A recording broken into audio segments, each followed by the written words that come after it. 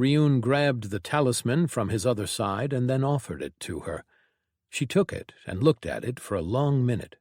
Then, finally, she offered it back. "That's impressive, and it is beautiful, too. I can see her touches," Erdania whispered as he took it from her. "What are you going to name it?" Ryun looked at it for a long moment. Perhaps Celia should have had some input, but Ryun felt like she would probably leave it to him. The talisman was, in a way, an inheritance from the smith whose memories Ryun had experienced. It was still not what the smith wanted, an item that could grow, but it was a step. After a few minutes of thinking, he made a decision. Spiritual tool, inheritance of death's embrace. Requirements: cultivator, immortal realm, absolute cold aspect, glimpse of aspect. Trait: soul-bound, body-bound. Stats: +10 to all base stats, +200 to all stats. Effects: the talisman will activate when the one bound with it is near death, keeping them alive at death's door and preventing their soul from leaving their body for 30 seconds. After the time runs out, the talisman will rapidly and fully heal the one bound to it. The talisman can be used as a focus for absolute cold essence, increasing its effectiveness by 20%. The talisman can be activated manually to bring the user from full health to near death instantly. Cost: soul strain when used. Cooldown lasts until the soul and life essence reserves are restored to full. Yes, that fit with it nicely. He hoped that Cree was going to like it, and that Onrush didn't kill him when he gave it to her. Chapter 87. Gift.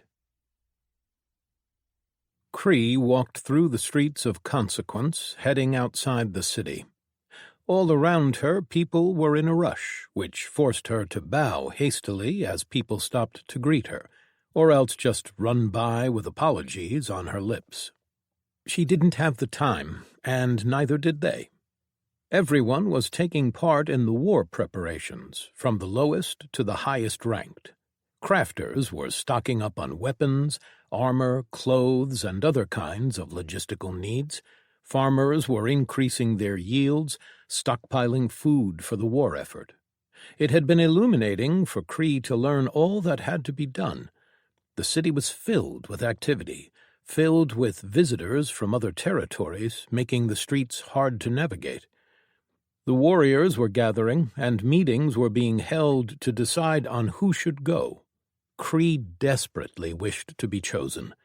She had already asked her mother, and had at least managed to convince her not to forbid Cree from being selected. Now she rushed through back alleys and over the rooftops until she reached the gates and got outside of the city. The guards noticed her, but they knew her, so when she waved at them, they just waved back with resigned looks on their faces. She ran through the forest, heading to where the message had said to go.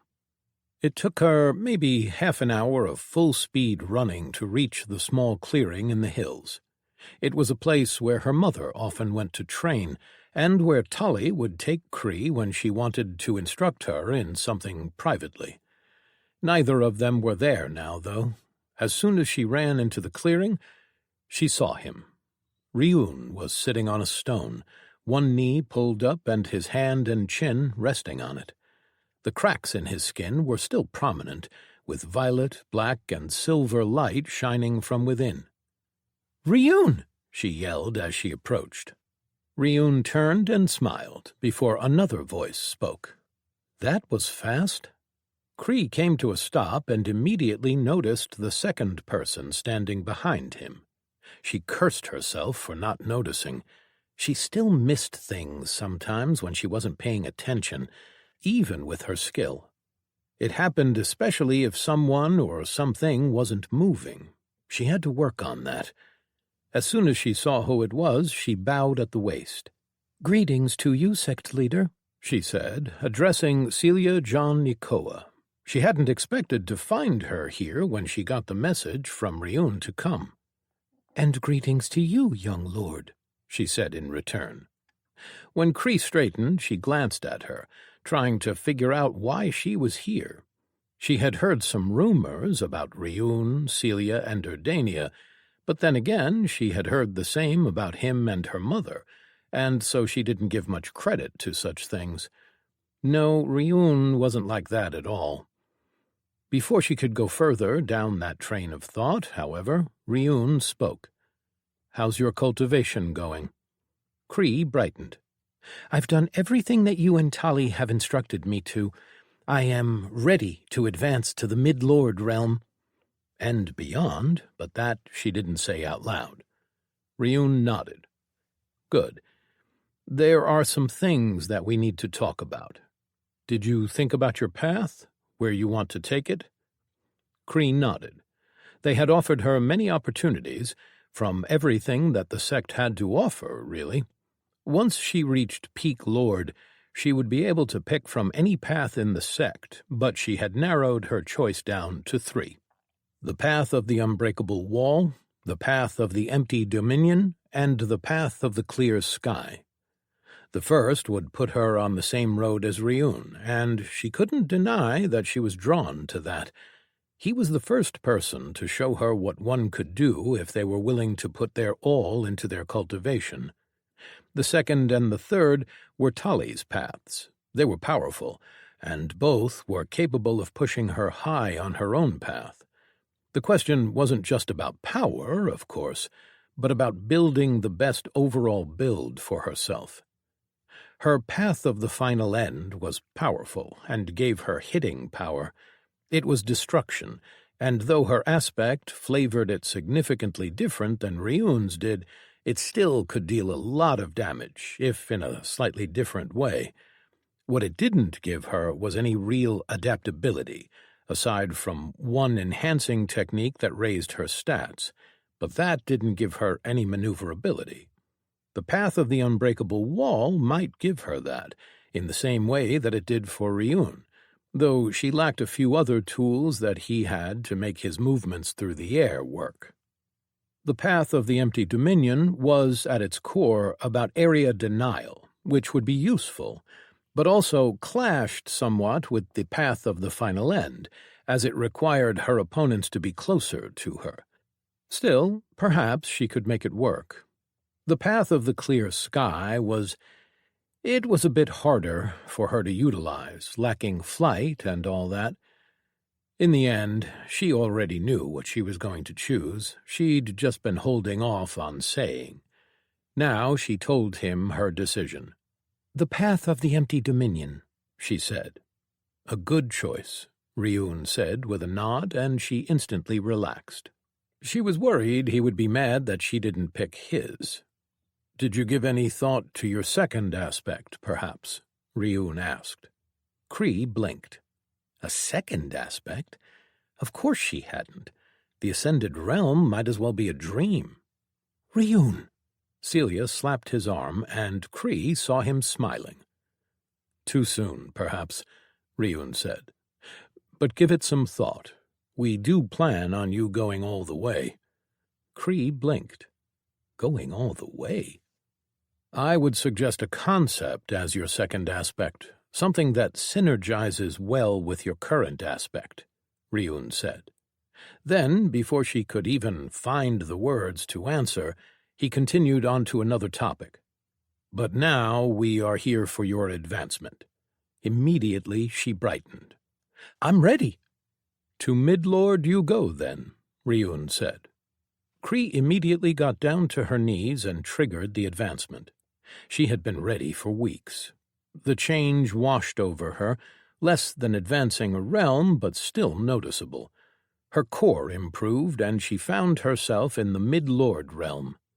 "Let's see what perks you got," Ryun said, gesturing. Cree took a quick look, then made it visible to everyone. "True body, untethered cold. Your body has been reforged into your true self, adopting attributes to reflect your path. Your path is that of transformation and the advent of absolute cold. As such, nothing under your domain may exert unwanted influence over you. Any foreign influence attempting to change your state does so at a reduced rate, and any cold-related power attempting to exert influence over you does so at a reduced effect. Physical changes.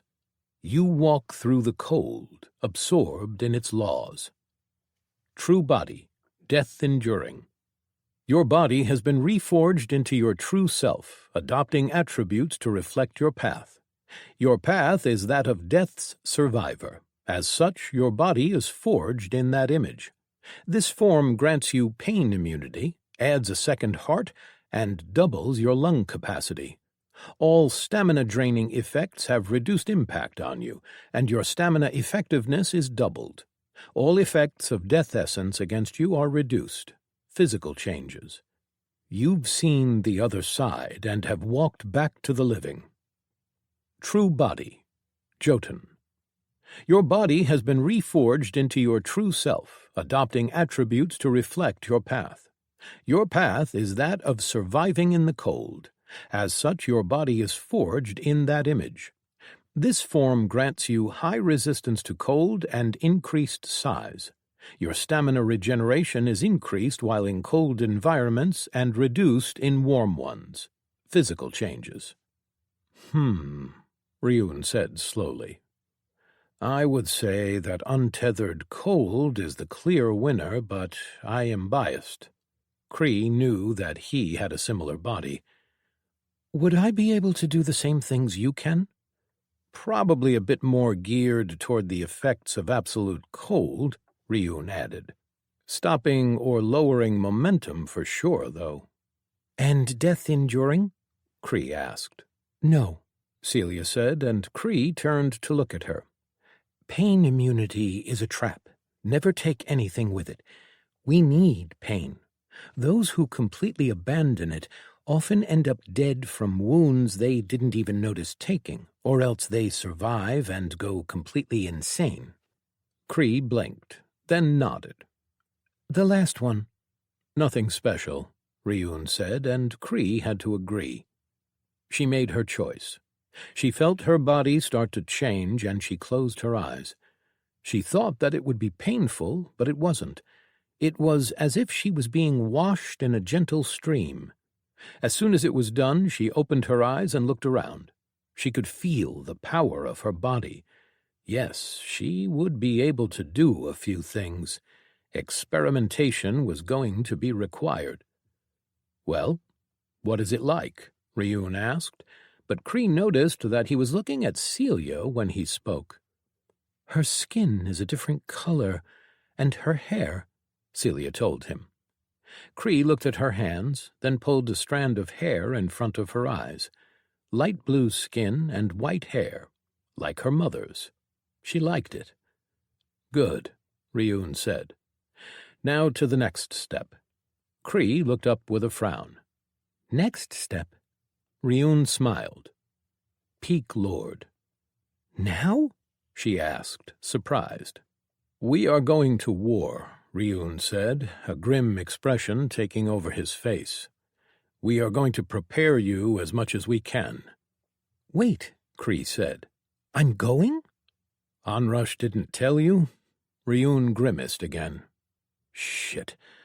Pretend you don't know. Kree grinned. She could do that.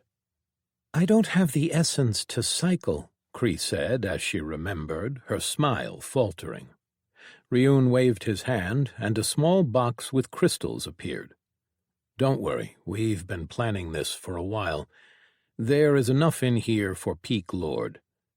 Kree picked one up and saw that it was absolute cold, tier 8, just one higher than her own tier after getting the Glimpse of Aspect achievement had improved her chi tier. Without needing to be asked, she took them and cycled, deepening her core. Once she was done, she immediately advanced.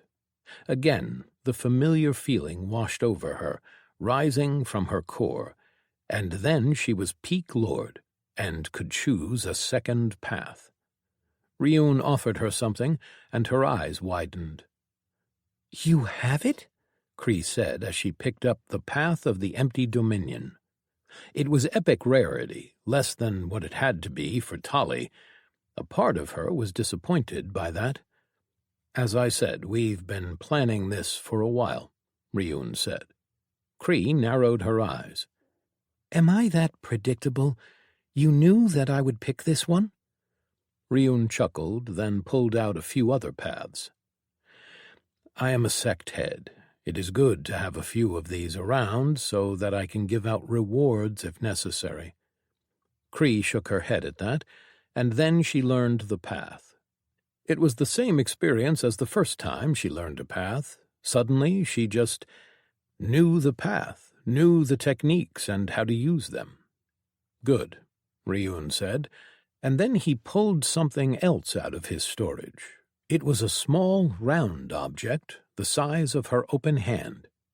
It was beautifully split into 3 parts, each having an artfully carved image on it. First was a snowflake, the second a skull, and the third a flower. What really caught her attention, though, was its center. It was the darkest black she had ever seen, and from it spread lines of silver and violet that filled the other carvings, giving them life. He glanced at Celia, have a gift for you. We made it for you, Celia added. That made Cree pause. The Spear of Sorrow had made something for her? They hadn't spoken before today. Slowly, Cree reached out and took it. As soon as she touched it, a window appeared. A spiritual tool? She asked, then read what it was, her eyes widening the further she read. What is this? A special kind of item, Celia answered. And the 2 of you made it? Cree asked. Ryun nodded. You don't meet all the requirements, so you can't bond it yet, Ryun said, but Cree raised her head. Cree said hesitantly. Yes, I can. She could see the option. Both of them frowned. But you are not immortal, Celia said. We never intended to make something for an immortal, Ryun said. We didn't put that into it. It was not our intent. I thought... Oh. Celia turned back to look at him. You think that it's for... She paused, her eyes glancing back at the object in Cree's hands. Of course. That would make sense. She shouldn't bond it, then. Or, Ryun started. Ryun, no. Celia cut with her hand. She doesn't need to use it. I would assume that she would still get the stats, though, and maybe the focus at a lower effectiveness. Ryun, Celia started, then grew quiet. Ryun turned to look at her, and they just stared at each other, almost as if they were talking without opening their mouths. Look, he said finally. Having it bonded could give her better perk options, too. Celia didn't look convinced. She can remove it afterward. It isn't an awakened weapon. Cree said softly. What are you talking about? Celia met her eyes. One of the requirements for such an item is being in the immortal realm. If that one is not referring to the ability to use the spiritual tool, then there is only one thing it can refer to, and that is the power you need in order to use it. It strains the soul, and if that means that it requires at the minimum an immortal soul in order to be used, it would probably destroy the soul of anyone of a lower realm. Cree swallowed audibly. You just don't need to use it, Ryun said. And what if she activates it passively? Celia asked. We are going to war with the dome monsters, Ryun said slowly. If she is about to die there, then might as well die from this rather than having her soul devoured by a monster. Cree's mouth opened. She did not think about that part of the war. Even immortals died in such wars. Well, Ryun shrugged. Ultimately, it is her decision, so... Ryun turned to look at her. What do you say? Cree looked down at the incredible item in her hands and realized she had no idea what to do. Go slowly. Cree didn't think that was actually possible. Still, she tried to follow Ryun's advice. According to them, the bonding should be a quick and painless affair. But then again, they'd also mentioned that it would bond with her flesh, so who knew? She took the talisman in hand and started the bonding process. It disappeared, and immediately she felt pressure in the center of her chest, slightly below her throat. She pulled her shirt down and watched as her flesh pulled apart and the talisman emerged from it. There was pain, but it was faint and far less than she had feared. "Oh," Cree said. "That wasn't so bad." Then the pain really hit. She shouldn't have said anything. The pain didn't come from her body, but someplace deep within. Her soul, if she had to guess. She bent over and fell to the ground, gritting her teeth as something ravaged all through her. She tried to marshal her willpower, to feed her tough body skill. Tali had said that it was weak, but that it would do for now. She was right. Being tough didn't seem to help that much. The pain was twofold, both within her body and something deeper, which made her terrified. She heard Ryun and Celia talking above her, but she could barely understand them. And then, after what felt like hours, the pain slowly abated, and she felt the talisman settle inside of her. Finally, she gathered herself. It felt as if she had been pulled tight. She raised her head and saw Ryun and Celia studying her. "See? She didn't die," Ryun said. Celia frowned at him. "This is not how you treat children." "She is a grown woman." "She is 20, Celia said, in a tone that meant she considered her a toddler. Cree nearly told her that she was older than that, but she didn't think that a few more years would change her mind. "That is grown," Ryun said. Celia opened her mouth, glanced at Cree, then closed it. Again, it seemed like they were having a soundless conversation, which made Cree frown. "Fine," Ryun said after a few seconds. "How are you feeling, Cree?" He turned to look at her. Cree took stock of herself, then looked through her screens and made sure that she was all right before responding. "I'm fine, just a bit tired." "And the talisman? It works?" Ryun asked. "I only got 100 stats from it, and +5 to my base stats," Cree said. "That is more than we could have hoped for," Celia said. "Yeah, 100 stats at your level matters," Ryun agreed. "What now?" Cree asked. "First, you tell us that you understand the danger of that item and what will happen if you try to use it." Celia met her eyes. Cree paused. If she understood what they had explained previously, her soul would probably evaporate into nothingness if she tried it while in the Lord realm. "Yes, I understand." Ryun clapped his hands. "Good. Now to the next part." "Next part?" She immediately perked up. Ryun's face turned into a smile. "I had your mother do this at a higher realm, but I think what we have for you should be enough, if it doesn't kill you." Her expression faltered. What?" The answer to that question came a few days later. They were in the mountains, in the center of the absolute cold shrine. Once they arrived, Ryun pulled a tub out of his storage, and immediately mist started spilling out of it. She could feel the cold from over here. "Oh," she just said. She was freezing herself in a tub filled with some kind of cold essence. It was painful, but she was enduring. "See?" Ryun said. I told you that if she got the right body, she could endure it. I never said that I disagreed with you, Ryun. I said that it was too dangerous. Cree tried to focus on keeping the cold at bay as it was seeping inside of her. Her body made the cold impact her at a reduced rate, but it still penetrated, and she was feeling her body freezing, turning to ice. I said, Celia continued, that she has far too few stats, that if we let this go for too long, all it would take is an instant and she could die. Cree agreed with them completely, and it was obvious that they were worried about it, despite their conversations. Don't worry, I've refined the process since I had her mother do it.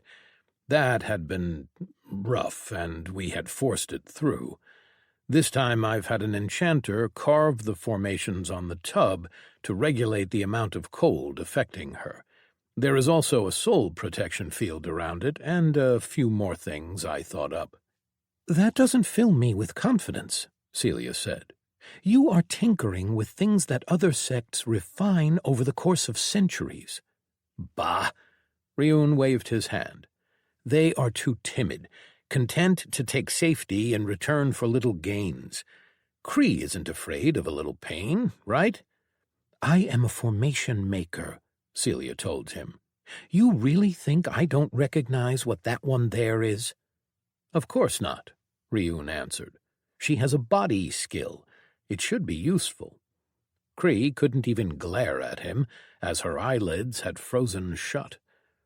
Tuning them out, she focused completely inward. She was cycling, pulling in all the cold-related essences around her into her core.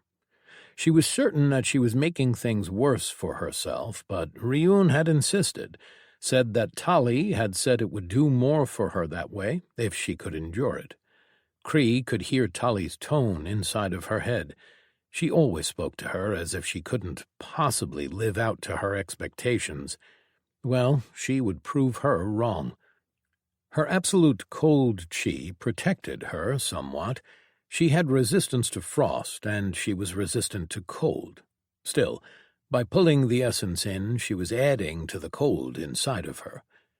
She focused only on the essence, circling through her conduits before finally being pushed into her core, where she swirled it around gently. She had to use everything that she had learned in her lessons with Tali in order to do it. Moving essence inside the core was impossible for many cultivators of her tier. Most could barely do it with chi. Tali had forced her to learn. The lessons had oftentimes been torture, but Cree had endured. Her will was focused on her body, on her tough body. She would endure this, too. She had long since gotten numb to the pain. Her skin had frozen. She moved and felt cracking.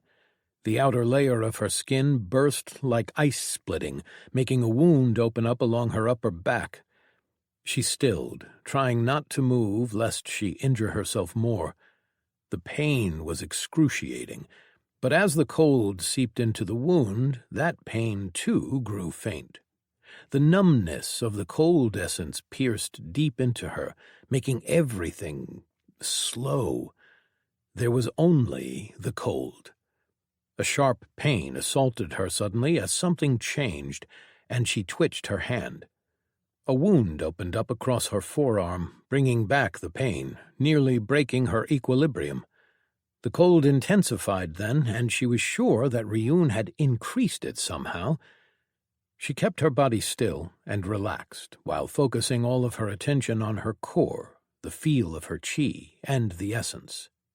Absolute cold essence was the ultimate form of cold essence, in a way. It sought to bring everything into the realm of cold, of frost and winter. It sapped heat from everything, but as there was never any energy lost in the infinite realm, it only transformed.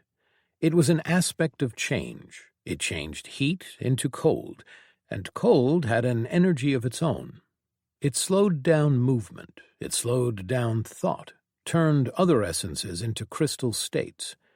A domain of pure cold was what the absolute cold sought to create. Somehow she could see that clearly now.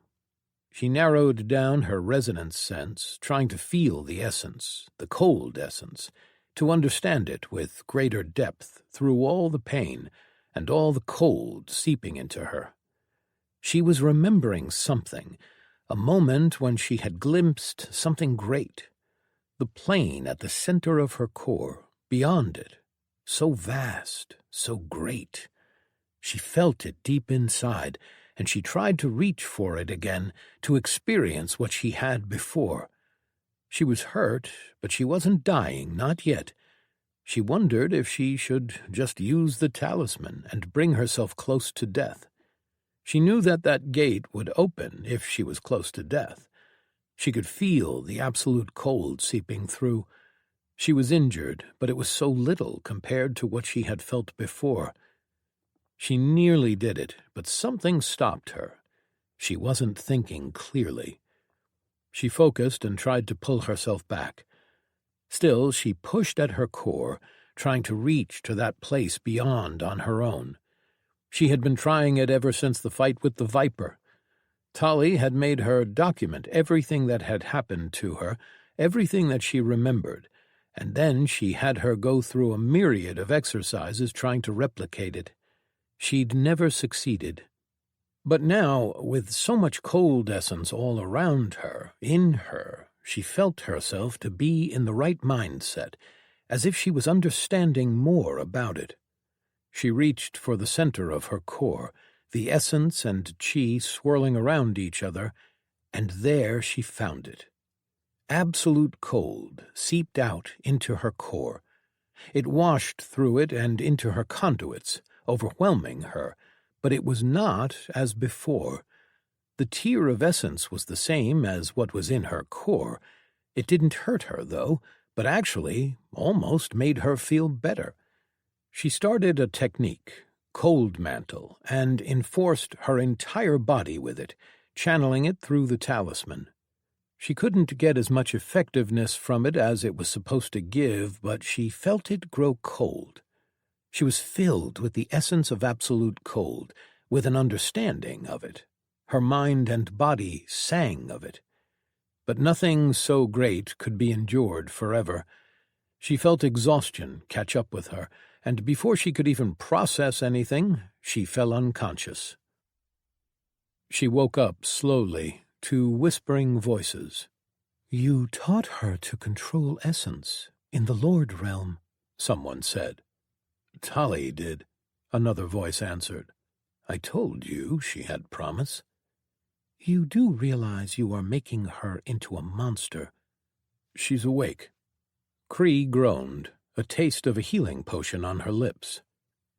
"What happened?" she said as she slowly opened her eyes. They were in a small room somewhere that she didn't recognize. With her sense, she could tell that just outside the room was a forge. "You did great," Ryun said with a smile. "Check your notifications. Your skills have evolved. Tough body evolved to frost-touched body.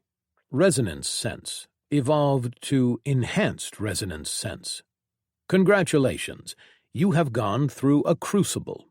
New title available, Crucible of the Body.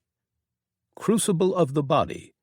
Go through a harrowing experience to improve your body by forging it in the harshest conditions possible based on your body type.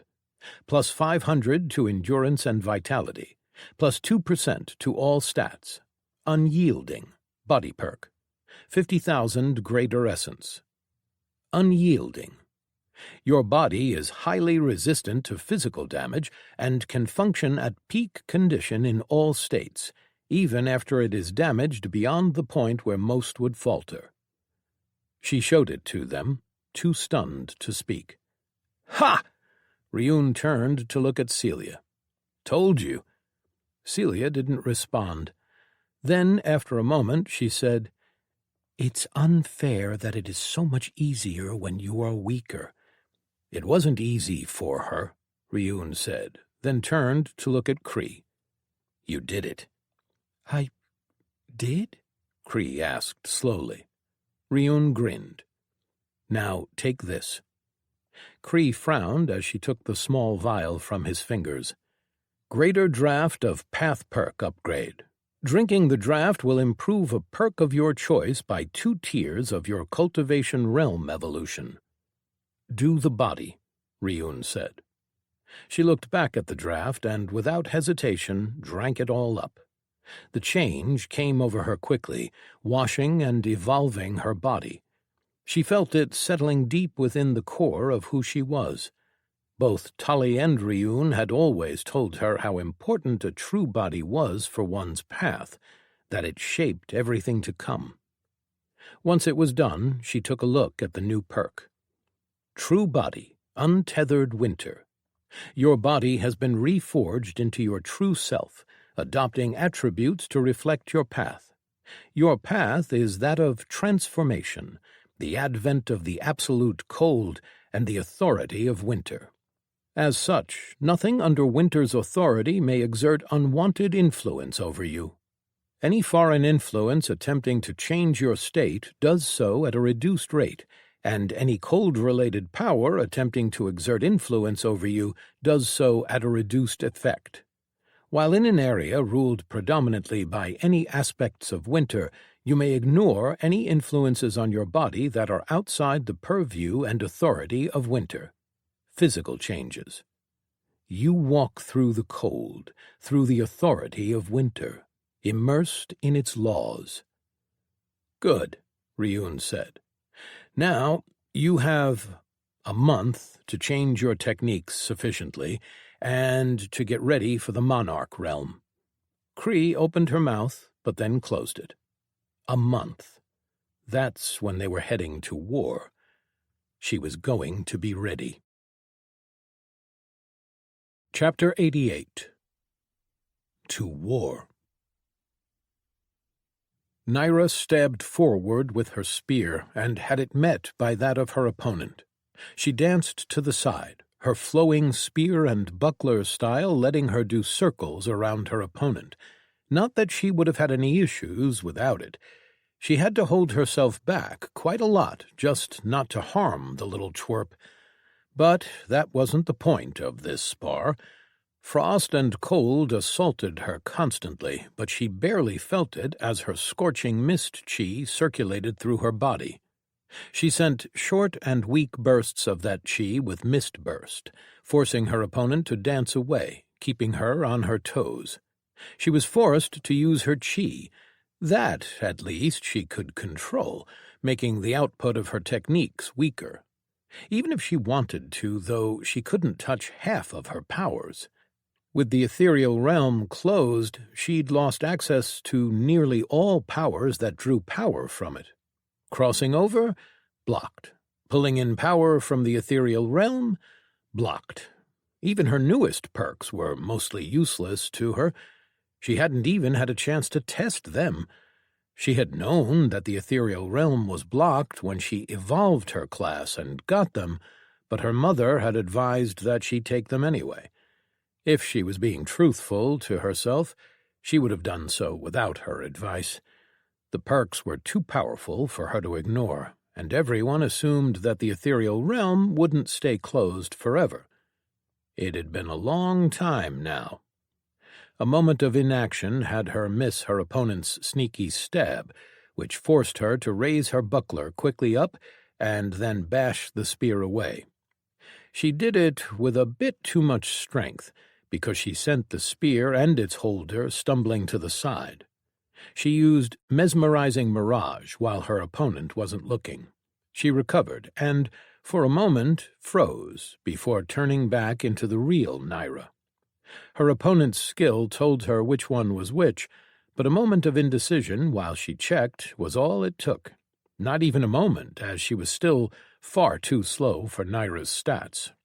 Naira's spear was on her neck before she could respond. "Good try," she told her with a smile.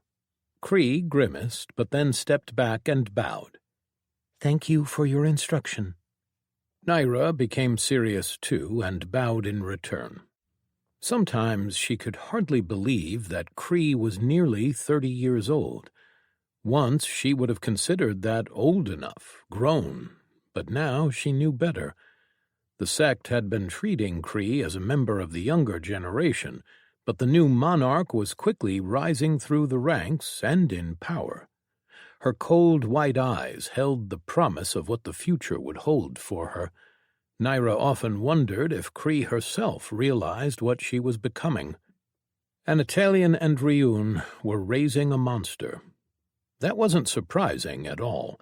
They were monsters themselves. Their standards were so far above what was the norm that they were laughable.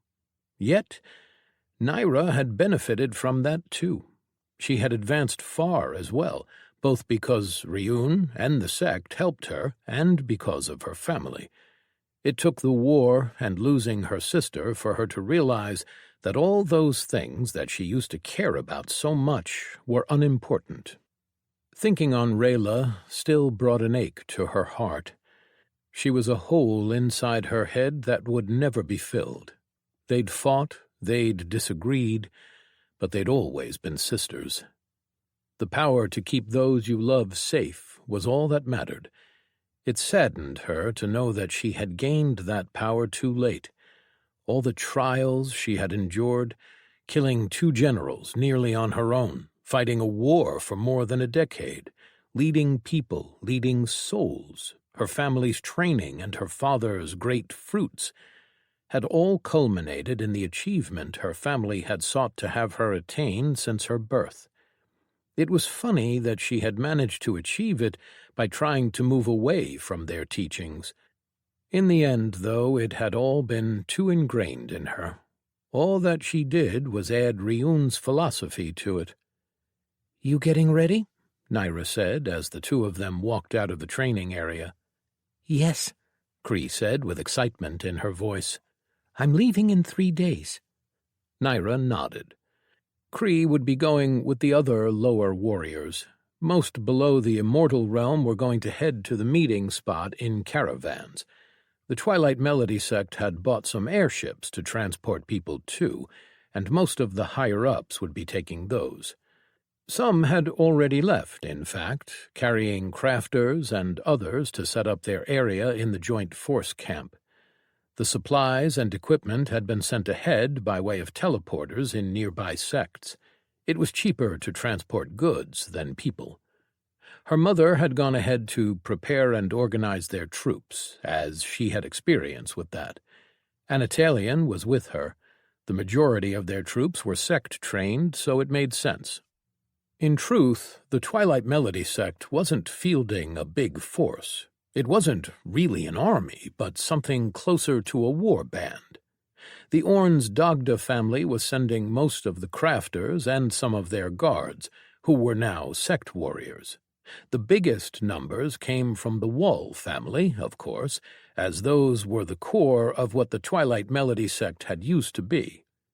Naira would be leaving on an airship, leading some of the elites of her family, along with those of other families. Ryun, Celia, Urdania, and the rest of their warriors would be coming as well. The war, or rather the march through the core, would start in a few months, when everyone had been gathered. "You afraid?" Naira asked as they walked. Cree didn't answer immediately. "A little bit," she admitted after a while. "I just was never part of anything like this, you know? I fought in battles and in war against the undead, but this—" "Smart," Naira said. "War is a terrible thing." "Yeah," Cree said, looking down at her spear. "I'm worried that I won't be strong enough." "You'll be fine.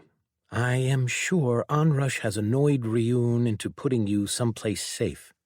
"I don't want to be safe," Cree said, perhaps a bit more hotly than she intended. "I want to be of use, to make the sect proud." Naira chuckled. "You should know by now that Ryun's idea of safe is a nightmare for everyone else."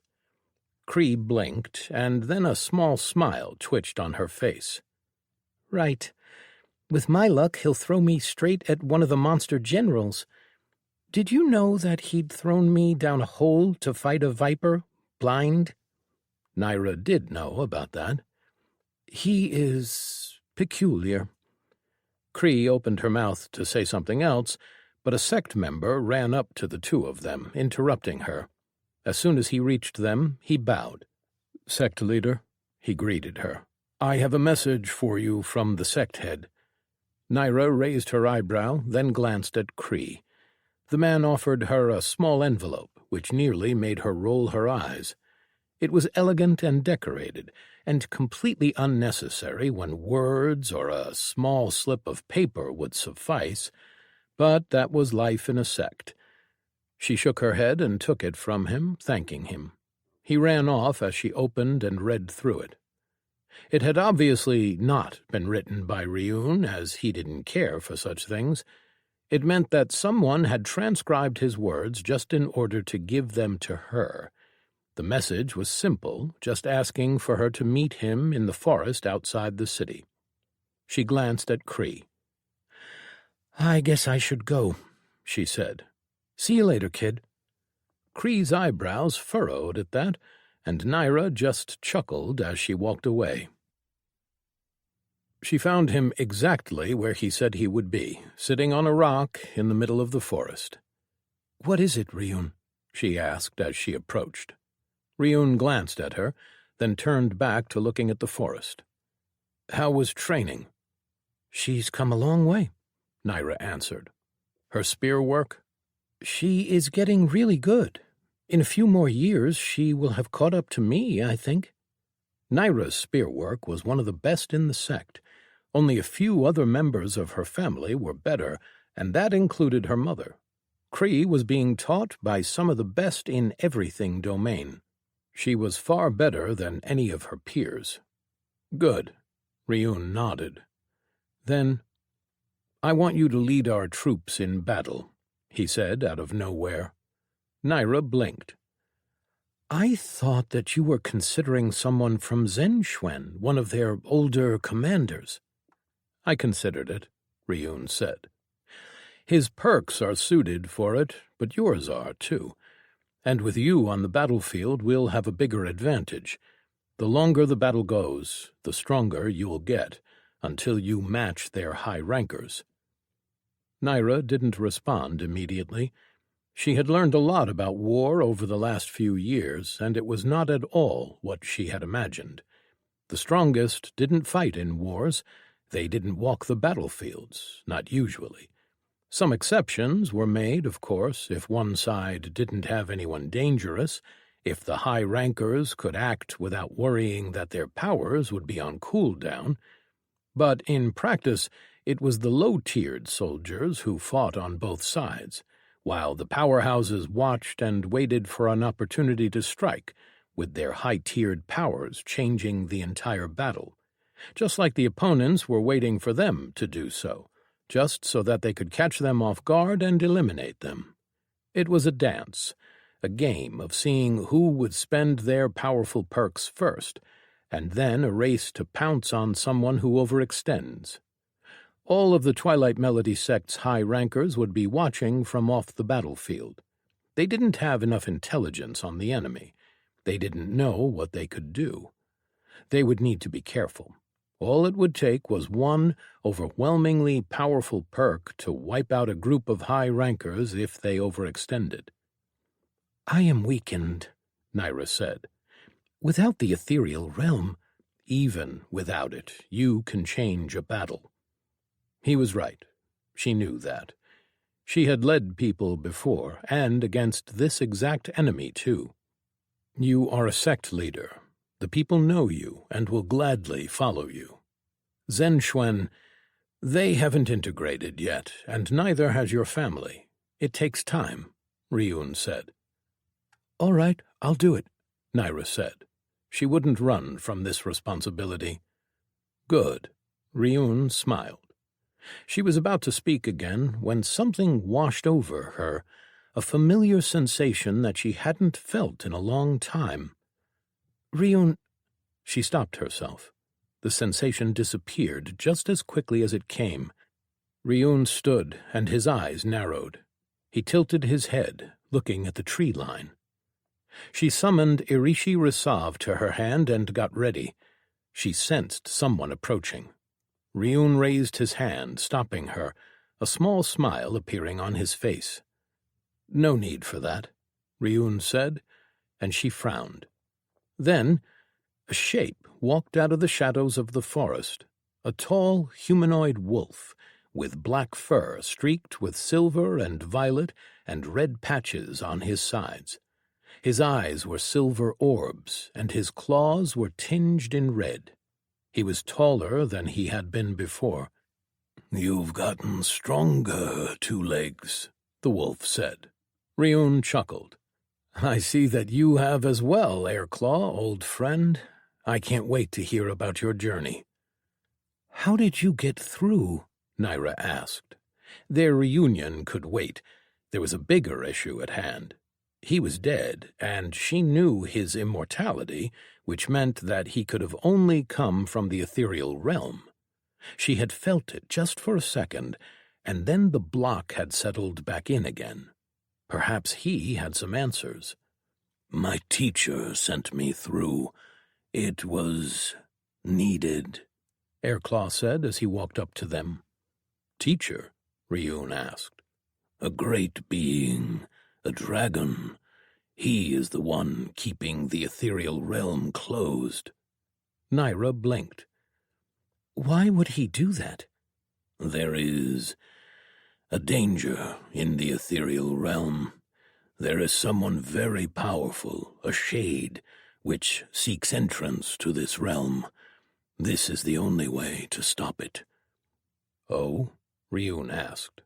"This is why I've come," Airclaw said. "This shade sent someone through, and my teacher believes that no good can come of this. I am to hunt them down before they can do anything to bring the shade here." "It's a big world out there," Ryun said. "My teacher granted me a boon, a skill, which tells me where this person is." Airclaw pointed in the distance. "I need to follow it and find them." Ryun looked in the direction where Airclaw was pointing, and then back at the wolf. "What a coincidence. We're heading the same way. Come, let's get to the city. There's a lot for us to fill you in on, and I am sure a lot for you to tell us, too." Together, the three of them made their return to the city. Naira Character Sheet Chapter. Titles. Third Heritage. Was born to the rankers of the third iteration. Plus 5% to all stats. 500 greater essence. Great feat.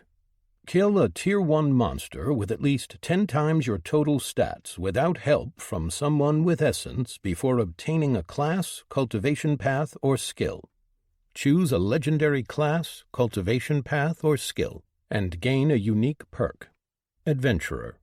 Hunt more than 100 monsters, plus 5 to all stats, 5,000 essence.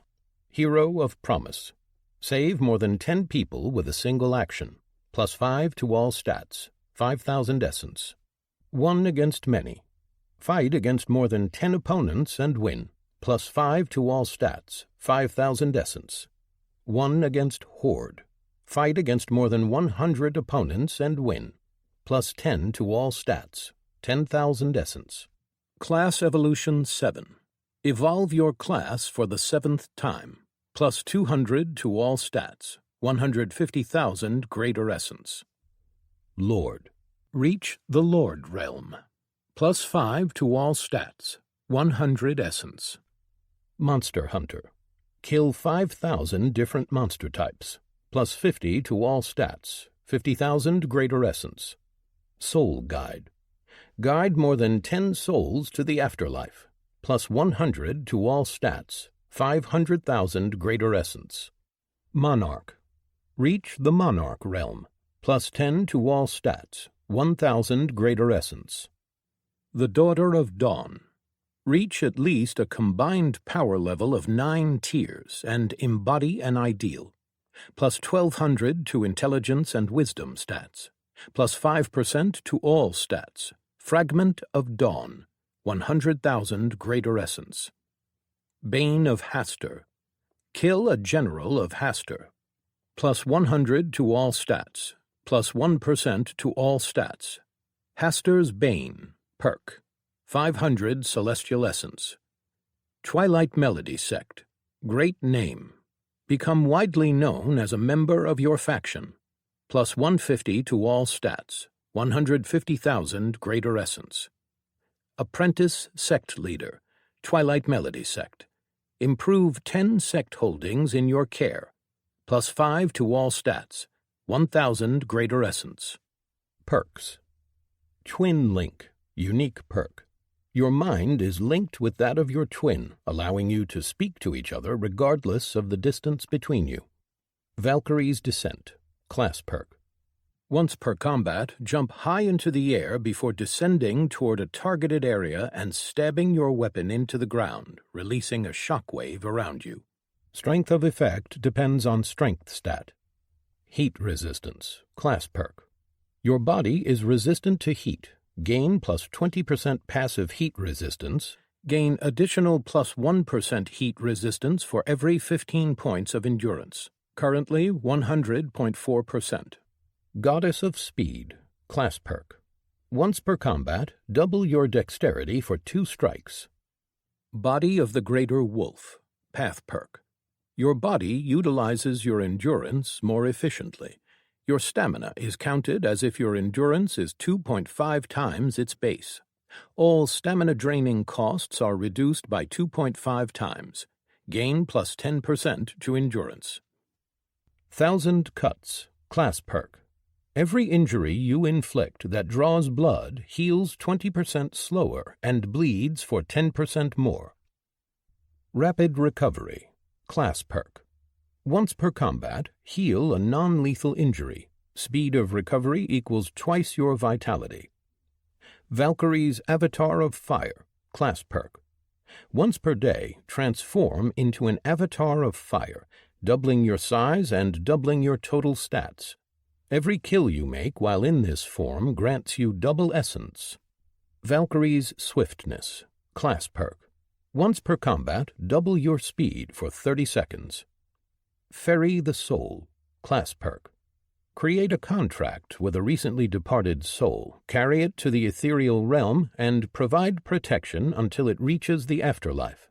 Fulfillment of the contract will permanently grant you a boon in the form of one of the soul's perks. The perk gained depends on the soul, as the soul will lose the perk it offers. Valkyrie's Shout.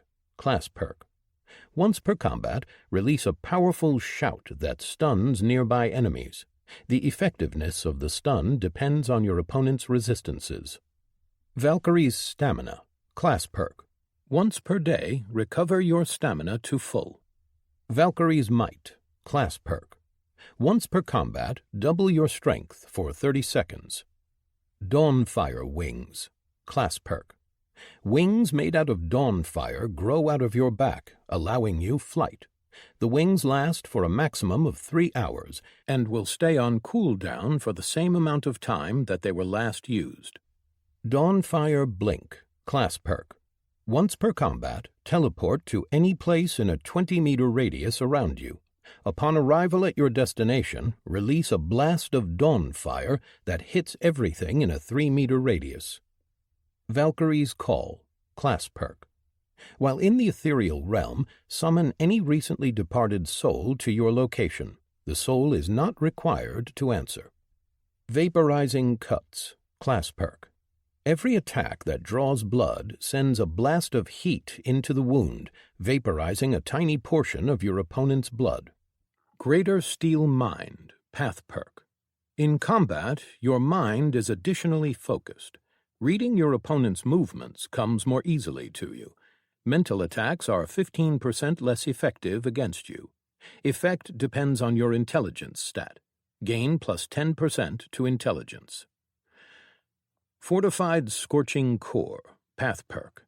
Your core is fortified and able to handle all heat-based chi with no side effects.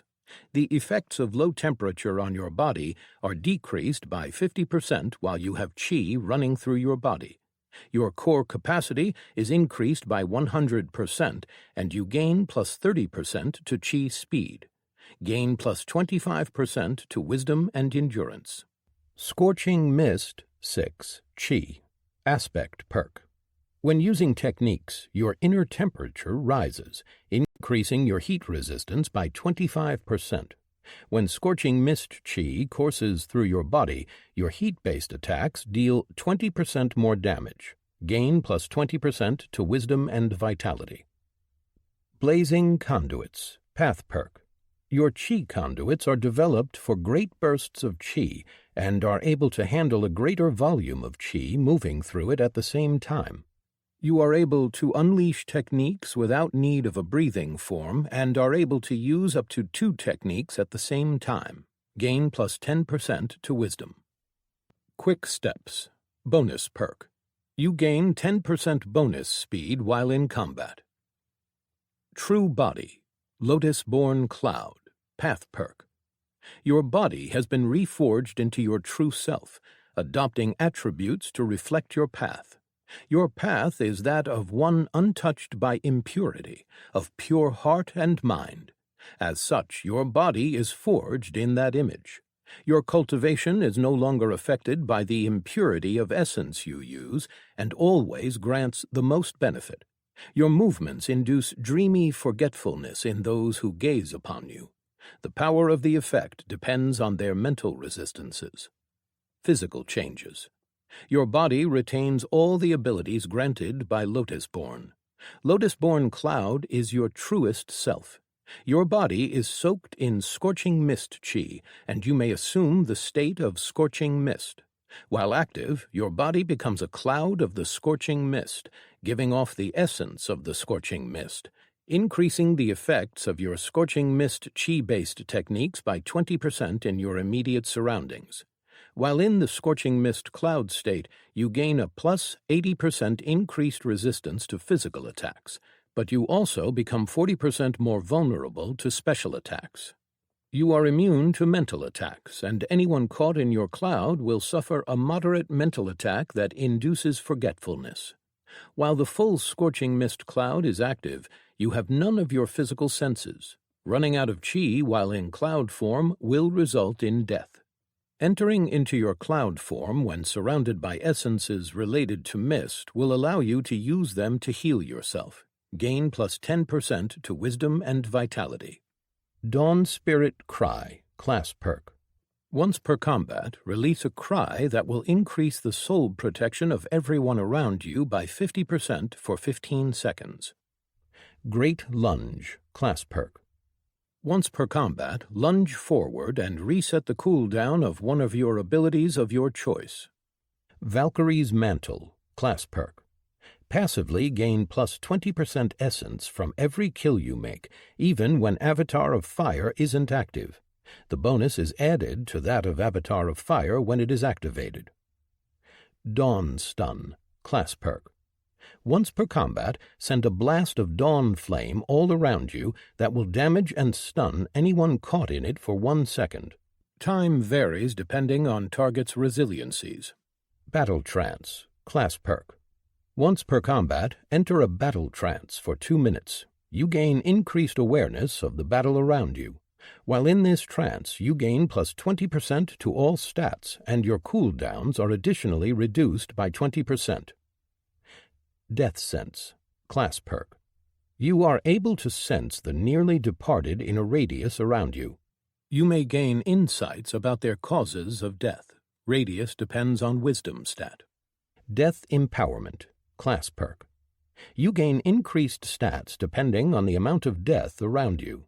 Gain plus 1% to all stats per recently deceased body in a radius around you. Radius depends on Wisdom stat. Lady of Battle Class Perk. Once per week, you can inspire every ally around you, increasing their strength, dexterity, endurance, and vitality by 10% for 1 hour. Shield Focus Bonus Perk. You gain plus 15% to endurance while holding a shield. Minor Strength Bonus Perk. You gain plus 5% to strength while in combat. Minor Endurance Bonus Perk.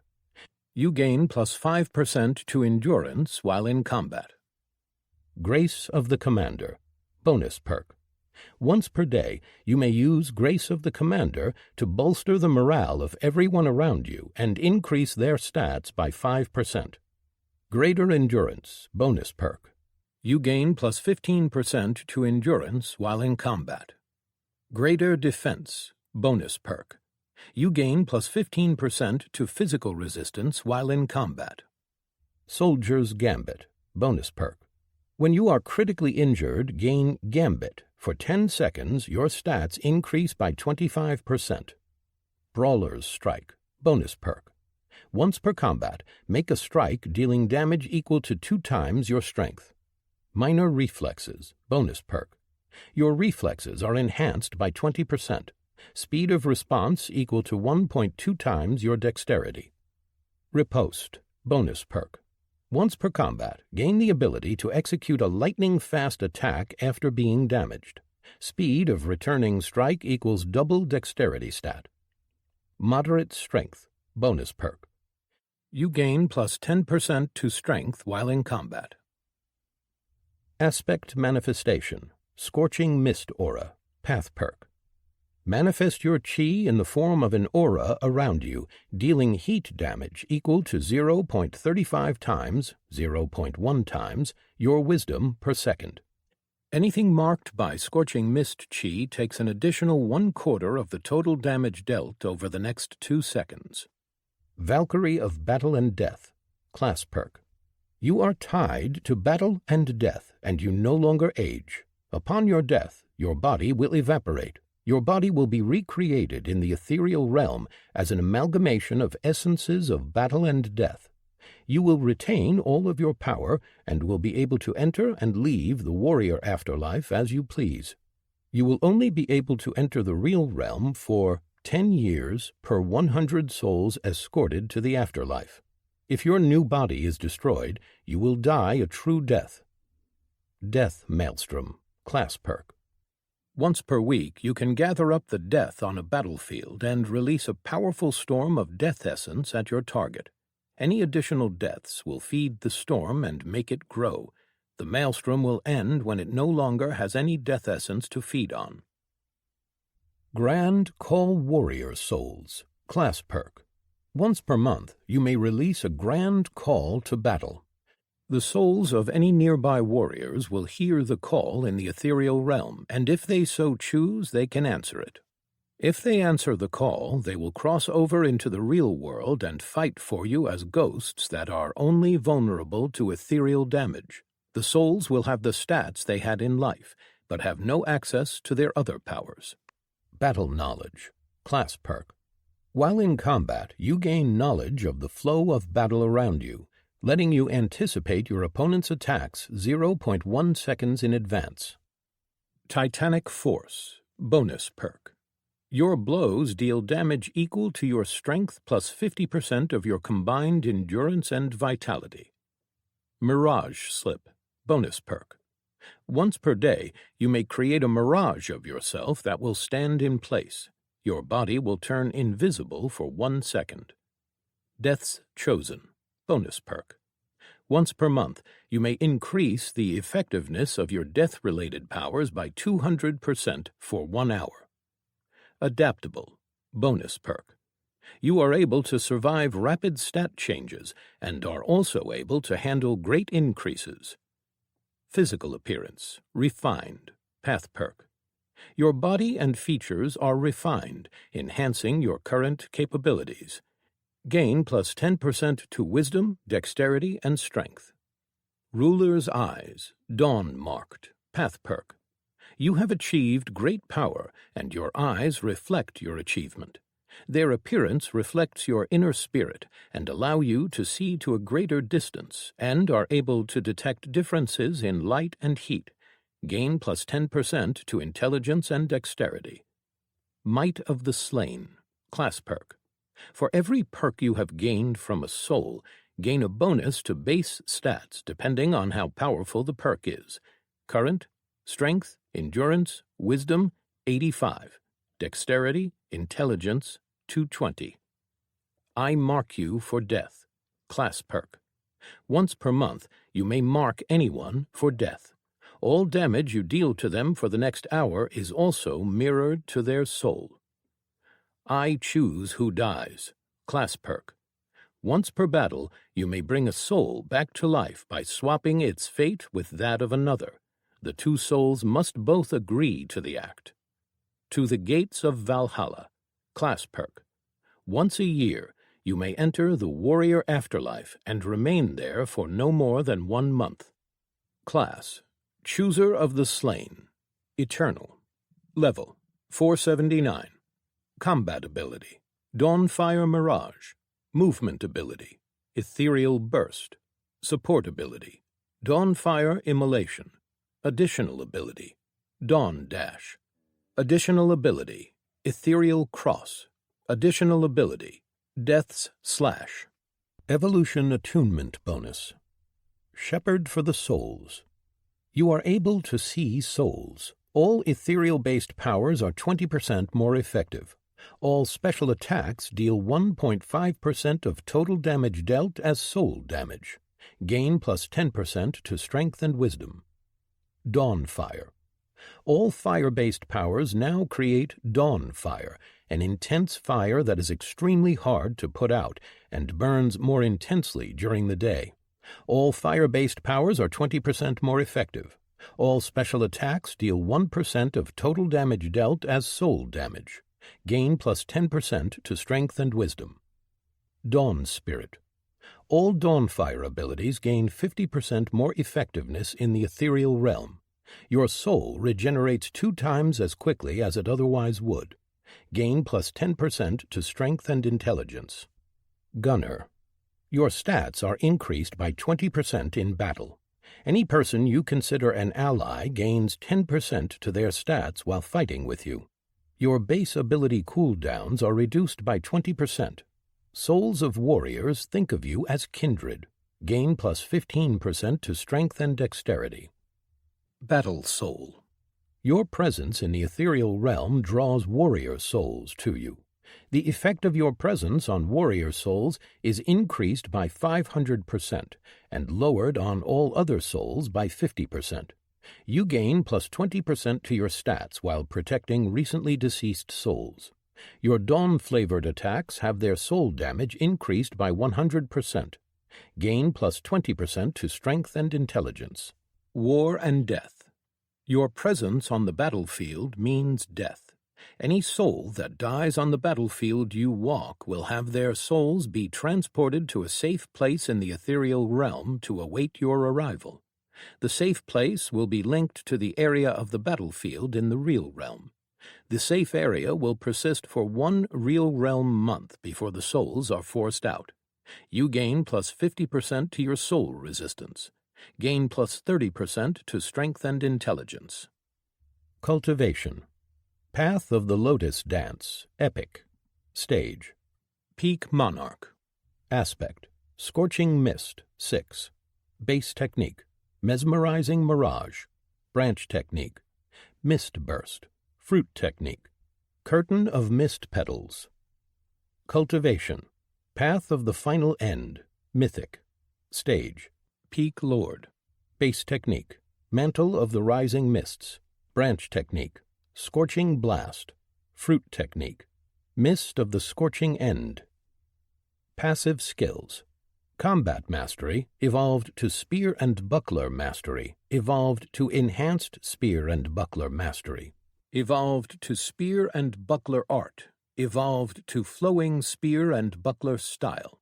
Heat Sense, evolved to Greater Heat Sense, evolved to Thermoception, evolved to Enhanced Thermoception, evolved to Spectrum Vision.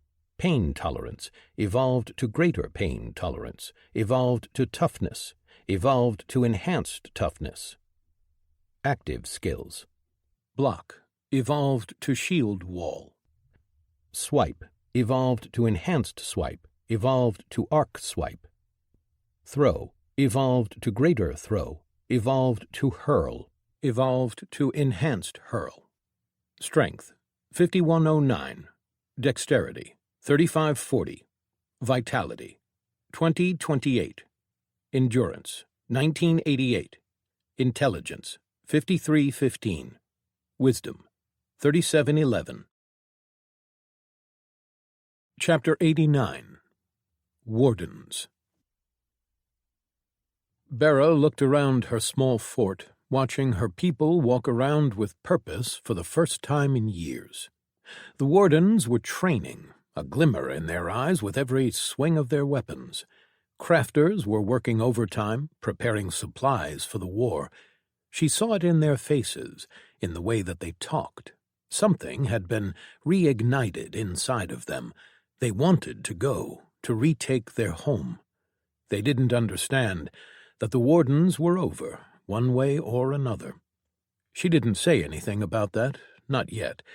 There were things at the Citadel that they couldn't let fall into the wrong hands, resources that she hadn't been able to move in time. The Citadel might be retaken, but things would never be the same again. The world had changed. Factions had turned on one another, and now everyone was looking for the concealed knife.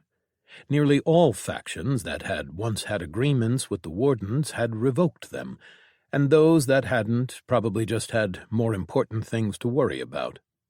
The time of the wardens policing across the settled territories was long since past.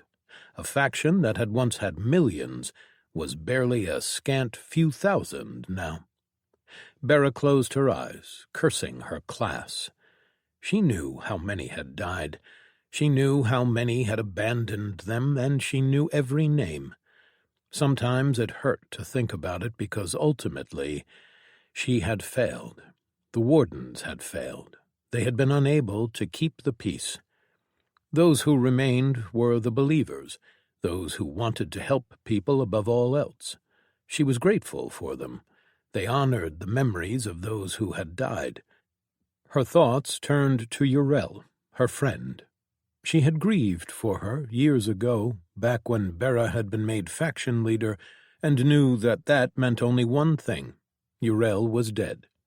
She had tried to keep them together, to keep her friend's legacy alive, and she had failed. She had been defeated, lost. And then 2 wardens had returned, Zachariah Gardner and Nehemasa Plainrunner. The first was a ranker of the 7th iteration, who once came to their citadel searching for power. The second was a serial killer who should have been punished, but had instead been allowed to live in hopes that she would prove useful in the future. They had changed, so much so that it almost boggled the mind, having survived things that Bera doubted many would. They'd reached such heights that Bera could barely believe it. She looked down into the courtyard from the balcony and found a small workstation in the corner, nestled between 2 walls. 2 people sat there, bent over the table, looking at the contraption there. One was a crafter, and the other was Zachariah Gardner. He had requested that she find him someone who knew how to make slave collars, and she had.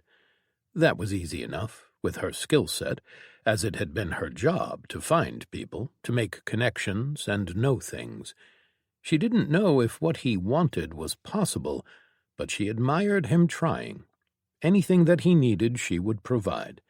She had to keep him and Nehemasa here, with the wardens. They were the most powerful people in the faction, and they were their only hope of restoring anything resembling their old mission. Neither had shared their screens with her yet, and she didn't press, but she already had an idea about what she would see. There was something about Zach that was ever present. Most probably noticed it, only without knowing what it was. They would rationalize it away, she knew, those weak enough that they couldn't really sense what it was. Many of the stronger ones would do the same, simply feeling that he was strong. But she knew, for she had met a sage before. She didn't know how he had achieved that. He didn't go in depth on his power, but she could guess. That alone put him at the top of the infinite realm.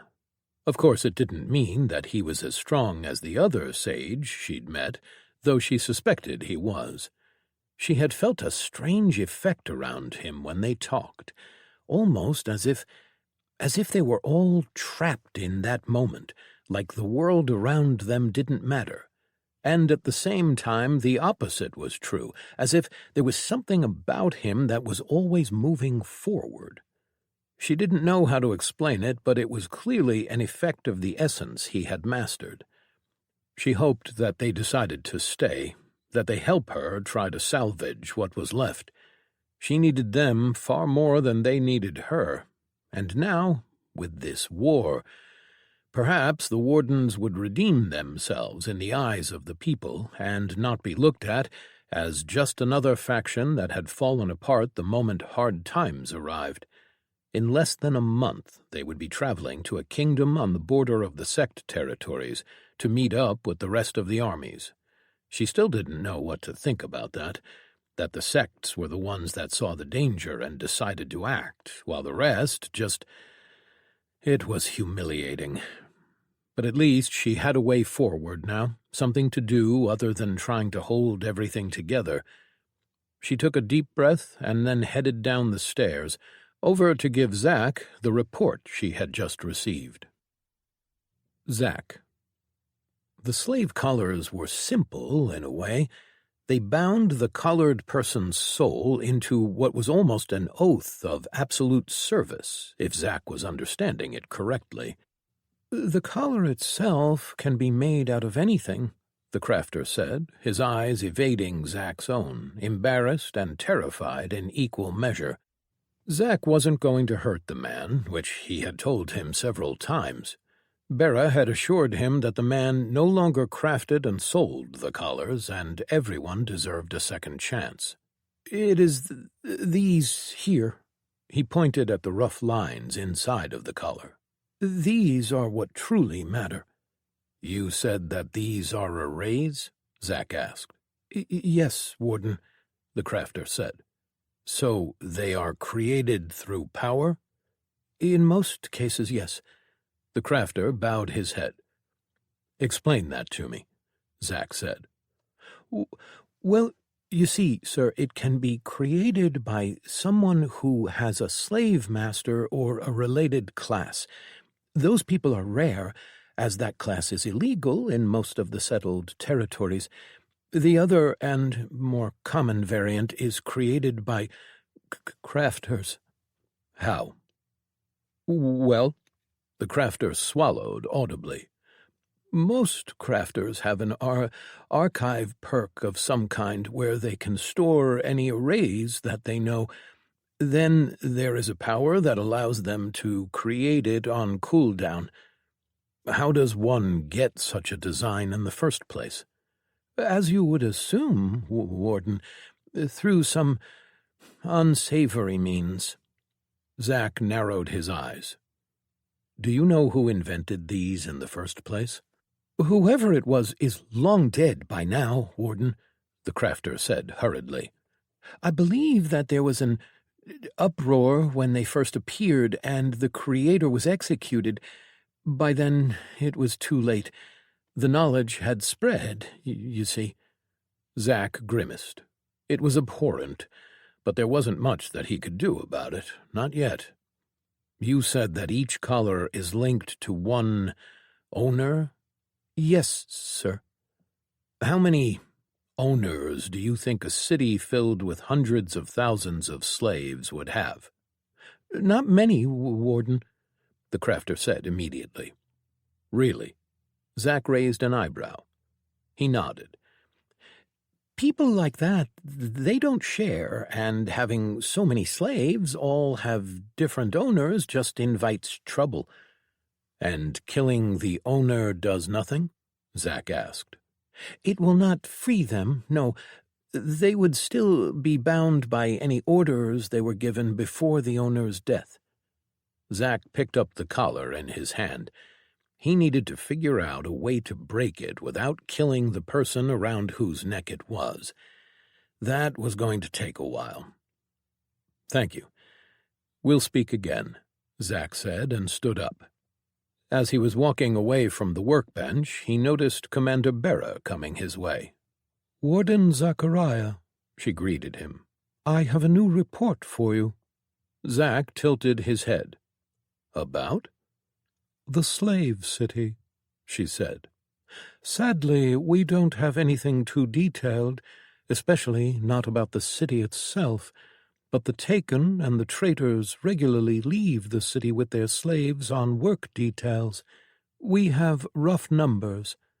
She offered a piece of paper, and he took it, reading it immediately. She was right. It wasn't detailed, but it did have some interesting things, such as the estimated number of slaves, taken, and traitors. "Only 8 owners?" Zack asked once he reached that point. That is what I was informed of, Bera answered. It does make sense. They are all traitors. No taken has been seen actually coloring people. It is my assumption that there are no taken with slave master classes, which is possible, probable even, as that class is rare in the settled territories. 8 does make sense as well, considering people with such classes are hunted down in most territories. Some persist at the edges, on the frontiers, but even there they know to tread lightly. There are regulations about what kind of orders they can give and how they can treat slaves, regulations that even the wardens enforce, or enforced, rather. Zack nodded. Not many, then. Do you have a plan? Bera asked as they walked back into the keep. Neha and I have been talking, Zack admitted. I do have some ideas. Anything you want to share? An attack on the city will never work, Zack said. They will use the slaves as soldiers, forcing them to defend themselves, which would defeat the purpose of trying to save them.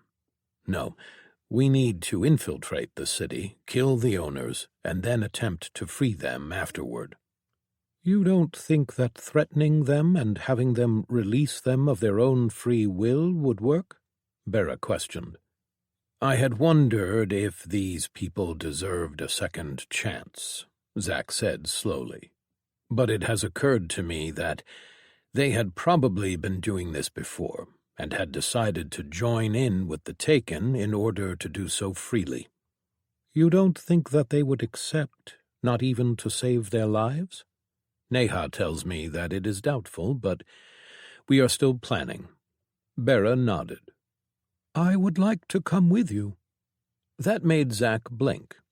You don't want to go to the Citadel? There are other wardens who know it as well as I do, and they can ensure that the army knows the way in and secure our interests there. What you are doing, it is what the wardens were meant for, and I believe that my skill set can provide your mission with great benefits. There will be people better suited for the war on other battlefields. Zack stopped and turned to look her in the eyes. He saw the sincerity there, but beyond that he saw a kindred spirit, someone who believed that lives should be preserved, that the rules should be the same for everyone. I would be glad to have you with us, Zack told her. For a moment her face turned surprised, but it was quickly gone. Thank you. I'll make sure that everything is ready for your departure, Warden. She inclined her head and walked away. Zack remained there, watching her go, and then frowned when he realized that she had been acting subordinate to him. He shook his head and went to find Neha. They had planning to do. Chapter 90. War Camp. Lysimetrius sometimes wondered if his life was a dream. Once, so long ago that it now almost seemed like a different life, he had been a promising young warrior in the Green Rain sect. His father had been one of the distinguished members of the sect, someone who was close to breaking into the immortal realm. His family held much honor and obligation in the sect, and Lysimetrius was the prime heir of his family, set to inherit a powerful family in a mid-sized sect on the edge of the frontier. That had been such a high honor, a great achievement. Once, his father had reached the immortal realm and was a sect leader of the Green Rain sect, And then Lysimetrius's life had taken a far different turn. Now he was a warrior of a different sect, a heavenly realm commander, and enjoyed influence of a different kind. Now he walked around with legends. He had journeyed with Anatolian Farsola Wall, the ruler of the empty sky. For all intents and purposes, he fulfilled the same role for her that Onrush did for Ryun. He dealt with everything that she needed. He shadowed her around, and he watched. He learned. He still couldn't quite believe it, but being in the presence of so many greats was... The immortal realm was more than a dream for him, but was, in fact, almost a certainty. Just listening, watching, and experiencing had given him insights into his own path, into his own inspiration. He felt like he could reach the immortal realm in the next few years, and he was not even 40. It was madness, but he wouldn't change it for the world. He had found a second family in the Twilight Melody sect, and his father was proud of what he had achieved too. The Twilight Melody sect had grown, and their relations and friendship with Lysimetrius's former sect had only grown with it. And to think who he had used to be, how arrogant he had been. Still, that man had led him to be who he was now, and he wouldn't change that either. He stood in the corner of the large tent, along with a few other warriors, standing at attention as legends discussed things just in front of him.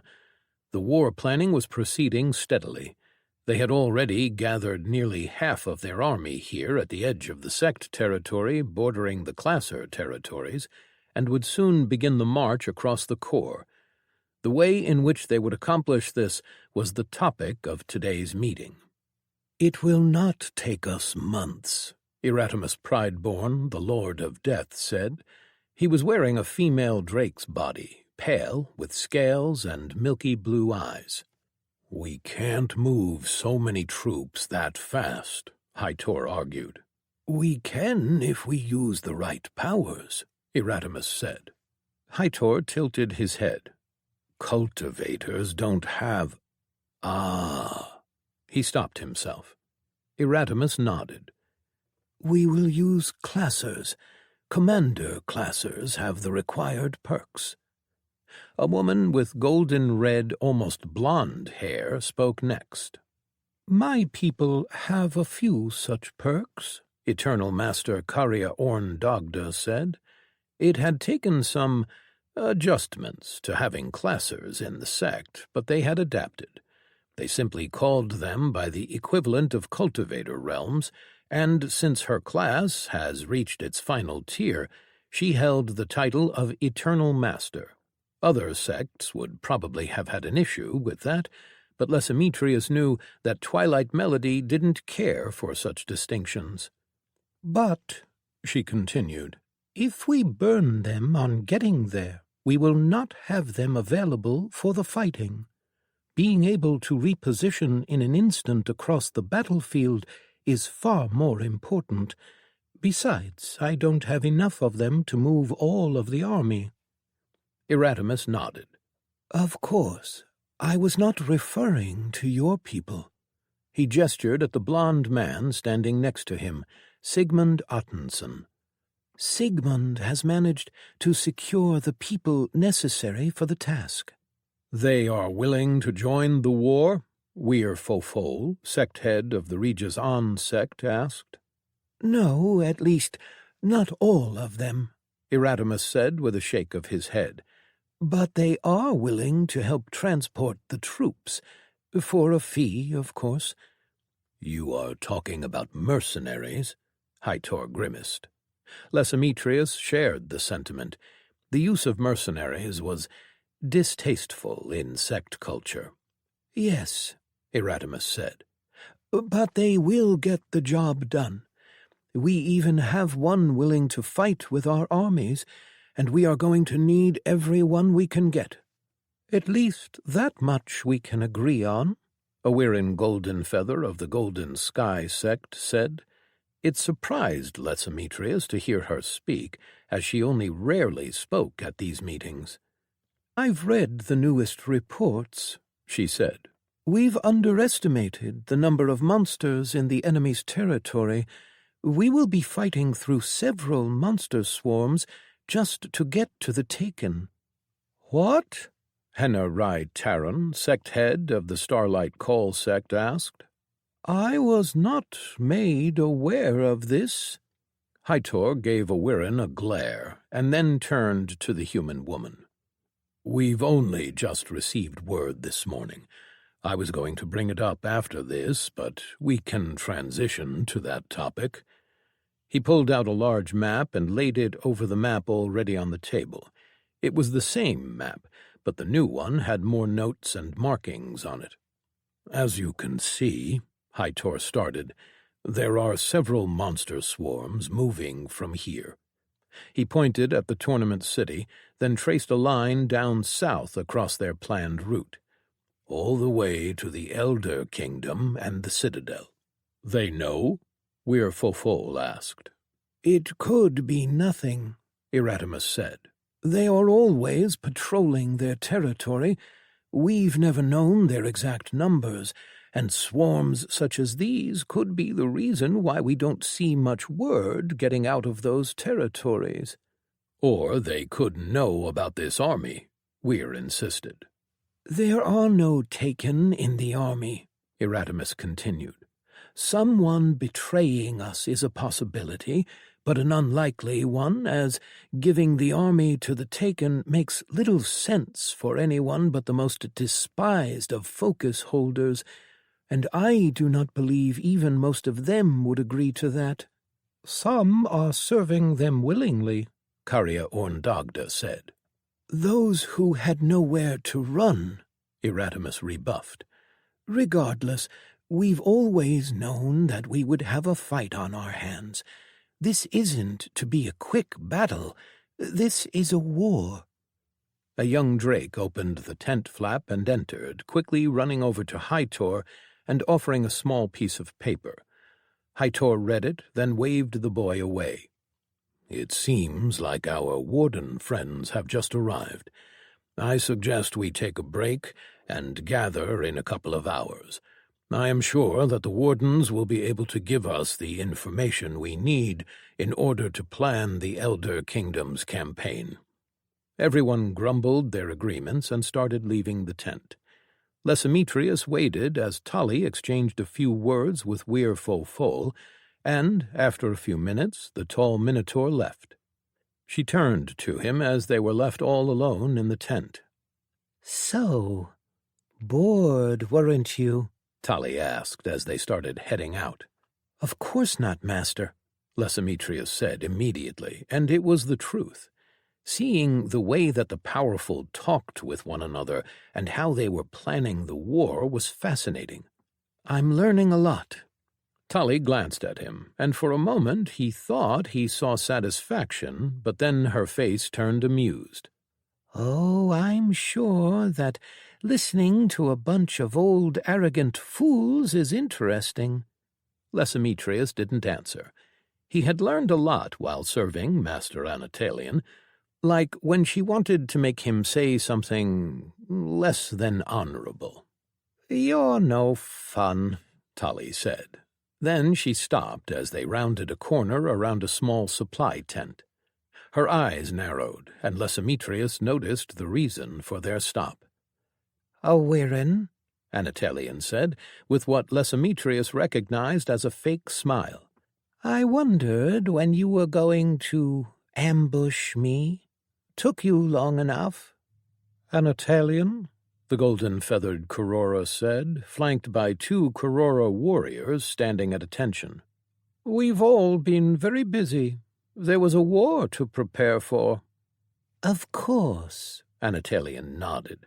"I've been wondering why you haven't talked with me." You must know that I was unwell," a wearing golden feather said. Anatolian didn't respond immediately, but instead took a few seconds to watch the sect head carefully. "Oh." Her face softened. "I know, old friend. It is a terrible thing." You know? Awirin asked. Of course I do, but some wounds take centuries to heal, Anatolian said. We'll talk more in time. And with that, Anatolian walked around the Corora, and Lesometrius hurried to follow. He didn't know what that was about, and, if he was honest, he was a bit afraid to ask. They walked through the camps until they reached the area designated for Twilight Melody sect. It was surrounded by the sects allied with them, including many smaller ones from the frontier and adjacent to the Midnight Rain sect. Tully made a straight line for one of the bigger tents near the center.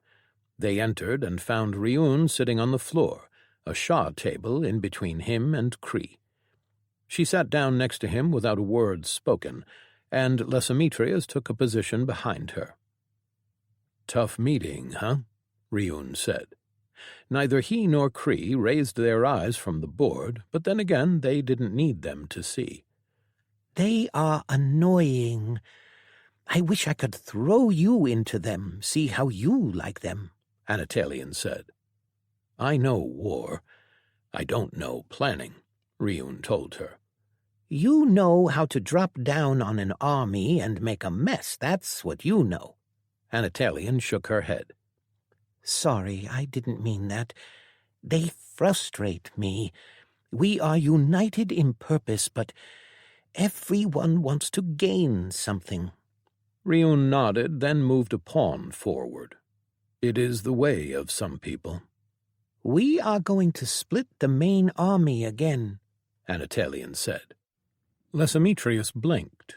That hadn't been discussed, and he wondered if he had missed something. They already had 3 fronts. The first was the tournament city, which would be attacked by the triumphant Hive. The second was the southern city of Insil, which was one of the enemy staging points and which would be hit from the river. That part of the army was gathering south on the Golden Coast. The third was the city of Emeros, in the Elder Kingdom and home of the Warden Citadel. The enemy has more troops than we thought, Anatolian continued. It is the only thing that makes sense. If we hit Emeros first, any siege we make will be surrounded and destroyed. We need to tie down their armies somewhere else. I thought that Helsa was supposed to be that, Riun asked, and then moved his rook. Anatolian shook her head. They have more troops. Even if our attack south draws away half of them, there is still enough to make any siege difficult. And what do you think the answer is? Riun asked. 2 armies. One hunts down the largest monster swarm, or several if we can draw them together, and the other continues to Emeros and lays siege. I guess we'll see once it is decided, Anatolian said. A sect warrior entered the tent, interrupting their discussion. Pardon, sect head. 2 wardens have just arrived at the camp. Riun raised his head for the first time and looked at the warrior. They want to meet with me? Apologies, but no, sect head. They are asking permission to speak with Eternal Master Karya, the warrior said. Riun blinked and then closed his eyes. A few moments later, he opened them and spoke. They have it. Lead them to the Dagda camp. Once the warrior left, Anatolian turned to Riun. I wonder what that is about. Chapter 91. Question. You are sure this will help? Zack asked as they waited in front of the camp area dedicated to the Twilight Melody sect. Bera's powers allowed her to quickly process information, and the people that they had sent ahead of their arrival had done their work well. She, at least, had the lay of the land covered. It is the only other thing I think might help you with this, Bera said slowly. The Third Iteration Empire utilized slaves longer than any other place in the world. And you know this how? Zack asked. Uriel. That is, we had people watching them for a long time. It still surprises me to know that they are fractured, that some had even joined sects.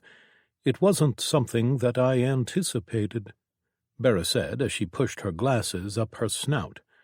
None of the Cabal's plans had even been needed, it seemed. The entire world had gone mad. The question is whether they will let us talk with her. Couldn't we have gone to anyone else? We didn't need to request their leader, Zack said. It had to be her. She was privy to all the secrets of the Empire. If there is a way, she will know it, Bera insisted.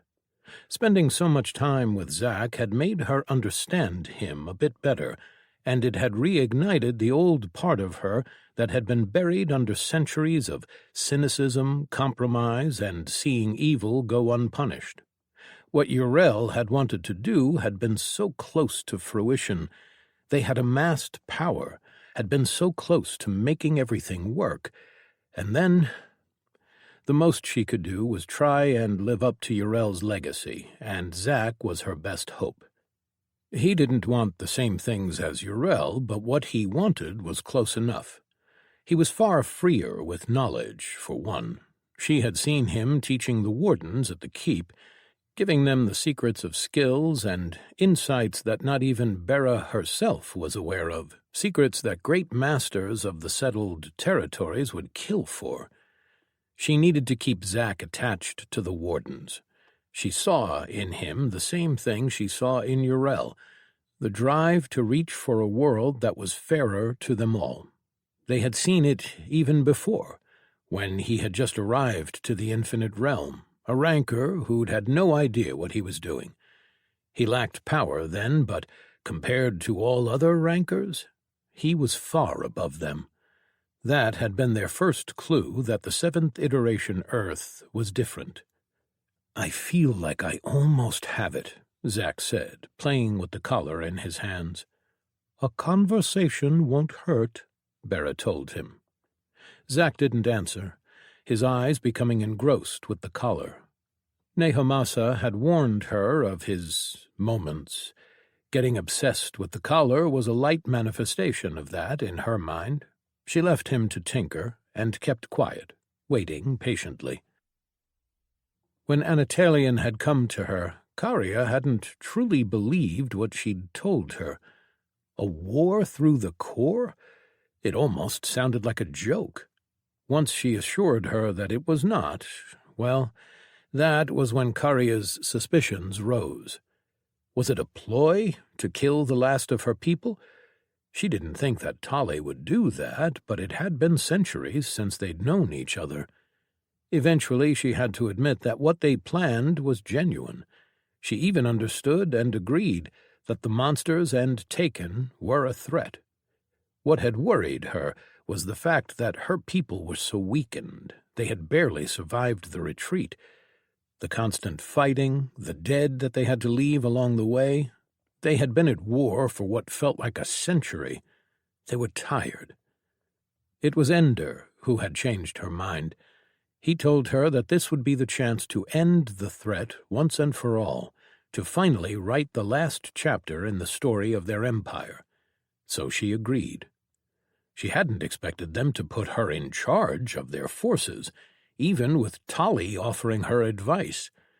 She wasn't familiar with how sects fought wars, or how they operated in general. Sects had barely even been a thing back during the war. For now, there was much to do. They were organizing, making sure that they had the supplies for the war, taking care of other logistics. It took a lot of her time. "Eternal Master," someone said as they entered her tent. She still grimaced when she heard the title, and no matter how much she tried to convince people not to call her that, it was futile. And she had to accept that they had joined a different culture, and while they had been granted a safe haven, it had come with some caveats. Changes like these were part of that. "What is it?" she asked. "2 wardens have arrived at the camp. They wish to speak with you about something regarding the war effort.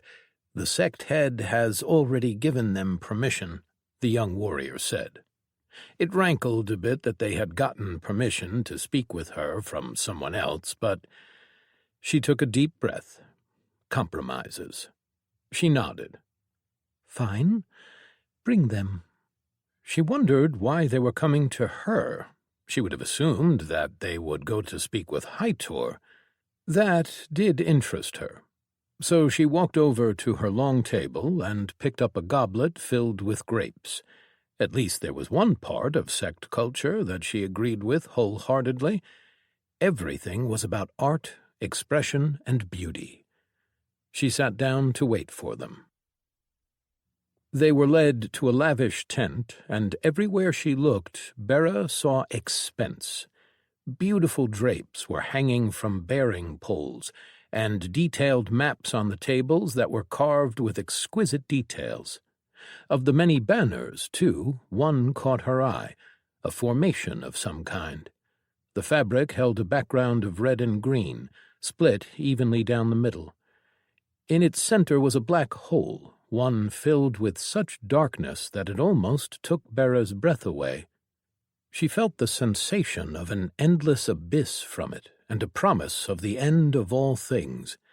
The edges of the dark hole were silver and violet, spinning around it to make a ring that looked as if it was on fire, or perhaps it was just color flowing and mixing.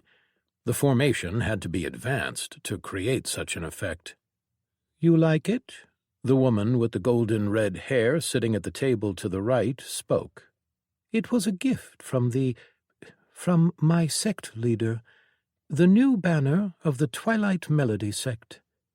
Bera swallowed. She was familiar with some of the sect's art.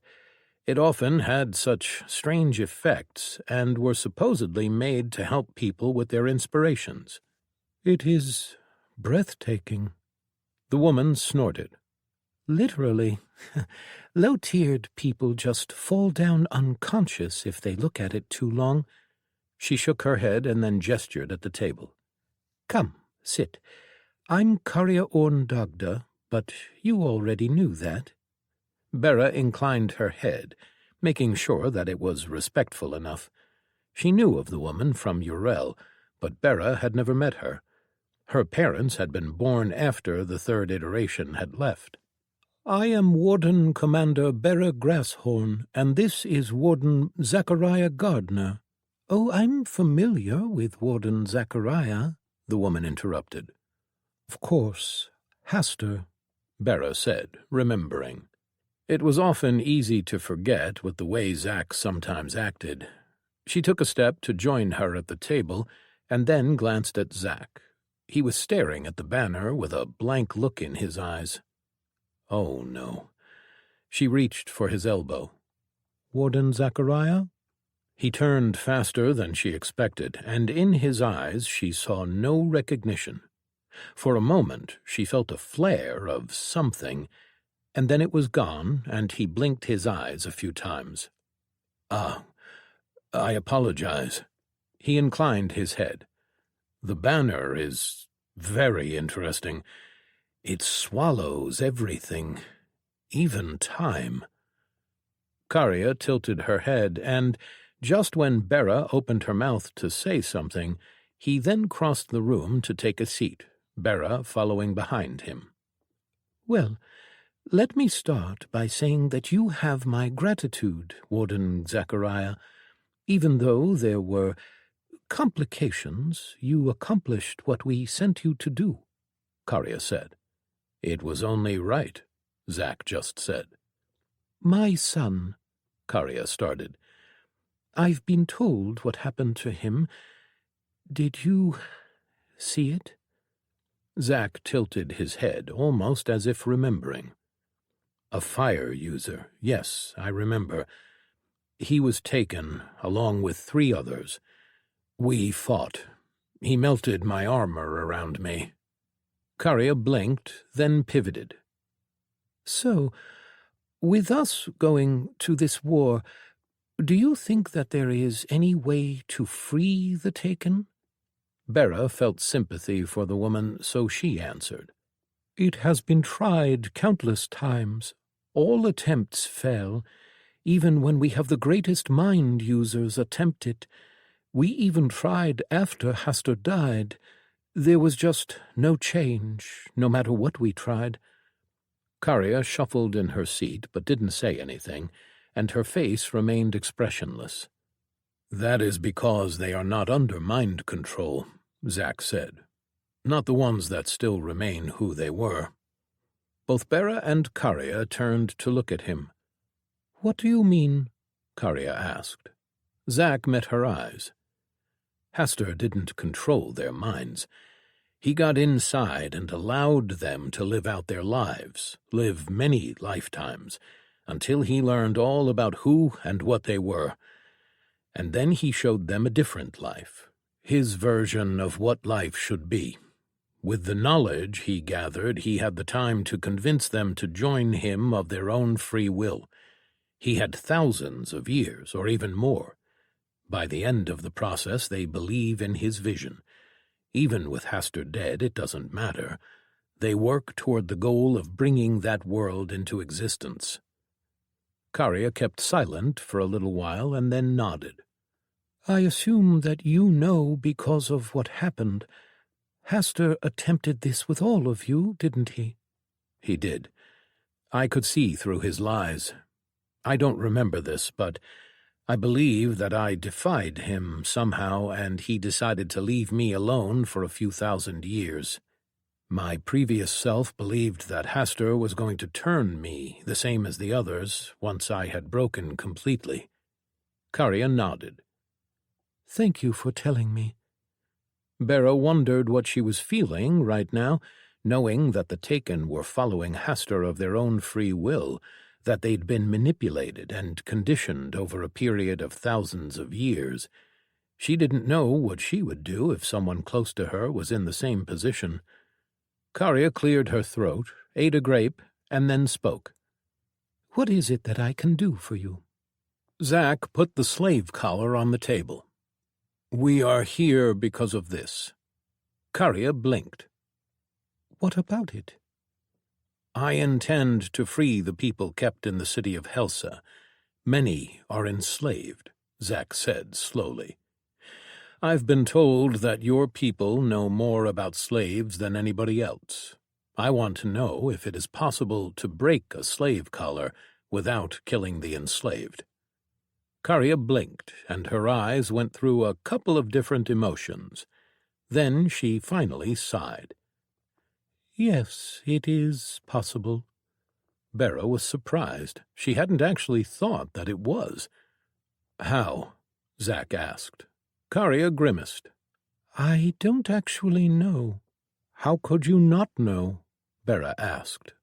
"They kept it a secret from us, and even killed themselves just so that we don't find out," Karya said.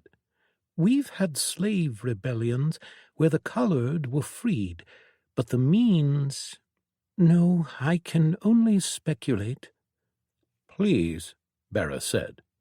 "They could never free the slaves in large numbers, as it was a slow process.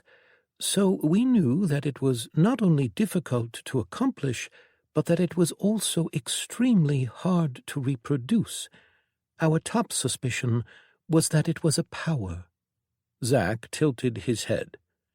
"A power," he whispered as he looked at the collar. "That is all that I know. I'm sorry I can't help you more," Karya said. "That is enough," Zack said, and then stood up. "Now I know that it is possible. That is all that matters." He bowed in thanks and walked out. Bera bowed as well, and then hurried after him. Perhaps their mission wasn't so hopeless after all.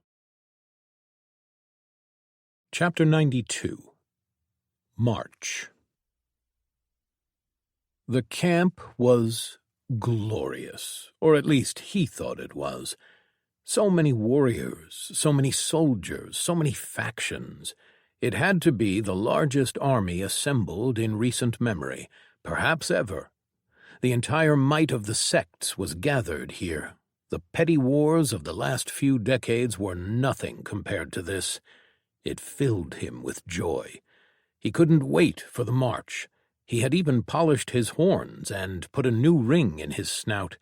It was a great occasion.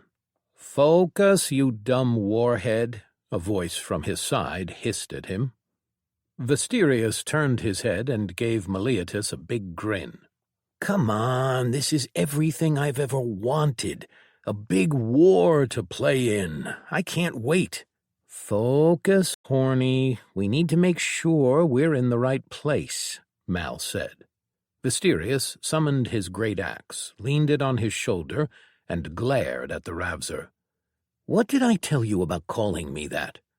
Fine. Just remember and make sure that we're assigned with the—" I know, Vesterius said. "You don't need to remind me all the fucking time." "I need to remind you, or otherwise your worthless mind essence will just forget." "Ha, Vesterius said, deadpan. They really should try and find Celia and Dardania, or at least that was what Meleatus said their plan had been when they returned from the Empire. He was certain that they were around here somewhere. Vesterius was still pissed that they hadn't invited him. To see a war fought across an entire empire. The camps were filled with people, and it was all so different than what he was used to. There was no real organization, no neat rows. Tents had just been placed in groupings, surrounded by rows of low planks to designate different sects. And the people, so many different shapes, different true bodies. Color was everywhere, and it was clean. It was beautiful. Tents had designs sewed into them, banners were works of art, and even the people walking around were clean and touched up as if they were going to some high functions. Compared to the muddy and dirty camps that he had walked through before, he shook his head. He looked forward to experiencing how the sects fought in wars. "Tell me again where we need to be," Mal said. "You're not going to drop this, are you?" Vesterius said, annoyed.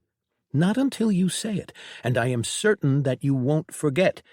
The moment they tell you anything about the war, that is all that you will be thinking about." Vesterius opened his mouth to rebuke him, but then closed it. There was some truth to that. "I need to get us attached to the armies heading to the Citadel. There, I remember," Vesterius told him. "Good," Mal said. "You sure that it's all right?" Vesterius asked. "Sigmund doesn't care, and everyone else will be too busy with the fighting," Mal said. "It will be the perfect opportunity to sneak in." "If you say so, Mal. I'm just here to fight." "I know. That's why I brought you," Mal told him. "Sigmund is the one who called me," Vesterius corrected. "As if your slow ass could have gotten here in time without me," Mal snorted. Vesterius narrowed his eyes, but then shook his head. They had reached the command section of the camp. It was time to find someone important and get them signed up. "Where did you say Vriel was again?" "With the Twilight Melody sect," Mal told him, his eyes narrowing dangerously on him. Vesterius tried to commit the name to memory, though if he was being honest, he was probably going to forget. Zack looked down at the slave collar in his hands. He had tried to figure it out for days now, but it was hard. The most he could do was try to lean on his telekinesis and attempt to use soul, mind, or time with it, which was harder than it sounded. He wasn't a cultivator, he had no source of essence, and he had no class perks for such a thing. Time was easier, at least, as he could touch the plane of time with a thought, but that didn't help him with this. What they assumed was that one needed a power to remove them forcibly without killing the enslaved. A specific class, most likely, though he believed that every focus should have a way of doing it. He didn't understand exactly how a cultivator would do it, but then cultivation was never his strong suit. Skills, though. He had an idea, but first he wanted to see what the collar did. "You sure about this?" Neha whispered. Yes, I trust you, Zack said. Neha took a deep breath, then lifted the collar from his hand and put it around his neck. The sensation was similar to what he had felt before, the wall, or rather the oppression of it on his soul. It was not the same, though, and that became apparent when he felt it squeeze his soul tighter.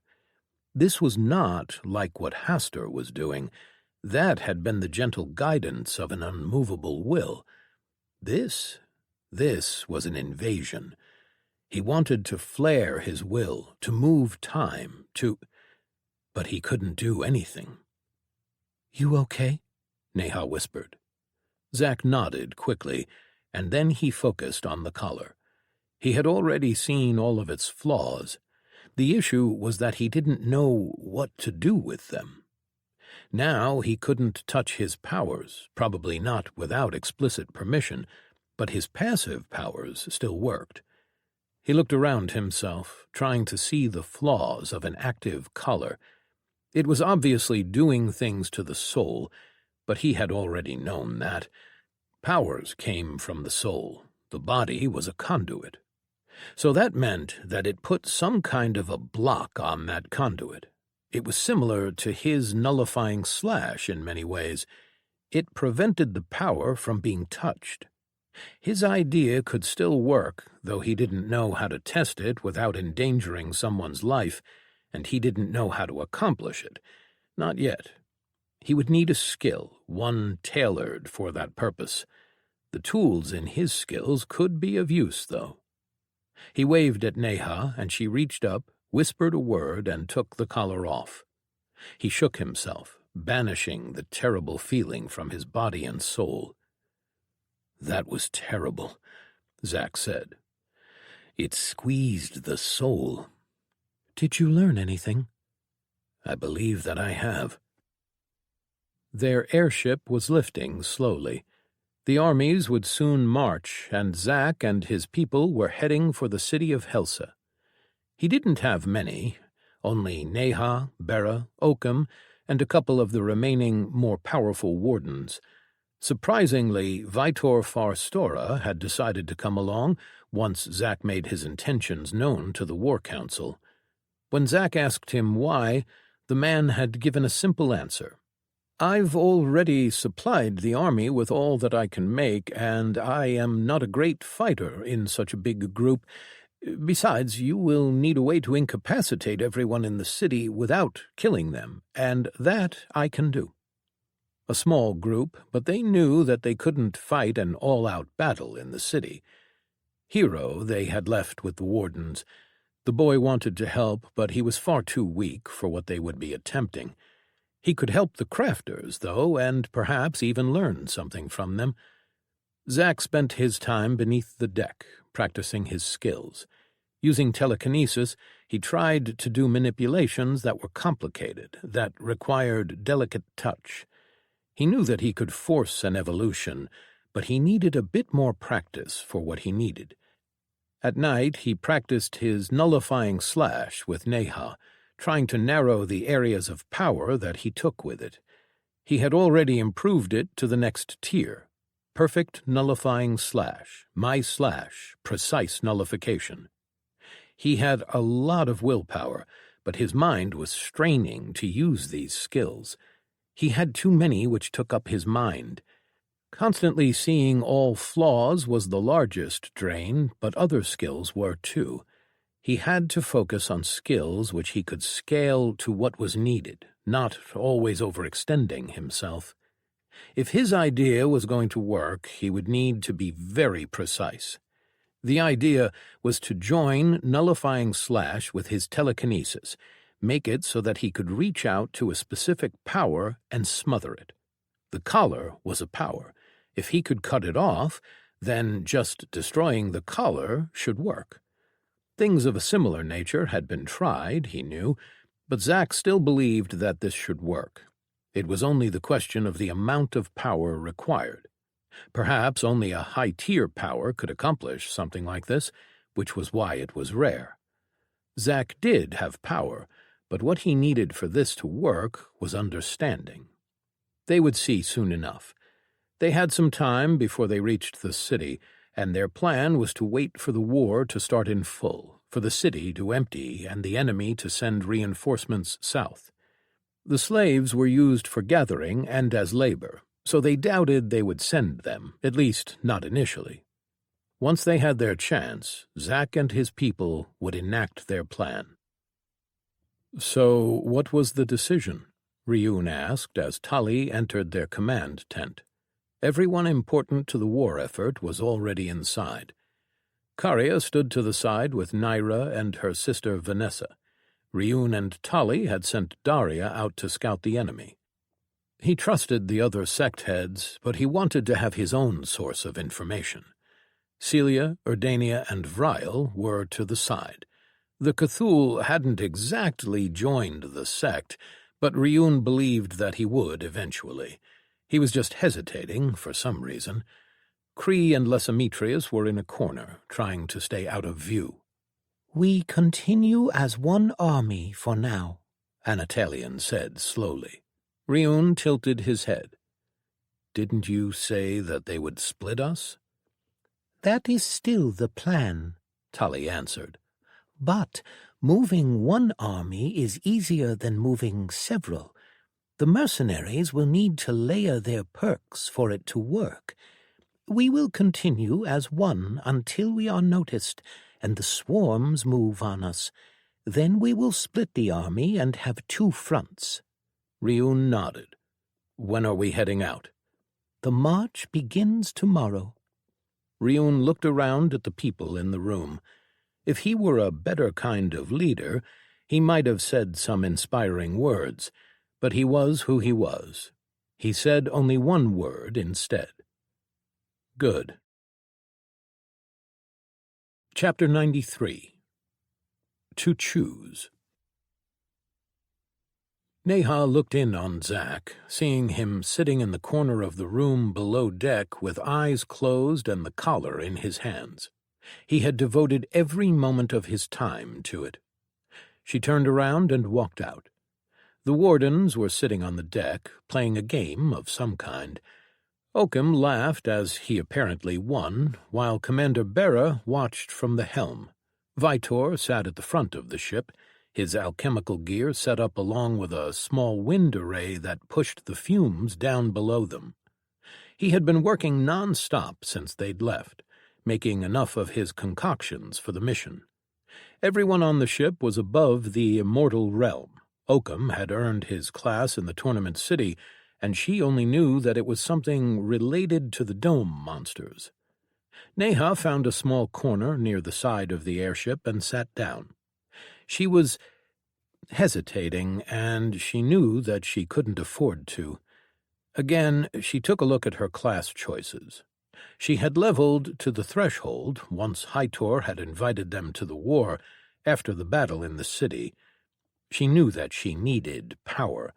She had improved her skills, had even taken up 2 new ones from the storage that Bera had at the keep. They were simple skills, but they were things that she could and had improved. With her ideal, her rewards from Hastur, and even with what she had gained from killing the Ancient One, she had a lot of power now. She pulled a small mirror out of her storage and glanced at it. Mirror of Reality. Copy an area of reality in its current state and create a mirror reality. You can enter and walk through the area, but everything is frozen in the state it had been when copied. Some powers will interfere with the mirroring of areas. It had been her reward for the event that Zack had caused, that and a lot of essence. It was useful, as she could study an area before infiltrating it, could learn the lay of the land. Their plan relied a lot on her being able to use it well, and she had been practicing. It was eerie, walking through a muted world filled with frozen people, but it was a supreme tool for information gathering. She still had her elixirs from Hastur, but she had been thinking about keeping the attunement improvement one for now. Her class wasn't her main focus, and her attunements were all tied with shape-shifting in some way. She could sell the elixir. It would certainly bring a lot of essence. She sighed. Perhaps she should just use it on the new class, if she picked it up. With all the things that she had, there was one way to get even more power. She glanced at her choices for her immortal class. There were two choices. One she never considered taking. The Slayer of Hastur class was not what she wanted. The other was... She felt ashamed of it, even though she knew that she shouldn't be, and yet it hurt to look at it. After everything that she had done, after how much she had failed, she didn't deserve it. But there it was, taunting her. Class: Paragon of Shadow's Call, Eternal. Description: You are the Paragon of Shadow, protector and guardian of the people. Paragons are guardians. A Paragon of Shadow's Call is one who protects from the shadows. You fight for those who cannot fight for themselves, protecting the innocents and standing against terrible threats of overwhelming power if that means they will be protected from it. Powers: Paragon. You are a Paragon of Shadows. All shadow-related powers are 80% more effective. Gain plus 20% to all stats when standing in the shadows. Anyone you wish to protect has plus 200 to the durability of their person and equipment while embraced by the shadows under your command. Gain plus 25% to strength and dexterity. Gain one of the following: Shadow Embrace, defensive ability. Shroud yourself or anyone within range in shadow, protecting them from harm. Shadow Blade, offensive ability. Apply an offensive ward on any bladed weapon on your person, increasing its damage for 15 seconds and making it do increased shadow essence damage. Might and Agility. Gain plus 25% to base strength and dexterity. A Paragon. That was what they had called her back on her home world, an exemplar of what her people could be, wanted to be. Then the infinite realm had happened. She had come a long way, but she still felt like she had no right to a class like this one. And yet, every time she looked at Zack, at his power and what he wanted to do with it, she felt ashamed for not taking it. She bowed her head, but her mind was wavering. To pick that class up would mean stepping back into the shoes that she had once worn, to try and regain the lofty goals she had once held. She had been trying, of course she had, but she just didn't think that redemption would come so quickly. In the end, it was just a class name, and it didn't mean... But it was still hard. She had spent years with Zack, trying to do good, trying to fix herself, to become a better person, even when it had been hard, when they'd had no power to change things, when they'd had to stand by and watch. That had changed, too. They held power now, and had influence over others. She had to make a decision, and soon. Before she could talk herself out of it, she picked the class, and it was done. But she didn't stop there. She pulled out her attunement improvement potion and downed it. She waited for the effects to go through, and then pulled up her improved attunement. Shadow Paragon of Virtue. Perk improvement. Ability improvement. You are a Shadow Paragon of Virtue. All shadow-related powers are 120% more effective. Gain plus 50% to all stats when standing in the shadows. Anyone you wish to protect has plus 500% to the durability of their person and equipment while embraced by the shadows under your command. When acting in service of protecting the innocent, any powers seeking to disrupt your being are 20% less effective, and you gain plus 100% mental and stamina regeneration. Gain plus 50% to strength and dexterity. Her perks had improved, too, along with a few of her abilities. She didn't know if she was worthy of it all, but she would do her best to be. She settled in to read and get familiar with all the changes. "What is it?" Tully asked. Ryun had taken her aside. They still had a few things to do before the march started, which it would in less than a day. "I have something for you," Ryun said slowly. I think I would want you to have it." "What is it?" Tully tilted her head. As a response, he pulled a weapon out of his storage. It was a white-gray spear, clearly an awakened weapon. "This belonged to Melody," Ryun said. Tully raised her eyebrows but didn't comment.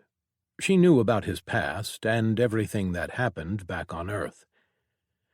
"It took me a long time just to be able to hold it like this," Ryun said with a sad smile on his face. "It brings too many memories. But it is also a reminder of the price of failure. No, it is also a reminder of what I used to have. I've held on to it for a long time, but I think that I am ready to give it away now. I know that you said that you are searching for a perfect match. I don't know what this awakened spear can do. It was never bonded. What I remember is that the more it was used, the more it would turn into a cloud-like substance. And clouds are part of the sky." Ryun smiled as he looked at the spear. He was right. The sky encompassed all that was above ground. "I don't know, Ryun," Tully said. It was a great gift, and she could see how much it meant to him, but she had stayed away from bonding an awakened object because she was really looking for a perfect match. "I know what you are seeking, but I don't think that you can ever find that. Perfection is not always the best. Overcoming, adapting, this is what lets us climb higher. It is why we are where we are." It was what he had been telling her for a long time. She had seen the evidence that his ideology worked for him, and she had to admit that it did somewhat well for her, too. "Are you sure? This is something very precious to you," Tully started. "Isn't there someone better? Celia? Cree, even?" "Celia has her own, and I don't know how much it would fit her. Call it intuition. As for Cree, while she is young and good with a spear, I don't think her future lies in this direction." "And mine does?" Tully smiled. "I know how to use a spear, but my entire build is focused on keeping people away from me." Ryun nodded. "Which is why you are lacking in close-range defense. I don't know what the spear will be able to do, but it was given to Melody as her perfect match at a time when she was focused on speed and avoidance. I think it will be useful to you." "Are you sure?" "You are my friend," he told her simply. "I want you to have it." It moved her. She couldn't deny it. They had become quite close friends, him and her. They were kindred spirits, being two people who enjoyed cultivation above all else. There were very few things that she could deny him, even though she liked to pretend otherwise. She sighed. She couldn't refuse. Tully reached out and took the spear into her hands. Onrush sat at her desk. The sect never stopped. Reports and notes on various matters cluttered everything. The sect had gone to war, or many had, at least. That didn't mean there weren't things to do here. She was just as busy as she had been, more so, perhaps. She paused in her reading about a harvest report. They'd been forced to harvest early to have enough supplies to send with the warriors, which left them with a deficit. But it seemed like Ender Orn Dagda would be able to increase his production. She sighed and stood up, stretching. She walked over to the window and looked out at the moon shining down on the city of Consequence. A part of her wished that she could have gone with them, but she had come to understand and accept her place here in making sure that the sect continued running. She was worried about Cree, of course, terrified even. But her daughter was a grown woman. Not many in the sect saw her as that, so Onrush felt the need to do so. She was old enough to make her own decisions, no matter the danger that they brought with them. She worried about Naira, too. They'd barely had any time just to themselves since she had come back. So many things had been required of them both. And Ryun. She worried about him the least. He had always been doing crazy things and somehow surviving them. This had been her choice. To stay behind and keep their home safe, to keep it growing and improving, to make it what they all knew it could be. She shook her head and turned around, then walked back to the desk and sat down. This was her choice, and she had made it, fully understanding that this was in her future, sitting and waiting while others fought in her stead. Her job wasn't to fight, well, not always. She was to protect the sect, to make sure that they always had a home to come back to be the steward of their peace, and to deal with things that would bother them and interrupt their advancement.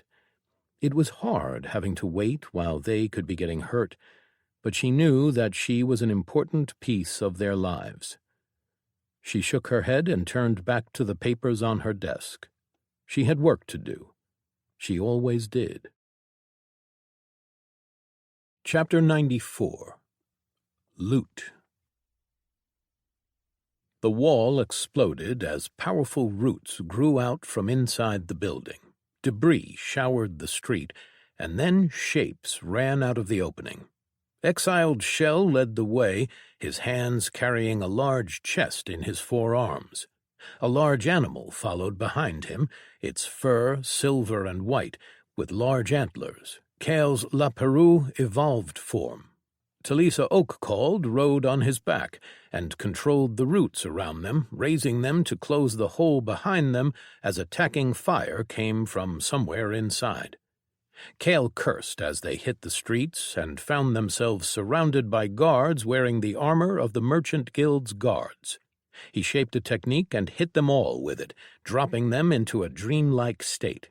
They stumbled, then fell to the ground asleep. "Fuck, fuck, fuck!" Exiled Shell, still clutching the large chest in his arms, was running ahead of them at full speed through the city. Kale galloped after him as the city rang with alarms and bells. "They destroyed my hammer, and look at what they did to my wing!" Exiled Shell flapped his beetle-like wings, or rather one wing and half of another. Things hadn't gone exactly according to plan. He shouldn't complain. Robbing one of the most powerful factions in the world, even with as much planning as they had done, was always bound to go awry. "Put that thing in your storage, you idiot!" Talisa yelled at him as a flying Korora guard swooped in on them. Flower pots on several terraces above them exploded, and a canopy formed above them, making the guard slam into it. "It's not letting me!" Exiled Shell yelled from ahead. Kale cursed inwardly. The chest was probably protected against it. They reached a square filled with people trying to get out of the way. Stands were being wheeled out, and guards were marshalling people away. As soon as they were noticed, everyone exploded into action. The people started running in all directions. Some stands were abandoned along with all of their wares. Others were being pushed by desperate merchants. The guards turned as one to meet them, their shields raised and ready. Before they could take 2 steps into the square, a flying drake above them swung his large axe. Verdant cut. A crescent cut flew out, blazing with green light. Talisa responded immediately. Wall of growth. A wall of roots and vines adorned with flowers exploded out of the ground. The 2 ideals met and canceled each other out. Kale glanced back and saw more people coming, flying on mounts or just running behind them. There were 24 at least, and each of them would be at the end of their focus, so each would have ideals. The Merchant Guild didn't mess around with their stuff. Something flashed near them, faster than even Cale could react, but he had been pushing his aura of the moon around them, calming the citizens and the guards. The speedster faltered for a split moment as she was stuck in the field of his aura, and Cale took advantage to kick at her with a primal blow. He sent her flying across the square and through a wall of the building behind them. Then he turned to the guards coming at them and started throwing techniques at their minds, all while Talisa grew roots to impede their progress. They had tripped the alarm on their way out, so the guards would have had barely any time to organize, but they were still a threat. Even with all that Cale's team had to offer, he doubted that they would be able to last long. A lance of light passed through Talisa's roots, and Cale jumped to the side, but not fast enough. It grazed her arm, and she cursed before sending a root spike at the caster in the distance. They were still running when a shadow came over them. He looked up and saw water above them, falling as if a lake was being dropped on their heads. Then a powerful wind collided with the water, pushing it aside. The water dropped on the side of the square, where some people had yet to move out of the way. It fell on the buildings and spilled in the streets.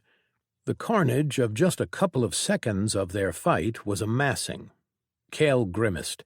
There would be deaths from that, but it wasn't like they would be coming after them any harder than they already were.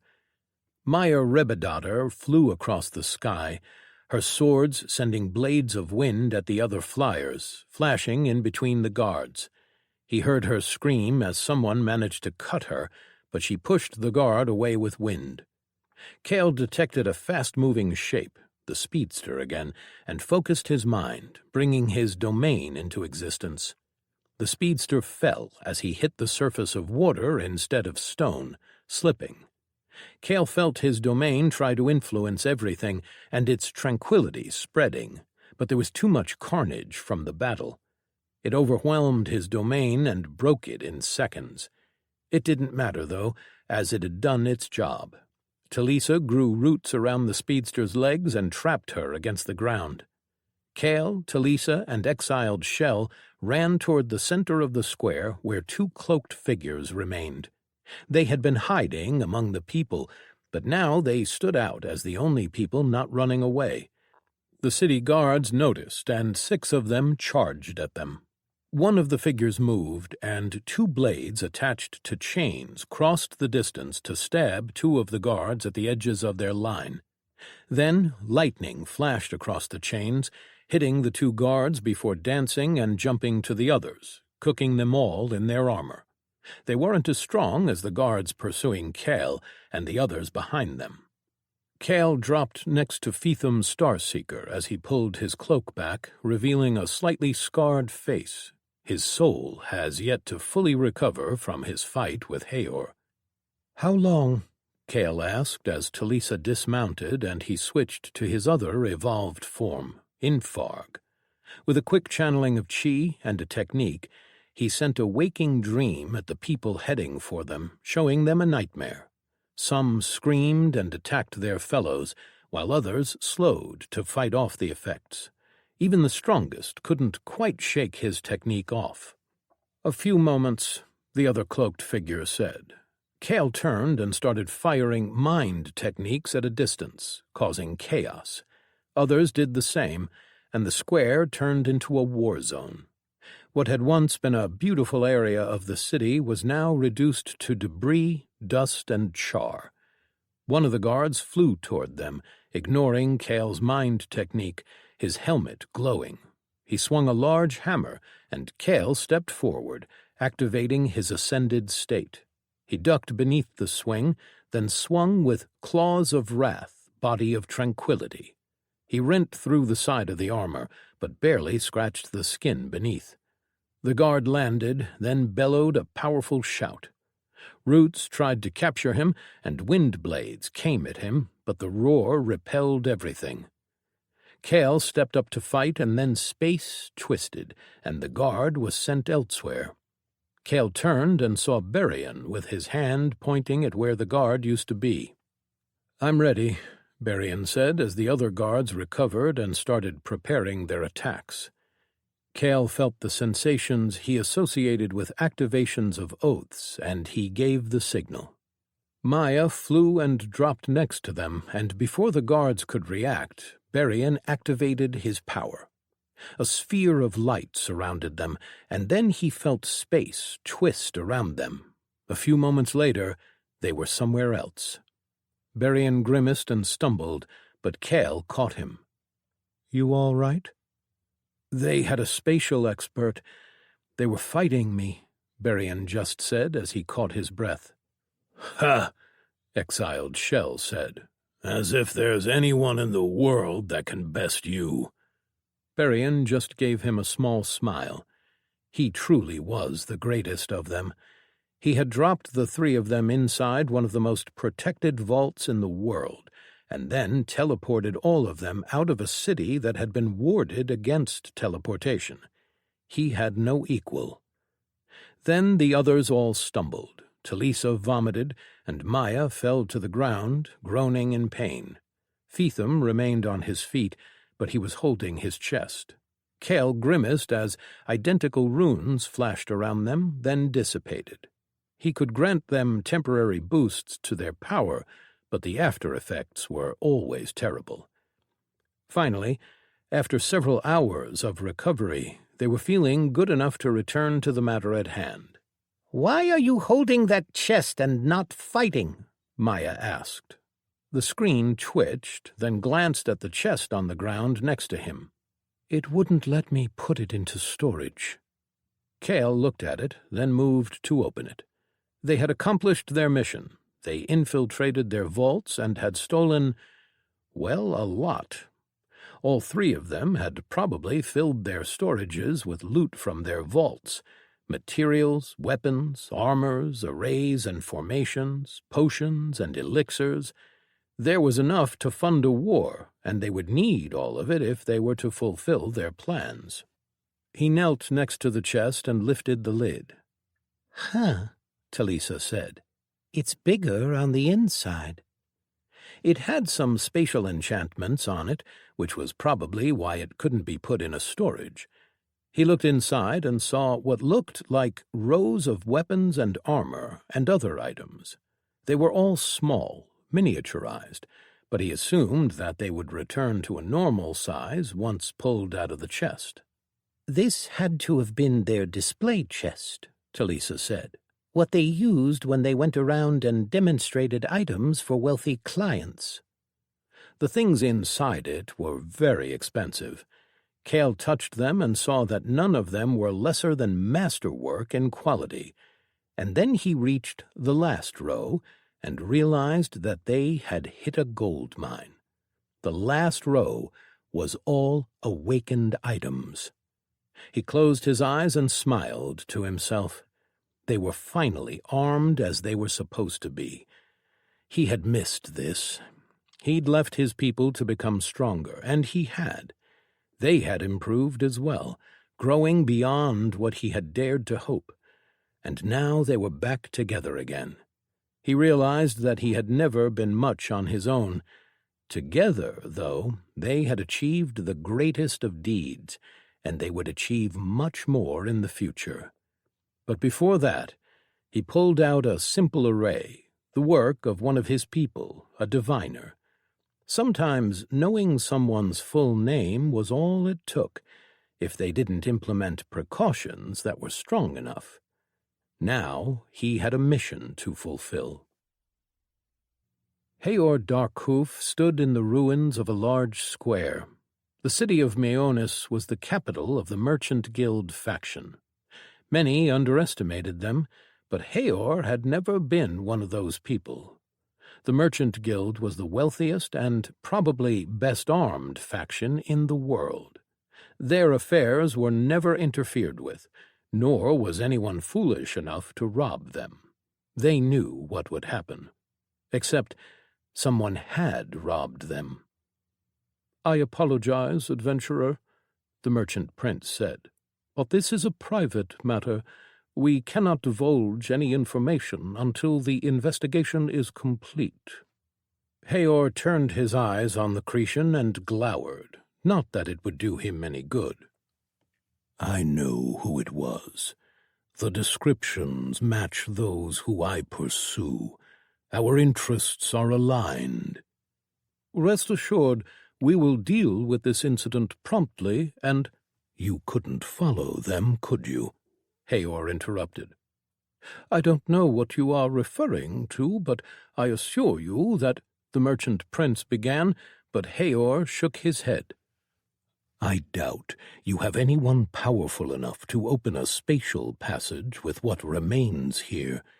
I doubt that there even is anyone powerful enough. No, you don't know where they are, so that means that you are useless to me." Haor turned and started walking away, leaving the smoldering merchant prince and his guard behind. It was unfortunate, but he couldn't waste his time.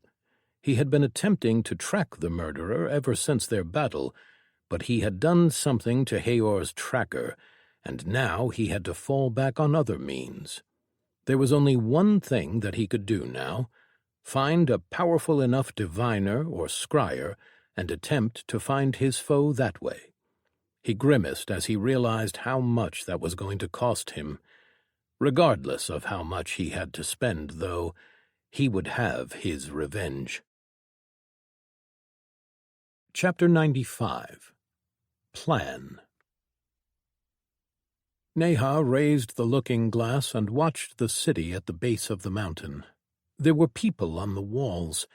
Some were standing straight and watching, and others were patrolling it. The city wasn't very large, but it had 3 levels, and each had its own walls. 3 half-rings separated the sections, and each was raised in height, the city having been built on an incline. Its back was against the mountain cliff, and a large fort was carved into its side. There were 3 large gate entrances, and a constant stream of carts filled with ore were being transported inside from the nearby mines. There were others, too, but she couldn't guess at their contents as they were covered. The slaves were the ones doing most of the work. They had already checked the mines. They also had slaves on rotation, so work in the mines and the forests never stopped. There were some monsters around. Short, wolf-like creatures seemed to be accompanying the Taken, who oversaw everything, and also seemed to serve as guards. They had also seen plenty of people who had no collars around their necks and weren't taken. Traitors. Airships came and went, carrying goods away, but there were also caravans leaving, being escorted by monsters and taken. The territory was obviously important to them. They had regular patrols all over, looking for any signs of intruders. Neha's shadows kept their group hidden for now, and Zack was doing something with time that Neha didn't quite understand. For now, though, they had managed to maneuver around them as they entered the territories surrounding this one. For the moment, they were hiding in the forest. "You see those 3 big towers?" Bera whispered to Neha. "Yes," she responded. There was 1 tower apiece on each of the walls that was taller than the others. "Those are the locations where my information says their commanders sleep, the Taken and the slave masters," Bera clarified. "I'll check it out," Neha said. "What about the fort?" "None of my sources managed to get anything from within," Bera answered. "But we know that they have several powerful Taken inside, the leaders of this operation. I don't have anything on them. They are seldom seen, and when they fight, no witnesses survive to tell the tale." Neha grimaced. That wasn't ideal, but she would have to make do. "When do you think the best time is?" Neha asked her. Bera thought about it for a few seconds. "The time when they are busiest and most on alert, when they are preparing shipments out of the city. That moment will give us the biggest chance to see as much as possible." Neha nodded, then put the glass down. So, are we doing this now, or are we waiting? Bera glanced up at Zack, then answered. I would wait until the army's march is detected. If and when they send the reinforcements south, that's when we should go in. Going before that is just an unnecessary risk.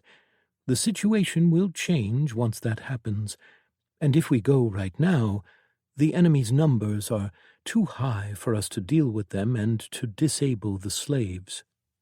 Vitor's gas can do it, Zack said. Bera shook her head. It isn't about the lower-tiered people or the slaves. It is about the high-tiered ones that might resist the gas. Right now there are too many of them in the city, and each of them is a risk. We are going to need to deploy the gas and eliminate all of the strongest at the same time. Neha might be able to kill a couple of them within a short period of time, let's say even a dozen, and there is more than that number of them inside right now. We need that to change. That is the core of our plan. Zack narrowed his eyes, still looking at the city. We wait, then. Ryun jumped across the skies. He had practiced with his new chi endlessly, even obsessively, ever since he had gained it. He was finally at a point where he felt like he understood the essence enough. With a slight push of chi, he would alter the area beneath his feet and stop the momentum of his feet long enough to kick off from the essence that was frozen. His chi simply deleted momentum, freezing things in place. He had to keep it applied in order to allow himself to kick off, but by now he was very good at it. Tali flew next to him, her chi flaring too, creating a draft of wind that pushed them all forward more quickly. To their sides were other flyers, thousands of them, being all of those who had the capability and the resources to move quickly across great distances. Below them were the armies. The commander-type classers were using their perks to accelerate them, layering their powers over one another in sequence. It was incredible to see. The formations were blurring across the landscape. He could see essence going wild among them, their perks influencing everyone in sight. The reason why some of them were in the air was because there wasn't a need to waste resources on accelerating them, too, when they could keep up already. Airships trailed behind them, as well as a few floating castles. They had been making good time, such that what should have been a month's worth journey they had crossed in barely a week, though they did have to take some breaks. Ryun took the monotony of the march, or rather his leaping, to train his sense further and practice his grasp on his new aspect by selectively deleting the essence around him. Sometimes sound, sometimes air or light. He had gotten very good at it, in his opinion. Ryun and Tali were above their sect, as only the two of them could keep up with the accelerated army. Everyone else was on the ground. Some were mounted, some were riding carriages, and some were on their feet. A part of him felt a bit sorry for them. After their first break, he had seen just how tired everyone had gotten from being forced to move so fast. Different perks had different costs, but everyone in the army had been issued stamina potions made by Vitor Fastora and his apprentices, the highest quality there was. Ryun continued on. There wasn't much else to do until they reached their destination, and the war started in full. The ships opened fire from the river. Most would think that not many ships could fit in the river, and most would be wrong. The Thenia River was one of the largest in the world, and at this point it was so wide that one could barely see the other side. Its depth was enough that 10 of her ships could be placed on top of one another and still barely reach the bedrock. The fire was blinding. Perks and weapons were unleashing a devastation that turned the night into day. As planned, they had attacked the enemy's most southern elements ahead of the army, hoping to draw their forces here before they realized that the army was coming. The coastal city's walls were cracking and falling. The monsters in the air were burning and trailing lines like meteors across the sky as they came crashing to the ground. A few of the water monsters surfaced occasionally, but their submersed vessels took care of them. Water bulged here and there, great geysers exploded, and blood spread across the surface of the river. The monsters were dying. "Should we join in the attack, Captain?" Drakale's first officer asked. She looked out from the command deck and then shook her head. "No need." Something was wrong. She could tell. This place was supposed to be their gathering spot, the place from where the enemy launched their forces. There were a lot of monsters, and 3 generals that she had counted, so it wasn't an easy fight. Their task force had lost ships. Some had been destroyed in very gruesome ways, like being swallowed whole by a river serpent. No, the battle was hard. It was just not hard enough. They had encountered the enemy's scouting elements 3 days ago. They destroyed them, of course, but some had escaped, so they had to have known that they were coming. And they hadn't put any additional defenses, any traps, any surprises. That could only mean that they were planning something big. Drakale sat in her chair, unsettled, and waited for things to go wrong. They always inevitably did. Chapter 96. Mirror. The days blurred for Neha as they waited. Their hiding place was deep in the forest, where the enemy rarely went. There wasn't much to do other than sit quietly and contemplate. Their plan couldn't be expanded on until something changed in the city, and they got a chance to actually see what they were facing. So they waited. They had a rotating watch on the city, not from anywhere close, like when they made their first round of reconnaissance, but significantly farther away, just close enough to see any big movements in or out of the city. Then something finally changed. "They are gathering forces," Warden Jen, a Ravzer, said after returning from his shift. "I've seen both monsters and Taken marching out of the city. No traitors, though, that I have seen." Bera turned to look at the rest of them.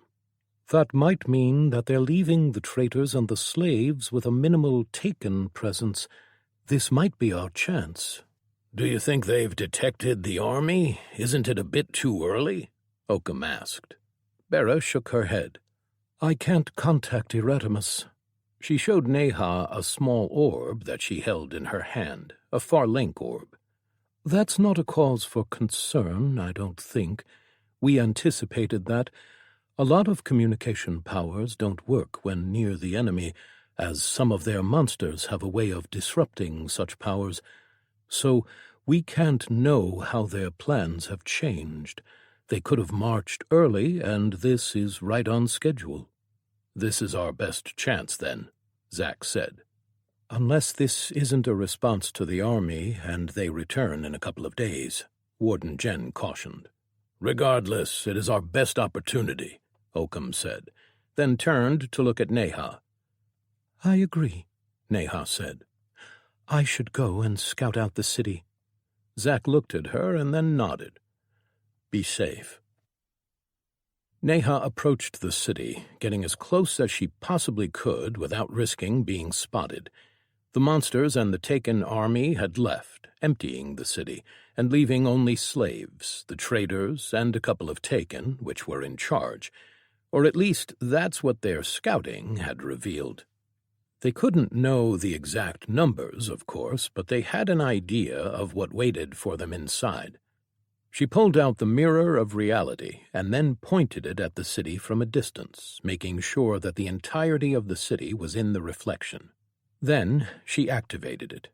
There was a shift, and then a pulling. A moment later, she was no longer in the real world, but a mirror image of it. Colors were muted, and the clouds in the sky were frozen. She glanced behind her and saw nothing, just a wall of gray. There was only what the reflection had created. She started walking toward the city, heading toward one of the main roads. Carts and beasts of burden were frozen in time, just like everything else was. She studied the carts and the wagons more closely, looking at what they were carrying. Ore and wood, as they had already known. They had inspected the wagons closely before, when she had stealthily approached the mines in their initial surveillance. She continued to the city. Looking at the people around her, she saw mostly the dour faces of the enslaved, though their supervisors weren't looking much better. The gates were open, manned by guards wearing chain armor over gambesons. She took a few minutes to look around. She couldn't move anything in this world, but some doors of the gate guardhouse were open, and she walked through them, memorizing everything. Where their common room was, where they stored their weapons when they slept, where their kitchen was, and their numbers. She counted the beds, and then the people currently on duty. 7 beds, with 5 guarding the gate. Others could be on assignments somewhere else, or perhaps they weren't on duty and had just went into the city. After she finished with that gate, she climbed the stairs to the wall, then walked the length of it to the next gate, where she did the same thing. Where the doors were closed, she looked at the windows, which were covered by wooden planks with gaps she could see through. She noticed that some of the traders had slightly different uniforms, and from their surveillance she knew that it marked the level of access that they had. She looked for one type of uniform that they had noted had access to all 3 sections of the city. Once she found a Ravzer man wearing a black and yellow uniform with 3 marks over his chest. She noted his location. Looking around, it seemed that he was simply overseeing the other guards. He was a good target for her, so she stored everything she learned about him for later use. Once she was done with each gate, she began exploring the first city district. The houses were abandoned. Those who had once lived here had either left before the monsters had arrived, whereas others had probably died in the attack, and the rest turned into slaves. The Taken were holding the slaves in 6 building blocks, probably because it was easier to feed them and house them that way, instead of having all of them go into the empty houses. She saw the rows of beds which were barely more than blankets and flat pillows on the ground. There were slaves sleeping there, though there weren't enough beds for all of them, so they were almost certainly sleeping in shifts, as they had suspected. While one group worked the mines, the other rested. It was going to be a challenge getting most of them with Vitor's concoctions. Their best bet would be after the big group returned to the city and the night crew went out, which was near midnight. There were no materials coming in for a short period of a few hours. They would still need to send a team to the woodcutting and mining camps to take care of the slaves and supervisors there. She couldn't help but feel anger at the sights. Once she wouldn't have. She had been apathetic for most of her life in the Infinite Realm, but she had changed. This was not something that she could just stand by and let happen, beyond even just this instance and the Taken. Ridding the world of such evil was a worthy goal, as well as a good way to redeem her past, by protecting those who couldn't protect themselves. She turned away from the sleeping chambers and walked around the blocks, noting points of entry and how many guards there were around, which, surprisingly, was not many. She assumed that since the slaves were incapable of refusing orders, they weren't generally needed. There were Taken around, though. The black beneath their skin made them easy to spot, and if it weren't for that, they also wore different uniforms. The traders all wore the same thing, black and yellow, while the Taken wore what they had probably worn from before they were taken, as their equipment wasn't uniform. Each of the slave blocks had a few dozen traders around. They couldn't know which one held control for the collars, so they would need to take them all prisoner. There was still a chance that they would release them when asked, if the Taken were no longer part of the equation. Though Bera had said that they shouldn't risk that. The Taken could have forced the slave masters to make some specific orders to the slaves which could result in death if they attempted to release them. Zack still wanted all of them prisoner, though. Neha left the slave blocks and walked around the rest of the first city district, the half-ring surrounded by walls. There was a lot of empty space, especially now that the monsters and the other Taken had left, which was perfect for infiltrating the city. Next, she walked to the second district, in the second ring. This was where they stored most of the materials they had been pilfering from the territory. She saw traders and Taken organizing it, along with crafters working in makeshift facilities, creating weapons, gear, everything that a normal faction would need. This was also where she encountered the first problem. One of the big buildings, formerly a barracks, had a lot of Taken inside, and one office at the end was blurred. She couldn't even enter the room, though its doors were open. She could kind of see someone inside, wearing black, but nothing more than that. She had known that there would be some powers that interfered with her item, and they had expected this. Their physical observations from outside the city had told them that this was where the Taken commanders usually stayed. They knew that 2 of them were often inside. They had hoped to get some information, that she would be able to read anything that they had in the open, but it looked like they weren't so lucky. She checked the other guardhouses in the second ring and found that all of them had the same effects. It wasn't always a room, though. Sometimes she saw a sphere of fuzzy imagery in the middle of a hallway, which told her another thing. The Taken themselves were causing the effect. That probably meant that these people had some anti-divination powers or items, perhaps even before they had become Taken. In order to beat her mirror, they would have to be fairly powerful, which meant that these were most likely the Taken commanders themselves. It was unfortunate that she couldn't get any information from these places, but this at least told her the likely location of her most important targets. So far, she had found 6 of them. She walked around for a few more hours, devising the best routes in and out. She would need to make a quick run through the city, killing them all in as short of a period of time as possible. They were still talking about the best way to do that, and she did have some ideas. Finally, she moved to the last section of the city. There were more Taken here, and fewer traders. A handful of monsters were lying in between the buildings, but far less than there used to be. There wasn't much to see, so she made her way to the fort. The moment she reached the door, she found an obstacle. The doors were open, and a Taken was entering it, but there was nothing inside. There was only a black wall that blocked everything from sight. Neha climbed walls and looked through windows, only to see the same thing. Something or someone inside was very powerful. This wasn't like the distortion of the image she encountered before. This was a complete block of her mirror. Nothing had been reflected inside the fort. It was an obstacle, but she still spent the time walking around the fort looking for ways in. She marked the guards around it and memorized everything about the inner city. Afterward, she spent another half a day going through the entire city again, making sure she hadn't missed anything. Only once she was sure did she return to the area where she'd entered and left the mirrored world. It was time for their assault on the city to begin. Chapter 97. Assault. They waited until the night crew left the city, which was just after midnight. Zack, Vitor, Bera, and Neha were standing at the edge of the forest, ready for the assault. The rest were heading to the mines to take care of that part of the mission. "I'll keep us all in communication," Bera said.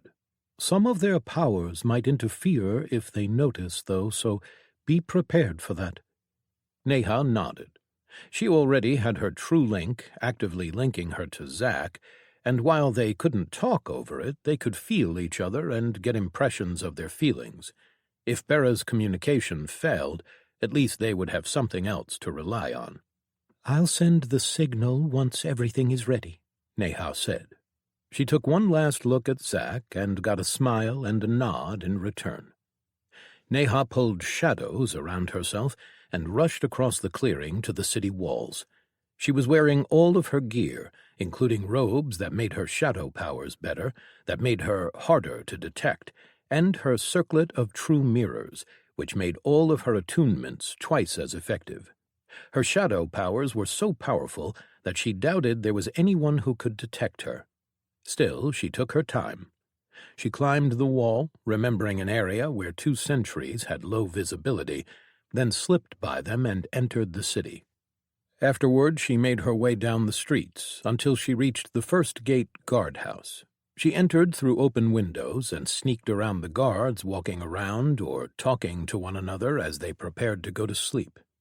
In the corner of the guardhouse, she dropped a small box, then left and did the same thing to the second guardhouse. Once she got to the third one, she paused. The doors were closed, and she heard laughter inside. Through a window, she saw people sitting around a table playing cards.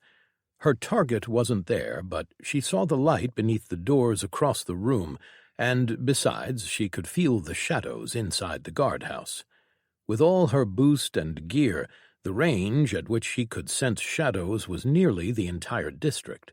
Her target was inside the room at the end. She used Shadow Step to enter the room, her of measure and shadow telling her that the guards around the table were of no consequence to her. They didn't detect her, obviously. She moved through the shadows of the dimly lit room and then slipped beneath the doors which led to the commander's office. He sat behind a desk, looking over papers on it. His uniform jacket was folded on a nearby chair, leaving him only in a shirt. That was fortunate. It meant that she didn't need to worry that much about blood. She moved through the room as the Ravzer failed to notice anything strange. She took a moment to study him. She had already surveyed him, both in the mirror world and from afar, but she had to get this exactly right. She used her skill, perfect imitation, my skill, mirror image, and felt his mannerisms settle into her. She moved behind him, then with her left hand she grabbed his mouth, keeping it closed even as she stabbed Ilui into his head, using Dark Mind Dagger to take his memories. They filtered into her mind as he died, his most recent ones the most clear. Slowly, she took him out of the chair and laid him on the ground behind the table. She cut off a piece of his ear, then put it in her mouth and swallowed, adding his form to her repertoire. Next, she disrobed him and finally put his body into her storage. Once she was done, she assumed his appearance with greater form shift.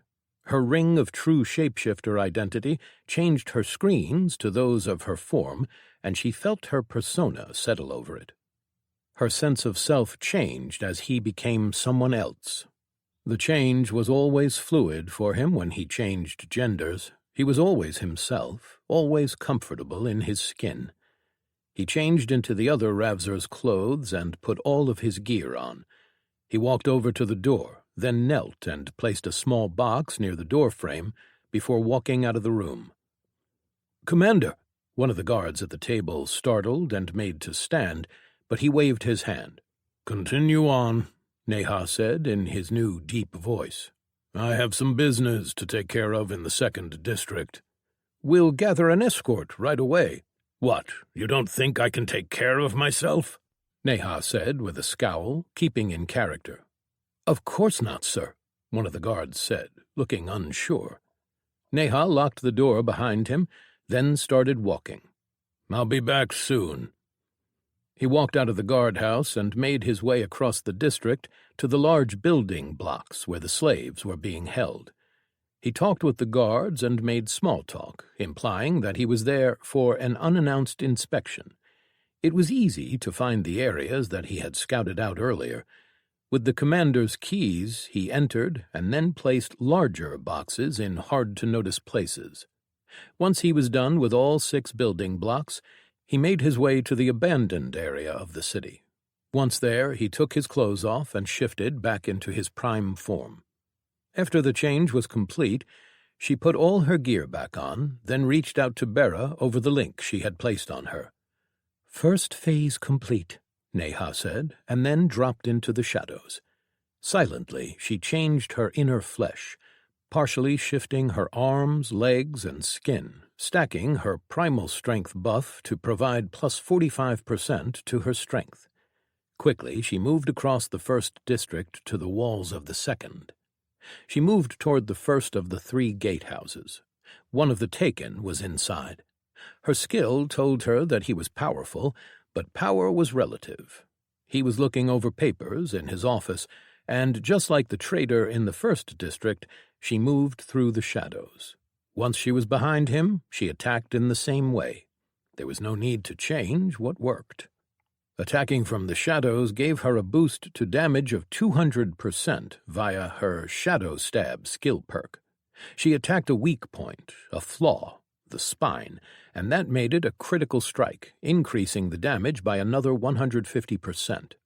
Her attunements with her circlet made her shadow powers 240% more effective, and another 15% more so with her Shadow Paragon's affinity. With Paragon's Blow and Dark Heart Dagger, she struck the taken in the head. She felt his stats drain into her as he died, and she pulled his body in her storage. She moved out of the guardhouse and made her way to the next one.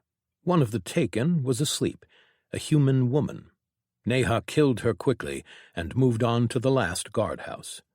The taken commander wasn't in there, so she expanded her search and found him in the bathhouse nearby. She reached into the pool and pulled him out of the water before using Shadow Step to disappear along with him. She killed him behind the building. She didn't want to leave blood in the water. With the 3 guardhouses down, she made her way to the barracks. Taken soldiers slept there, and a score of them kept guard. Neha slipped past them and moved through the building. She found 3 commanders standing together around a table. Immediately she realized that this would require a bit more effort. "The Grand Commander took too many," one of them said as Neha lurked through the shadows. "It was needed. The Sect army is a big threat." So they did know about the army. They had assumed so when they'd emptied the city of monsters and taken. "We've left the city dangerously empty," the third one added. "It was necessary," the first one said. "Besides, what do you think? That the nearby kingdoms will decide to attack as well? It is unlikely that they will break their agreements. We're paying them too much." Neha paused as she was about to make her move. That information was interesting. The taken were paying the surrounding kingdoms not to attack them? That would make sense why some had been so against going to war. And she could even see why. Aside from the black veins beneath their skin, the taken were little different from how they had been before. Zack had told her that the black was not a corrupting influence, but actually a well of power, the essence of Hastur, which was granted to the taken to increase their power. They are going along with it because they benefit. If they think that they have a chance to just take... Another of the taken waved his hand. "The Sect army is probably already dead. You heard the plan. They'll get demolished." "Yeah, probably." The other taken shook his head. "Okay, what are we doing about tomorrow's shipment? We lack the..." Neha waited for a bit to see if they would start talking about important things again, but they changed the topic to slaves and their quotas. Once she was sure they wouldn't say anything, she acted. She moved behind one of them, while using her Paragon's shadow to instruct her shadow to move behind another. She had to take them out at the same moment to minimize the chance of somehow raising an alarm. She didn't know what kind of arrays, formations, or abilities they had. Her sense narrowed down to the third taken as she and her shadow took positions. Then she attacked. Iloe stabbed her target through the head, just as her shadow mirrored her attack on the second. The third was impaled by a shadow through the throat, with her of stabs and shadow. She moved quickly and finished the third one off as his eyes widened and his hand went up to his throat. A stab through the temple killed him, too. With those 3 dead, she stored their bodies, locked their room, then moved through the barracks and placed boxes in key locations, all unseen, before leaving the barracks. She made her way to the 3rd district then, and to its sole guardhouse. She entered it, but couldn't find a taken commander. She placed a box in the corner of the room, while taken soldiers and guards laughed and talked in the common room. Then she found a building which housed dog-like monsters and placed a box in there, too. They didn't know how it would affect them, but it couldn't hurt to try. Finally, she glanced at the fort. It was defended. Guards stood on balconies and on the roof, as well as in front of it. She hadn't seen the inside of it, so she didn't try to enter. Instead, she moved out of the final district, and a few minutes later she found an abandoned house and entered it. "Phase 2 done," she sent to Bera. "Zachariah and Vitor are moving into the city," Bera sent back. Neha changed form into the Ravzer commander and put on his uniform. Then he made some cuts on his body, ripped the uniform a bit, and drew his own blood. After that, he pulled out a small formation and triggered it. The gas that Vitor concocted was released all across the city. He started running toward the 3rd district gate, yelling, "Attack! Attack! Assassins at the gates!" The guards looked at him running and bleeding before yelling back. A runner hurried for the fort and entered as he reached the gatehouse. They questioned him, and he gave nonsensical answers.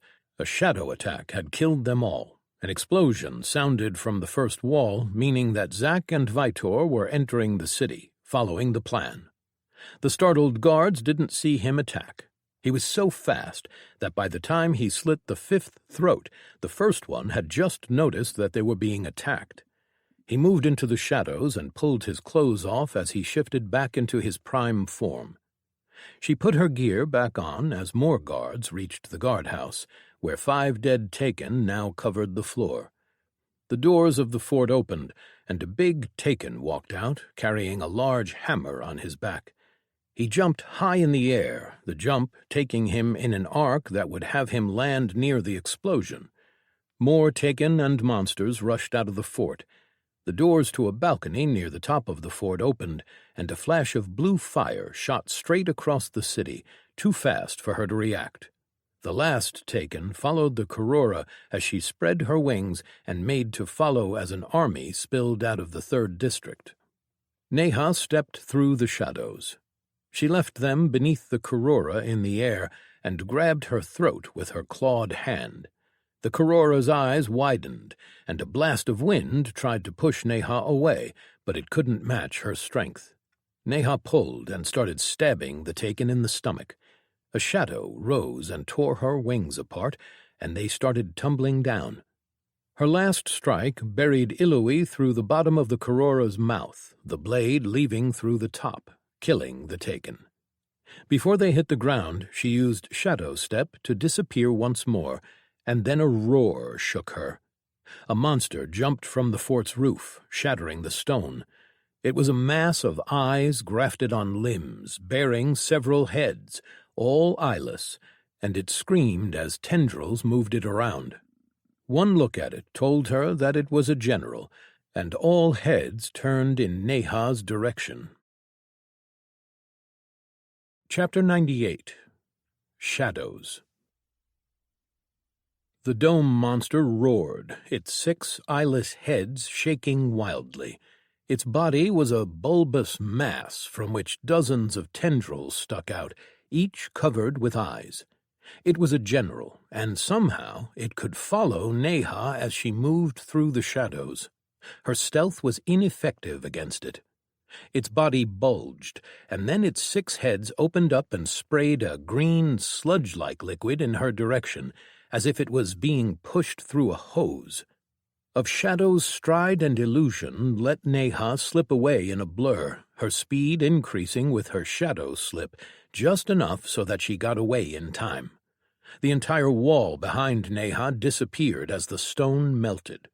She glanced back and saw buildings behind the wall, and at least an entire block all reduced to melted globs of what had once been buildings.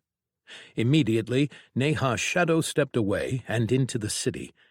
She shouldn't fight an opponent that could track her, nor was there any need. She had to join Zack and Vitor and help them. 2 of the Taken had already gone in their direction. She had to hurry.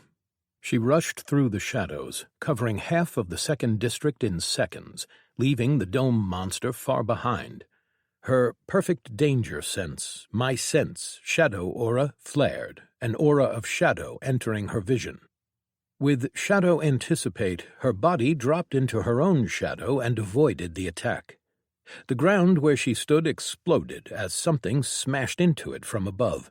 A Taken stood up, wearing 2 thick and powerful-looking knuckle-dusters. The human glared at her, and without a word jumped forward, moving incredibly fast. With Shadow's intent, she felt the attack coming in from behind her. It was a band of energy headed in her direction, intent on binding her in place. Before either of the attacks arrived, Neha blurred away and through a building nearby. The human with knuckle-dusters followed after her, knocking down the wall as he pursued.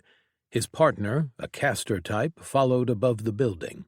Neha could feel a female Demacy running over the rooftops. And she felt something else. As she reached the other side of the building, she stopped suddenly and turned. The Taken behind her was surprised for a split second as she lashed out with Ilui and another dagger that she pulled out of her storage. With perfect lacerate, my strikes tearing apart, she opened 2 long gashes on his forearms, making him bleed. Then the wall and half of the room behind her disappeared as it was melted away. The dome monster had followed her. It was faster than she thought. Neha slipped by the human Taken as he stepped back to defend, then blurred through the shadows and out of the building and into the street. She could feel more Taken, weaker ones, the soldiers, coming in from behind. Lances of white energy harassed her as she ran down the streets, but no matter how deep the shadow she entered, they still saw her. Her skills and intuition told her that it was the dome monster that was detecting her, and somehow the others were able to share that sense. A link of some kind? She couldn't afford the time to find out. A group of wolf-like dome monsters rounded a corner and moved to cut her off. Neha jumped straight through them, her daggers blurring and shadows rising to strike as she cut them to pieces. A crack behind her alerted her to a shock wave the size of a wagon coming after her. She dodged, and the wave hit a building, pulverizing a wall. The human behind her had his fist extended, and then he flashed with light and began striking forward with his fist, sending waves of power at her as she ran down the street, all while the buildings were exploding and sending debris flying in all directions.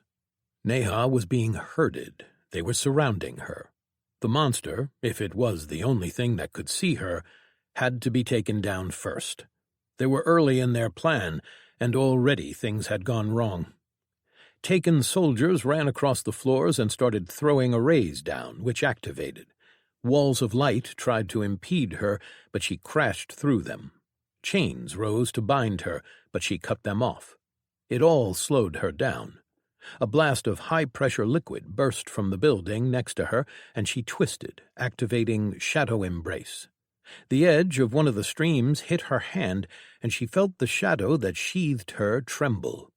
The streams moved and hit her directly, and after just a moment, her defense faltered, but not before she managed to get away. The small amount of liquid still remained. It fell on her clothes, and she felt the burning on her skin, though her stats were high enough to survive it for a bit. She ripped her clothes off as she shifted into her Shadow Stalker form, using primal metamorphosis. She dashed up the side of the building, faster on 4 legs, her claws biting into the stone. She landed on the roof, among a group of Taken preparing to attack from above. She laid into them, and, with Shadow Bite, she bit one's head off, then felt an ideal rearing to manifest. With Paragon's charge, she smashed into the Taken that had tried to use it, and with Paragon's strike, she rent him apart with claw and tooth. She jumped to the next roof then, heading toward the second row of walls. Chains of light caught her suddenly. One of the commanders, the Demacy Taken, had managed to catch up. Neha flexed her body to try and break them, but found the bindings becoming stronger with the more force she used. She kept struggling as the human landed next to the Demacy Taken. With a glare, Neha looked at the Demacy and used Shadow's gaze. The woman's screens filled the corner of her eyes, and with the speed of a thought she scanned through until she saw what the woman used to bind her. She was a Tier 9 in her class, Tier 4 in skills, and was holding Neha with a passive power from her oath. The more Neha struggled, the more powerful the bindings would become. The human spread his legs and readied to unleash another attack at the bound Neha. She assumed that both of them were on the same level of power, and as she saw more people running over the rooftops, monsters growling beneath her on the streets, and the thunderous sound of the general rolling down the street, she felt an ideal forming around the human, focusing on his fists. Strike of the mountains. She stopped struggling for a moment, then focused all her willpower on her skill. I will always strive for freedom. She felt her desire lock in, a part of her forever firm. The world turned dark as a wave of force headed in her direction. The bindings around her slipped through her body as it turned to shadow, and she simply stepped out of the way with, I turn to shadow and stride. She flashed away as the rooftop, the building, and 2 blocks beyond it were pulverized, another 4 being pelted with debris that shattered buildings. Neha moved faster now, through the shadows, among the buildings, getting out of sight. Her sense told her that the monster had lost sight of her, that everyone around her was confused as to where she was. She used her circlet of true mirrors and sent 2 illusions running in 2 different directions, both still in her shadow stalker form. She shifted into her prime form as she felt the monster and the Taken forces detect one of her illusions and focus their attention there. She ran away again and stopped in a small basement. The second district had filled with enemies, far faster than she had thought it would, and with more than she had expected. They had immobilized most of them with the gas, but the fort had to have held more of them than they'd thought. Neha wanted to rejoin Zack, but bringing the enemy's forces to him would only make things harder for him. He had to secure the slaves. She pulled out 2 vials and downed them immediately. She had prepared for this, had talked with Zack and made plans. The eternal elixir of pure willpower and the eternal elixir of shadows burned down her throat. The world changed. She felt the shadows closer than they had ever been. Her sense expanded to cover the entire city, and she found even more of the enemy forces moving than she had thought there were. Many were headed to the first district, where she could sense Zack and Vitor both fighting with powerful Taken. More forces were headed their way. She felt the monster general destroy her illusion, and the 2 Taken commanders pause. Her second one was caught a few moments later. She took a breath, and she felt the shadows around her breathe with her, almost in anticipation. Her skills trembled beneath her skin. She let her willpower out, along with her ideal. Grasp of shadows. She walked, her body a shadow with no physical presence. All the shadows in the city were hers, and she moved them, focusing on the enemy forces that were moving toward Zack. Hands reached out and grabbed hold of them, and then the spikes of shadows impaled them, snuffing them out. The enemy began evading and fighting with her hands, trying to save their lives. The Demacy Taken took to the sky as the human punched the ground and shattered his hands, then jumped up as well. The Demacy raised her hand and, binding light. A white sun pushed on Neha's shadows. It would have probably banished them if she hadn't downed the shadow elixir. She let her image spread through the shadows, deepening them, making herself stronger. Then Neha pushed her willpower against her own ideal. She could keep her shadows physical despite the light, but she needed more to advance against the Taken's ideal. Shadow provided you shelter from the terrible and burning light. Shadow protected you from light's bindings. Shadow gave you freedom. Shadow was closer now. She was made of it. She could feel it. The light above might be banishing some of the shadows, but it also made the rest deeper, stronger. Light and shadow. One burned, and the other sheltered.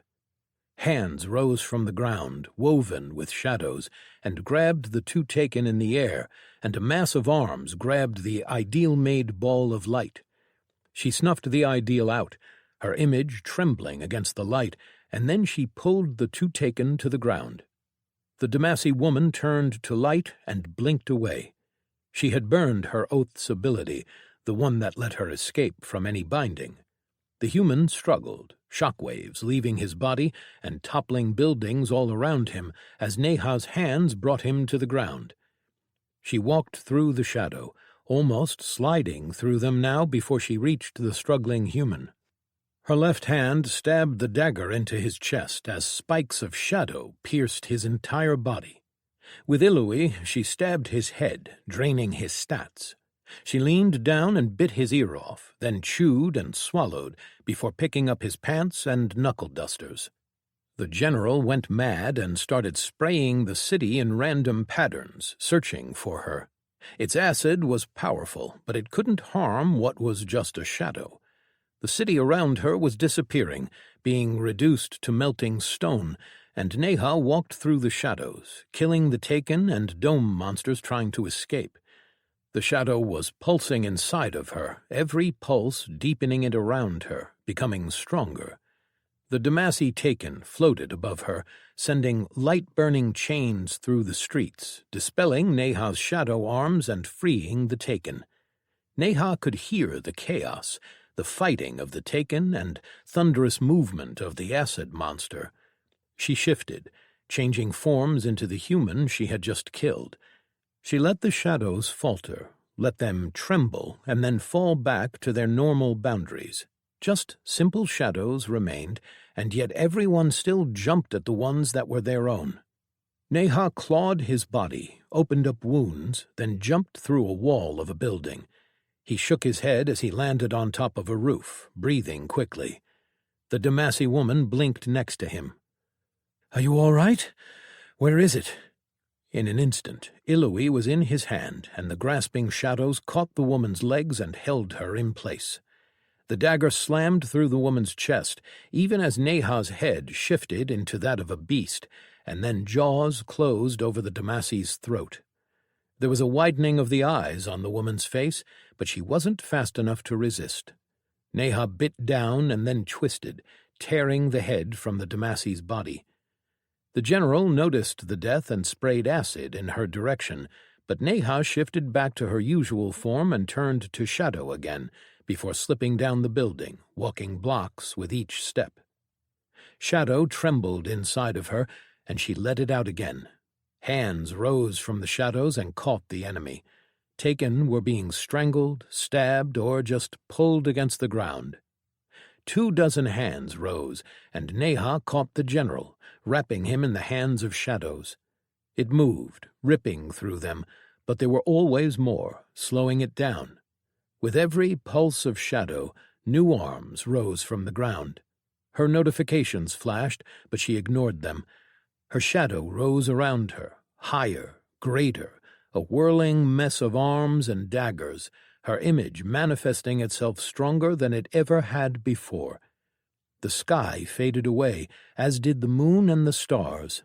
Only a black canvas remained above them. The distance one could see shrank, and the shadows danced in the flickering light. The stone cracked as the general moved, and the sounds of buildings coming down filled the city.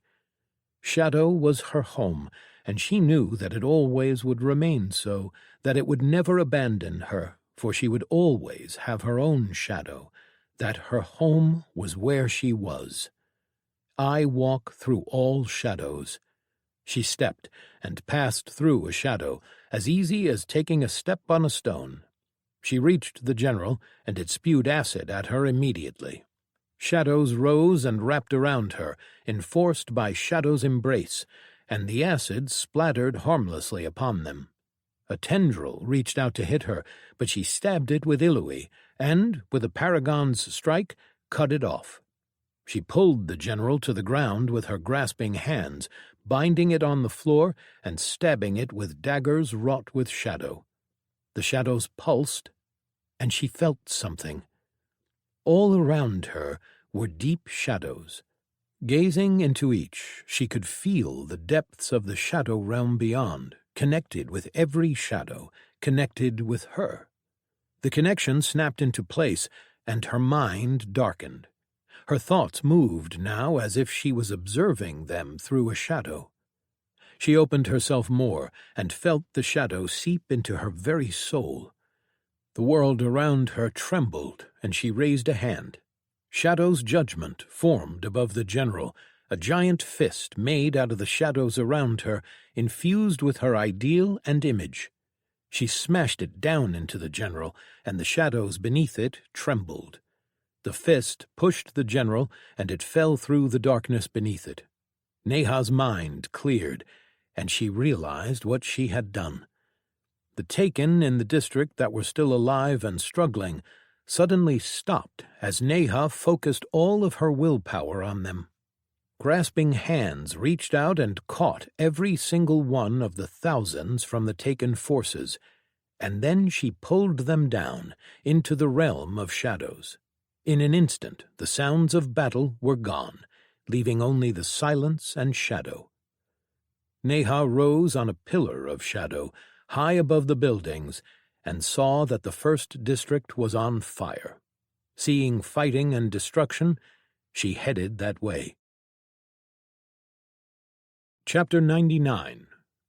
As Before. "She is done," Bera said.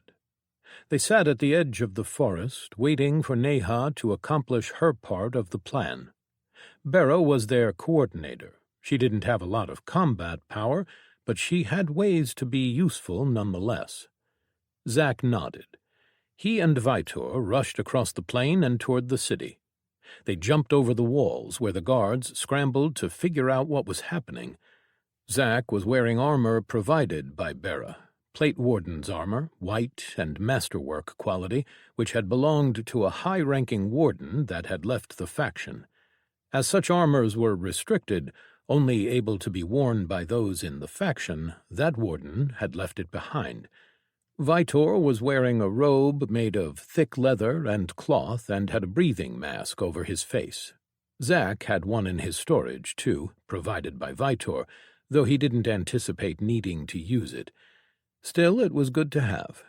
Vitor had said that he wasn't a fighter, not really, but he came from the sects, and all of them knew how to fight to some extent, at least. The scaleless Drake had said that he would be able to do best in the city, in the tight places in between and inside buildings, where his gases couldn't dissipate too quickly. Neha had reached the fort, and the enemy was learning that something was happening. They didn't bother to hide. That was not part of their plan. A guard on the walls noticed them, but before he could do anything, Vitor flicked a hand in the guard's direction, throwing a small ball of wrapped paper. It unwound, and then a small cloud of powder hit the man in the face, making him cough, his hands coming up to try and cover his face. He didn't struggle for more than 2 seconds, and then he slumped against the wall, sliding to the floor where soft snores could be heard. The guard had been one of the traitors, and not a Taken, and they had decided on trying to keep as many people alive as possible. Crimes would be punished, of course, but killing people outright was not something that Zack would allow, not without first knowing that these people had no intention of changing. After that, Zack and Vitor jumped down from the wall into the streets. The city was covered in pale amber light coming from lamp posts on the street corners, casting shadows across the dark alleyways. Zack could feel the shadow, the depths of it, and wondered if some part of Neha's power was touching it from even this far away. He was impressed with just how much power she had, and just how much she almost didn't seem to realize her own power. Zack had taken his attunement potion and improved his aspect-born attunement to allow him to choose more aspects for his arsenal, but also make them even more powerful. It now gave him a basic sense of his arsenal aspects, which he didn't quite need. He didn't choose Shadow, though it had been available to him, probably because of the true link with Neha. He had added two, Mind and Ethereal. Though the ethereal realm was still closed, and most related powers didn't work, it interested Zack nevertheless. He'd wanted to see if he could figure out why that had happened there. So he didn't feel the shadow in the city through his perk, but simply felt it. Everyone with a soul could feel aspects, as far as Zack believed. All of them were essence, both people and aspects. When you felt the wind on your skin, you felt the aspect of wind. People just had to sharpen that sense to let themselves feel the essence in a way that was not innate to the bodies they had. Zack had been able to feel aspects with more clarity ever since he'd gained Sage of Time. They moved into the city, heading to one of the empty buildings that they had previously marked through reconnaissance. They passed by unopposed, the still-awake guards too confused and too focused on the walls and outside threats. Not that they would be much of a concern, even if they were watching the city. Vitor entered the building and placed an explosive formation inside. Once he was done, they rushed through the city, their speed increased by Vitor's potions. He had given them all some, and a few were incredibly powerful. While Zack didn't anticipate needing them, he was still grateful. There were no guards moving through the streets, only those on the walls, and by now they had noticed that the people in their guardhouses were asleep. There were alarms being sounded up in the city, coming from the fort, but no one knew exactly what was happening. Nevertheless, that made their task easier. "There," Vitor said as they neared the first location, the slave block. "Do you want to try and release one now?" Zack looked at the building, thinking about the imprisoned people inside.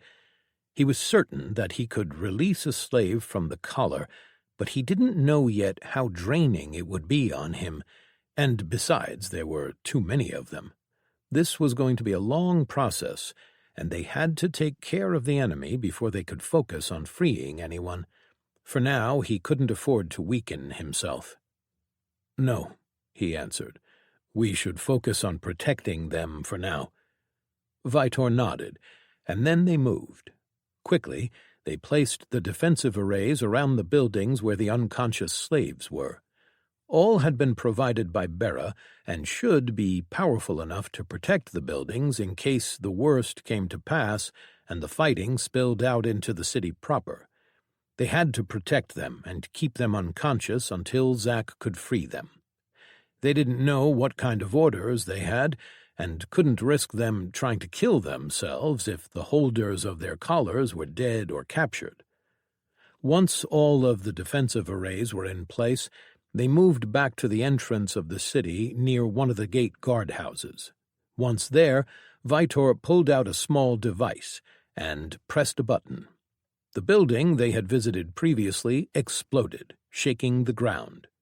That should be enough to pull the strongest from the fort. They didn't know enough about what was inside to fight in there, and by drawing the enemy out, they could have Neha flank them from behind as they left. She could even maybe take a few of them out before the fighting really started. It didn't take long for their presence to be noticed, and it similarly didn't take long for reinforcements to come to them. A shape flew out from the hill, flying, or, as Zack had realized, falling on them. Both Zack and Vitor jumped out of the way from the falling shape. The newcomer impacted the stone street, and it shattered beneath his feet, sending dust and debris flying in all directions. The ground shook, and the cracks spread everywhere across the stone street, the buildings, even the walls and the guardhouse. A tall minotaur straightened. Wearing thick green armor that covered every inch of him, and a helmet that sheathed even his horns, he carried a large two-handed hammer which he held in a ready stance as he walked out of the crater he'd made by his landing. "Intruders," his deep voice rumbled. "Only two of you. Underhandedness, I assume. It will not go your way, intruders." "I guess we'll see about that," Vitor answered. Zack's skill told him that the man was strong. He had few flaws as far as he could see. "Surrender," the Minotaur said, "and you might live to see the glory of a new world." Before they could give their answer, a shooting star flew at them from the fort, a comet of blue fire that came to a stop just above them. A man covered in fire floated there, wearing orange armor and a smooth helmet. A moment later, the helmet peeled away to reveal a face that Zack recognized. "I've been waiting for this moment, Zachariah," the human with red hair said. Zack met his eyes. "You shouldn't have," he told him. "The outcome will not be any different than last time, Eric."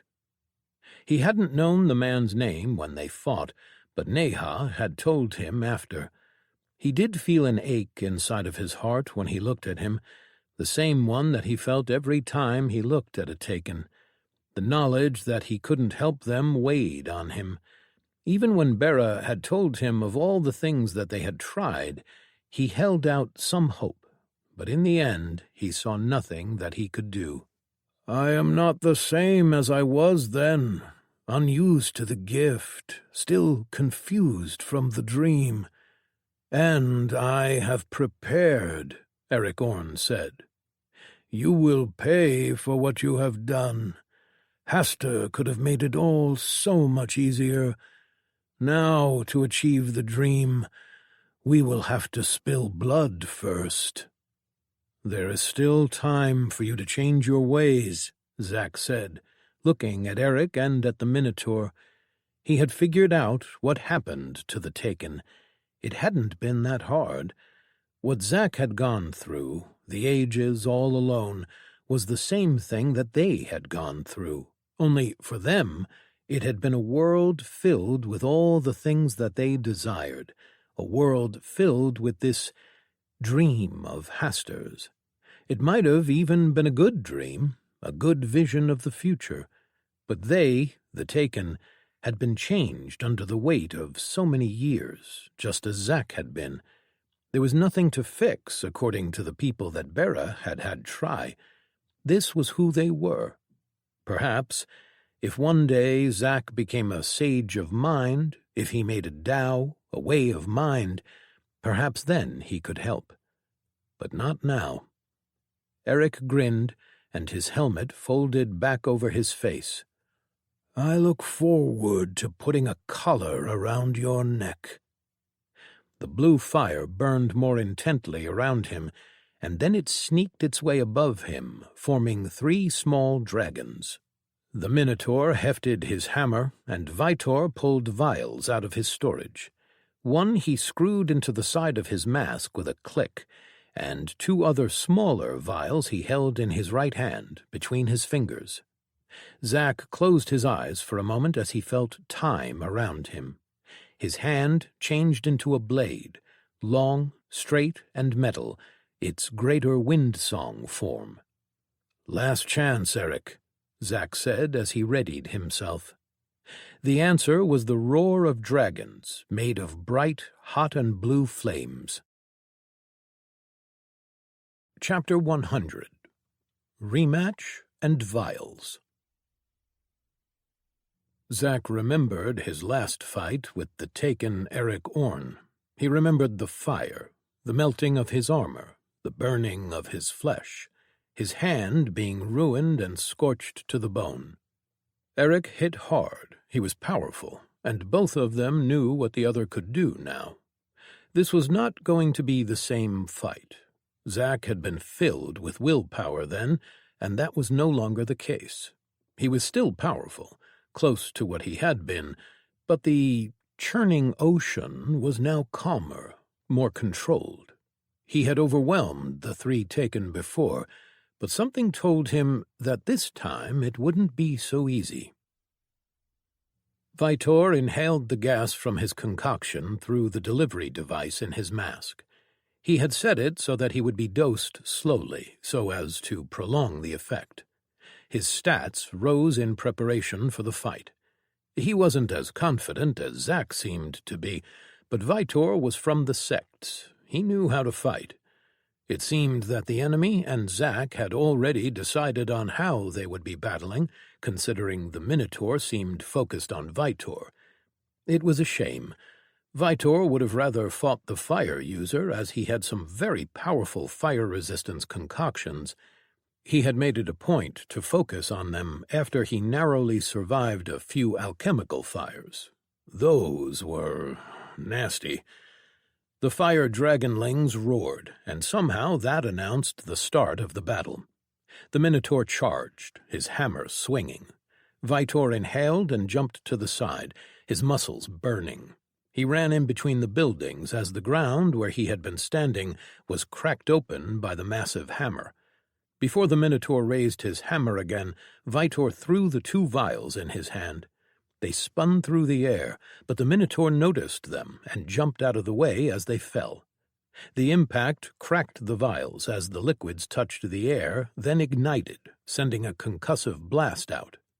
The Minotaur was caught off guard, and when the blast made him stumble back a step, Vitor jumped through a wooden door, shattering it to pieces as he crashed inside. It was a small building, a home, but he noted the back entrance. He heard running behind him and prepared. His techniques were meant only for alchemy, the mixing and preparation of ingredients, not for combat. But for most things, he didn't need them. He was in the eternal realm. He was naturally stronger than most. His storage was filled with vials, elixirs, and potions, as well as various powders and concoctions. He pulled 2, 1 in each hand. He hit 2 of his fingers together, activating a ring and creating a spark that ignited the fuse, then dropped a skin bag to the floor. He ran out of the building through the back door just as the Minotaur entered the building. His bag exploded, and black smoke filled the room. The Minotaur didn't even slow down as he crashed through the back wall. Vitor opened the vial in his other hand and threw the contents out. Droplets of acid fell on the Minotaur, who stopped and summoned a shield to protect himself. The Minotaur hadn't cared for the smoke inside the building, but had ignored it, even though it would have torched his lungs if he had inhaled it, and it would have burned if it had touched his skin.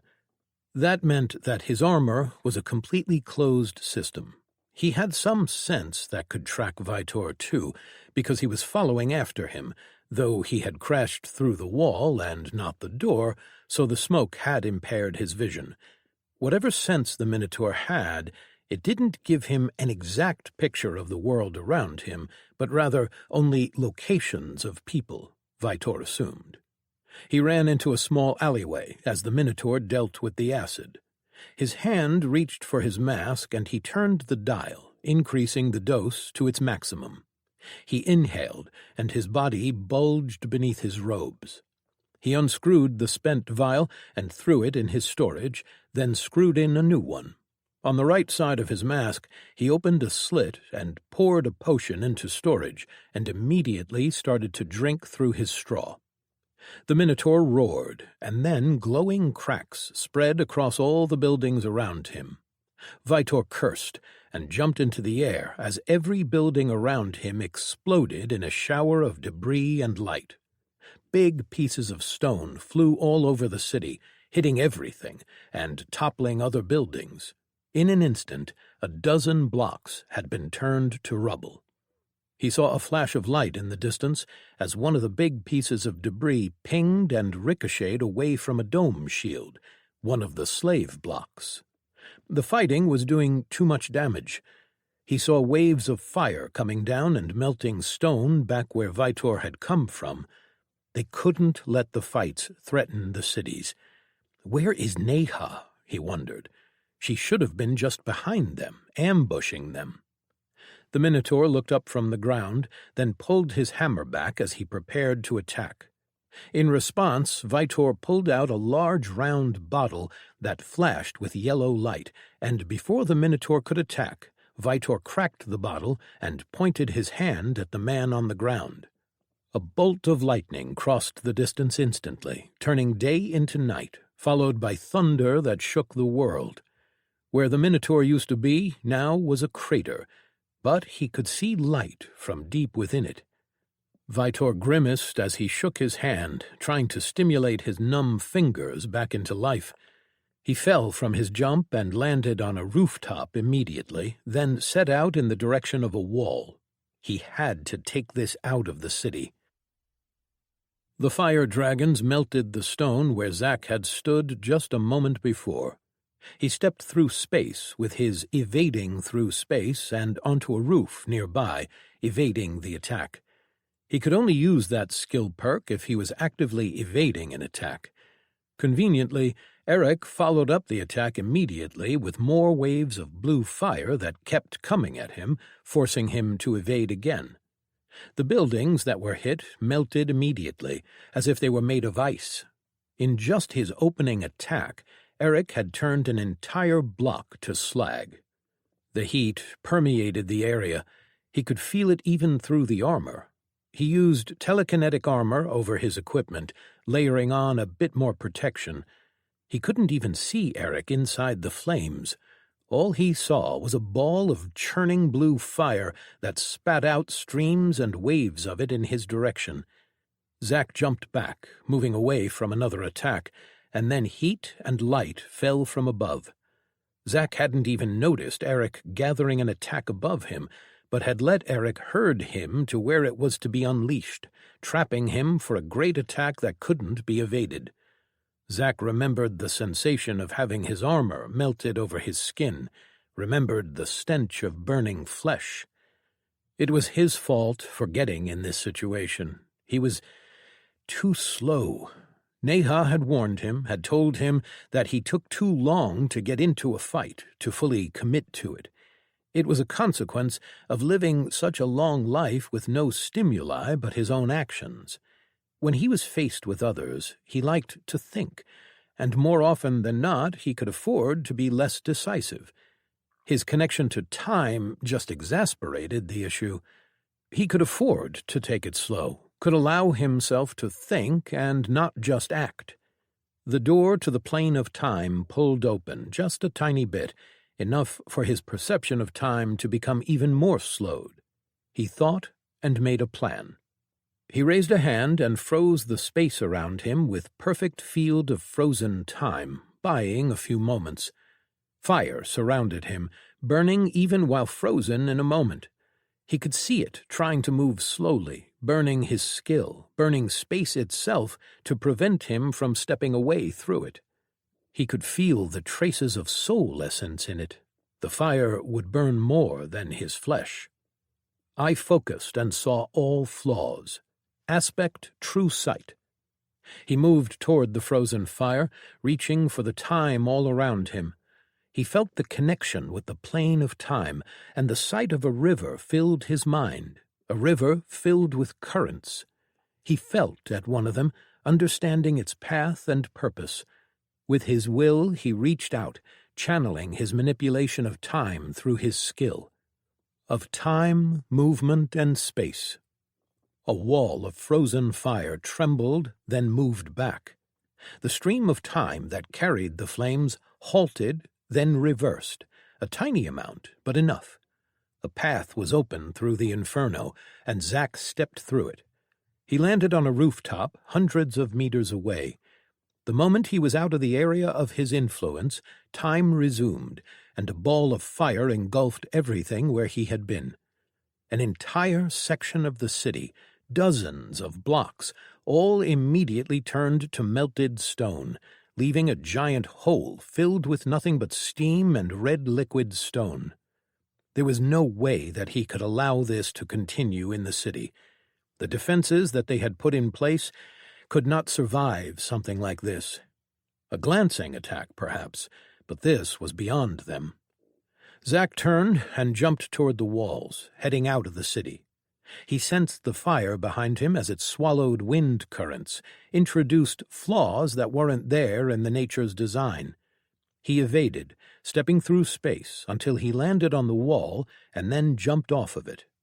Mid-jump, he turned and looked at the blazing sphere of fire coming after him. Arsenal wings, wind, last sovereign of Terra, ancient heritage, phantom avatar, lord of grace and woe. Wings of wind appeared on his back, and he blasted toward Eric.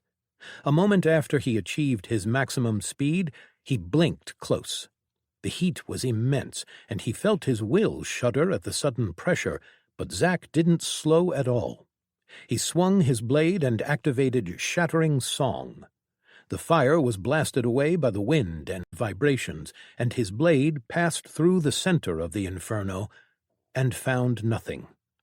A blast of fire engulfed him, and he felt his telekinetic armor crack, nearly faltering under the assault. In the split moment it took Zack to beat his wings and blast the fire away as well as fly up. He turned and saw Eric floating a bit away, now clearly visible, but the fire was quickly building up around him to shroud him in it again. Zack blinked again, exiting the teleport next to Eric. He was swinging his blade before he even finished the move and found only empty space. He frowned and turned as he sensed an attack. He stepped away through space and gained altitude with his wings. Eric had his hands spread, and fire and the heat from the city were rising, moving toward him in one giant wave. Zack blinked again, this time pulling on the plane of time.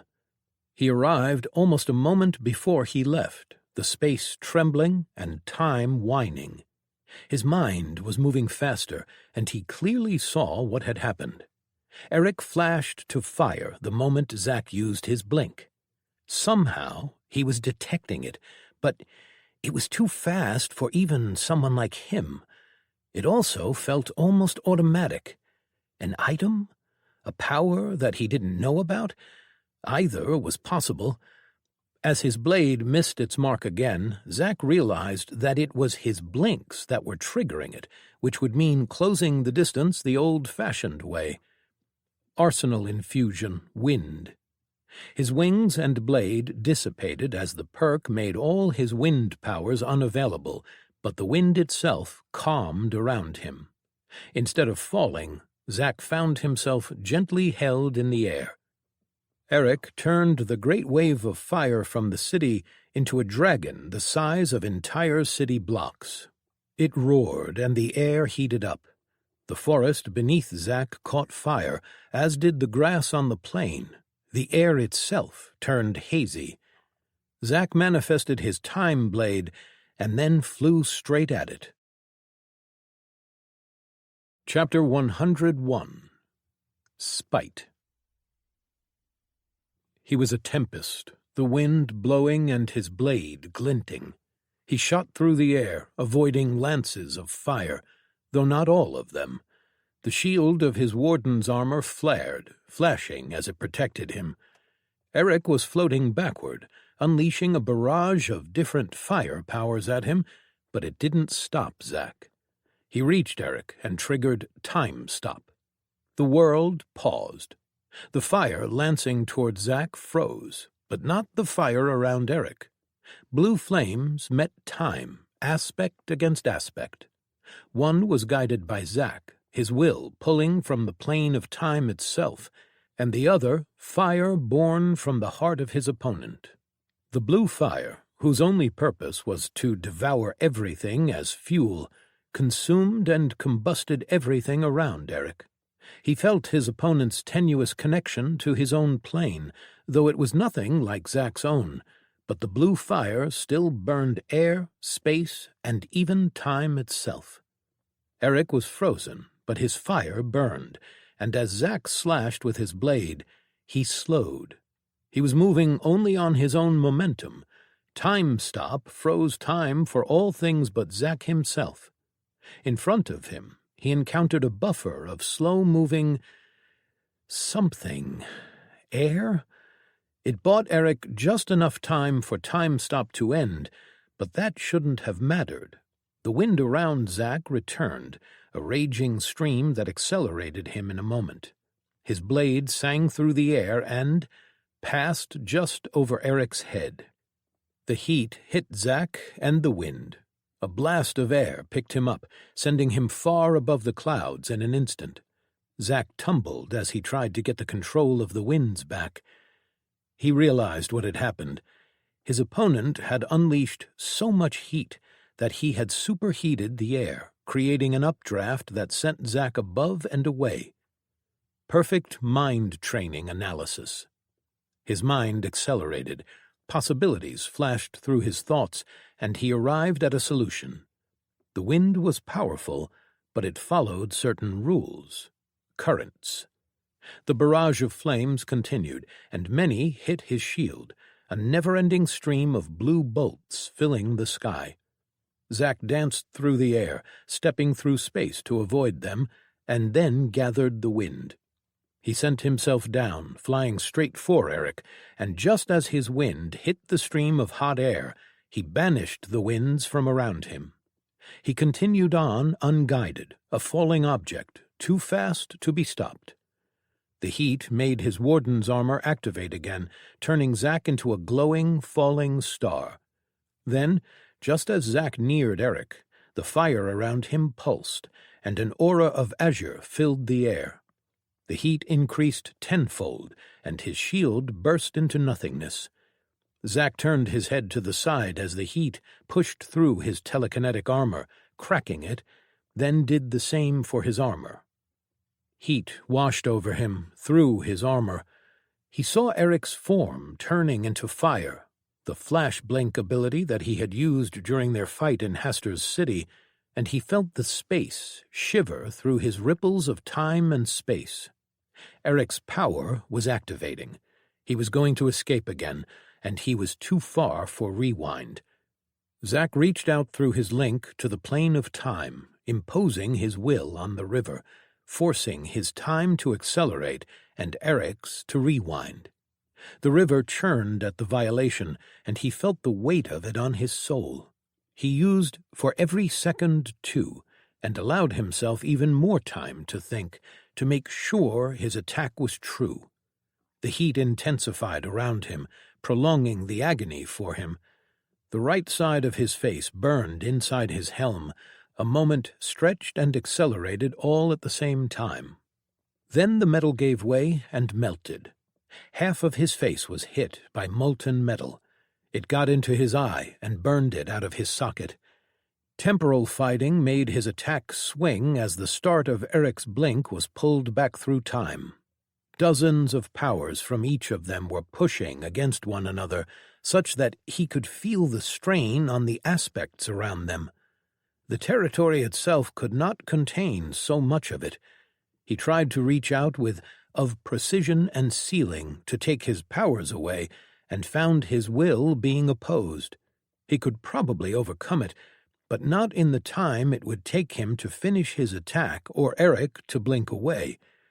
The aura of the blue flames was stronger than he remembered. Zack felt his blade connect, then heard a scream of pain. He smashed into the ground, cratering the earth around him. Zack groaned and dug himself up, then peeled away the now cooled metal on his face along with fused skin, then the rest of his helmet. A piece of cloth on his armor was on fire, but Zack ignored it. He turned his good eye on the sky and saw through the blue haze. Eric held his right shoulder, where his arm had been, his good hand glowing with blue fire as he cauterized the wound. Combat, true combat, was still a foreign thing for Zack. He had power, and with it came the knowledge that there were very few things in existence that could threaten him. He was the sage of time. He had crafted a way and had imposed his will on the world. Time now flowed according to his will, following a pattern that he had created. His first steps in this world had been filled with conflict, with combat and death. He had prevailed over the 3 fresh taken, and he had landed the final blow on the monster that had imprisoned him. But at that time, he had been empowered, unrelenting. Every fight he had since then had been without any true danger. Even the explosion caused by the reaction engine had not been a true threat to him, not personally. It had been the destruction that it had wrought, and the lives it had taken, that had spurred him to action, that had fueled his growth. As the sage of time, even with his addled mind, the insanity that still danced at the edges of his soul, he knew that eventually he would master more aspects and become sage of them all. That future was at the core of who he was. The only question was whether he would succumb to madness and lose himself in his research, or if he would retain himself and hold true to his ideals. But now he felt it, the knowledge that he could lose. Not here, not now. He had the measure of his opponent now. It would not be much longer, but the burning on his face let him know that even those who were weaker than he could beat him. Regardless, this was insufficient. Eric's fire was powerful, but ultimately Zack would prevail. There was no doubt in his mind. He let his willpower unfurl around him. His skills rose to the surface, ready to be used. The next clash would be the last. Eric seemed to have noticed, realizing somehow what Zack was preparing. "You fucking waste!" Eric roared, surrounded by flames. "I was so close, and once again you stand in my way. You are oppressing innocents. You take their choice away. I cannot let that continue," Zack responded. Eric tilted his head. "Is that why you are here? Because of the fucking slaves?" Zack didn't answer. Instead, he pushed his will into his blade and prepared his strike. Eric's entire demeanor changed, and then he turned toward the city. "I might not be able to defeat you, but I don't need to in order to win." Zack narrowed his eye, but before he could react, Eric flashed away. Zack blinked into the sky and saw Eric above the city that was covered in shadows. The deep dark was suddenly illuminated by the light of Eric's flames. He blinked closer, but not on top of Eric, as he didn't want to trigger his power. The wind held Zack floating above the city, with deep, dark shadows pulsing beneath him. He recognized Neha's ideal. He was a short distance away from Eric, who was above one of the slave blocks. By the time he realized what Eric was planning, it was too late. He wasn't fast enough. Eric's laughter filled the air as he raised his hand to the sky. "Burning azure, thy world to cinders." The world turned monochrome, a canvas painted in the colors of blue, of azure. The fire inside the city, the forest outside of it, anything that was on fire had color, all bright blue and unreal. Everything else was dim, almost colorless. Their world was filled with silence, save for Eric's laughter, echoing like thunder. All that fire touched turned to dust, to ash, crumbling before the color blue. Zack winced as the pain hit his shoulder, and he looked to see the fire on his armor turn it to dust, eat at his skin, and make it crumble into ash, as if it was skipping the actual burning process and going straight to the end product. He blinked away, leaving his armor behind. He landed on the ground and pulled another armor around him, his shoulder radiating in pain as a piece of it poured out in dust form. Above him, where Eric had been, was a beautiful sight. The fire no longer looked real.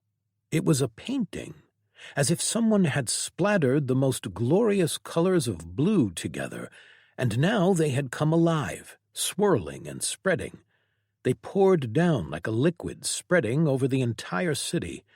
He saw towers touched by it, crumbling to cinders immediately upon contact. He felt at the river of time, felt a hole opening in the stream where the azure fire was devouring everything. He felt the bank of the river forming, a solidified piece of time, an event that deserved a monument. He knew what was going to happen. Nothing would stop that fire. The entire city, the entire territory would turn to ash. Zack blinked directly beneath it, then looked up. His "I strike through time" was infused in his blade and ready. But something told him that it wouldn't be enough to kill Eric, that these flames would continue regardless. And then shadows rose from the ground. Hands the size of buildings caught the flames, holding them off. The shadow lifted from every part of the city, from around him, and he felt it shroud him, making him tougher, protecting him. Shadow met fire and buckled. The fire poured in between the fingers. It burned buildings. The shields around the slave blocks flared. She couldn't hold it, only slow it. He felt her through their true link, felt her resolve, the need to protect. He had to help her. He let his will out and used perfect field of frozen time. The shadows trembled as he helped her, and then the shadows pulsed. They deepened, strengthened, and then surged. More hands, more walls. A dome of shadow rose and kept the fire at bay. Zack's senses told him that the world outside of the city had turned to cinders as flames slipped around Neha's shadow. Zack had to stop this. He marshaled his will and plunged it into the river of time, dug deep into the bedrock and focused on, and so it was once again.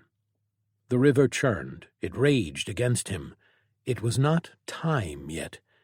He tried to force it, and found his will thrown back at him with such might that it made his mind go blank for a moment.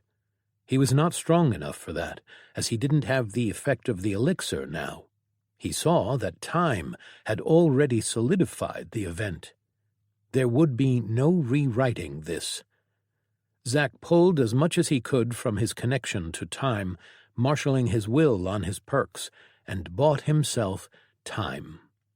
The world around him froze, and he started to think. He would fail here. He had come to save these people, and he would now be the catalyst of the events that had hastened their deaths. No, that was not who he was supposed to be. I will protect the innocent always. Those were old words, as old as he was, no, older. They were pieces of who he had been before. I will fail, but I will never stop trying to do good. I will never stop trying to be better. Some were more familiar to him than others. He had used them before as pieces to lean on, but they were not spent, of course. They were part of him, were the foundations upon which he was built.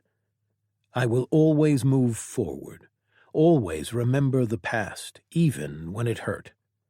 He had shaped time itself, and his will reigned here. Perhaps he could not protect them. Perhaps he had been too arrogant and too weak. He had allowed this to happen when he could have ended it before Eric even attempted this. He let his will pour out through his skill, all of it with abandon, with no care for himself and his own life. That ideal was a power. That fire was power, and all powers could be stifled, could be sealed. He let the wind pick him up, send him above the buildings and toward the burning death above. He reached out through his skill, through of precision and sealing. His range spread, precise and with purpose. He focused on all fire, on all slaves. He reached into their collars and reached into the fire. His will reigned here, and his will was life and freedom. He poured his will and his desires into the skill. He felt it trembling. It wasn't enough. He tried to force it to evolve and found it unable to. To quench the fire and free the slaves, it was not able to do what he wanted. It was too wide of a desire. Arsenal infusion, soul. Zack switched his infusion, and the efficiency of his soul powers increased. He felt the collars tremble, but again, he was trying too much. He was falling through the sky, the wind no longer holding him up. He glared up at the shadows that peeled away to let the azure fire seep through. Neither of them was enough. Life was not supposed to be so easy to snuff out, so easy to enslave. People with power should be greater, better than all others, worthy. How could Eric do this with such ease, after all that Zack imagined he had lived, as Zack had, too? A life where he had seen wonders. Even if he believed in what Hastur showed him, how could he still think so little of others? How could none of them see what a gift life was? How beautiful it was, even when it was short. Even without immortality, it was a part of time, forever etched into the banks of the river that would flow until the end of all things. Every grain of sand and every monument on the banks of that river were made by lives, by their experiences and their actions. Every moment they drew breath, they introduced noise, they introduced impetus, they changed things. How was that not beautiful? How did they not see it? It came to him from deep inside, a feeling and a desire, born out of loneliness, out of the need to see others safe, to shield others because he could, because he didn't want to be lonely again, because he remembered the pain of loss, even if he didn't recall the memories. He was the Lord of aspects. It was his will to know them, to understand them. He was a learner, a protector, a teacher. He reached inside as the pieces assembled. I will protect the innocent always, because life is precious. I will fail, but I will never stop trying to do good, because I make mistakes. I will never stop trying to be better, because I learn. I will always move forward, because time flows only in one direction. Always remember the past, even when it hurt, because there is beauty in the monuments on the river's banks. His will reigned here, because he had earned it. Life and freedom, because they were the rights of all. He found it inside, and he brought it out. Arcadia. A white sphere expanded out of Zack, one of light and protection, of freedom. It grew rapidly, covering the city and the sky, bolstering the shadow and the defensive arrays alike. It passed through the buildings where the slaves laid asleep, and the powers of their collars were suppressed. The connection to their souls snapped, and the collars clicked open, falling from their necks. The light spread across the city, over the ground until it covered it in its entirety. The flames inside the city were stifled and snuffed out, and then the light rose to the sky and met the azure fire. For a moment its spread stopped. The azure flames pushed down on the sphere, burned at the idea of protection, but the light and shadow rose and pushed it back. Zack's ideal touched the flames and stifled them. It rose and denied their power. It kept growing until a half-sphere covered the entire city, and there the ideal stopped. Zack felt the flames beyond try to push through for a moment, but shadow and light held firm. Then the flames lessened and winked out. Color returned to the world, and the azure flames painted on the sky faded back into regular fire. Zack looked up, but knew that Eric was gone, escaped again. He felt exhaustion hit him, his will largely drained as it supported both his skills and body. He slumped and fell to the ground, landing in a square in front of a slave block on his feet. He sagged, but smiled. He was triumphant.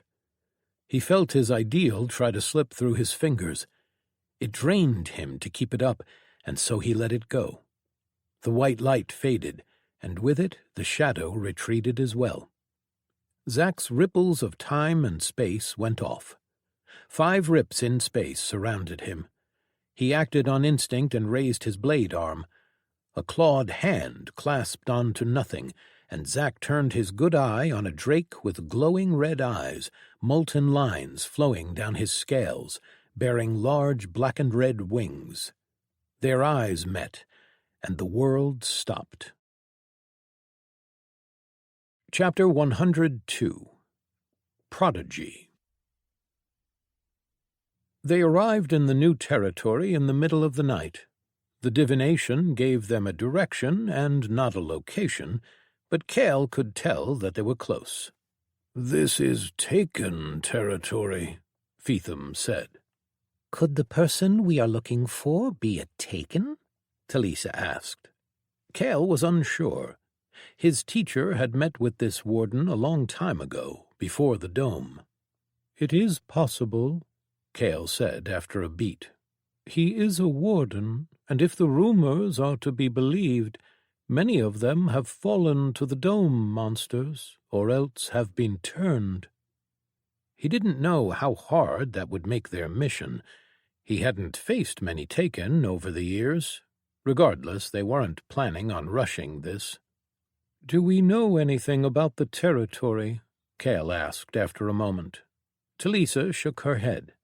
"I know that this used to be a territory focused on resource gathering. I have no idea what the Taken are doing with it now."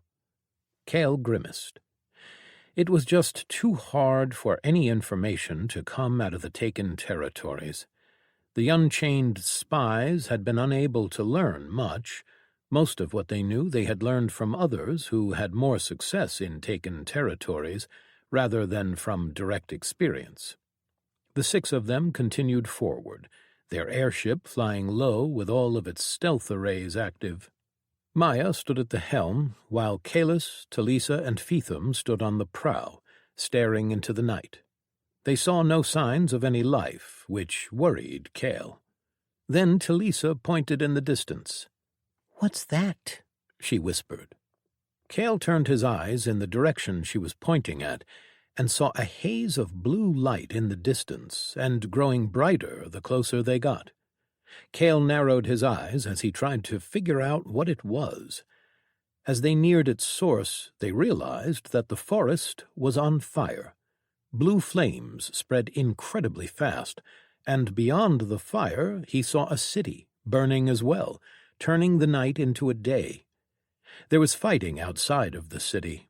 He saw shapes flying by so quickly that he could barely follow them.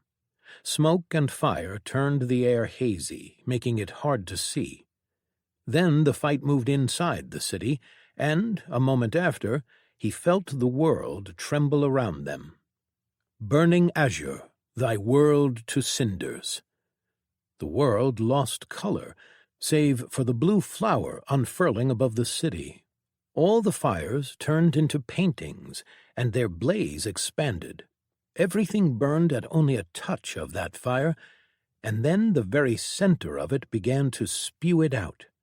Most went down toward the city, but licks of it launched in all directions in long trails of painted fire, blazing with blue light. "Maya!"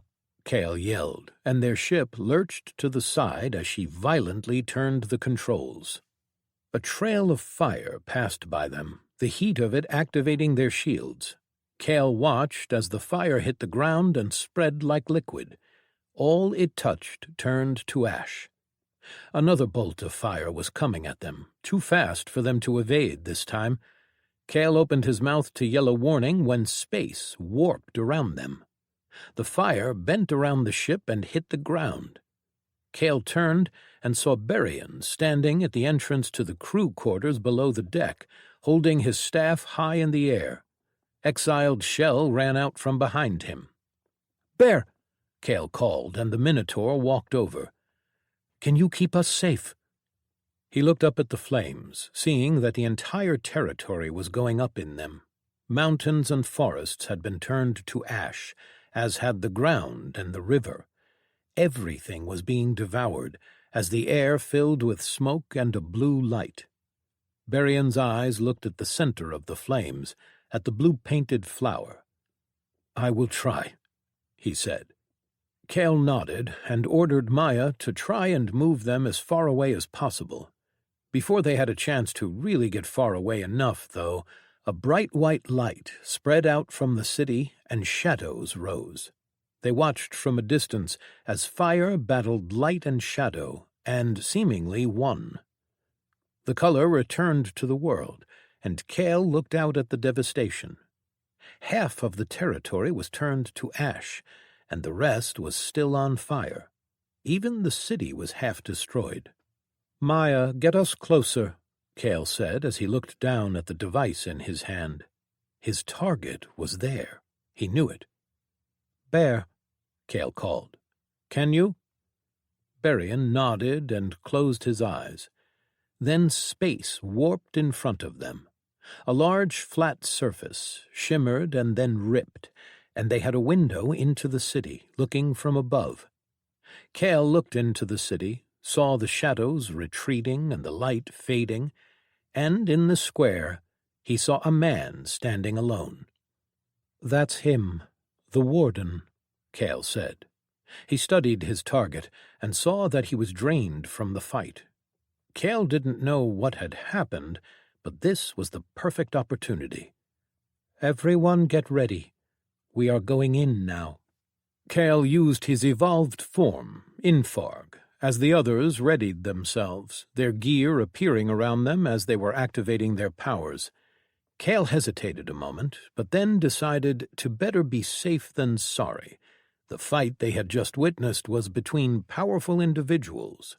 He raised his hand and cast a rune on each of his people, increasing their power. He glanced at Berrien. "When you are ready." The light in the city winked out, and Berrien raised his hand.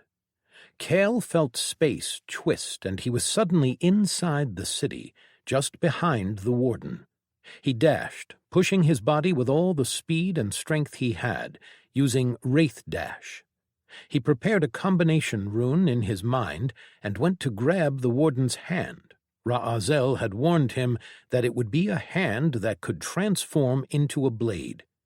His hand nearly touched it, when suddenly the warden seemed to accelerate, and he moved the arm out of the way. Cale's claws closed on nothing. He glanced up and to the side and met the warden's eye. A side of his face had been burned off, leaving behind blood and what looked like cooled metal stuck on the bones of his skull, his skin having been peeled off. It was an injury that would have put many on the floor, writhing in agony. The moment lasted for a moment, and then the wind picked up and sent Cale flying off across the square. He beat his wings and righted himself, just as Exiled Shell smashed his hammer into the man's back. The warden flew forward, but then floated and righted himself in just a few moments. He tilted his head and studied them. "You are not taken," he said, "and you don't wear the uniforms of the traders. Who are you? Do we know each other? Why are you attacking me?" The words came with a weary and tired cadence. "Apologies," Cale said, "but I have a task to accomplish. It is nothing personal." The warden's eye narrowed, and then his willpower spread out, making them all shiver. Cale had never felt anything like it. The weight of it made him hesitate, and then the man blinked in front of him. His hand grabbed Cale's throat and lifted him up from the ground. Too bad his blade arm was away from Cale's reach. Still, the feat of it made Cale's eyes widen at the sheer strength that the warden had. I am tired, so this is your first and last warning. I have no desire to fight, the warden said. Cale struggled in his grip and cycled his chi. He sent a thread of it into the man's mind with dream of tomorrow. The man's eye twitched, but nothing else happened. His hand tightened around Cale's neck, and he used release all restraints just as his people attacked. Chains wrapped around the man's blade, and roots around his legs. Then Maya came in with her blades, intent on cutting the man's hand off. The hand around Cale's throat moved away, freeing him. Then Cale punched forward with all of his might and ferocious blow. The man twisted away, but a glancing blow caught him in the shoulder just as Feetham released lightning through the chains.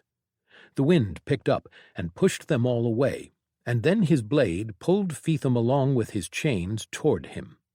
The Cthulhu's eyes widened as the warden kicked him in the chest, sending him flying in the opposite direction. The warden landed just as Exiled Shell blurred forward, his hammer glowing. He hit from above, and the warden blocked with his blade. The ground beneath him cracked, and he was pushed into it, down to his waist. Maya flew low to the ground, and the warden blinked away just as her wind blades came at him. Cale was watching, waiting for the place where he would appear, and then sent a powerful strike straight at him, with perfect greater blow, my fist, weight of a mountain. The force caught the warden and sent him tumbling through the air as vines and trees grew across the ruins of buildings and rose into the sky to catch him. They constricted around the warden's body, and Cale flew in his direction, reaching for the warden's arm. On the ground, then, he noticed a shadow moving faster than he could react to, and before he could even voice a warning, a dagger punched out of Talisa's chest and another through her head. Cale froze for just a moment as the warden's blade blurred and cut himself out of Talisa's vines and roots. A moment after, he continued after the warden. The shadow on the ground stepped to move, but Talisa's hand caught the shadow. Her head turned, and flakes started falling from her face, revealing what Cale knew was hidden beneath the surface. Her body, that of a wood elemental. A dagger through the center of her body and her head would not stop her. Roots exploded around her, leveling buildings as she focused on the shadow. Cale reached the falling warden and threw his hand out, carving a rune.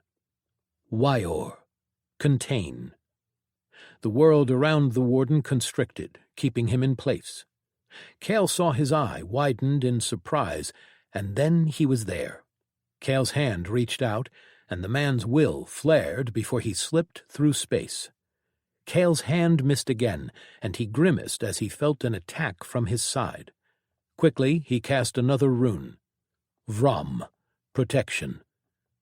The warden's blade hit the shield made by the glowing rune, and he tilted his head in response. Cale lashed out in sequence, using techniques and runes, striking with his fists. The man moved his body like a master, evading, deflecting, blocking, and then his hand lashed out in a stabbing motion, hitting Cale's armor, and it crumbled. His fingers punched into Cale's chest, pushing all the air out of them. He used Wraith Lash to put some distance between them as they both landed on the ground. Cale glared at the warden. He was far stronger than he had thought, too strong, far more than Ra'azel had indicated. He readied himself to jump in again as he felt his people approach him. Then he detected an attack from behind and turned, quickly etching a rune in the air and manifesting a shield. A blaze of yellow fire hit the protection dome and shook the ground with its intensity. Above it, in the air, he saw a man blazing with light.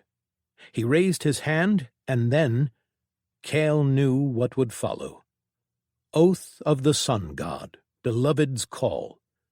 The night turned into day. I've found you, murderer. No running now, Heor Darkhoof said, as fire blossomed around him. Berian watched the battle through the spatial window. He saw that his friends were outmatched. He could feel the man's will from this far away, could feel the space tremble, influenced by an aspect that was close to it. It was incredible power, a mastery of an aspect that he envied. He watched, and he felt pieces in his soul click together at the display.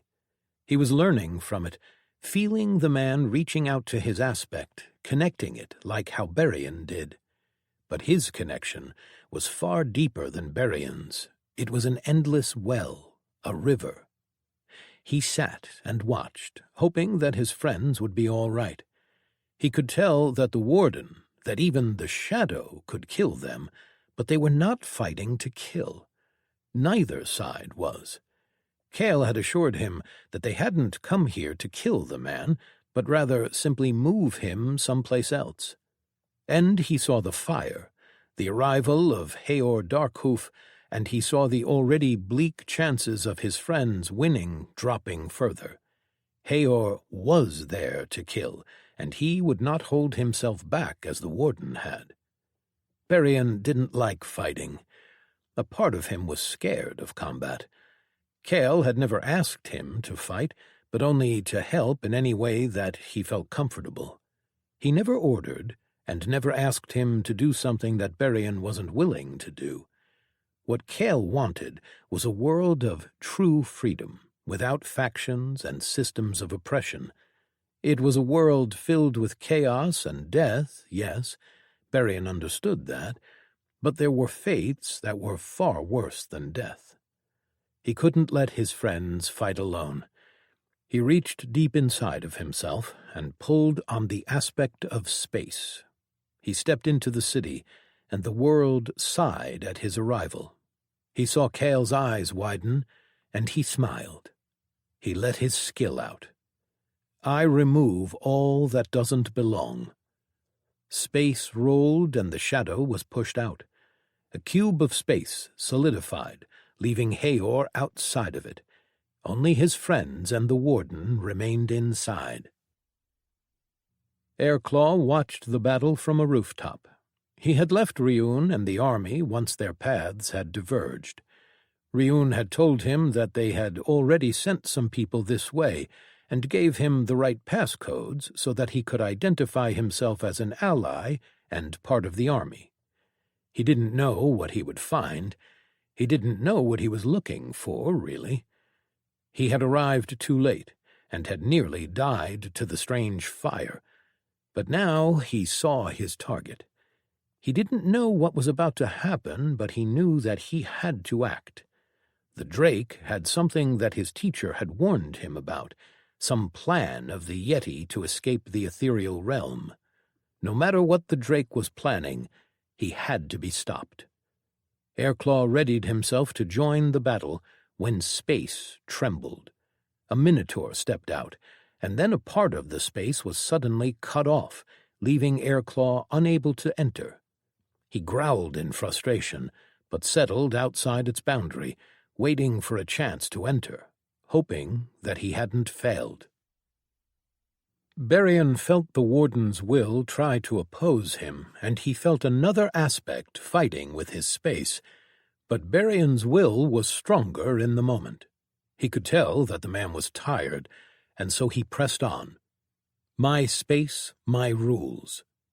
The space inside calmed, and Berian swapped the man with air, bringing him next to him. The warden frowned, his mouth opening, but Berian didn't let him do anything. The warden was too strong, stronger than Berian, and even tired as he seemed to be, there was no way of knowing what he could do. Better to get this done quickly. He opened himself to the aspect of space, grasped at the knowledge and secrets it held, and pressed them on the man. Space solidified, keeping him trapped. Berian pulled Cale next to him. Do it quickly.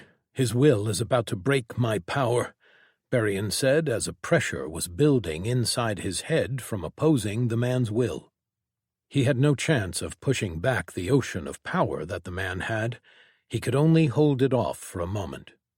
Kale grabbed the warden's blade hand and carved 3 runes. The space trembled, then twisted around the arm. The man was pulled into a rift, and then something else arrived. Berrien's power slipped through his fingers, and he sagged to his knees, completely spent. "Ah," he heard someone say, and raised his eyes to see a tall creature, a yeti, with white fur and armor covered in runes that pulsed with eerie gray light. "You've done well, my student," the yeti said. "Thank you, teacher." Kale inclined his head in respect. "I consider your part of our bargain now fulfilled," the yeti said. "Murderer!" a voice thundered from above. A blazing beam of fire and light blasted in their direction, and now that Berrien's skill was gone, there was nothing to stop it. Berrien marshaled his remaining will and moved to raise his hand, but he was too slow. The yeti put his hand in the air and runes flashed. The beam hit a wall and stopped and froze. Silence reigned for a moment as the yeti tilted his head, and then a wicked smile appeared on his face, showing sharp teeth. A black rune flashed, and black cracks spread through the beam, up toward its source, eating at the fire and light. Hayor's eyes widened, but before he could react, the black tendrils hit him in the chest, then spread all over his body. Hayor let out a terrifying, ear-splitting scream as the cracks in his body expanded, and then his body was torn apart in an explosion that cracked the air. The sun above them winked out, and night returned. "Until we see each other again, my student," the yeti said. "There is so much to see, so much to do." 6 rotating runes sprang into the air around him, then space constricted, and the yeti was gone. The world seemed to sigh in relief at his departure. "Take us out of here, Bear, quickly," Kale whispered, and without hesitation, Berrien obeyed. Zack arrived in what he could only assume was the ethereal realm. As he was passing through it, he felt an impression of something terrifyingly powerful move by him, a force that scared him more than Hastur ever had. As the teleportation drew to its end, his senses threw him for a loop. His flaw sense was screaming at him, and time made him feel sick. He landed on the ground, and he saw runes appear around him. Time and space churned, and it took Zack only a moment to realize what they were doing.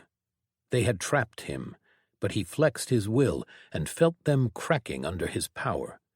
The ones that were meant for time worried him more. He could tell that they were doing something to the time inside this place, widening the gap between the passage of time. Already, hours could have passed in the real realm.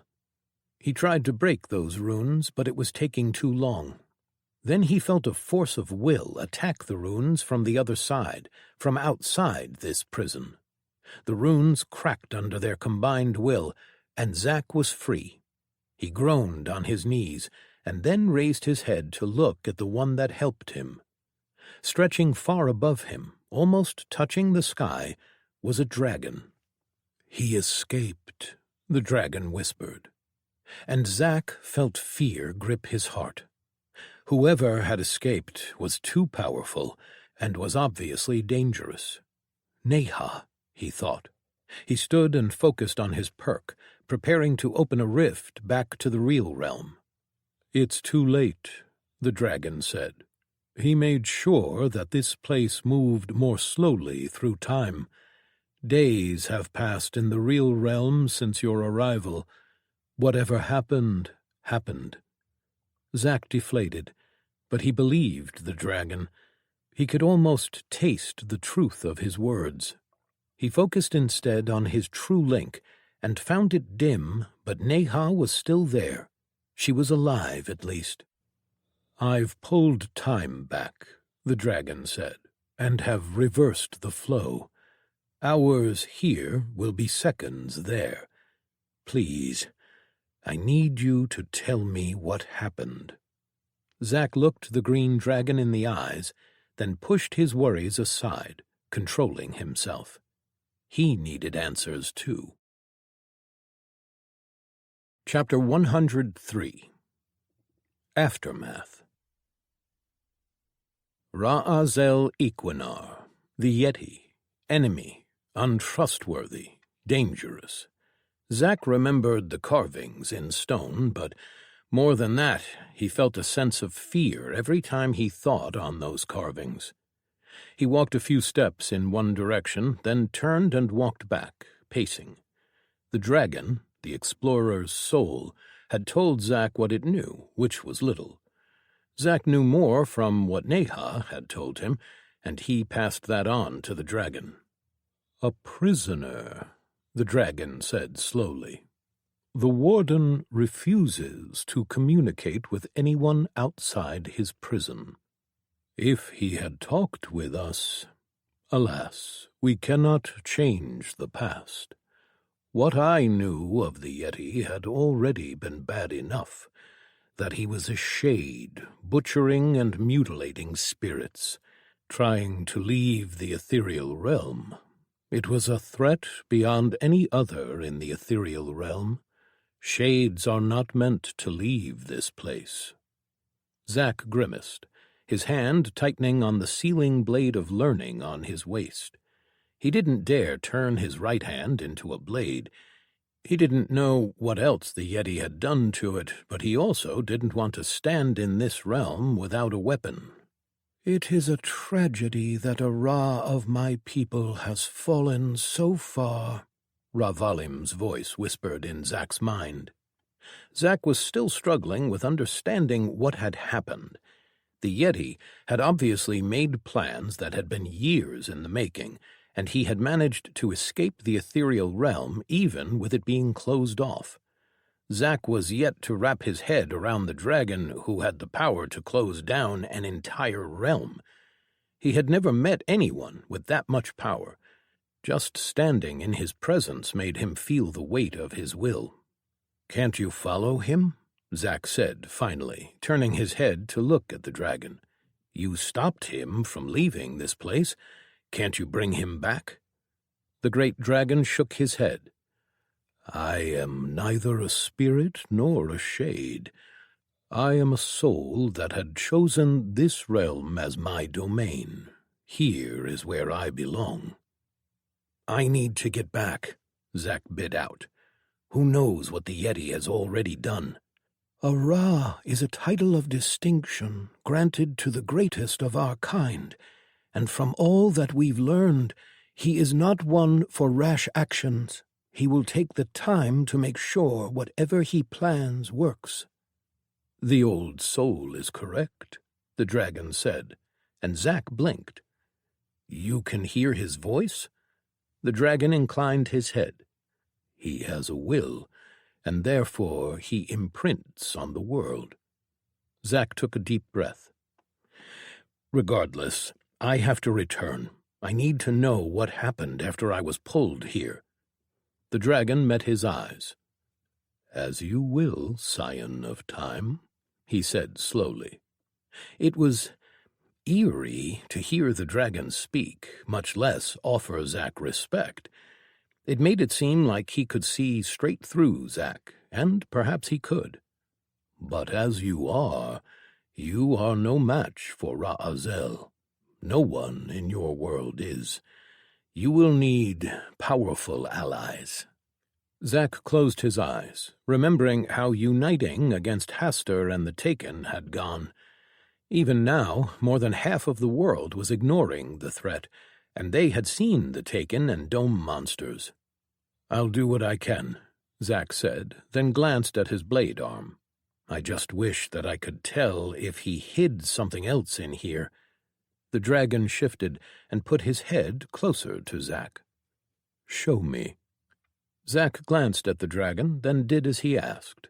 The dragon sniffed at his arm, and then Zack felt a great will exude pressure on his entire body.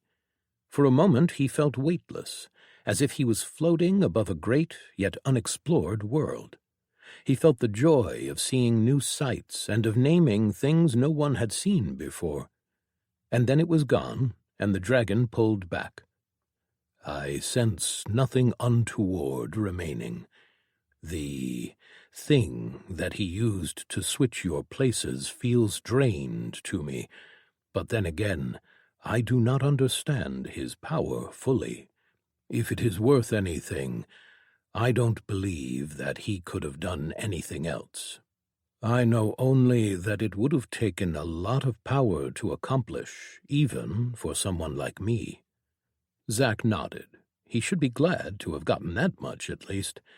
The only thing he could do now was become stronger and try to understand his arm better on his own. "I will remove my lock on the ethereal realm. I doubt that Ra'azel will risk entering it again. I would bid you return to meet with me again. If you wish to oppose Ra'azel, there are many things I can teach you." Zack looked at the dragon, wondering if doing as it asked would be smart. He had never been faced with someone as powerful as the dragon was. A part of him was, frankly, scared.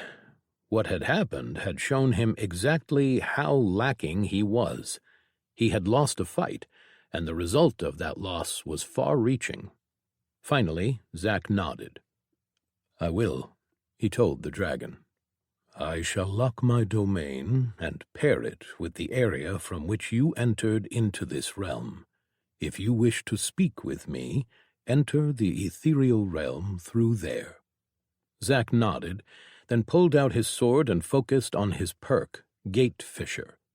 With an effort of power and will, he cut in front of himself and opened a gate into the real realm. He stepped through, felt the world twist, and then he was back. He landed in the square where he had been fighting just an hour before. The discrepancy between the passage of time was apparent immediately. The sun was in the sky, burning brightly, and there were many people around him. They screamed and ran away from him, which made him glance down and see that he was still covered in armor that was half melted and filled with holes, and also painted with blood. He raised a hand and touched his face as he remembered that that, too, was unsightly. Before he could try and set them at ease, Neha stepped out of a shadow and launched herself at him. "You're okay," she whispered into his neck. Zack returned her embrace. "I'm sorry for worrying you," Zack told her. They remained like that for a while, and Zack let himself finally relax. She was fine, and that meant that everything was all right. Bera, Oakham, Neha, and Zack sat around a table in a small office in one of the buildings which still stood. Most of the city had been reduced to slag, and they'd been clearing the rubble and trying to recover as much as they could in terms of supplies from the rubble. They were having a shortage of food, especially with so many people who had been underfed to begin with. They had just finished filling him in about everything that happened since he fell into the trap, which was almost 3 weeks ago by their count. The Yeti had arrived in Zack's stead, then had killed someone important who Zack had never heard about, or if he had, he didn't remember him. Then he'd left. They hadn't been able to track him, and they had nothing about him since. The people who had attacked him, the Unchained, apparently, the people who had opened Hastur's dome in the first place, had escaped. After that, the city was theirs. Vitor was recovering from his injuries, having survived because the fire ideal had killed his opponent, with Vitor managing to not die himself with the aid of his potions. They had accomplished their mission. They had freed those who had been enslaved. Now, though, they were responsible for them. "Airclaw is in the city," Neha said. "He is Ryun's contracted partner. You won't remember him, but he is a wolf beast. He was sent here to try and stop the Yeti. He wishes to speak with you when you have the time." Zack nodded. "Soon. First, tell me about the city and the people." "We have many problems," Bera started. the state of the city and the territory is probably at the top of the list. The food stores were burned down, as was the city's vault. The fort is buried under the mountain, so we don't know exactly what survived down there. Our most pressing issues are the former slaves. Many of them had been transported here from other territories, from factions that no longer exist. They don't have anywhere to go, and we don't have the resources to feed them. I've been combing through them, looking for individuals who have certain talents and organizing them, sending out hunting parties and the like. But if we continue as we are, we will run out of food in 2 weeks. And your solution? Zack asked. He was sure that she had one. We focus on digging out the fort. The interface is probably down there. If we take over the territory, I will be able to tap into the warden accounts and the auction. I'll be able to buy everything that we need to. And you haven't been focusing on that. Why? The miners that could get through the rock are refusing to. That's understandable. They had just been released from being slaves who were forced to work in mines. They are afraid of just trading one master for another. Zack grimaced. That was an understandable fear, though not an acceptable outcome if it would cause them to starve. What do you suggest? Bera asked. I've tried talking with them, though unsuccessfully. The warden faction had failed them, you see. But perhaps you will have more success than I. Zack tilted his head. Why? Because of who you are. They will remember your name from the list of those who had killed Hastur, Bera said. That alone will mean much. Zack turned his eyes to Neha. Why didn't you try to do that? She looked away, then murmured something that he didn't quite catch. Bera cleared her throat. We had some issues with the slave masters. Once we let them wake up, some of them tried to enslave the now freed slaves. Neha, understandably, stepped in, though her methods were a touch gruesome. The people are afraid of her. Ah, Zack said. Very well, then. I'll talk with them. Anything else? Bera glanced at the others, then met his eyes. Yes. We've managed to get in contact with the army. Zack raised an eyebrow. And? Well, the offensive is over, Bera said with a strange look in her eyes. Zack could tell that there was much behind those words, so he took a deep breath and prepared himself. Tell me what happened. Chapter 104.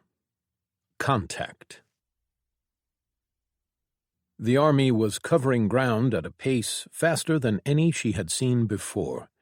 It seemed that a lot of things had changed since the last time she had seen an army move, though Tali had to admit that she had never seen an army as large as this one, not even during the height of the wars she had been a part of. She didn't know an exact count of this army and was almost afraid to ask. She was flying above the fast-moving army with Ryun by her side. They were surrounded by other people that were able to keep pace with the army on their own. The sky and the ground were covered with people for as far as the eye could see in all directions. Soon they would reach their destination, the city of Emeros. Hytor was among the first to see it, far in the distance. Its gray walls rose high, barricading a city that stretched across the land in the shape of a teardrop. It had been expanded since the last time Hytor had been here, which was, admittedly, centuries ago. The walls were already glowing, the arrays activated, and 3 overlapping domes covered the city and a short distance outside of the walls. They were ready for them, which wasn't surprising. They had always known that they would be noticed.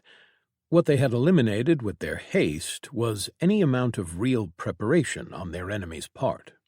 He used a viewing glass formation to look across the distance and saw that the walls were manned. He saw only taken and no monsters, which honestly surprised him. They had expected to see more monsters here. There, behind the city, on a hill overlooking it, loomed the citadel, with its white walls and blocky, imposing design. The towers rose from within, with one in the center being the highest of them all. It, too, had a shield around it, but Hytor also knew that the towers were powerful weapons in themselves. Their plan of attack was going to be difficult. They had to besiege both targets at the same time, as otherwise they risked being flanked from one side or the other. They had more than enough troops to surround both the city and the citadel, and that was their plan in the first place, considering they outnumbered them significantly. Hytor had the entire might of the sects at his beck and call, numbering in the millions of warriors. Emeros and the citadel could at most hold enough to match a smaller faction. Drakale's attack south was supposed to pull most of the forces from the surrounding territories there, which should leave this place unable to mount a proper defense against the force Hytor had assembled, especially with Grey Horde's attack in the north. Both of those attacks had already begun, and while they didn't have much intel regarding enemy movements, it was safe to assume that they would split their forces in order to protect their northern and southern territories. That should give them enough time to strike at their heart and take their territories. Hytor put his viewing glass down and walked back into the keep on his flying fortress. The battle was about to start. Drakale stood on the prow of her ship, looked out at the coastal city. The flags billowing in the wind above it were those of the sects. They had taken the city 2 weeks ago. The battle had been intense, but ultimately the end result was evident from the start. They had faced opposition, including powerful Taken and generals, but had prevailed. Since then, they had been expanding, taking the neighboring territories and hunting down the Dome monsters and the Taken alike. They had faced some difficulties, but nothing like what they had expected. The last weeks had been spent waiting for the enemy's retaliation. Some of their scouts, those that had survived to return, had indicated that there were signs of massive enemy movements in the territories closer to the center of the enemy lands. They had to be preparing a massive retaliatory attack, or at least that was what everyone assumed. Drakale's feeling of unease hadn't left her since they started these operations. Things had gone according to plan, too much so. She turned around and walked back into the command room where she took a seat in her chair. She sat and waited, the feeling not going away. Naira marched next to the wagons carrying the supplies of the Twilight Melody sect. The march was monotone, boring, being an endless repetition of putting one foot in front of the other. She could feel a perk influencing her, taking away her tiredness and pushing her body to move faster than she could sustain for such a long period of time.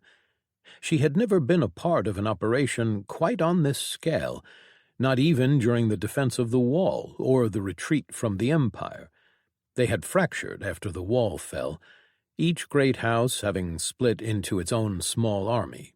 This was something different. Even her mother was impressed by the size of the combined sect and the allied army. The army itself wasn't actually moving like any army Naira was familiar with. They were separate, almost like big mobs that consisted of different sects. Their passage was, nevertheless, intimidating. The Twilight Melody sect was on the edge of the formation, and she had seen some factions through whose territories they had passed watch them from their cities with their own armies assembled. Not that they would be able to do anything. The combined army of the sects spanned entire territories. Naira didn't let any of her boredom affect her. Instead, she focused on what was ahead of them, the battles to come. She knew this foe, these opponents, and knew that even with the army of this size, it was not going to be easy. Then the army runners arrived at their part of the procession, and they received word. The forward ranks had made contact with the enemy. The battles were about to start. Grey Horde hit the side of the mountain, hard. She felt her carapace crack beneath her armor and winced. She shook her head as the great flying general, a serpent the size of entire cities, coiled above her. The sky flashed and lightning fell on top of her. The ground shook and she was burrowed deep into the rock. With a flex of her body, she cracked the stone and flew up out of the crater. Her antennae twitched, and just as the general prepared for another attack, long-range fire smashed into the side of its head. It screamed as blood fell from its gigantic head like rain, and Grey Horde flew straight through it. Might of an empire. She crashed into the general, below its mouth, and punched through the scales and inside its body. Her willpower and her skills thrummed inside of her as she exploded out of the top of its head, ravaging its brain. The general wavered in the air, and then it started to fall. The impact shook the ground and leveled mountains. The thunderous sound filled the territory and announced the death of the 6th general her army had killed. She turned north and headed back to the main army. The fighting had been intense, but they had hit the tournament city hard, taking it and the nearby territories, culling the dome monsters wherever they found them. She flew back over the burning city and looked down at her army moving through the black buildings, putting everything to fire, torching the black substance that had covered everything. They had killed their breeders, even those that had tried to escape in the under, and destroyed their spawneries, purging everything that they had found. Her army performed admirably, despite being tired and drained. The fighting had lasted for days, despite Grey Horde herself joining in the combat. There had been many generals here, and some had even managed to give her surprisingly tough fights. But through it all, she couldn't help but think one thing. This is too easy. Sigmund watched as the army split, surrounding the city. The forward elements were already firing at the defenses. Their defense shield was being lit up with thousands of lances of power, and more were being added with every moment. They hadn't attacked the citadel yet, but they were setting up the siege, surrounding them and keeping watch. They didn't want to allow them to flank them.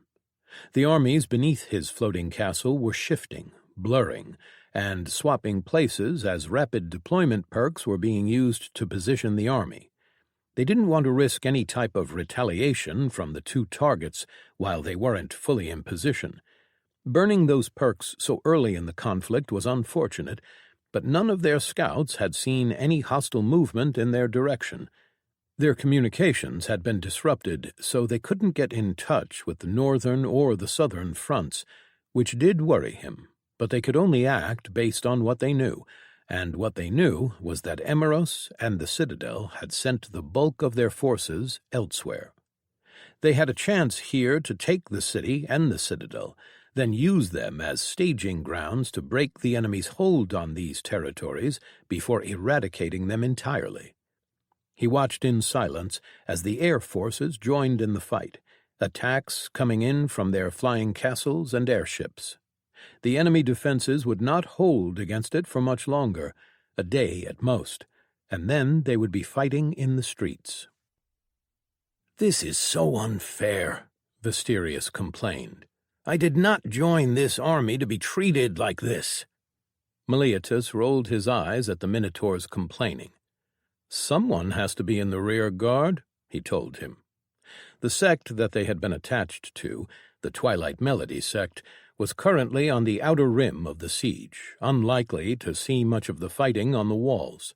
"I'm talking with Celia," Visterius yelled. "This cannot stand." "Peace, Visterius," Mal said, trying to calm him down. "I am sure that everyone will be rotated to the front eventually. You should know how these wars are fought.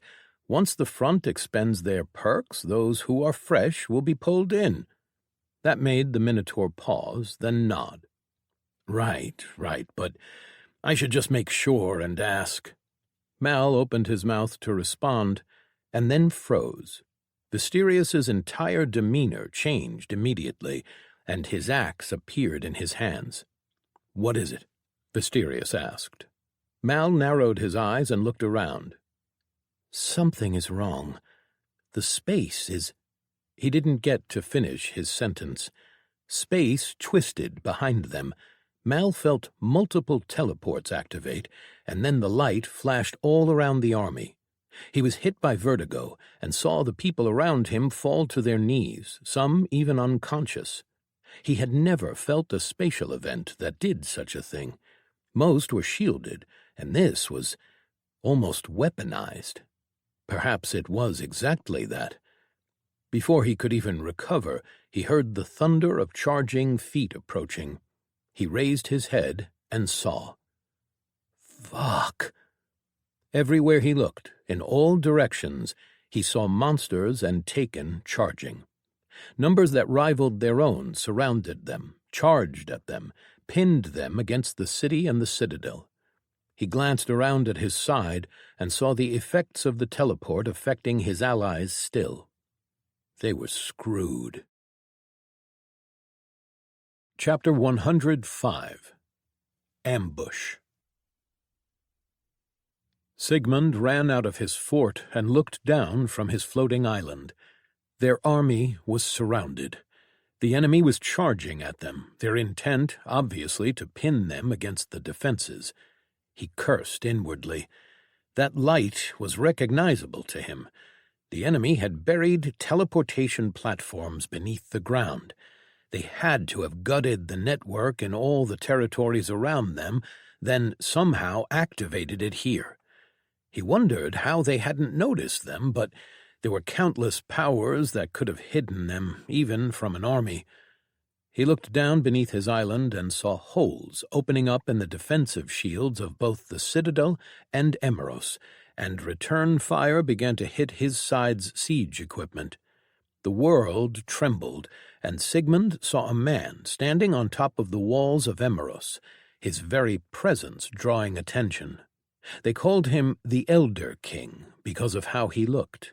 He was a human, his hair long and gray, his skin weathered and filled with lines, now also marred with black beneath his skin. He had achieved immortality late, had struggled with achieving the requirements for what he believed to be a worthy class upgrade. His patience had paid off, as he was now the King of Edicts, prime of fortitude. He hadn't fought in a long time, too long. Sigmund didn't know all that he could do, no one did. Emeros was neutral. The Elder King raised his head to the heavens, and then everyone must have felt his power hit the sky. Clouds manifested and thunder flashed. Sigmund recognized that as one of his edicts, one which would change the weather. A thunderstorm came, and rain fell down on them, making the fighting even harder. Sigmund didn't focus on that, though, as there were others who would take care of the sky. Instead, he looked at the charging army and knew that his side was unprepared for it. They needed time to regroup, to recover and set up a defense. He started using his perks. In a world of my own, he felt his person become shielded from everyone else, but not from the world itself. Then he focused his attention on their army and the hostile one surrounding them. Going even deeper, he pushed his willpower through his skill.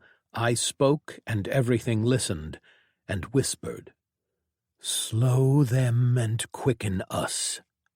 His words were for the world, and the world alone heard it. He felt the drain hit him, and he stumbled, one hand reaching for the railing.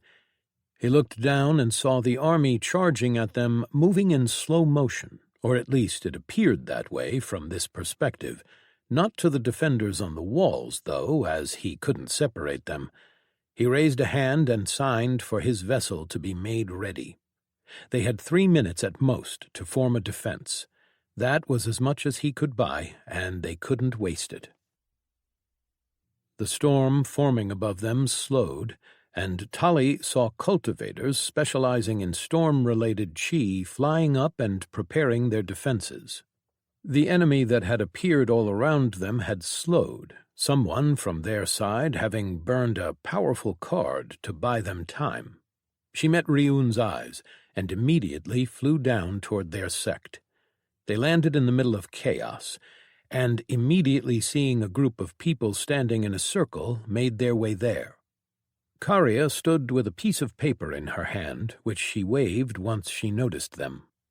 "I've gotten orders," Karya said, "to hold against the new arrivals for as long as possible, and also to send as many hard hitters to the siege front as we can spare without compromising our ability to hold off the attackers."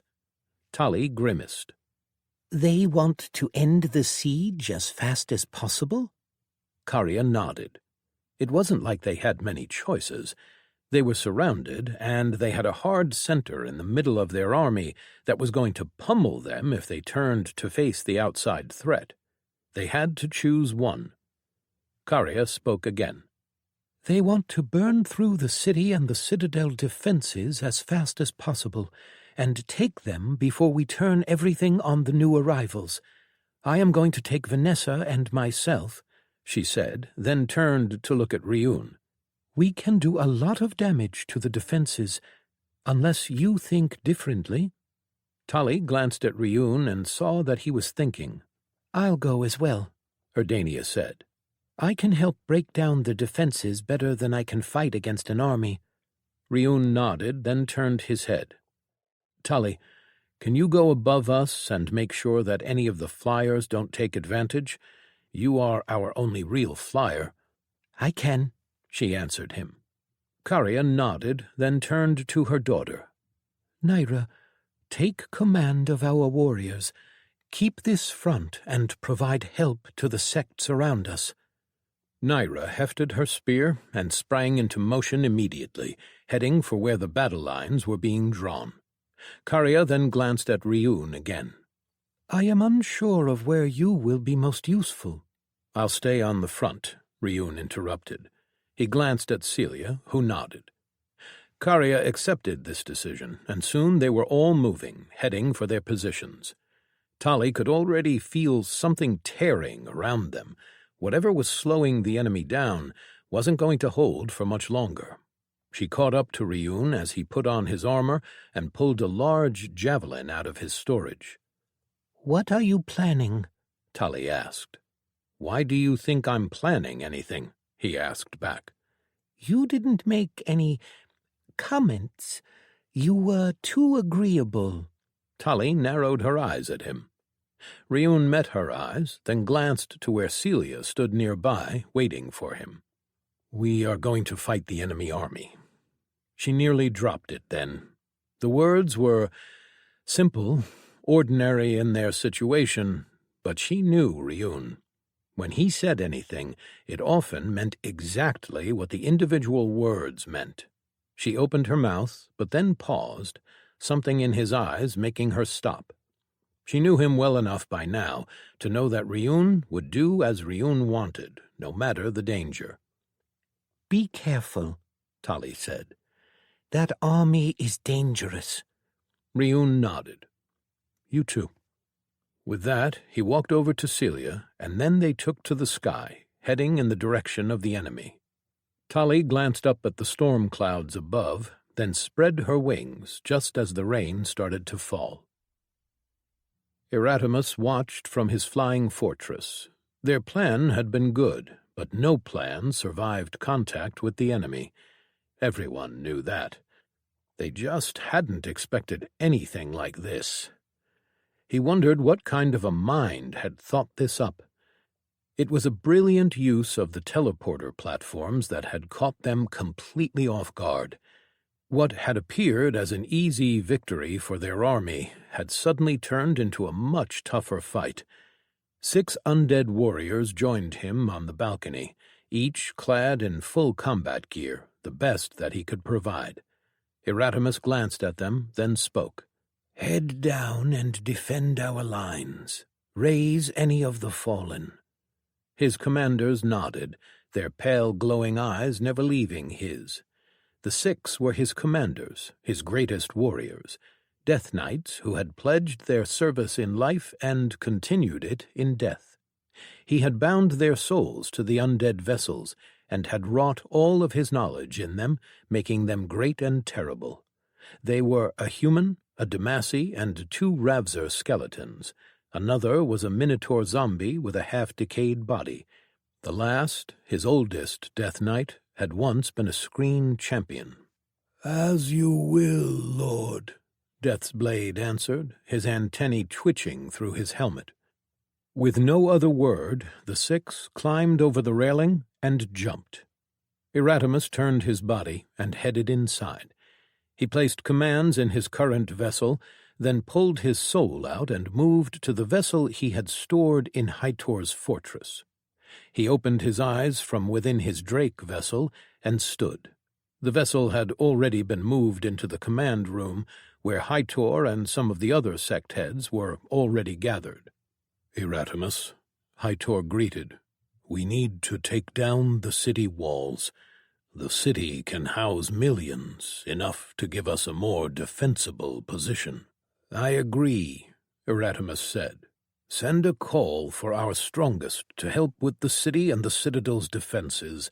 I shall keep the newcomers at bay for as long as possible." Hytor nodded, and Erasmus wished that there was more that they could do. The enemy had obviously committed everything that they had here. Perhaps the sect army could prevail, even against such numbers, but they would break themselves in the process, and that wasn't something that the sects could allow. Erasmus understood that. Without lingering, Erasmus switched vessels again. They didn't have much time before the enemy hit their back lines and the battle started in earnest. He settled into his human form, clad in armor, and currently walking through a large cave. Inside, an undead dragon waited. Erasmus climbed up its back and sat in the saddle.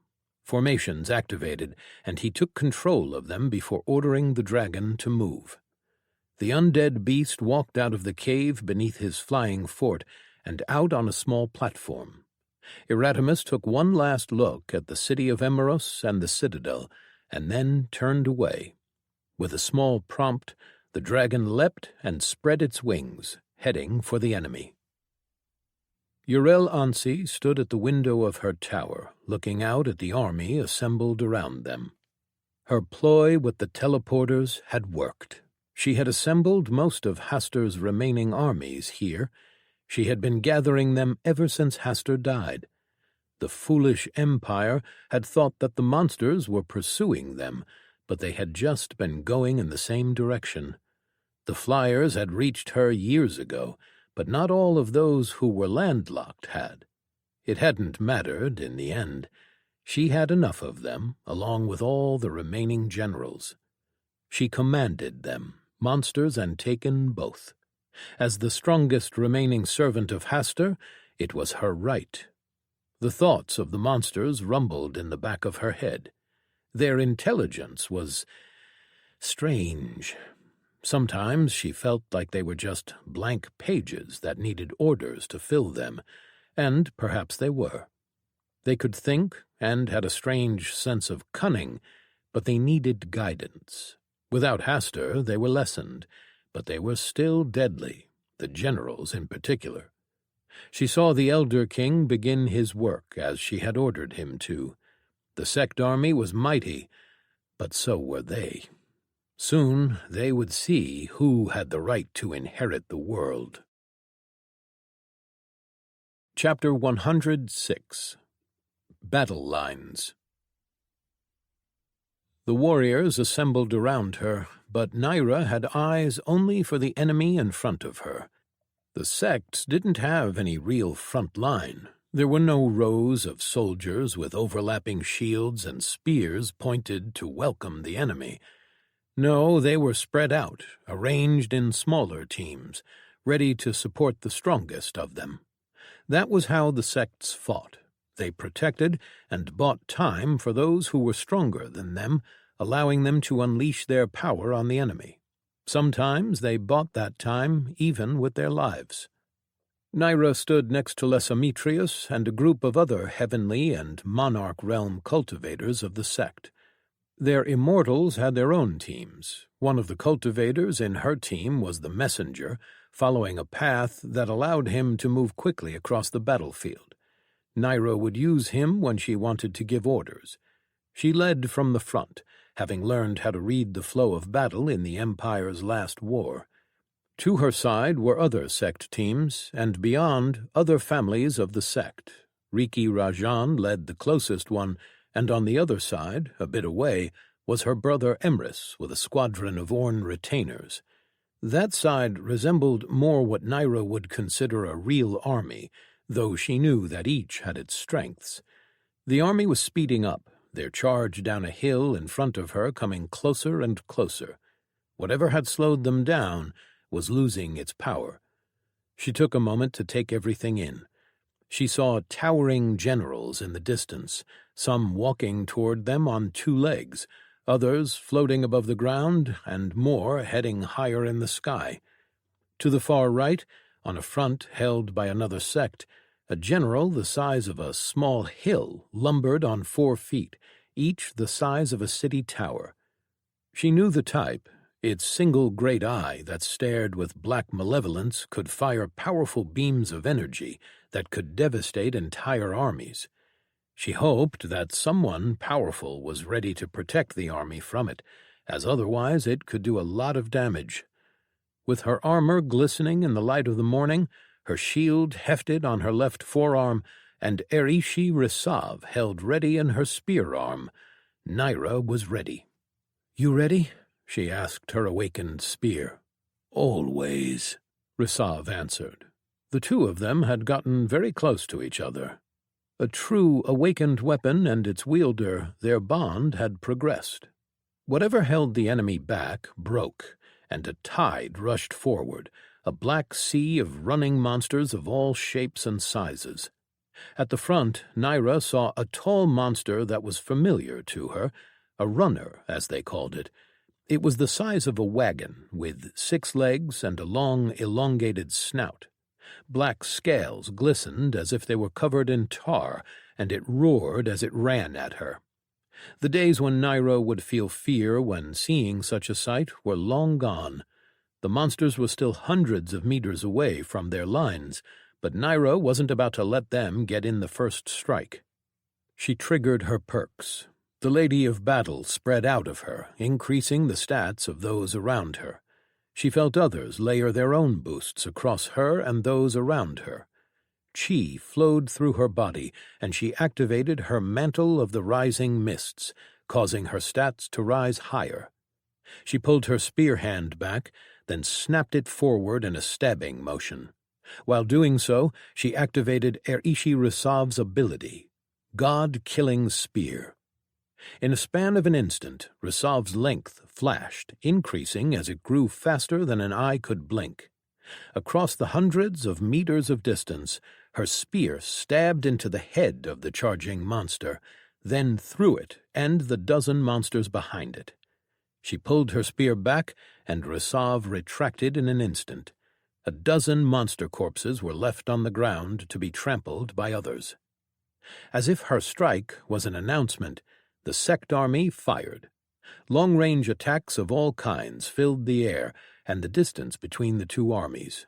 Behind Naira, Twilight Melody sect archers fired arrows that filled the sky before powers were used to multiply them, to increase their size, and to simply make them stronger or explode on impact.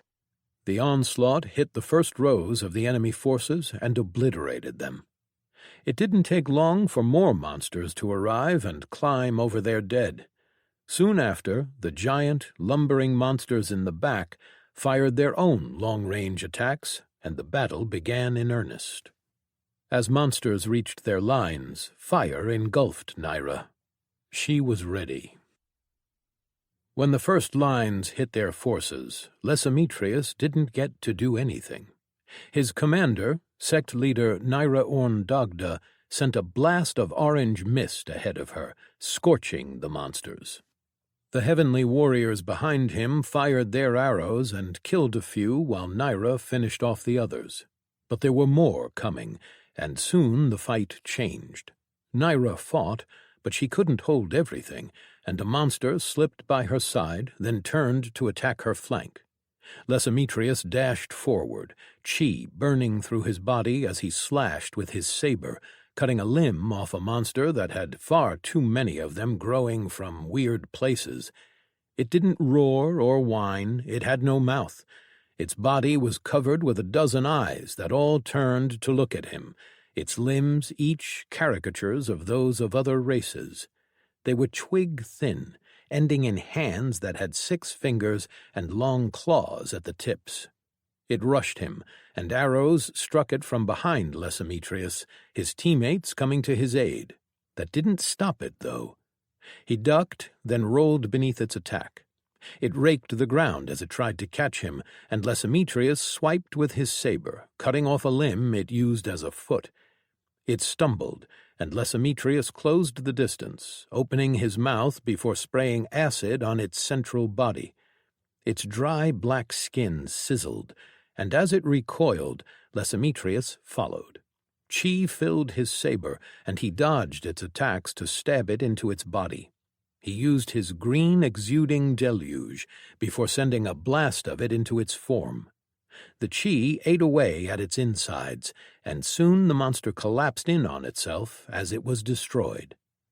He raised his head and saw Naira kill 2 more by stabbing them with her spear, and then she dashed in a blaze of flames at another to bash it into the ground with her shield.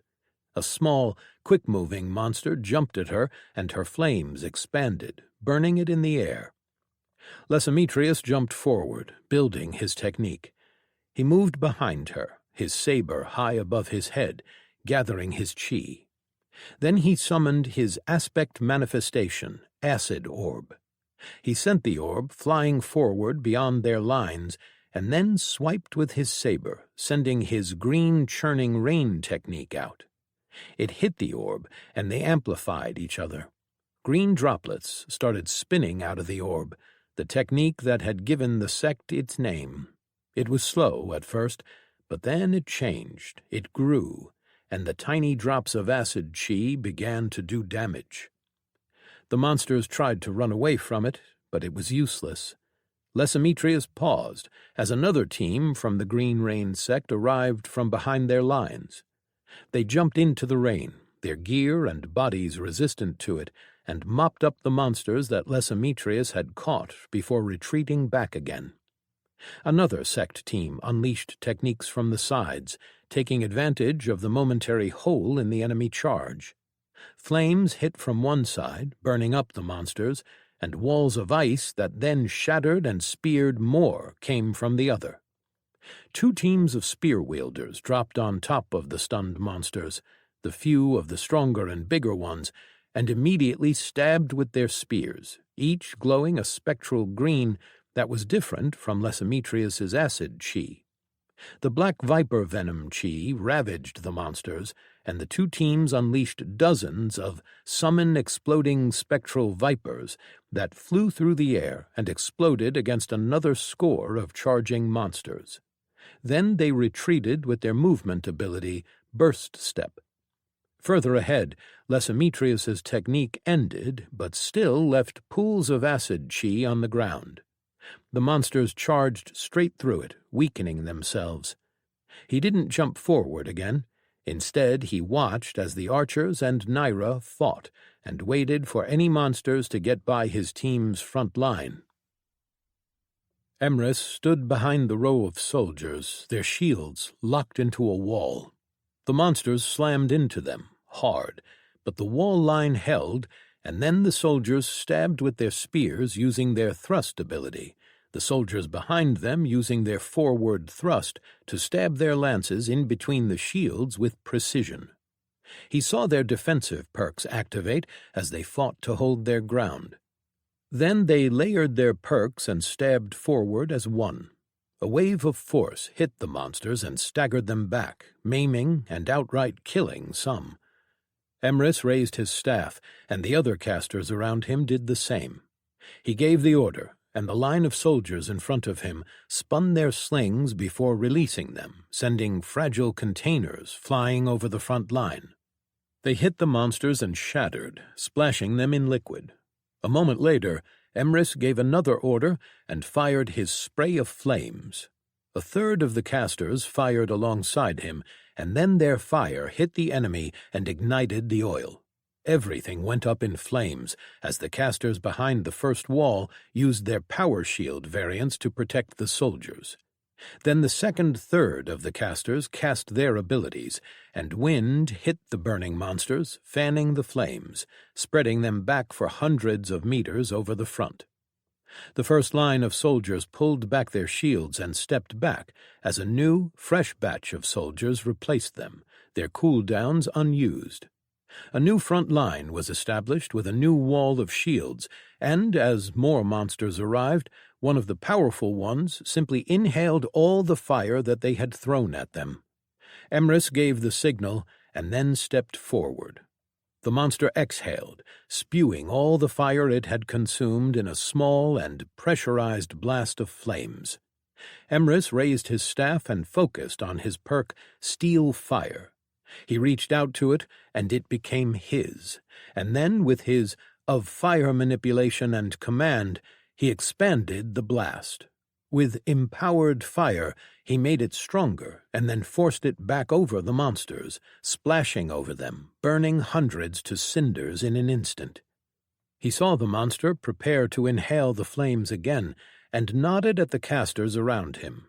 24 casters fired their abilities and perks and demolished the monster from a distance. Emrys didn't cheer like the soldiers around him. He saw the more powerful monsters coming in the distance, and behind them, the generals. One was coming straight at them, a type that Emrys recognized. They called them the Line Killers. The tall general was thin, hunched over, and still the size of a building. It walked on 2 legs and had 2 limbs that ended in blades. Its head was elongated and narrow, with a single eye that Emrys knew could fire deadly lasers. It was behind a group of large monsters running on 4 feet, the Breakers, as they had called them. Their flat heads were pointed down like makeshift shields, protecting them from long-range attacks. They were making way for the general, Emrys could tell. They hadn't seen anything yet. Chapter 107. Generals. Naira saw the general to her side and the monsters escorting it. She knew its type, and knew what it could do to a battle line. It was fast, and its blades cut through nearly anything save for awakened objects. It wasn't the strongest type there was, but supported by an army, it could do a lot of damage and open up a front. She lashed out with her techniques and abilities, chaining Mesmerizing Mirage, Mist Burst, and Death's Slash to clear out the area around her and buy time. Then she stepped back. The people around her immediately stepped in and filled her place on the battlefield. Lysimetrius leapt and swung his saber, cutting up a monster while the other cultivators in their team supported him. She jogged behind, cutting at the few monsters that had gotten by the front line as she reached one of their more protected stations.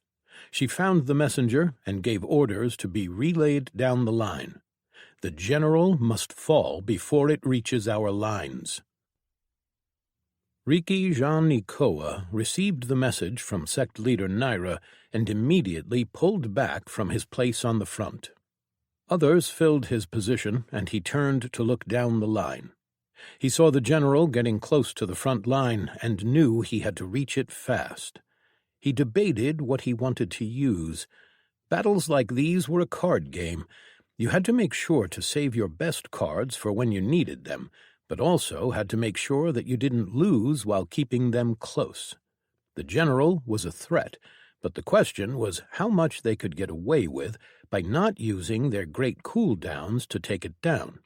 Seeing the monsters around it, protecting it from incoming fire, Riki realized that they would need to spend at least some of their cards.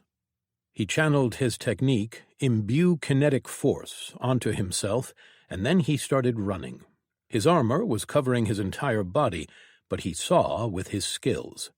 With every step, he imbued a bit more kinetic force from his surroundings, stealing it for himself. He was a charging juggernaut as he reached the thick of the enemy ranks. Monsters tried to get in his way, and he just barreled through them, the kinetic force being released on contact, sending them flying away from him.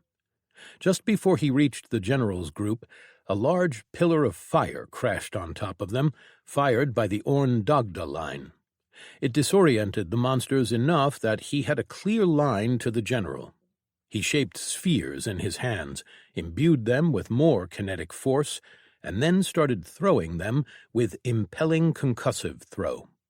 His spheres flew through the air and hit the general in the chest. It stumbled back as the powerful concussive force hit. Monsters nearby all turned on him, attacking him, but fire flowed around Riki, providing support. Then he felt another person land near him, their spear flashing out at a few that the fire didn't get. Riki glanced at the man, Iari G. Van Wool, and his long spear. He nodded at him, and together they turned on the general. The monsters around the general, the defenders with large, flat, bony protrusions over their heads, recovered, or at least those that had survived the fire did. They turned in their direction, seeing the two of them as a threat now too. Fire came from behind them, the other warriors of the sects unleashing everything that they could at the cluster of enemies, trying to give them an opening. Riki and Iari jumped forward. Riki unleashed a wave of kinetic force in front of them with wrathful propagating wave, pushing the monsters in their way, back and away. Then they were in front of the general, and it sprang into motion. It was fast, so fast that Riki barely got out of the way by evading to the side. Iari rolled to the other side, then knelt and touched the ground for a moment before rising and evading another of the swipes with the general's blade arm. Riki crafted spheres and sent them into the general's back, making it stumble forward. Suddenly it spun, its blades spread wide. Like a whirlwind, it twisted around itself, moving at Riki and deflecting his attacks. Riki cursed inwardly and dashed away, only for a monster to then smash into him. Even with his armor exploding with kinetic force, it wasn't enough to push it away. The monster was too large and too heavy. It landed on him, crushing him on the ground. Riki felt his armor put pressure on him, hurting him. With kinetic force shaping, he shaped spikes of chi around him, stabbing into the tough skin of the monster. Then, as he extended his spikes and grew them slowly, he used transfer kinetic force on the ground and his spikes. In an instant, the force from the ground, the kinetic energy of thousands of feet hitting it, was pulled into him and then sent into the spikes. The monster above him exploded in gore. Riki climbed out of the remains and saw Iari cut the general's foot, his spear glowing with an eerie green light. The general swiped at Iari, and the man flashed, then appeared behind the general at the place where he had knelt just moments before. The general's eye started to glow, and he fired a beam of red light that hit Iari and sent him flying into the monster army. Riki charged, then leapt into the air, forging spheres all around him. He fired a wrathful propagating wave that made the general stumble, then used impelling concussive throw to fire all of his constructs at the general. They hit him in a quick succession and made it take a few steps back, but didn't do any real damage. Then a group of flying monsters with spikes for arms and clawed feet swooped down on Riki while he was still in the air. A dragon made out of fire hit them, killing many, but 2 survived and continued on their way toward Riki. He used his kinetic force forging and filled the air with larger spheres of the crystallized kinetic force. One of them hit a sphere, which threw it off course, but the other smashed into Riki, one of its spikes stabbing straight through his stomach. Riki felt the air leave his lungs, and the pain start to radiate from his gut. He pulled a hand back and hit the monster with a wrathful propagating wave as it tried to stab the other spike into him.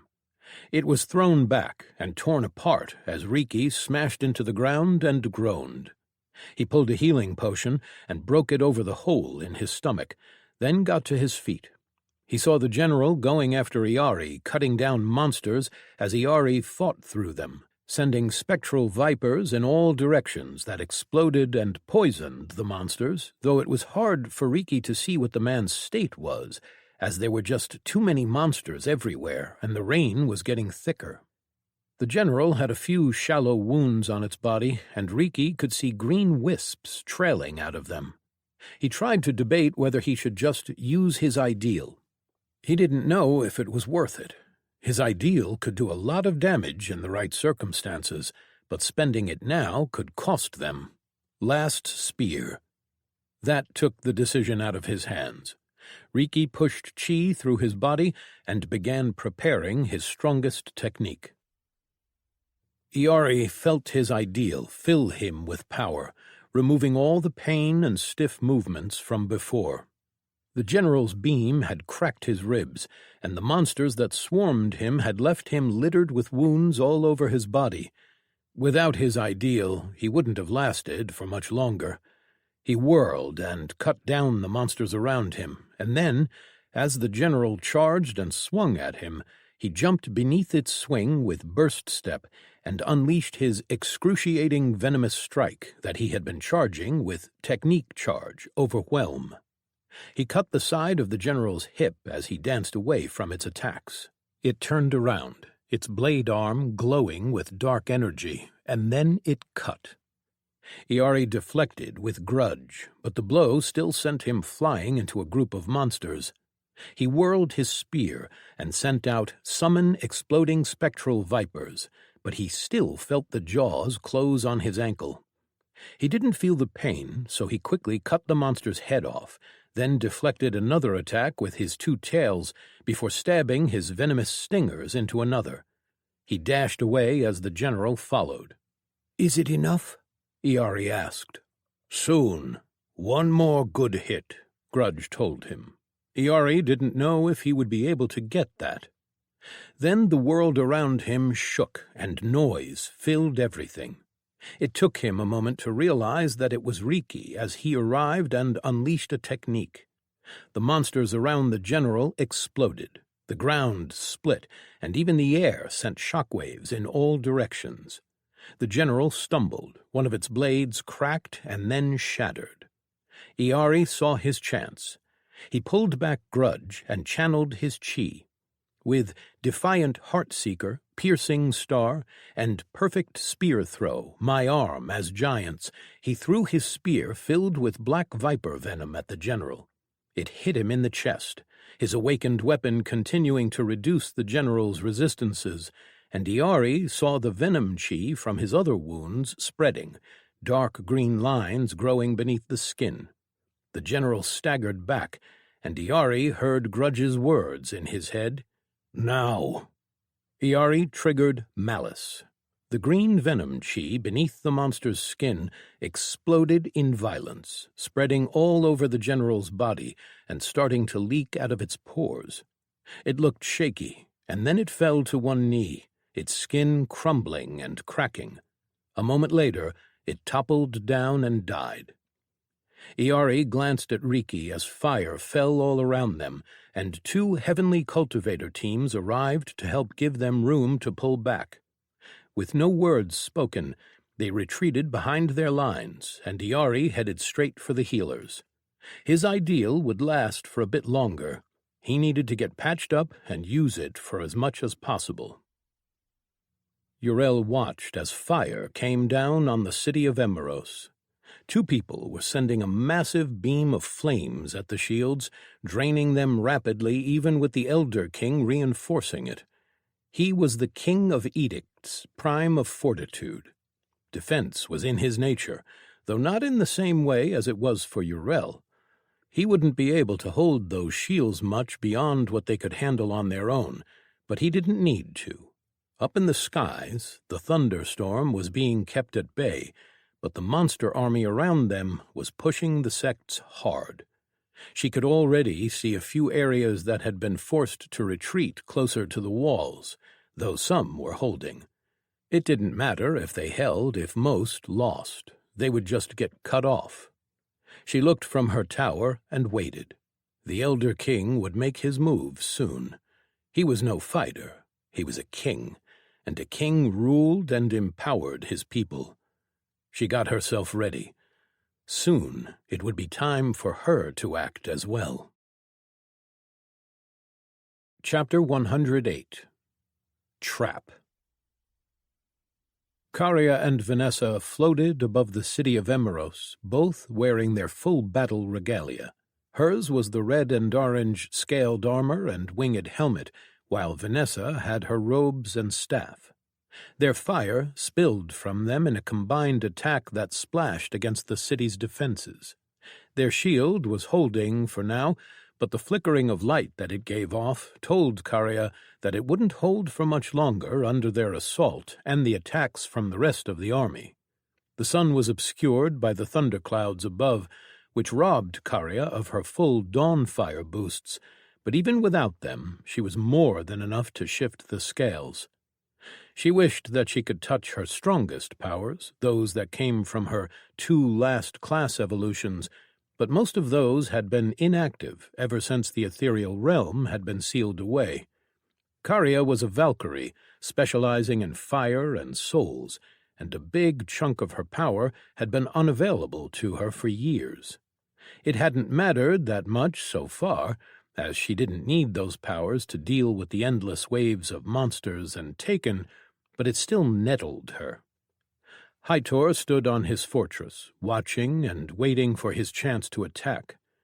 They were being careful about it, keeping some of their other powerful individuals in reserve. They didn't know what Taken were in the city. They had the lists of those that were considered lost, but they couldn't know which were dead and which had been taken.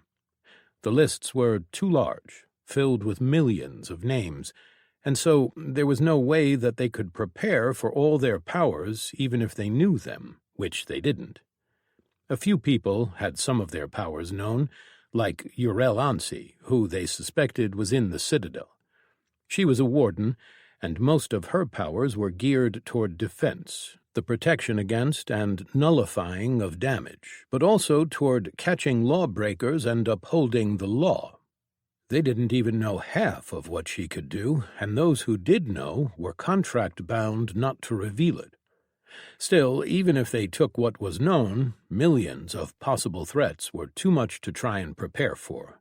It was why wars were fought by keeping their strongest away, why they waited for the opponent to overextend.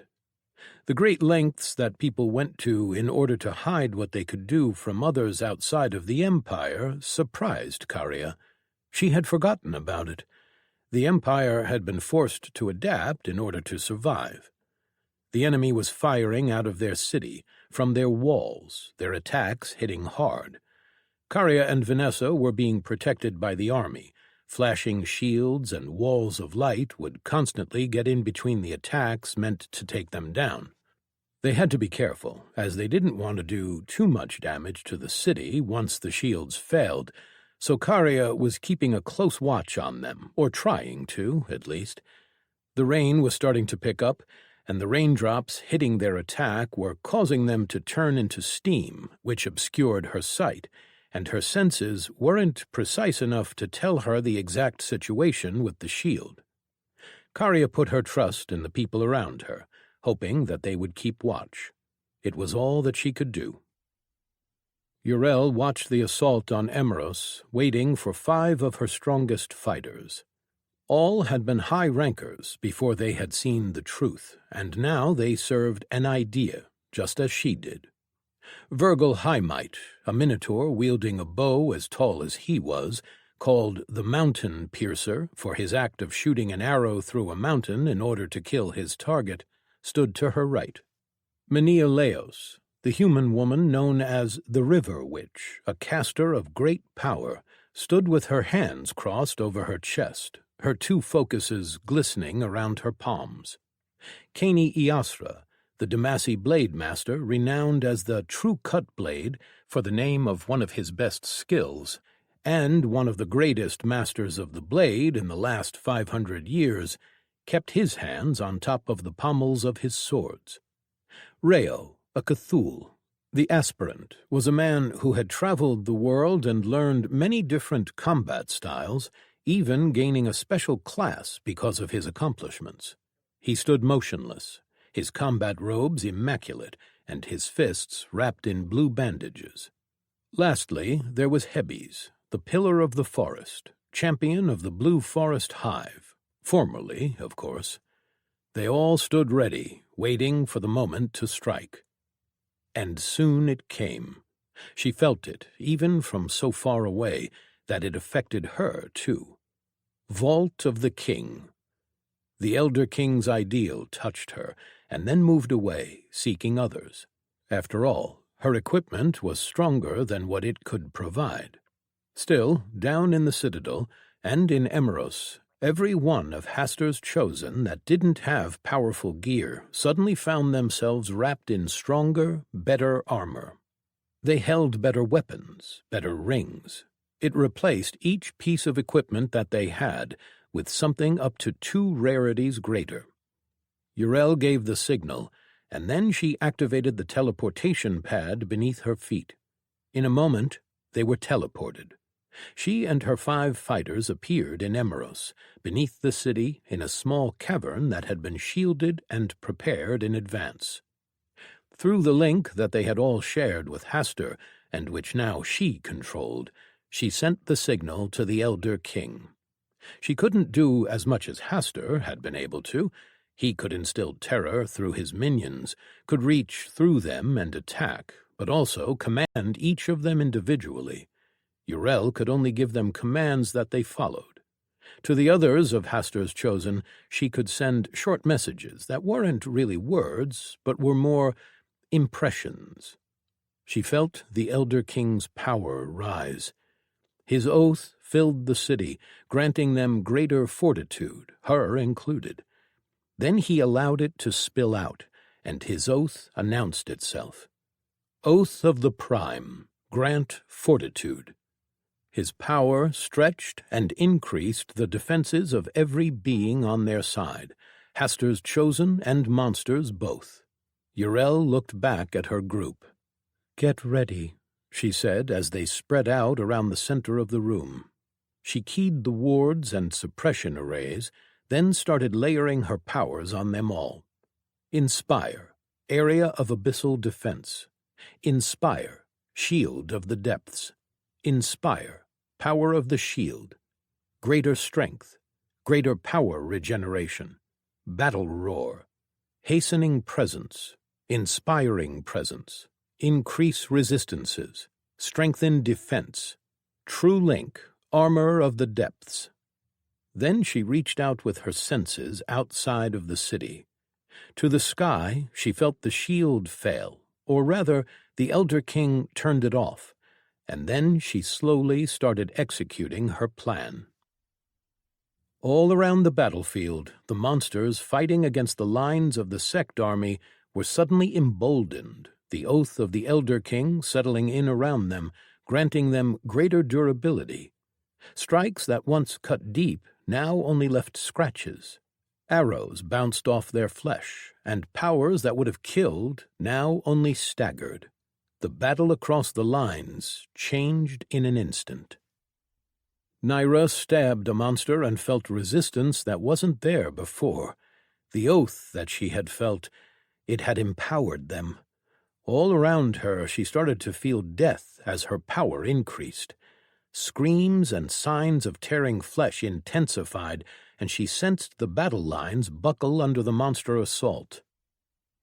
Karia felt the ideal and the oath come from the city, but she didn't allow it to bother her. Others would take care of that.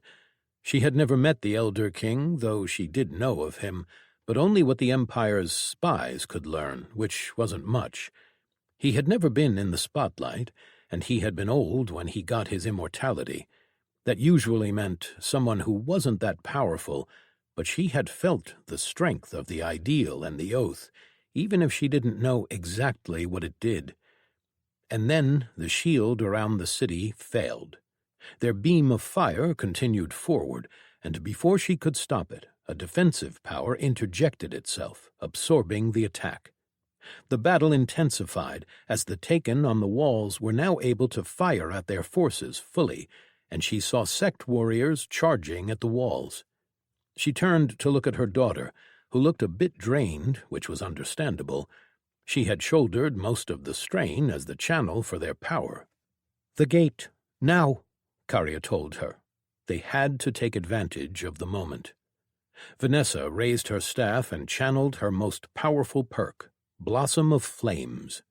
Vanessa's fire blossomed into existence above the gate to the city. With the defensive array down, it manifested fully.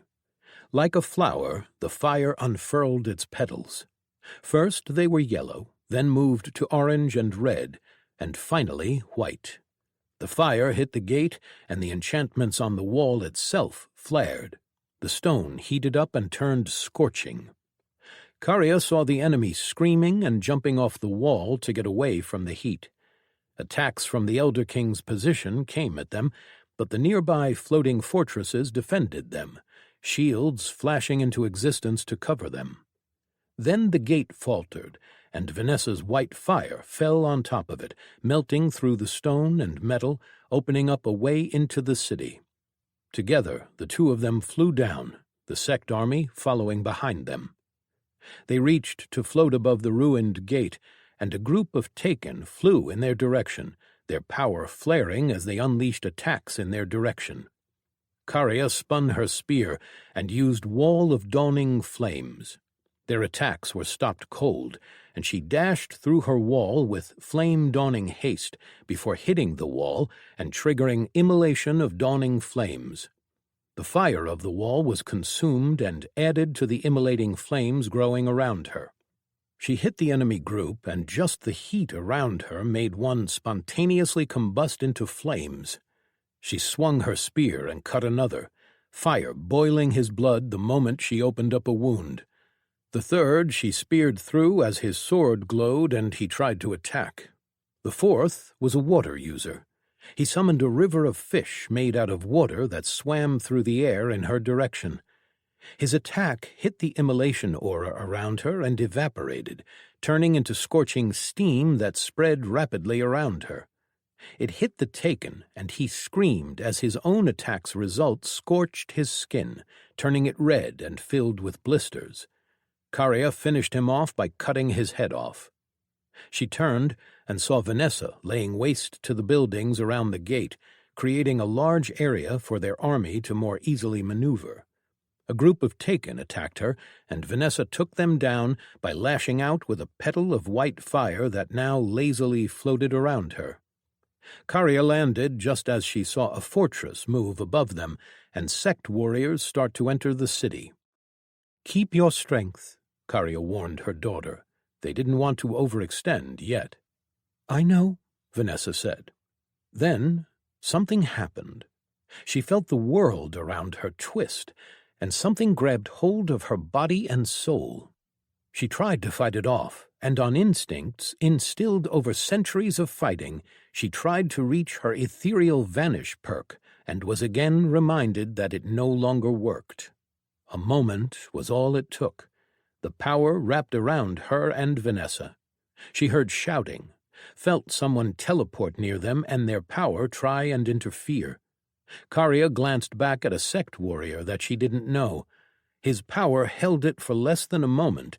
He was too weak. Then Karya and Vanessa were caught and pulled somewhere else. My will is law, to establish her rule over the city, her domain and her law. And then Uriel reached out to her warden's law, bring the criminals to me. Space in the middle of the room twisted and bent. Before Karya could say anything to Vanessa, it was done. A power wrapped around them, and they were yanked somewhere else. Space warped, and the air and light was replaced by a dimly lit room and the ground. She hit hard, and heard her daughter hit the ground next to her as well. "What?" she heard Vanessa say, and saw her white fire flare. Karya stood and readied her spear as she saw shapes all around them holding weapons. Before the two of them could recover, something activated, and she felt something trying to stifle her power. Karya fought for a moment, unleashing as many perks as she could all around them. She saw shields and arrays flare, and some melted beneath her feet. Attacks came and hit from the side, and the arrays around her flashed. Her fire wings winked out, along with her daughter's power. She felt the silencing effect push down on her, and then the dark shapes attacked. Chapter 109. Struggle. Shapes jumped out of the dark and struck from all directions. Karya raised her spear and blocked an attack from the side, then heard her daughter scream. She turned and saw a sword piercing her shoulder. Vanessa swung her staff widely but with precision. She hit someone, and the sword was pulled out of her shoulder.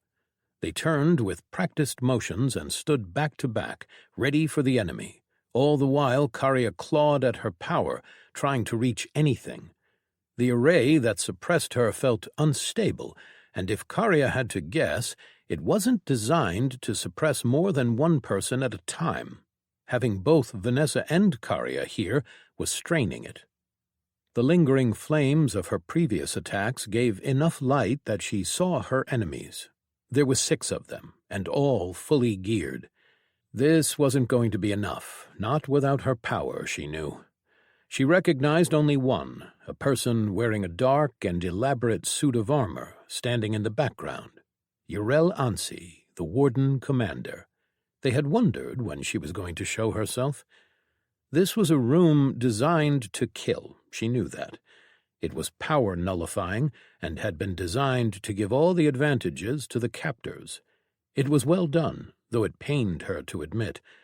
They hadn't known that Yrel could do such a thing, not that it would have mattered if they had. Someone attacked from her side. An arrow flew through the air, and Karya activated her armor's shield.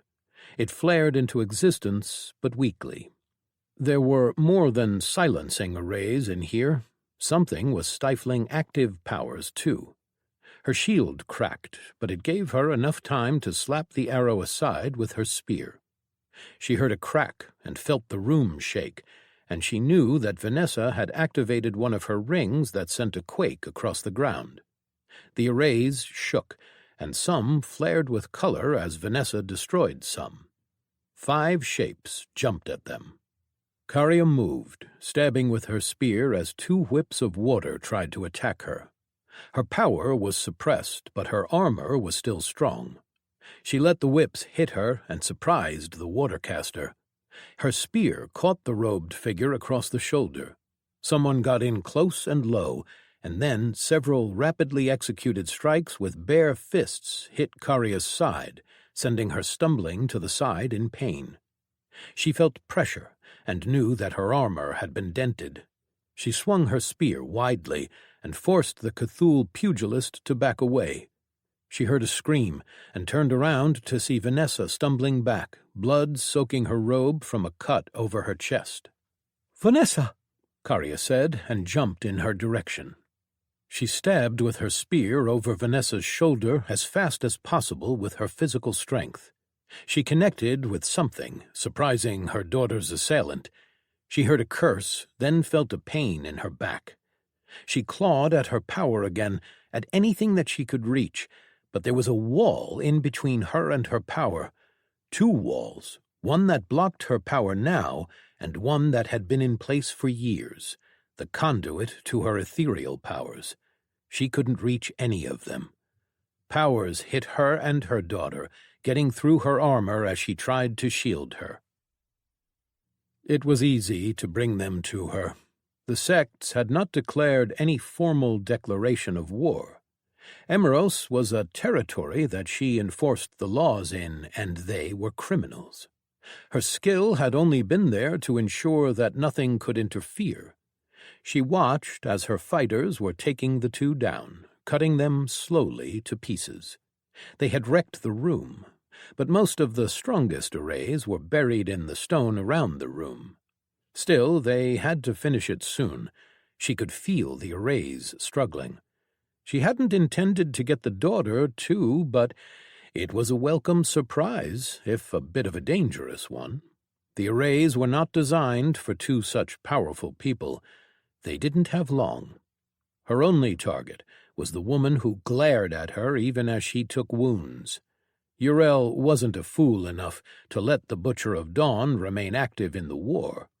The moment she recognized her, she knew that she would be using this trap on her. It had been intended for the strongest of the enemy, and it was well spent on her. Then she felt the world tremble, and as she looked in the woman's eyes, she saw them ignite. Karia was a Valkyrie. She could recognize an impending death. Vanessa was gravely injured, her hand missing the fingers with her quake ring. "Mother," Vanessa said in a whisper. Karia saw fear in her daughter's eyes, something that she hadn't seen since she had been just a child. Karia had recognized one of the array configurations, and she should have known that her daughter would too. It was a soul-killing array. If they died here, they would die a true death. She hadn't always been the best mother, but she wasn't going to fail here and now.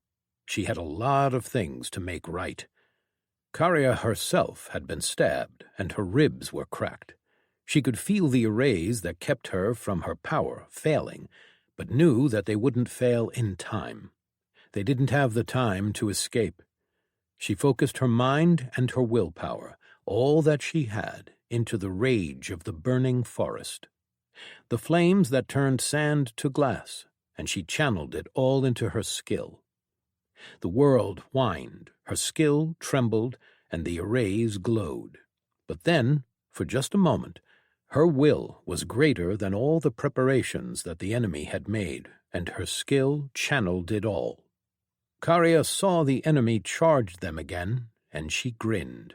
Uriel saw something in her eyes, and Karia let her fire out.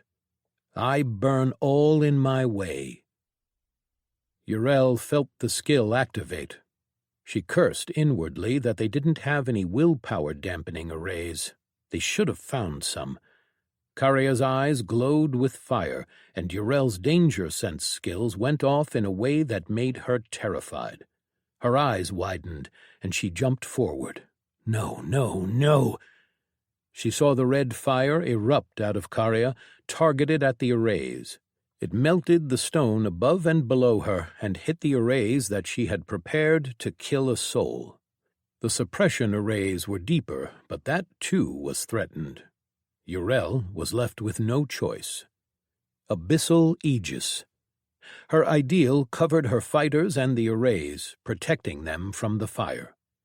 But then Karia's grin widened through the flames. She caught her daughter in her hands, and red fire incinerated her. Karia turned her own daughter to ash before their eyes. Uriel reached her, her perks activating in a sequence, and she slammed her shield at Karia, sending her flying across the room and into a wall, shattering every bone in the woman's body. She cratered the wall, got stuck in the stone, and shook the room with the impact, causing debris to begin falling from the ceiling.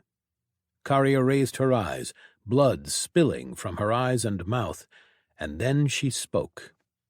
"Better luck next time," she said, and red fire escaped her mouth as wisps with every word, curling in the air as if dancing smoke. Then the red fire burned with more intensity. It glowed from within her skin, then started peeling it away from the inside.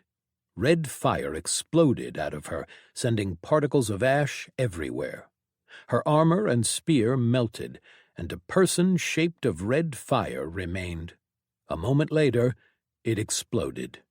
Uriel raised her shield and focused her power. I held the abyss. She covered her fighters as the red fire consumed everything around them. The room shook, and then rocks fell down, burying them all beneath them. Uriel held her power over her people, keeping them safe, and then she used Warden's Law to guard and safety. They were all warped and sent back to the closest Warden's safe place, which was a guardhouse in Emeros. Her people fell to the ground, some steaming from the heat, but they had survived. Uriel walked out of the guardhouse and looked up at the sky. She saw the sects attacking, and the Elder King and his people defending against them. It was unfortunate that they hadn't been able to permanently kill Caria. The woman had proven that Uriel had been right to use their card on her. She had destroyed their arrays. Uriel reflected and wondered if perhaps she should have had some of Hastur's minions on hand that could devour souls. They didn't have many soul-destroying arrays left, and losing this one was inconvenient. They had planned on using that room several times over the defense to remove other great threats. Now, they didn't have another such array that they could use. Most of the unenlightened had feared the truth, and so they had made sure to sabotage their own once they knew that the fall was inevitable. The Elder King had destroyed nearly all soul-killing devices in his territories before he was shown the truth, not wanting them turned on him and his people by those who had already seen the truth. Many of his own people had killed themselves and triggered their own immortalities before Hastur's chosen could even arrive. Even some mortals had made the choice to enter the afterlife before risking being made to see Hastur's vision. It was sad that they would never know it. It was disappointing that she didn't have any soul-killing powers available to her personally, but it wasn't in her build, nor in most other wardens. She had few people with abilities that could damage souls, but nothing that would be able to kill a soul at the peak of its power. Still, Caria had killed herself and her daughter, and thus had removed two powerful pieces from the board, at least for a while, and that was enough. Her fighters came out of the guardhouse, and she saw that Kani Iasra was pouring a potion over his eye. Somehow, even silenced and suppressed, Caria had managed to take the eye of one of the greatest blade masters in the world. It just affirmed Uriel's decision to use the trap on her, even though it would take them months, maybe years, to build another, assuming they won the war. Without a word, Uriel led them to the closest teleporter in the city, and they used it. She saw the battle taking place all around them, on the walls and in the sky. Uriel saw a wave of red and black molten chi, shaped like a dragon's head, coming down toward the Elder King, though his honor guard was trying to protect him. She raised her hand and summoned her power. Oath of the First Shield, call the Gate of Grand Order. Light fell from the sky, and her great gate came in between the attack and the Elder King, blocking and absorbing it. Her gate was recognizable. It was an announcement of her arrival. She felt powers turn in her direction, observing her. She focused on her power, on her oath, and unleashed the attack she had just absorbed. The gate released it straight up at one of the floating fortresses that had gotten too close. The molten chi splashed over it and melted through it as if it were paper. The ball of melted stone covered with chi fell to the ground and made the earth shake. There was silence for a moment, and she let it seep in. The sects should never have come to her lands. Chapter 110. Field of Battle. Her spear cut another monster, opening up a wound in its side. It roared and turned in her direction, but before Cree could react, another warrior that she didn't recognize stabbed it in the back. She wasn't even sure if he was part of her sect. Everything had turned chaotic.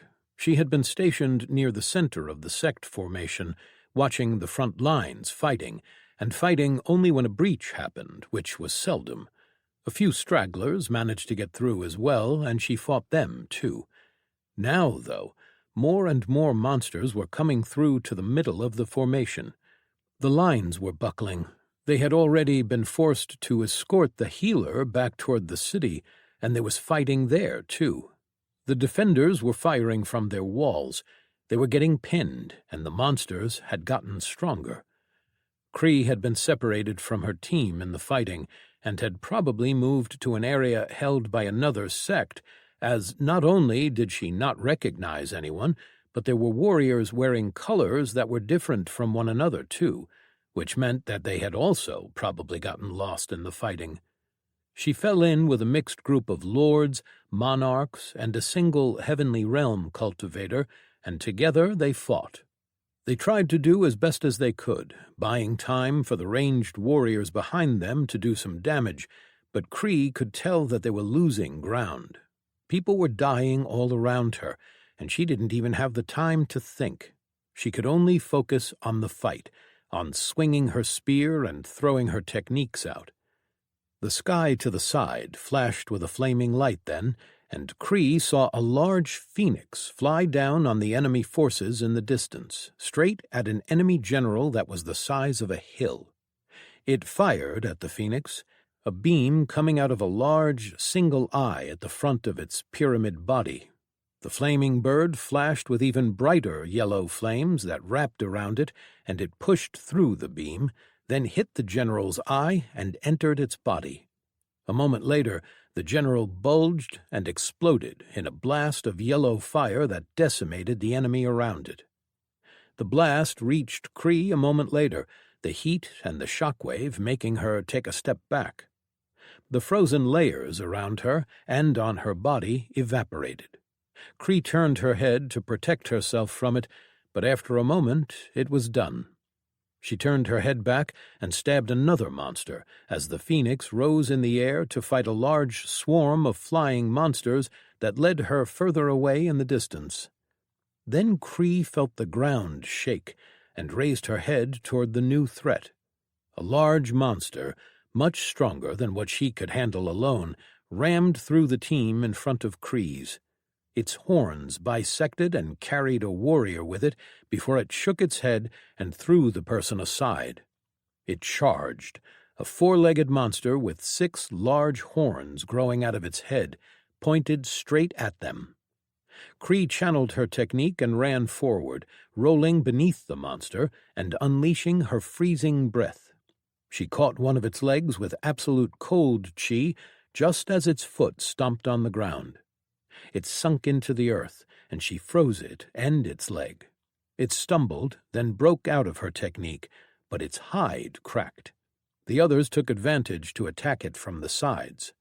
Green-colored weapons stabbed into its side, and she saw its hide sizzle before the undead heavenly cultivator got close. His hammer flashed with symbols, and then he smashed it across the monster's head, breaking 2 horns and sending it to the ground. Cree got close, then charged. As it got back to its feet, she rolled beneath it, then hit her palm against its stomach, unleashing absolute dominion. Her chi spread into the monster, freezing its flesh and blood. A moment later, she stabbed through with her spear, breaking the frozen parts of its body. She barely had enough time to get out from beneath it with enhanced dodge before it fell on top of her. She breathed quickly, mist leaving her mouth. She looked around, seeing more monsters coming. And then she saw people running among them, attacking other people. It took her a moment to realize that those were the mindless Taken, charging along with the monsters. Hightor watched as everything turned to shit. The enemy Taken had joined with the monsters behind them, principally the mindless ones, with a couple of the smart ones supporting them all. The city was a shit show. Karya and her daughter had been caught and hadn't been seen since, and Yrel Ansi had joined the fight. Her defensive powers, along with those of the Elder King, had made their enemies far more durable. Hightor was throwing his techniques at the Elder King, but after Yrel used his attack to destroy the flying fortress of the Starlight Call sect, he had restrained himself. He hadn't heard or seen Henna Rai Taran, and was hoping that she hadn't died in that attack. They hadn't thought that the enemy had this many troops. They were very nearly evenly matched with the sect armies, and they had outmaneuvered them. The teleporter move was brilliant. Even he had to admit it. From high above, he could see some of the enemy generals wade into the sect armies and kill many before they were taken down or just forced back. Their monsters were also far more terrifying. The sects had made sure that everyone knew the doctrine for this fight. If someone died near you, the goal was to kill the monster that killed them as soon as possible, preventing them from pulling the soul from the ethereal realm and devouring it. He cursed whatever happened with the ethereal realm, along with the reason that it didn't seem to be affecting the dome monsters. Even with that doctrine in place, many people had died a true death today. Hytor couldn't allow this to continue for much longer. They had to end the fight. Already he was seeing the breaking of order. Strong people were spending their aces to hurt their enemy on both sides. They had to take advantage. Down below, he watched as Uriel fought in the city streets, along with a small team that were all of high ranker strength. The Regis An sect and Weir Fofol were holding her down, pinning her in place, but they were in a stalemate. The Elder King was the greater threat. His ideal had armed every single one of the Taken with superior gear. They were too hard to take down by people of equivalent tier now, especially as his oath had made them far more durable. The sects were paying in aces or lives for every enemy they took down, and he had been using his edicts to make everything even harder for them. The storm above was tying up many of their flyers and elementalists, and he had also issued another edict that made the class powers of the sects less effective, while not affecting those from his side. It wasn't quite a silencing power, but a suppressive one. It also didn't affect them as much as it would have a class faction, of course, but many of the sects had secondary class focuses. Suddenly, one of the walls on the other side of Emeros exploded. Stone and earth were thrown in all directions as a massive golden tree grew and sprung branches and white leaves. It seemed that Velorn Thorntail and the World Tree Sect had decided to fully commit. He saw the Taken burn their own aces in response on that side of the battlefield. The city erupted, and entire blocks were erased. Everything had gotten out of control. Hytor took a deep breath, then stepped on the railing of his fortress. He spread his wings and locked his eyes on the Elder King's position. He jumped, heading straight for his enemy. Tali slapped another flying monster out of the sky, pulverizing its entire body and splashing its blood and gore across the face of another monster that screeched as it got in its eyes, blinding it. Tali flew through the air, running from a great general that dwarfed the largest of the sect's flying fortresses. It was long and sinuous, like a flying serpent, one that could swallow buildings. Its hide was thick and powerful, rivaling even the worldstone worm that she and Ryun killed, though at least it was slower and weaker. On the other hand, it had hundreds of smaller flying monsters around it, which leveled the playing field to some extent. The general had come out of the thunder cloud above and had swallowed an immortal realm storm cultivator before demolishing a fortress that then fell on the army below. Tali had intercepted it before it managed to demolish another. She had smashed into it and gouged its eye out, then proceeded to run from it. She could have killed it, probably, but she wouldn't. They were over the army and the fighting, so if she killed it, it would flatten anyone unlucky enough to be directly below them. She was trying to lead it away from the fighting, or at least over the enemy army, before finishing it off. She felt the power building up behind her and twisted to see the general's mouth open and light gathering in it. She cursed and used her evolved form, turning into the Grand Minokawa. She sped away, the wind under her control around her, sending her flying even faster.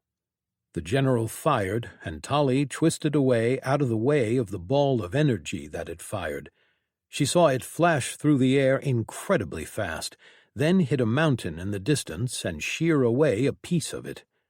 A group of monster flyers came at her from the side, and she swatted them with her tail, turning them to gore with strength alone.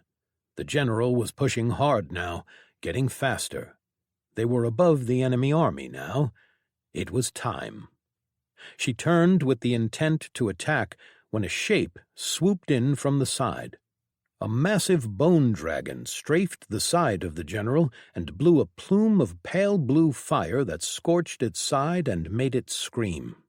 Tali headed for the general's face, then smashed into it and clawed one of its eyes out with her legs while charging a technique in her wings. With a beat of her wings, she released a point-blank and fully charged empty world technique directly into its eye cavity. The top of its head exploded in a shower of black blood, and the flying serpent started its fall to the ground. Tali turned as the undead dragon came up near her. Erasmus was firing a dozen bolts of blue energy from a wand that tracked and burned through the monsters flying around them. "Tali!" he yelled, then pointed at the ground. Tali looked and saw what he was pointing at. She cursed as she saw two fronts failing and the enemy pushing through, pinning the sect army against the walls of Emeros. They were currently burning, and had new rivers of molten stone running through it by the looks of it, as did the citadel, which still had its shields active. Before she could say anything, a bolt of thunder flashed from above, hitting the ground. She looked up and saw their forces there retreating. 3 more flying generals had broken their defense against the thunderstorm. The wind picked up, and the rain turned into a hail as lightning flashed all around them. "You go!"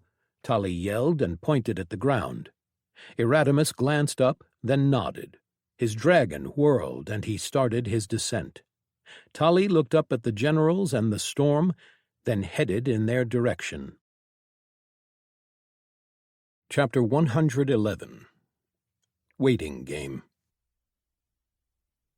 They stood above the field of battle, not high enough in the sky to be part of the aerial battles, but high enough that they could see most of it, on a platform that she had constructed.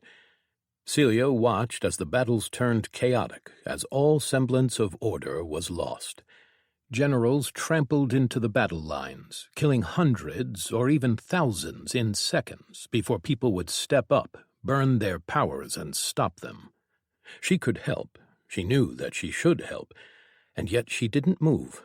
They knew that to act, to spend your strongest powers, would leave you vulnerable, but that wasn't the reason why she was waiting. No, the reason was Ryun and his plan. It was a hard thing to believe in, what it was that he wanted, but she had come to trust in him and his estimation of their combined power. She watched and felt so many powers being used that she couldn't even tell who was winning. She stayed still when the enemy was enhanced and their hide turned harder, and she didn't move when the sect lines started to collapse. When a general the size of hills fired into the sect army and decimated thousands, when it shot down a fortress out of the sky only for it to fall on top of a sect in the distance and crush whoever was unlucky enough to be beneath it, she remained. Then she observed as the golden phoenix burned across the sky and killed it, only to then be harried by a swarm of flying monsters. "How much longer?" Celia sent. Ryun didn't outwardly react, but he responded through their bond. "Soon." His eyes were closed, but she knew that he was watching everything with his skill. She could feel his willpower trailing out of him, suffusing the layers of space around them and beyond. He had been training his skill to be able to handle chaotic situations, but she didn't know how anyone could follow something like this. And she couldn't help but feel a bit apprehensive about what they were planning. It was Almost too arrogant, but she remembered what they did in the tournament city and felt that perhaps they could do it. So she waited and watched as the monsters started to push the sects harder. Erdania fought on the walls of Emeros. A taken team had jumped her, and she was weaving in between them. A sword hit her shoulder and didn't pierce her skin. Her forging of body and aspect, cosmic, made her body extremely hard to damage with physical forces, but also made it resistant to special damage. It took overwhelming force to actually harm her. As the physical force of the sword hit her body and did nothing, one of her tattoos flashed. She turned around and slammed her palm into the Taken's stomach, releasing a pulsing, shifting strike faster than he could react. The force collapsed his armor and sent him flying off the wall and into the city. She felt another attack from the side with her enhanced sphere of awareness, and she sidestepped the hammer blow. It smashed into the ground, and Erdania stomped on its haft, breaking it in half and cracking the ground beneath. The wall shook and made the Taken stumble. Taking advantage, she executed a reverberating blow at the Taken's side with a closed fist, sending him flying into the air, likely turning all of his organs to mush. The last Taken unleashed a plume of fire at her, but she just let it hit her and walked through it, increasing the gravity's pull on her so that she didn't get blown away. She kept her primary cultivation path's fruit technique active, using her second aspect, the World Stone Chi. With it, her goddess of World Stone infused her body with the essence of the World Stone, scaling off of her endurance and making her already durable body far more so. Once she got close enough to the Taken, she hit him in the chest, making him bend over. She then grabbed his head and squeezed while activating Essence Drain. His death sent a surge of essence into her that she ignored. Her vampire perk was more important now, as with every death her stats rose higher. She whirled around as she felt a spatial power and nearly took the head off a wide-eyed warrior wearing sect robes. "Message from sect head Hytor," he said quickly. Erdania nodded, and he touched her, transmitting the message directly into her head before blinking away. Erdania turned and looked in the distance, across the city. She saw Hytor coming down from his fortress and hitting the large shield that surrounded the Elder King and his forces. Erdania glanced back to where she was heading. A sect had been pinned against the wall, and it was where she had been headed before this message. If she went to help Hytor, they would most certainly die. She could see the defenders of the city on the towers launching attacks down at the sect warriors as they were being pushed from the front by monsters and a general. She grimaced, then jumped down from the wall outside of the city. She triggered her evolved form, Gravity Titan, and started to run as she grew. Soon she was as tall as the walls and was noticed by the enemy. She kept close to the walls, where there weren't people to trample. The tower defenders turned their attention at her, and soon attacks started hitting her skin. With her technique, and now boosts from her evolved form, they barely did anything, but her tattoos still flashed with every hit. She slammed into the tower with her shoulder, cracking the stone and sending a few of the defenders toppling down. The core of the tower still held, so she increased the effects of gravity all around her as she held the tower. She heard the stone cracking and whining, and then it collapsed, falling and taking a big chunk of the wall with it. Erdania waded into the rubble, increasing the gravity around her with every step, and making sure that the Taken that had been buried were crushed beneath the stone. Afterward, she reversed the flow of gravity and lifted the rubble up. She turned toward the sect army, which was now running in her direction, and she switched her aspects for her technique, now using Goddess of Unwavering Gravity and Wrathful Assault together. She punched out and sent the rubble of the tower and the walls shooting away from her and above the sect's people, smashing into the monsters and the general behind them. It was as much as she could spend on them, but she had opened up a way into the city for their retreat. She turned and pulled out her staff in its enlarged form to fit her evolved form, then stabbed it into the ground and vaulted into the city, over the buildings and into a square some distance in. She landed and switched back to Worldstone chi, then reached for a nearby building and pulled it out. A moment later she threw it in the distance where Hightor was flying and firing techniques at the Elder King's shield. Her building smashed into the shield from the side, and Hightor took advantage to send a powerful attack that pierced the shield. A Taken pushed his king out of the way and took Hightor's attack for him. The black and red molten chi melted straight through him. The Elder King raised his hand, and Dardania felt the gravity in the distance obey him, such that even the gravity that Dardania had control of around her shook. Hightor was pulled down and smashed into the ground behind buildings. Dardania couldn't see him anymore. She grimaced and then vaulted again, now coming down straight on the Elder King and his people. The Taken did something, and a tree of lightning smashed into her, sending her off course. She let a strike out with her fist, hitting only air, but she released one of her tattoos. All the kinetic energy that the tattoo had stored was released and hit the roof of the building where the enemy stood. She saw a field of white light surround the king and his closest guards, but then her blast of kinetic energy, as wide as a barn, erased the roof and the entire block of buildings behind it. A wave of red and black-covered chi erupted out of the rubble nearby, shaped like a dragon. Hightor opened his mouth and breathed his chi all over the ruins. Dardania fell and crushed some buildings, then winced as she felt the pain in her chest. She looked down and saw some of her skin was red and blistering. Her tattoos were glowing. She shook her head and stood, heading to help Hightor, who was fighting in the distance. Ryun kept watch on the enemy army as they pushed the sects. He didn't pay much attention to the city and the fights in the sky. His sense was as powerful as it had ever been, stretching across the entire territory, but he kept most of his attention on the battle around them. He had been part of the planning. He knew that their way of operating was to wait and spend their aces in situations where they could get the most out of them. It made sense, but Ryun would have probably ignored that if he had seen a better chance.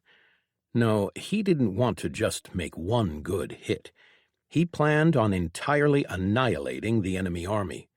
The biggest issue was that when they teleported in, their formations were thin. The fact that they surrounded the sect armies meant that they had to split their forces in a large band to encompass them all. That meant that in any area that Ryun could influence, there were at most tens of thousands of them, while their numbers were much higher. He needed the enemy to pool their forces somewhere, to gather them in a single location, but also he needed an area free of the sect's people. His power could very easily hit allies and kill them. His techniques worked on intent, but he didn't know most of the sects here, and the ones he considered his allies were fighting among others that he did not. Even then, he couldn't really keep track, as he couldn't see the colors of the sect uniforms, and he knew that deep inside he wouldn't really care for those who weren't part of his own sect. He didn't want to risk killing them by accident, though, as that would be a bit much. So he waited and watched. He could tell that Celia was getting impatient, that seeing so much death was getting to her. He understood and shared the sentiment, though probably not for the same reasons. Then he saw it. A sect battle line faltered. They were being pushed into the city and were trying to retreat into it. The enemy was following, widening, and separating the sect lines as they punched through. They were pulling troops from surrounding lines to funnel them in through there, creating an area filled with hundreds of thousands of monsters. "Now," Ryun sent to Celia, and she immediately readied herself. "There." He pointed both with his hand and through their bond. Ryun channeled his chi and activated Mantle of Gathering Twilight, while Celia flew them over the fighting. "I'm ready," she sent, and he felt her preparing her techniques.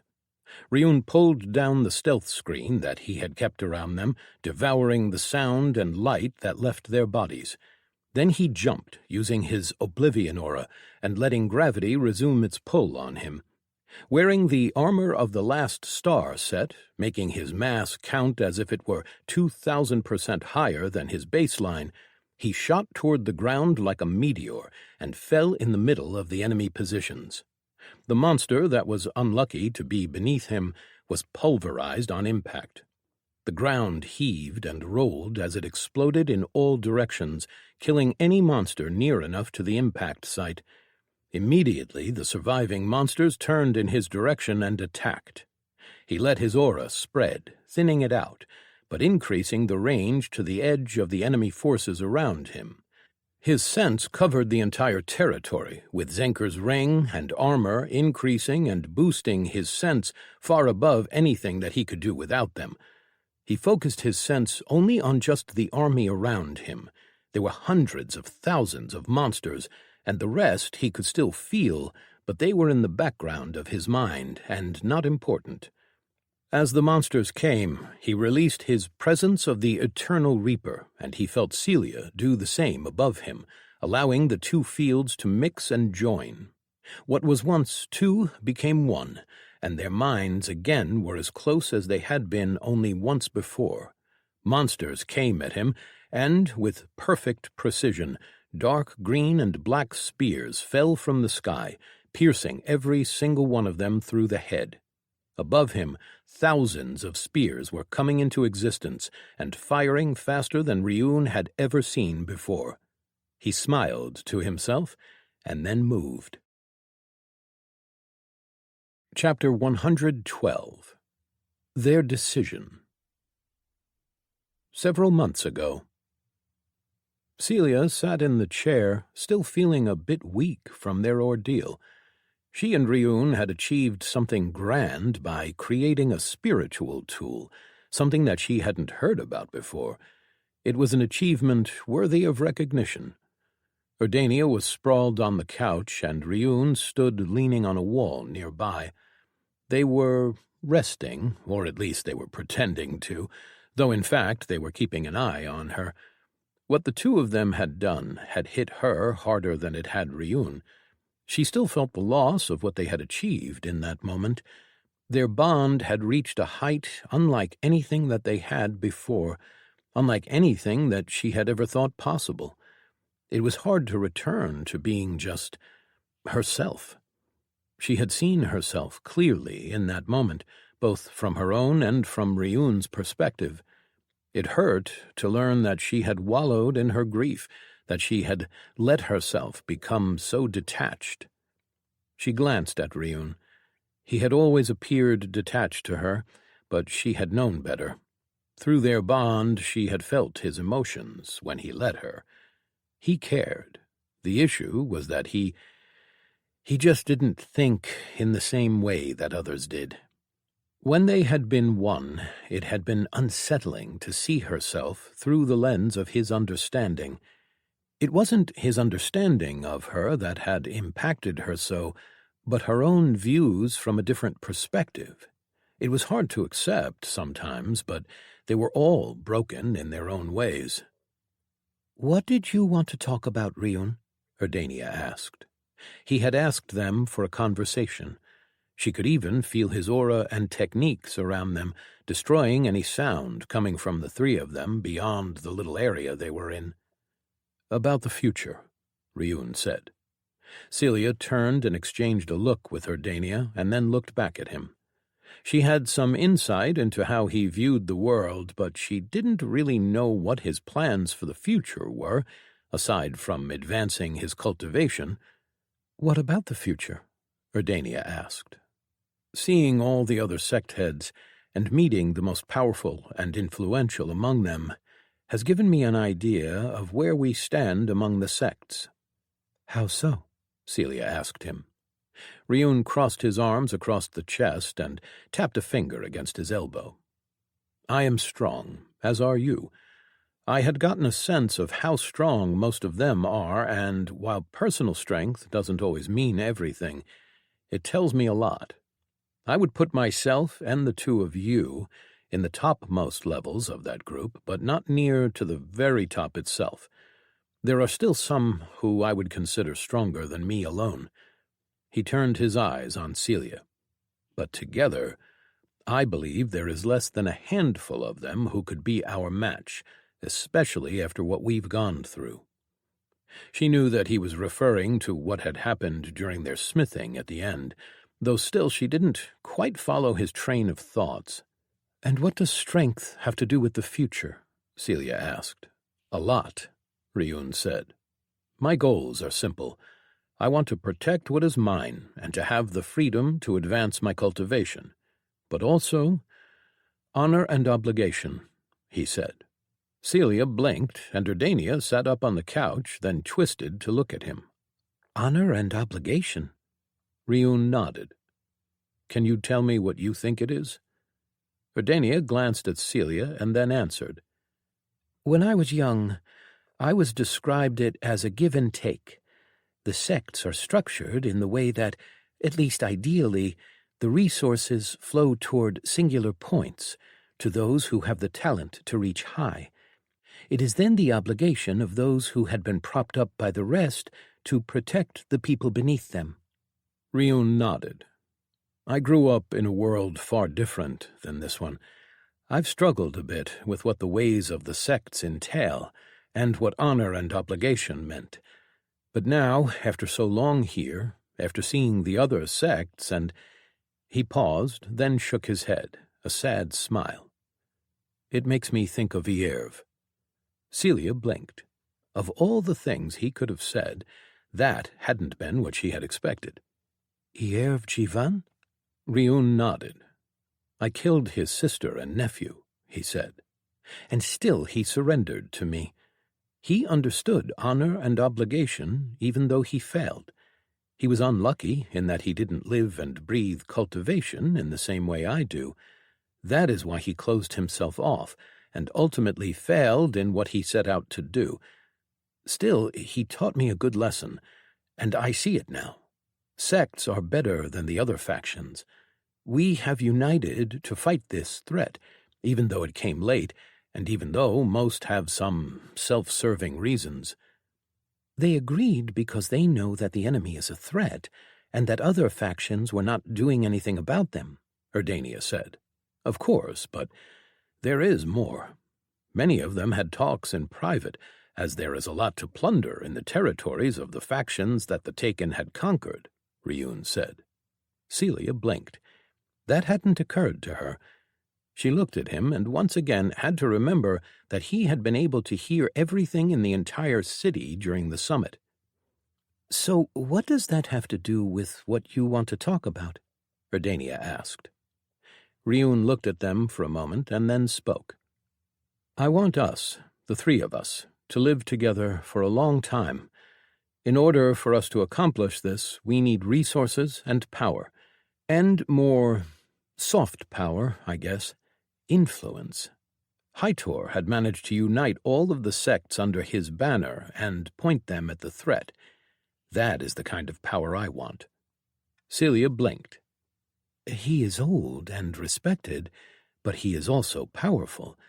People in the sects respect those who have power, those who have high-tiered cultivation and feats under their belt." Ryun nodded. "Which is why I want us to demonstrate what we can do during this battle. They call me the Undying Void, and the name is apt, but there is more that I can do, that we can do. During the fighting at the tournament, many had seen us, but I don't think that many understand what our bond means, especially now. I want us to show that to everyone, to demonstrate our power." "Why?" Erdania asked. "Security. Knowledge. There are many reasons. The core fell because the people were not united, because everyone looked after their own interests. The empire fell because it was alone, with no one willing to help them, and even with our going there, we still failed to save it. I want the Twilight Melody sect to be great enough that it can fight off anything. I want us to have allies that will come to our aid." "We can grow the sect," Erdania said. There are many refugees nowadays, and we can always make an effort to conquer the territories on the frontier. It will be expensive, but it can be done." Celia narrowed her eyes. "What do you actually mean, Ryun?" He smiled. "Things are going to go wrong with our attack, as they always do. When that happens, I want the three of us to show what we can do. I want us to demolish everything in our way and let them all see just how powerful we are." She sensed that he didn't say everything that was on his mind. "And then?" He met her eyes. "War, conquest, honor, and obligation." Then his expression turned serious. "The strong rule. Isn't that the way of the sects?" Now. Celia kept her platform made out of chi above Ryun as he plummeted to the ground. Some of the flying monsters had noticed them now, with him no longer keeping them out of sight, and were headed in her direction. She manifested the sanguine flame of Lockrood cloak around her robes, increasing her willpower, control, and making her techniques more effective. She used greater projection armor and covered herself in pale silver armor made of overlapping plates crafted out of an ethereal-like essence. To be precise, it was a silvery light essence given shape by her mind, brought into existence by her class perk. She then channeled two techniques, or rather the same technique twice at the same time. With Sanguine Flame Spear, she crafted two long spears in the air above her. With it came a sense of heat and something deeper, a vitality unlike anything she had encountered before in her life. The blood, the source of life, was bound up with the flames. The dark green spears were crystallized chi, and she held them in the air with her will, the chi easily responding to it, and her greater projection manipulation aided her too. As soon as Ryun landed, he unleashed his presence, and Celia followed immediately after. The presence of the Eternal Huntress unfurled from deep within her, touching the great aura that had expanded from Ryun, and immediately her sense changed. Their colors mixed, red and blue becoming violet, as their minds connected on such a deep and intimate level, and the ranges of their perk combined as the two became one. Their stats and speeds soared, and those of their enemies decreased. Through his mind, she could see what he saw with his sense, not clearly, but like an itch in the back of her mind. Monsters were coming at him from all directions, and she used her techniques. She used her ability Copy Construct several times in quick succession, and the speed she gained from the presence lowered the already short cooldown from her Repeatability perk. Then, before the monsters could reach Ryun, she sent her spears flying with her will. Green and black spears fell from the sky, piercing the monsters as Ryun rose from the crater, killing them instantly. His blue and white armor was glowing, and as he raised a hand, a javelin appeared in it. She kept casting her technique and ability, filling the sky with spears made out of chi. Through Ryun, she felt the monsters all around the battlefield, and as he focused on those that came in their direction, she saw them too. With target tracking, she sent a few spears flying at the monsters, but most of her attention was down on the ground, her true sight letting her track the monsters on the ground as she kept them from reaching Ryun. They were in perfect sync. She reacted to cover him, and he moved to cover her. There wasn't even the need for words. She felt him use his technique as a general charged in his way, a large six-legged one with a head that looked like a battering ram. He threw his javelin, and it exploded as soon as it hit the general's head. The wave of oblivion chi obliterated its head, erasing it in an instant as if it had never been there in the first place. Celia saw another general readying to fire, and so sent her spears at it.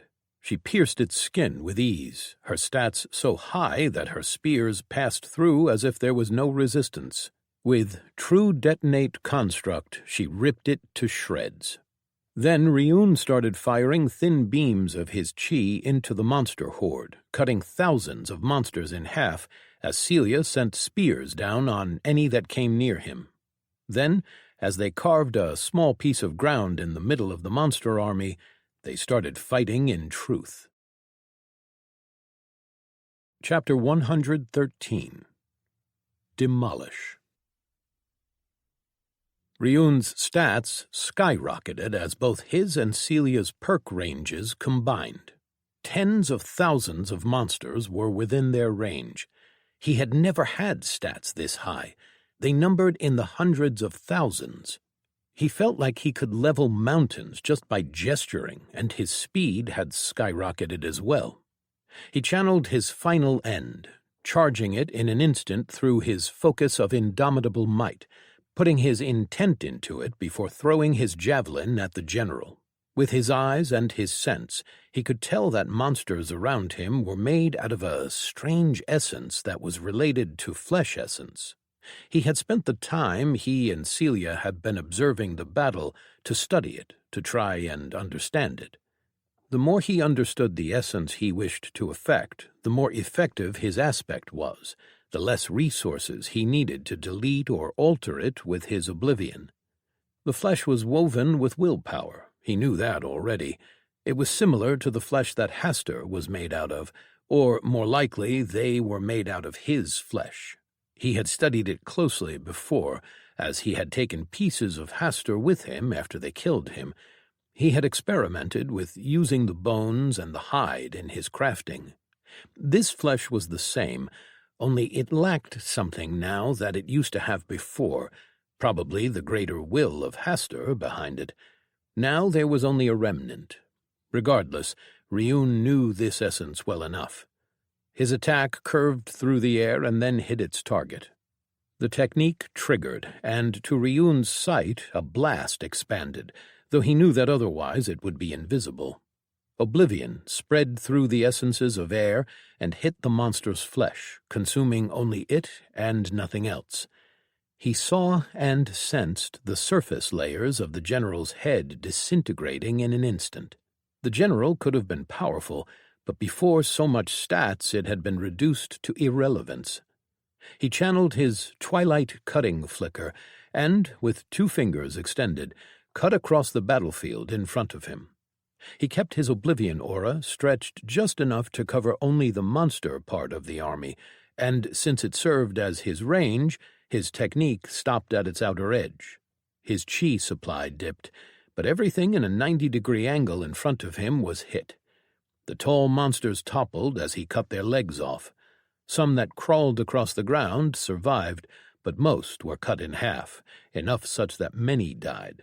He felt his stats dip down as fewer monsters lived to boost them. Ryun moved, dashing forward to get in range of more monsters and keep his stats high. The ground beneath him cracked, and he broke the sound barrier, sending a shockwave that shook all monsters that were near enough. He felt both his and Celia's surprise at that, but then he arrived. His control was great, but he was surprised at how fast he moved, enough so that he crashed through a monster. It exploded against his armor and splattered all over him, leaving him covered in gore. The shockwave of his arrival killed another dozen around him. He grimaced as he felt his healing kick in. His body rocked against his armor. He had damaged himself. With a bit more control, he swiped his hand to his side again, cutting another swath of monsters down. He swiped across a short general, but its skin only flickered when Ryun's technique touched it. He frowned, and through their bond he knew what Celia had noticed from above. There were 2 generals.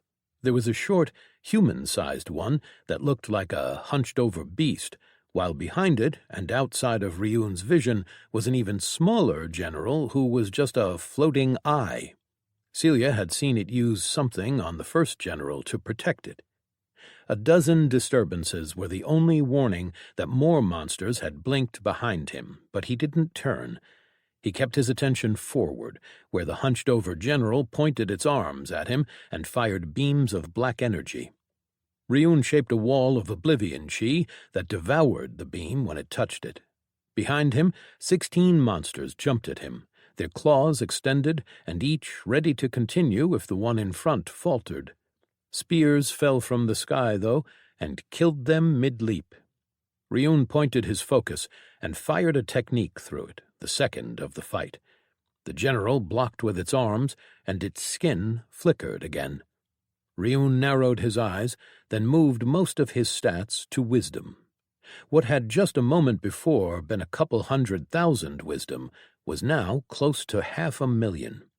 He pointed his hand again as the general charged across the ground at him, and then he fired. This third instance of his technique he used through his focus. It increased the effectiveness of the technique by 600%. It hit the general and cut through it, the narrow beam of oblivion piercing its chest and everything that was behind it. Ryun swiped, cutting apart more enemies. The second general had avoided his attack, but whatever had hidden it from his senses before no longer provided the same protection. Spears came from up high, and a sphere with hexagonal plates appeared around it, protecting it. Ryun channeled his technique again, but the tiny general turned in his direction. Its body flashed, and from the pupil of its eye it fired a beam of essence. Ryun was so surprised that he didn't react, and with all his stats in wisdom, he probably wouldn't have gotten out of the way in time anyway. He switched his technique and put out a wall of oblivion in front of him. The beam hit and went straight through, as if it wasn't even there. The beam hit Ryun in the chest and sent him flying back, pushing him into the ground as his armor disintegrated at the impact point. His body held for a bit, but then it, too, faltered, and the attack cut through him, then swiped and cut his torso in half along with his arms at the elbow. The general fired another beam, but this time a shield construct materialized in front of Ryun, the essence shining with power and vitality to Ryun's eyes. Celia was raining fire down on the general as it started to fire back up at her now. That had been his attack, his twilight-cutting flicker, but more powerful than when he had used it himself. Quickly, Ryun shifted his stats, putting more into vitality, and regenerated his lower half. A monster jumped at him, and on reflex he swiped his hand. He splattered the monster with pure strength alone and exploded his arm. He grimaced and healed it back up. He moved his chi and used Field of Twilight's calm around him, creating a spherical shield, then pulled out and equipped other copies of his armor, focus, and rings. With the time he bought himself, he leveled out his stats again and put a bit more into his wisdom. He felt Celia's pain and immediately moved. Through their bond, he knew that the general had grazed her with his attack. He ran, the ground and the air alike shaking from his passage as spears fell from the sky to kill any monster that would impede his path. The general turned, its eye flashed, and Ryun switched his stats into strength and dexterity before dodging with pouncing rush and using wolf claws. The world shook from the speed and strength of his passage. He reached the general, the territory's essence screaming around him as he put his will into the claws made out of oblivion. He pulled back his aura to be just around him and the general, and then he pushed its intensity up, focusing it on destroying the general. He swiped at it with perfect cut, my foes torn asunder, not willing to give it any more of his chi to use. Its shield appeared and held Ryun at bay for a moment, but with his aura and skill it didn't hold for long. His claws sunk in just as a large spear came from above and pierced the shield and the general, center mass. The shield disappeared, and Ryun's attack went through, tearing the rest of the general to pieces. The monsters around were firing attacks at him, but Celia's spears were killing them before they could concentrate. Both of them felt their stats lower as the enemy was increasing the distance around them. Together, they made a decision. Ryun changed. His body grew as he turned into the wolf of the end. Celia grew an additional set of horns, and her skin turned a different hue as she, too, entered her evolved form, Lindwormer Paragon. Their stats increased, as did their power. He expanded the range and decreased the intensity of his aura, then felt at the army around them. They had killed hundreds of thousands with their attacks, but there were more coming. The enemy was pulling their forces here, focusing on them, understanding the threat they posed. Attacks started coming in from far away, and Ryun sensed their origin. Taken were firing from the back of a massive general, one that looked like a wriggling mess of tendrils, mouths, and eyes crawling on the ground. It had a large head and elongated body, though its body was only a mouth. It had an open space on its back where the Taken were standing. It might be a crawler, but it was moving fast and was coming his way. Ryun ran on all four legs at them, spears intercepting any monster in his path again. He opened his mouth and fired a flicker, which was blocked by someone, deflecting it into the sky. As Ryun got closer, more monsters came into range, and his stats increased again. Celia followed above him, and as flying monsters continued to head in their direction, they were receiving even more stats. The Taken and the General fired at him with abilities that sent large spinning axes in his direction, as well as homing lances of white fire. Ryun cast his technique and blocked what he could, letting the rest hit his armor. Then the General released a sonic attack that Ryun grimaced at and dodged. He knew that such attacks were his weakness, and he wasn't about to make the same mistake again. His stats and speed were so high that the enemy was having a hard time hitting him as he ran. He didn't take to the skies, as it would let the enemy focus all their power up, while this way they split their focus. Besides, on the ground, he could use more monsters as cover. He reached the General, and the Taken jumped from its back. He focused and prepared a final end, then unleashed it point-blank at the General, focusing his intent on the essence that it was made of. The monsters in range around him just disappeared. The General didn't suffer the same fate. The surface layers of its hide started peeling off, leaving gaping, open mouths with sharp teeth now covered in black blood. The flesh peeled back too, but before his attack could penetrate deeper, every mouth on its body opened up and screamed, unleashing a sonic attack that rocked him. It penetrated his armor and bounced inside of it, shattering his body 100 times in a moment. He roared and fell to the ground on his side. He was healing, his chi dropping fast.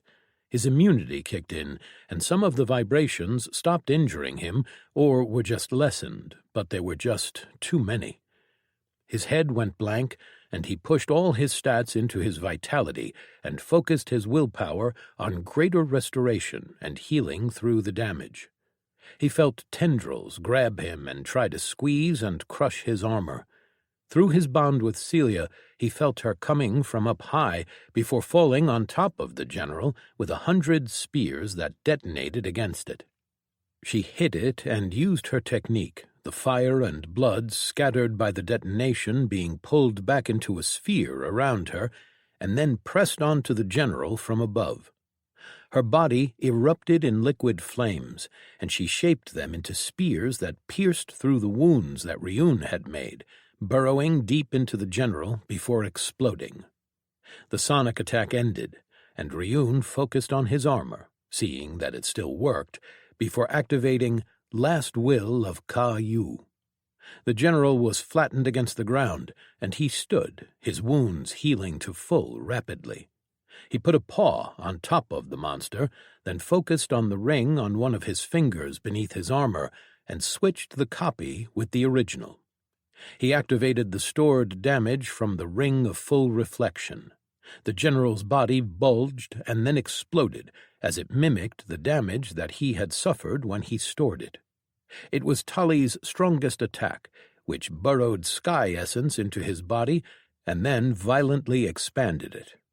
With the General dead, some of the enemy forces were maneuvering, trying to move away from them, and he could feel his stats going down. Ryun and Celia exchanged looks and communicated without a word through their bond. They turned toward the enemy and went after them. Chapter 114. Offensive. The battle was growing bloodier and bloodier. The essence around Ryun was shaking in his vision and sense as he turned his intent on it. The oblivion that made up his body began devouring air and light essence around him, turning his appearance into a rippling, vaguely wolf-like shape. He charged through the enemy forces, firing his flicker and cutting monsters to pieces. A group of monsters blinked in close and fast, then attacked and hit him hard enough that he stumbled. Strains of chi channeled from his core, 1, 2, 4, then a dozen, all leaving his body in a rush of oblivion to fill the area around him. His understanding and intent focused, he pulled his aura back, shortened the range, and then grabbed hold of the oblivion chi around him. In a split second, he shaped a dozen techniques in the air around him, crafting a dozen orbs of pure darkness to appear and float in the air. A moment later, they each fired on their own, cutting down any monster around him, strafing across lines but slicing only flesh.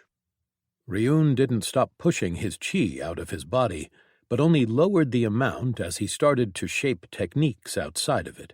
Inside his body, he shaped another technique, his sense telling him that the monsters around them had realized their threat.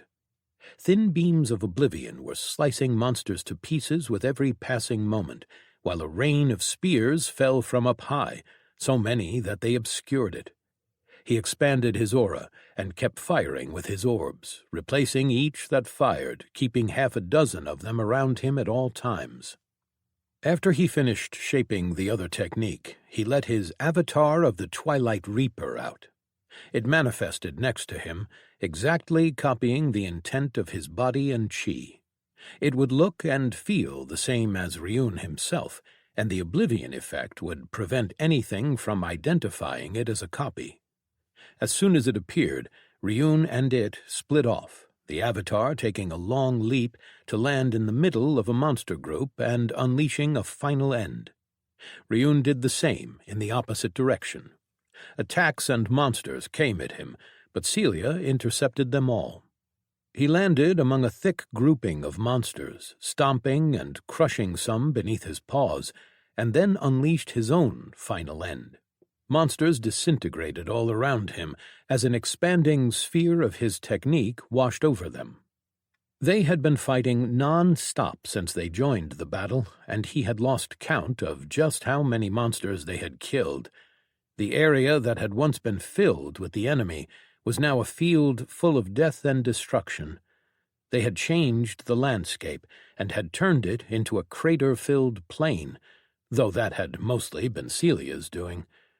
Ryun kept moving, hunting the monsters that were now trying to get away. The monsters had tried to gather and overwhelm them, but they had failed, their gathering only having made Celia and Ryun stronger.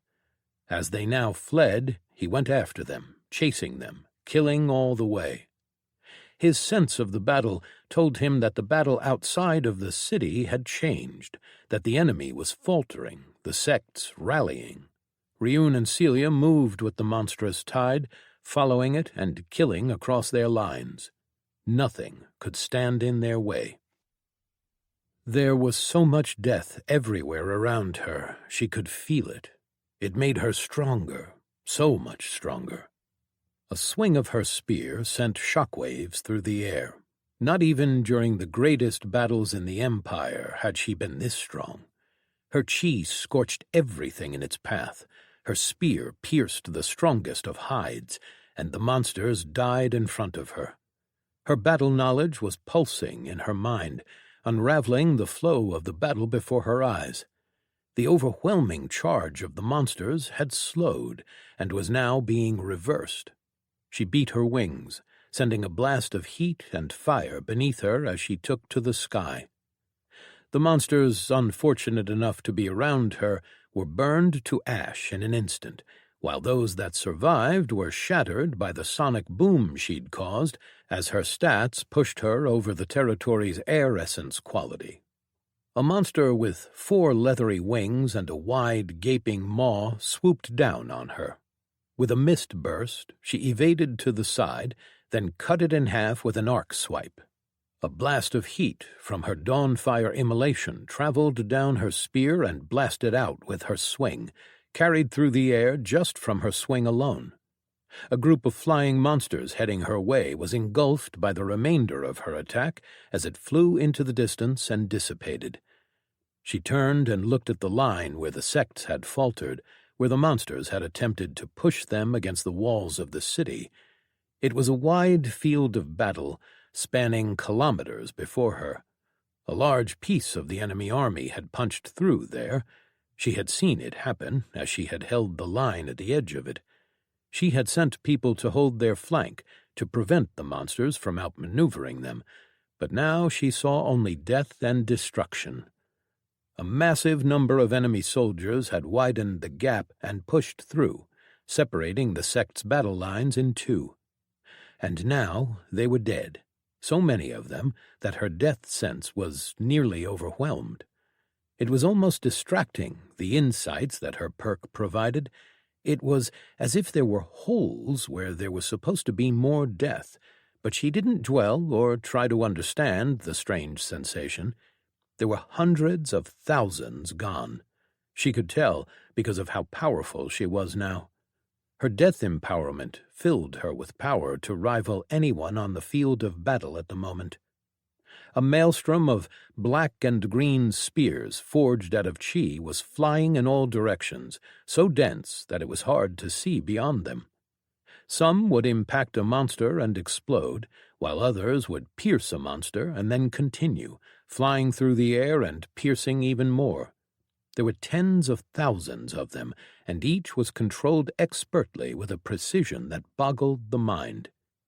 In the center of it all stood a familiar woman, though changed. She was floating on a slim disk made from her chi, and appeared to be larger than usual, but not overtly so. 2 sets of horns rose from her head, framing her black hair, and even from this distance Naira could see her eyes blazing with green fire. Her hands were spread to her sides, her fingers moving as if she was playing an instrument, one that brought only death to everything around her. Celia Jean Ikoa was a beacon shining from within a slightly purple haze that covered that part of the battlefield. But there was another, or rather 2 others, perceptible as rippling shapes whose existence could only be noticed by the effects they left on the areas they passed through. Naira looked at one of the large ripples moving through the monster army on the ground, seeing that there was no clear shape, but rather just a black distortion that shook and twisted with every moment. 6 black orbs, streaked with violet and silver, floated around it, following it closely. The monsters on the ground were simply dying. There were no flashy techniques. There was nothing to be seen at all. Invisible beams cut the monsters in half, regardless of size or type. Nothing mattered. The shape was fast, and it left destruction everywhere it went.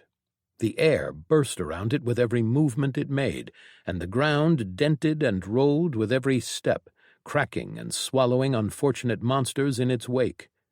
Every now and then, Naira would see a wave of monsters try to overwhelm him, but then they would just disintegrate in a spherical motion, as if something was spreading from him.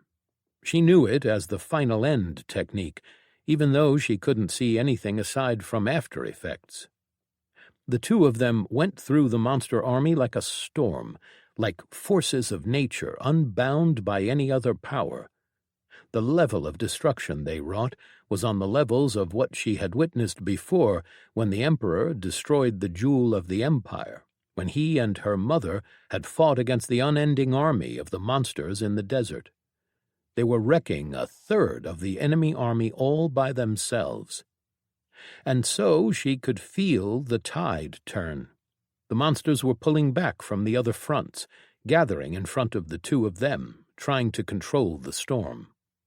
Naira turned her attention back to her lines beneath her as they pushed the monsters back. With a beat of her wings and a Valkyrie's descent, she came down on the enemy and continued to push the monsters back. Erasmus strafed across the enemy line with his dragon mount, spewing flame all the way. He had managed to delay the enemy long enough for the sects to recover, but then something had changed. He flew higher and looked on the opposite side of the city, where a massive concentration of the enemy forces was being demolished by two people he recognized. The enemy was pulling forces from all fronts in response to losing so many of them there. Yet his experience told him that something wasn't quite right.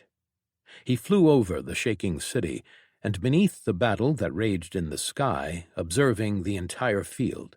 It seemed like they were winning, at least outside of the city, but the battle still raged inside of it.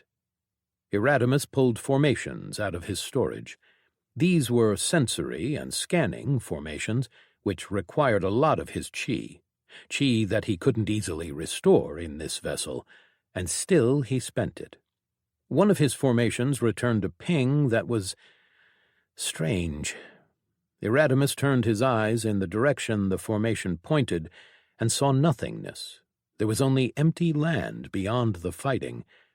He used more formations, but none of them returned anything. The one that indicated something was a formation that was supposed to detect stealthed individuals, and the ping that it returned could only be described as odd. The directional source of the ping was too wide, spanning kilometers. It could be a mistake, but Erasmus ordered his dragon in that direction. He flew over the battle and moved away from it. He approached the empty hills and plains, and now his other formations started to pick up on things. He frowned, but then there was a shimmering, as if something passed over him, and the expanse changed. What had been empty land and skies had turned into something far different. Monsters were marching. There was a second army. At its head was a general that was familiar to him, the one that had led the charge through the portal in the tournament city. It was the general that had fought Uriel. Erasmus turned around, heading back to the battlefields, flying as fast as he could as flying generals pursued him. The battle wasn't won yet. Chapter 115. Presence of the Eternal Hunters. Celia saw Erasmus fly away with his dragon, and then saw him start his return as another army of monsters and generals appeared, one just as large as the one that they had nearly defeated. She had about half of her chi reserves left, but her techniques were far less chi-intensive, and the rest of her power relied on her class. She knew that Ryun was near to depleting his core, and with that army coming down on them, they were going to need everything they had. She saw a group of generals split off and head to the battle in the sky, including a towering general that she remembered from the tournament city. It raised his limbs, and the tendrils on their ends curled into a point. A moment later, he fired at her from a great distance. Celia quickly used her mind construct perk, burning through 3 of its 6 daily uses. From her imagination, she created 3 layered shields in front of her. With a thought, she copied them with True Copy Construct and repeated the ability. She filled the space between her and the attack with 9 shields, then cast Construct Durability, followed by Greater Reinforce on the last 3 shields. 2 black beams as wide as she was tall hit the first shield and obliterated it. The second followed quickly after, as did the third and fourth. Celia's eyes widened as she felt them collapse. Her mind was firing at speeds fast enough to take all the information in, but even with all her stats, she wasn't fast enough to move out of the way. Her platform began moving, but the beam punched through another 4 shields and hit the last one.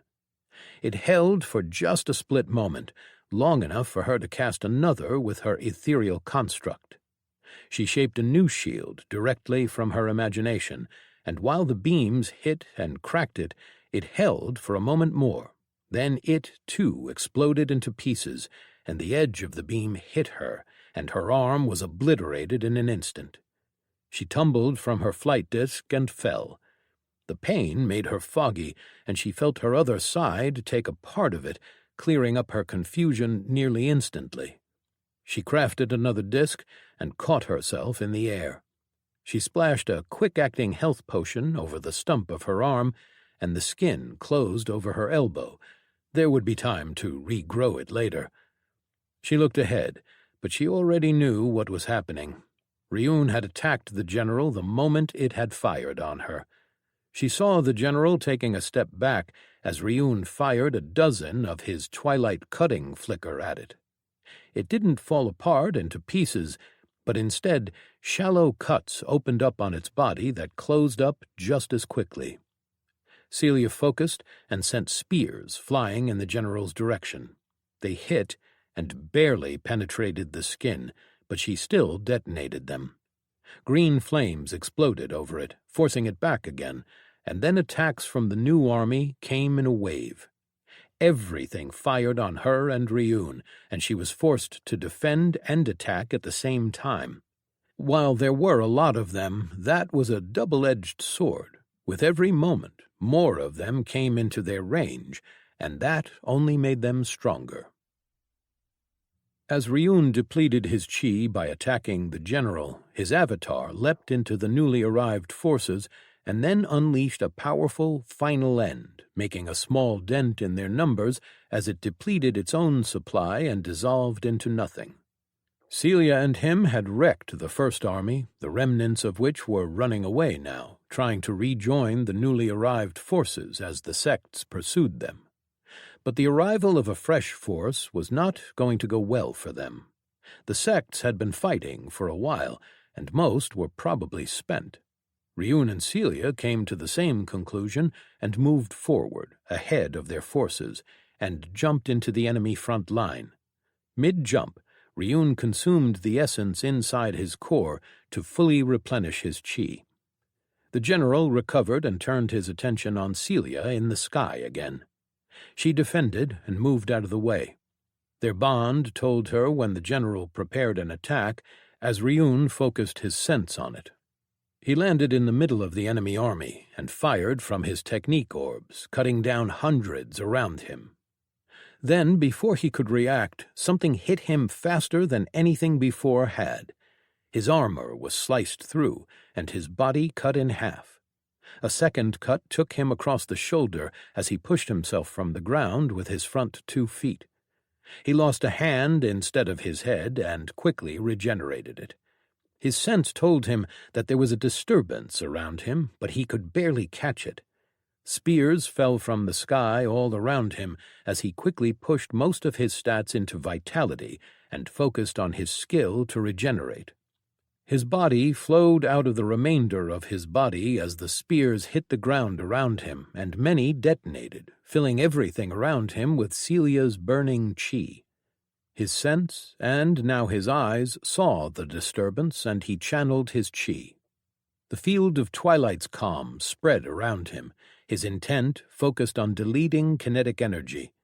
The fast-moving enemy hit his field and was slowed, but not stopped. It was still a blur. Ryun threw out his field of 1,000 cuts. The monster blurred through Ryun's technique, and the space tore.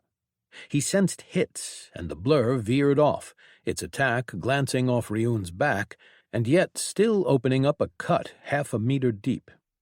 Ryun attacked with his orbs, firing after the monster. He hit, and it crashed into the ground. He grimaced, then threw what was left of his armor into his storage as he healed, and pulled out another copy of it. A buzzing sound filled Ryun's ears, and he turned to see the monster that had attacked him. It was smaller than he was in his evolved form, but only just. It had 4 insect-like wings that moved so fast that they were distorting space around them. Its head was an oval, covered in pustules, with no eyes, or not any that Ryun's sight could see. Around the back of its head were tendrils that moved on their own as if they were snakes. Its body was elongated and asymmetrical. It had 2 arms, both ending in wickedly long and obviously sharp scythes, like those of a mantis. It had a 12 legs, all sticking out at different angles from the bottom of its body. It was covered in chitin that was rough to his senses. It was a general. It tilted its head and disappeared, moving too fast for Ryun's eyes to follow. His divided mind worked overtime, thinking on what to do. His sense could detect it, and would probably be far more effective if he narrowed it down, but that would leave Celia without being able to sense the monsters that were flying around her, including the attacks of the general that she was even now evading. Through their bond, he knew that she could see it. True sight and target tracking would help, but she couldn't look down for long enough without stopping her attacks. They were fully surrounded by the swarm of monsters now, a dome of flyers being above them. Together they acted, their bond deepening with how they covered each other, how they fought in unison, as one. It was now singing in both of their minds, approaching what they had when they had accomplished their great work, then pushing beyond even that. The intensity of combat, of fighting, pushed them farther. This was where they belonged. He charged his chi in an instant, his intent deep and unyielding, and he narrowed his aura. The monster blurred in his direction, and Ryun unleashed a final end. A sphere of pitch black expanded out of him, consuming every essence in its way. The ground beneath him disappeared, the air followed, and then it hit the monster. It changed direction, then passed through the edge of his attack and out before crashing into the ground and splattering the monsters in its path. Ryun shaped platforms beneath himself and turned. He saw the general's wings. They were damaged, but still whole, whereas its legs had been eaten through. It still lived, even after he had burned nearly 1/3 of his chi to destroy everything around it. It was easier to focus his intent on everything rather than just on its body, as he didn't know what kind of essence that chitin it was covered with was. Recovering, it turned in his direction and flew even faster. Ryun dashed away with pouncing rush, but still it savaged the armor over his side, opening up a wound. He grimaced and shaped techniques, firing everything he had to stop and kill it. As he worked, a slow song built inside him as the bond of the twin aspects of death pulsed.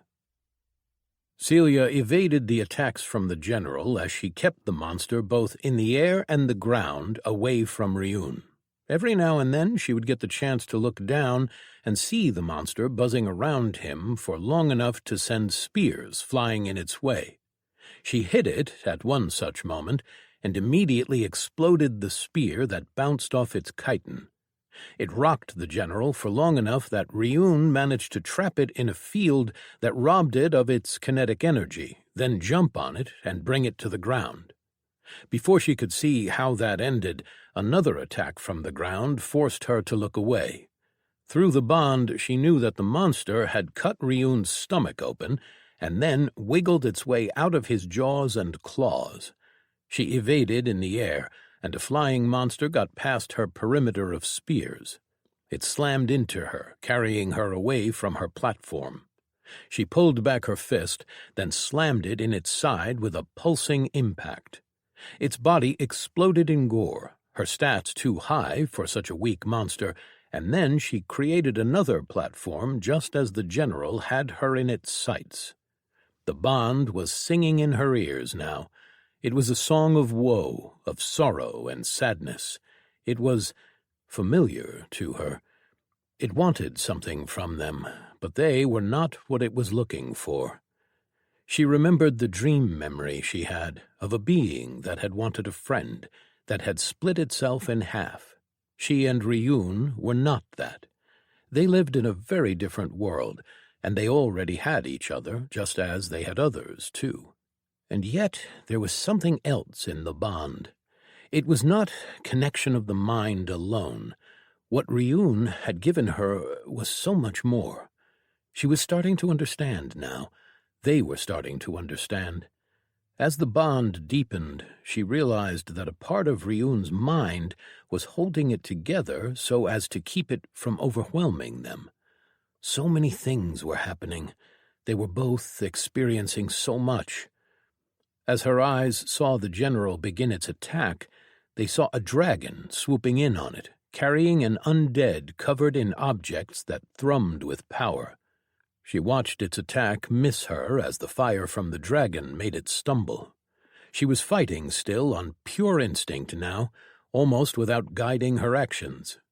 Her spears multiplied as she cast abilities, perks, and techniques, using her will to move them and fill them with specific techniques that penetrated deep within the monsters. Nevertheless, she was being pressed as monsters broke through her perimeter, attacking her directly. Her armor held, but it wouldn't for long. On the ground, Ryun was getting up, the general too fast for him to follow without sacrificing their sense of the entire battle. They understood these things as clarity blossomed. They had not been given a simple perk, but rather had taken into themselves pieces of something greater. They had become that something greater, and the eternal hunters were not what the two of them before taking that power for themselves were. The eternal hunters were two pieces of one whole, and now so were Ryun and Celia. The perk was pushing inside of them, expanding, taking over everything, and they let it. Their auras pulsed once, and the mixing of colors deepened.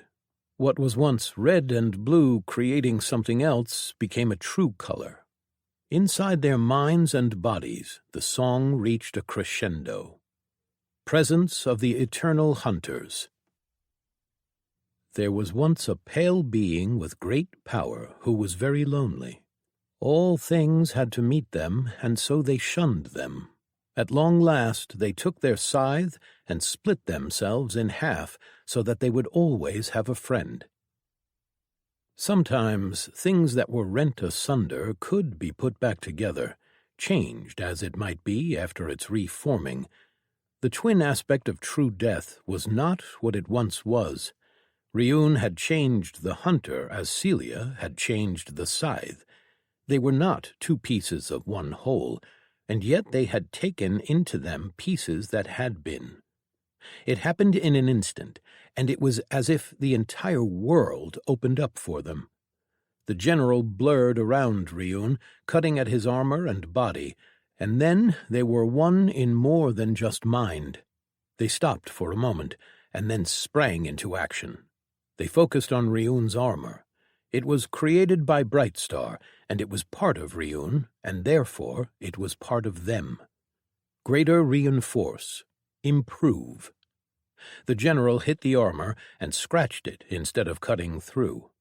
With true sight and target tracking, the hunter's eyes could see it clearly now.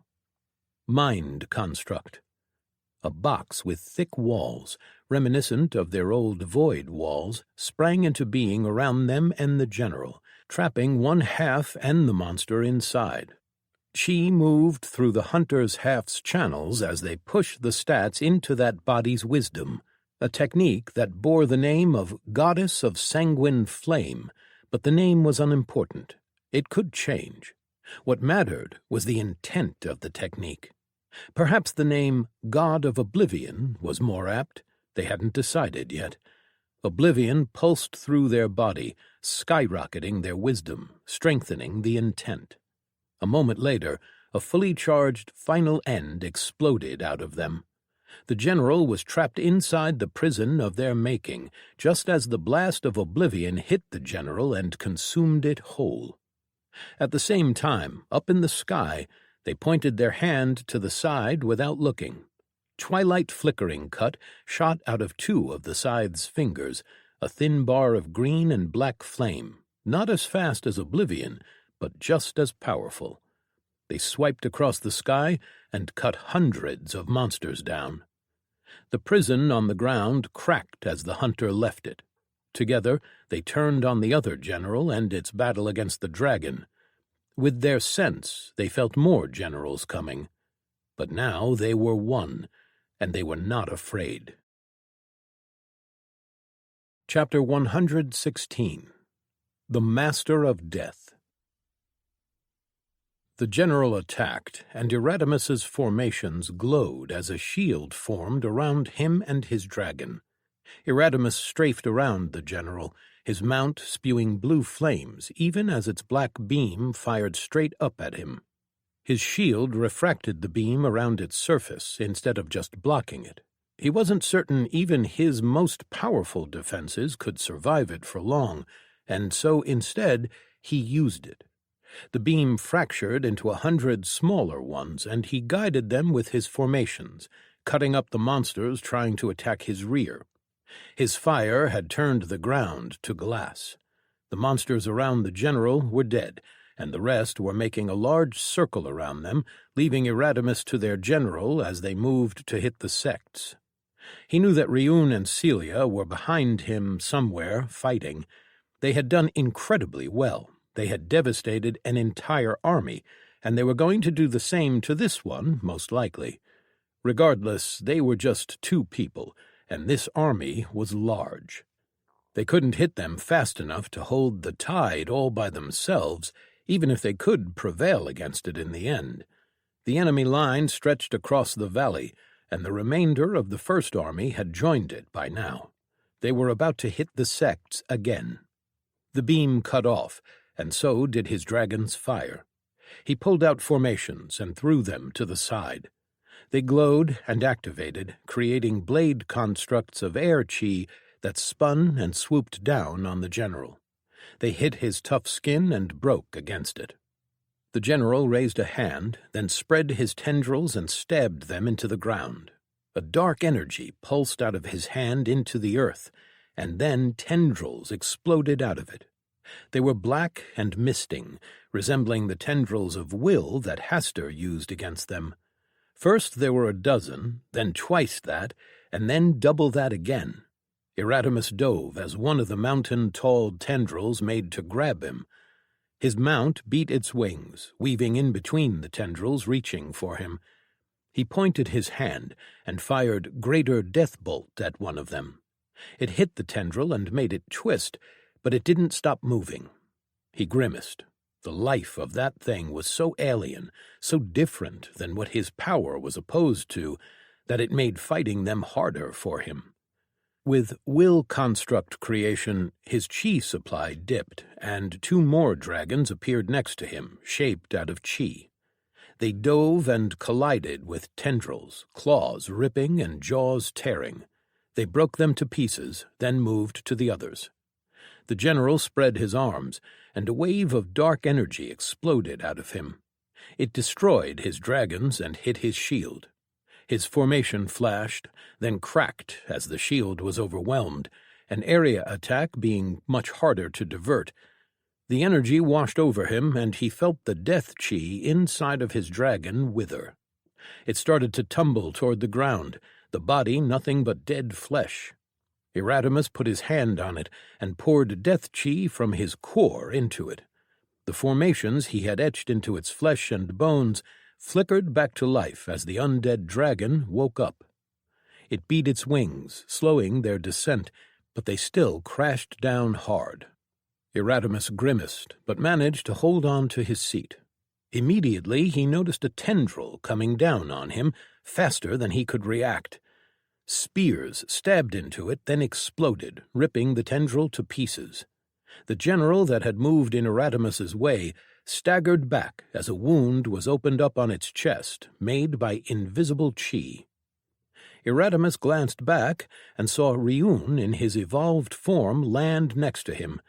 His form flickered constantly, the chi distorting his visage. Above him, Celia floated on a construct of chi. "I'll take him and the army. The sects need aid," they both said simultaneously. Their voices were mixing and reverberating through the air so much that it made his head go blank for a moment. Their voices echoed unnaturally, as if they both spoke from both of their mouths, both voices coming from two places at once. There was a gravity and certainty in those voices that Erasmus hadn't heard before, and something that called to a part of him. He shook his head, then looked at them as Celia gestured. The sky turned dark. A shadow had been cast over the valley as it was filled with objects, spears and swords, maces and axes, constructs all. The general turned his attention on them, and Erasmus nodded. "Be safe," he told them, even though there was no safety to be found in battle. "I will," they spoke at the same time. Erasmus turned his dragon. He took to the sky and had it spew fire at the monsters trying to attack them. As he flew away, he saw the objects start to fall and Ryun leap at the general.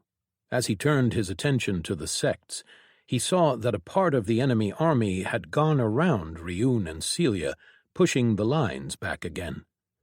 Erasmus flew over the city and saw the battle taking place there. The palace had turned to molten slag, and Erdania was towering over buildings, swinging her staff at a glowing barrier of light. He looked back at the sects, sensing his death knights as they fought, trying to hold back the tide of monsters. The sects were spent, their strongest having burned their greatest perks already. He looked down and saw so much death.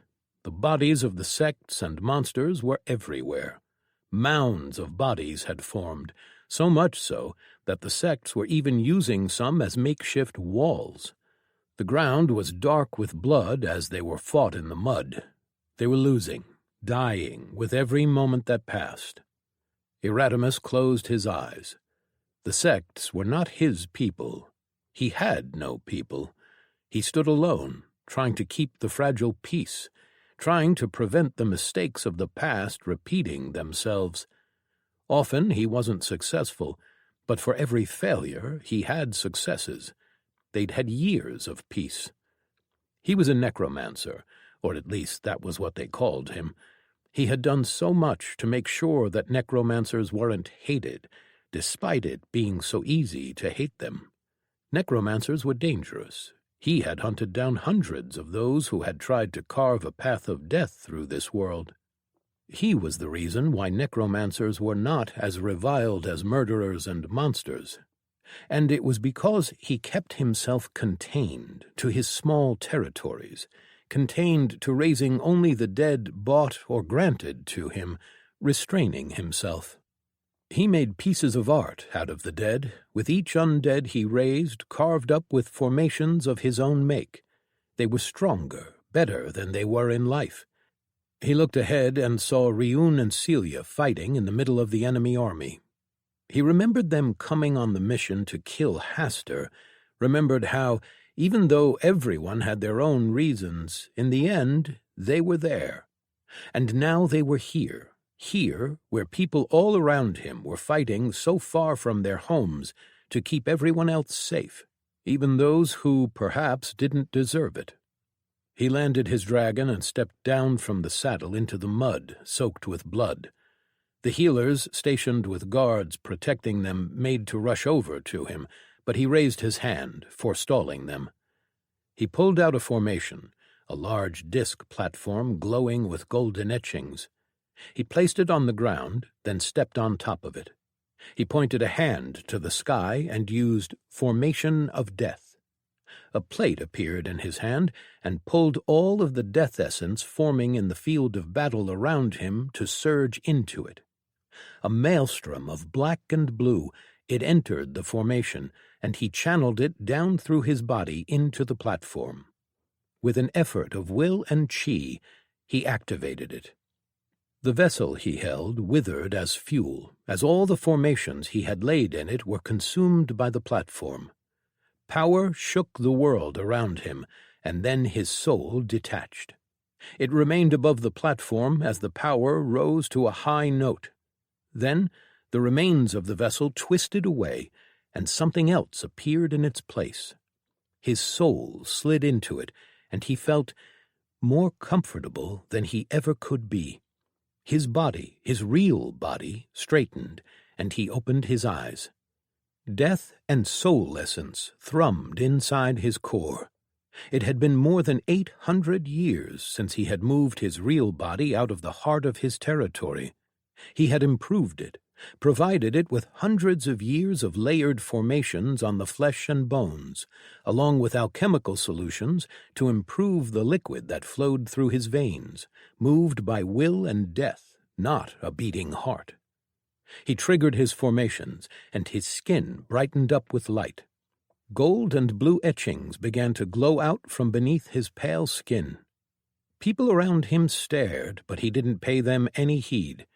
He mounted his dragon and moved up into the air, then flew over the battle. With an effort of will, he shaped techniques as fast as he could. He pushed chi out of his body and flooded the battlefield. He saw the sects falter. He saw them try to pull back from so much death, but he wasn't targeting them. His chi entered the dead. Harvest, death, and bone. The entire valley shook as the dead tumbled through the air. The dead monsters tore themselves to pieces as bones flew out of their dead flesh.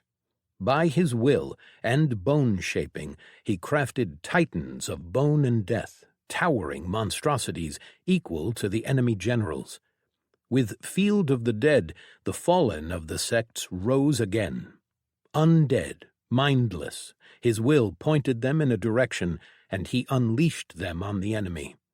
He pointed at the pile of bones made up of monsters and sect warriors unlucky to have been too damaged to be raised properly. He cast Raise Greater Bone Behemoth, and the bones fused together, creating a massive monstrosity of thick bone plates with empty eye sockets glowing with an eerie blue fire. He flew over his army as it smashed into the enemy.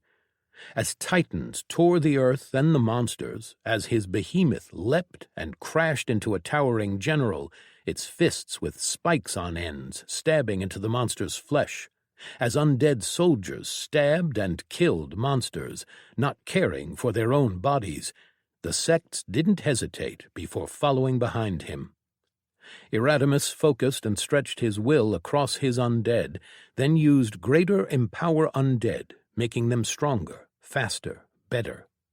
These were the weakest of the undead, being nothing like his core armies.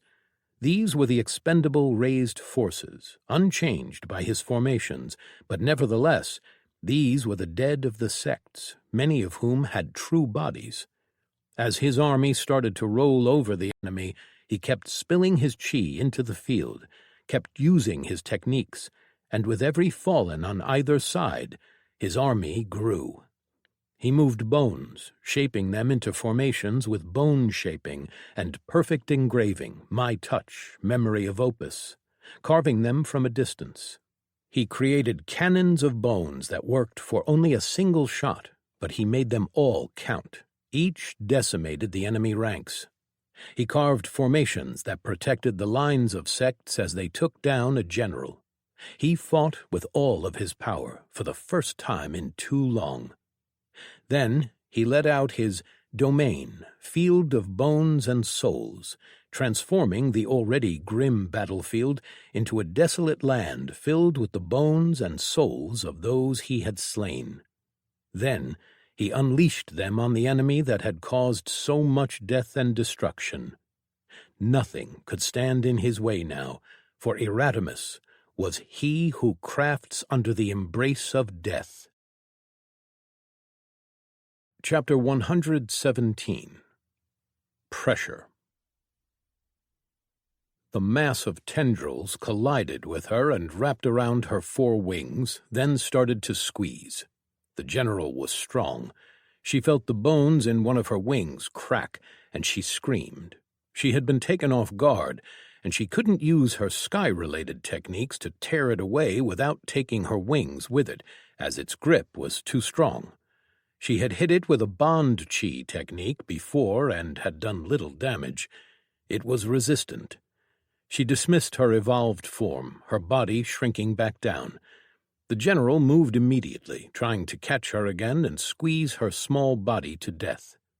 With "Mine are the winds and the sky," she ordered the wind to carry her out of its grasp.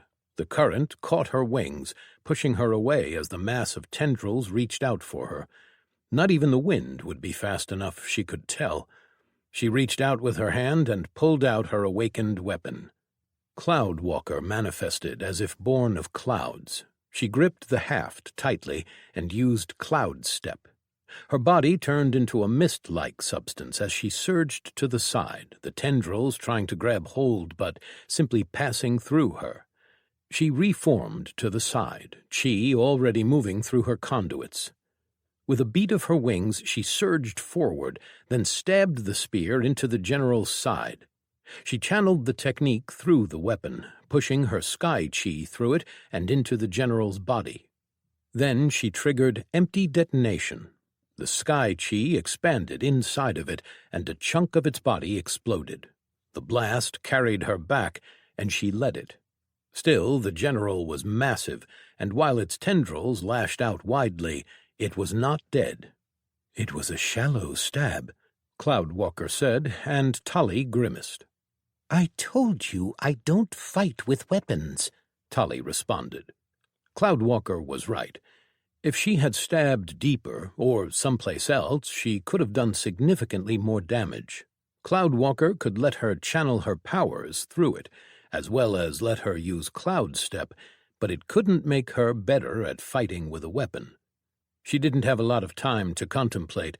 She flew around the general, charging techniques and then unleashing them around it.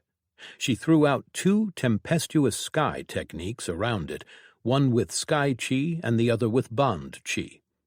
The area around the general filled with a tempest of chi. The sky trembled as the wind and clouds assaulted it, while her bond chi attempted to tear it apart. It was resisting, but she could see that it was weakening. She flew in her smaller form to make herself a more difficult target. The general flew after her, and she kept attacking it, slowly chipping away at it. She didn't even remember how many generals she had fought, but she felt the tiredness rising within her. Her chi supplies would soon reach dangerous levels, and her willpower was on its last legs. Then, finally, she felt her bond chi find purchase, and lines started opening up in the monster's body, black ichor-like blood seeping from it in a large deluge. She flew above it, changed back into her evolved form, and then dove. She screeched as she slammed into it through a wound and into its body, and then she unleashed a massive, empty world with sky chi. The general burst apart from the inside, and the sky around her cracked as everything was pushed away, along with pieces of its body. The smaller monsters burst into showers of blood as they were hit by the blast. Clouds and wind expanded outward, and the stronger monsters were thrown away with such force that their bones cracked. The dark and cloudy sky around her was suddenly empty and clear, giving her a moment to look around and see the situation around her. A battle was taking place beneath her.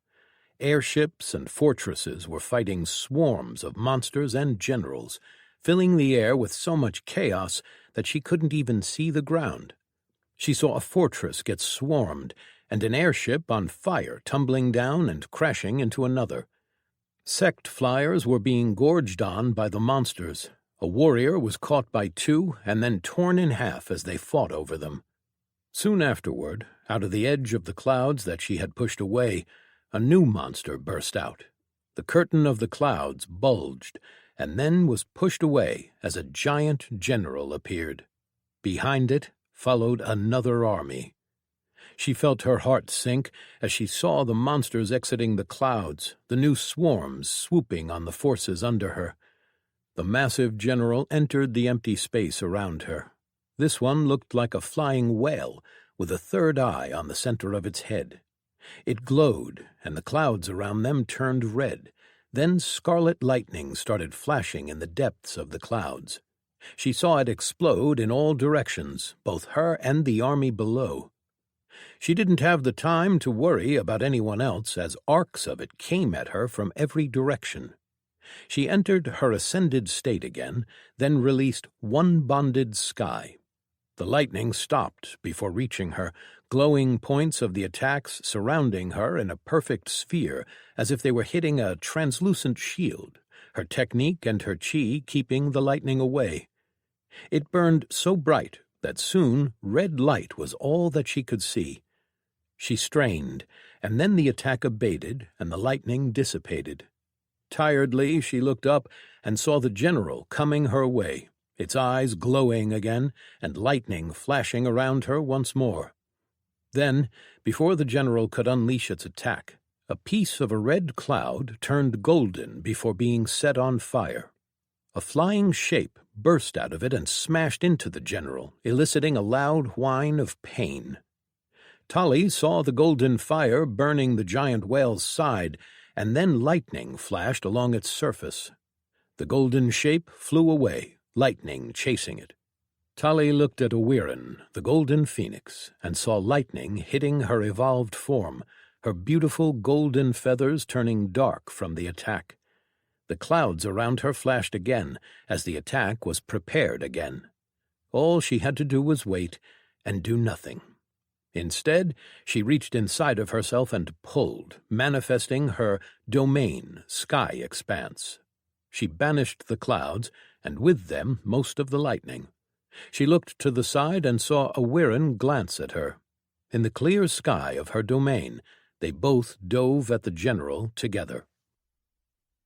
"Now is the time," Mal said as he flashed into existence just next to him.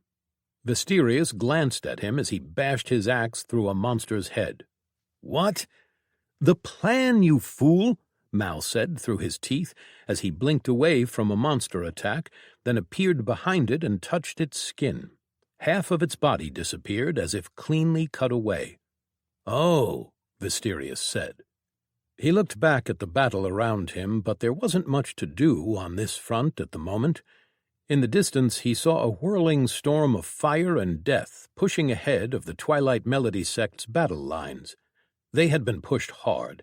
Even he had known that things weren't looking good, and then everything had changed. He hadn't been close enough to see what happened, but he could tell that something had hit the monsters hard. The sect leader that was commanding them, Naira, was a monster too. Even Vistirius could see that. She stood ahead of the sect lines now, holding off an entirely new swarm, advancing even straight through them. She was lessening the work that the rest of them had to do. With the undead walking among them, the battle was as good as won. Vistirius loved the fighting, but he had also made a promise. "Let's go," he said. Mal placed a hand on his shoulder, and in a blink the two of them were somewhere else.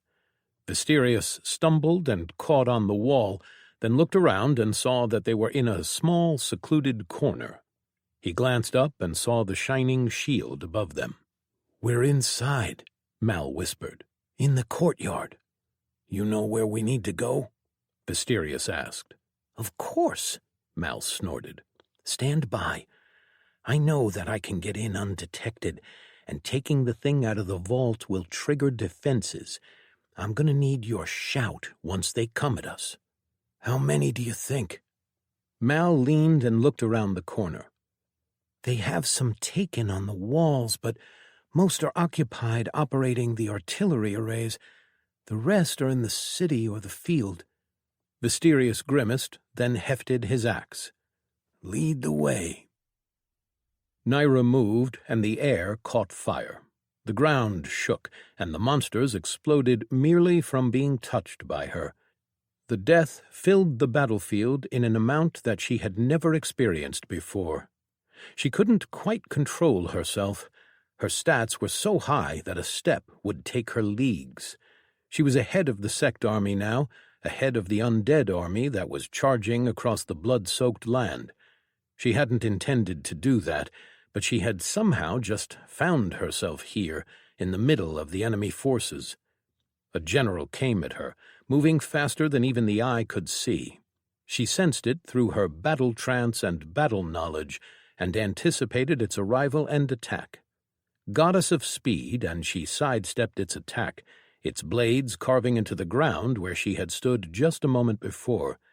Her follow-up was a thrust with her spear.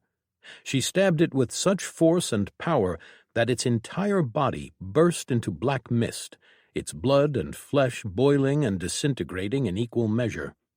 The mist was carried away by a blast of broken air and carving of the earth beneath, making a wave that crushed and destroyed monsters in the line behind her thrust for kilometers ahead, until it hit a hill on the other side of the battlefield, leaving it to explode in a shower of earth and stone. She turned her attention back ahead of her and looked at the great battle ahead, where Ryun and Celia were destroying their enemy. The monsters had gathered around them, but she saw a dozen generals attack them, increasing the pressure on the two of them. She activated Valkyrie's swiftness, and then she charged ahead. Her form shrouded in dawnfire, her wings spread out on her back. She beat them and flew with her shield in front of her, keeping close to the ground. She went through all monsters in her way, carving a blazing path through the army as she made her way to join the two fighting in the distance. As death filled her, she knew it was time that they ended this. Chapter 118. Loss. The Elder King stood on top of a tower, a barrier surrounding and protecting him as the fight against the Taken went on before him. Erdania, Hytor, and Velorn Thorntail were fighting in the city, destroying it in the process. 3 of Yrel's fighters were dead. Hytor had killed 1, and Erdania and Velorn had managed to kill the other 2. The ones that remained were the Mountain Piercer, Virgil Highmight, a minotaur who was surprisingly evasive, and Menelaos, the River Witch. The fight had stalled, Erdania could tell. Yrel's defensive buffs were still active across her entire force, but they were stronger here. Erdania was familiar with her power. The more powerful the target was, the more they benefited from her buffs. Both the Mountain Piercer and the River Witch had been high rankers. Hytor battled in the eastern side of the city, black and red molten chi flashing in streets filled with enough water to fill a lake. Even Erdania, in her evolved form, still had to wade through what was to her ankle-deep water. Yrel stood across from her, her shield and mace raised high, but the Elder King was the problem. He wasn't a fighter, but a king, and he kept doing things to obstruct Erdania and Velorn's fight. Erdania whirled her staff, deflecting another arrow that looked more fit for a ballista. Mountain Piercer could increase the size of his shots, which was annoying. Usually, small projectiles weren't an issue for her. She glared in the direction the shot came from, but saw nothing. The man had gotten away again. Yrel charged then, and the oppressive air that wanted to force Erdania to her knees came again, an attack from the Elder King. She gritted her teeth as Yrel landed on a nearby building, then used her avatar power. A spectral copy of Yrel's armored form appeared above her. Only the torso and above was copied, but that alone was equal to Erdania's size. The avatar swung, and Erdania blocked with her staff, then again for the following attack. They exchanged blows, their strikes shaking the air and the ground. Windows shattered on what few buildings still remained whole. As they fought, Erdania tried to think of a way to tilt the battle and break this stalemate. Velorn floated nearby on a golden leaf taken from his holy tree, his hands pointing in Yrel's direction. Roots exploded out of the ground beneath Erdania, then wove into an avatar of his own that attacked Yrel, pushing her back. The former Warden commander hit her shield with her mace, and a blast of force exploded from it, demolishing the building beneath her and pushing Velorn's avatar back. Erdania moved to take advantage, but another arrow slammed into her side with enough force to send her stumbling into a nearby building which collapsed under her. She grimaced and looked at her side, seeing a bruise and a trickle of blood. Her body was dense, even more so with Goddess of Worldstone cycling through her body. To even injure her, that attack would have blown through nearly anything else. She grimaced and turned to stand when something flashed above her. An arrow exploded, and a shower of them appeared. Then each increased in size so much so that they appeared to be pillars. They started to fall, and Dardania moved to get out of the way, but the Elder King's pressure hit her again. Her knees buckled, and she dropped back to the ground. She tried to reach for her skill to evade, but found her willpower suppressed as well. As the arrows came from above, she moved chi and used inverted gravity sphere along with her gravity orb. The arrows hit the sphere of inverted gravity and slowed, but their momentum was too high to stop completely. Her orb pulsed, and their direction shifted slightly, but it wasn't enough. A couple hit her back, driving her in the ground as they hit with power enough to destroy mountains. Through the following strikes, most hit and made her groan in pain that shook her bones, but one did more, and she gritted her teeth as she felt one of the arrows punch through her shoulder blade. Once the rain of arrows was done, she stood, her orb pulsing around her as she increased the chi she supplied it to curve the follow-up attacks. She saw the mountain piercer in the distance, and she roared as she swung her staff and threw it in his direction, rotating from end to end, aided with her wrathful assault. She reached back and pulled the arrow out of her flesh. They were stalling, trading power for power, and Dardania was sick of it. Her staff hit the general area where her attacker hid and crashed through buildings, collapsing an entire block.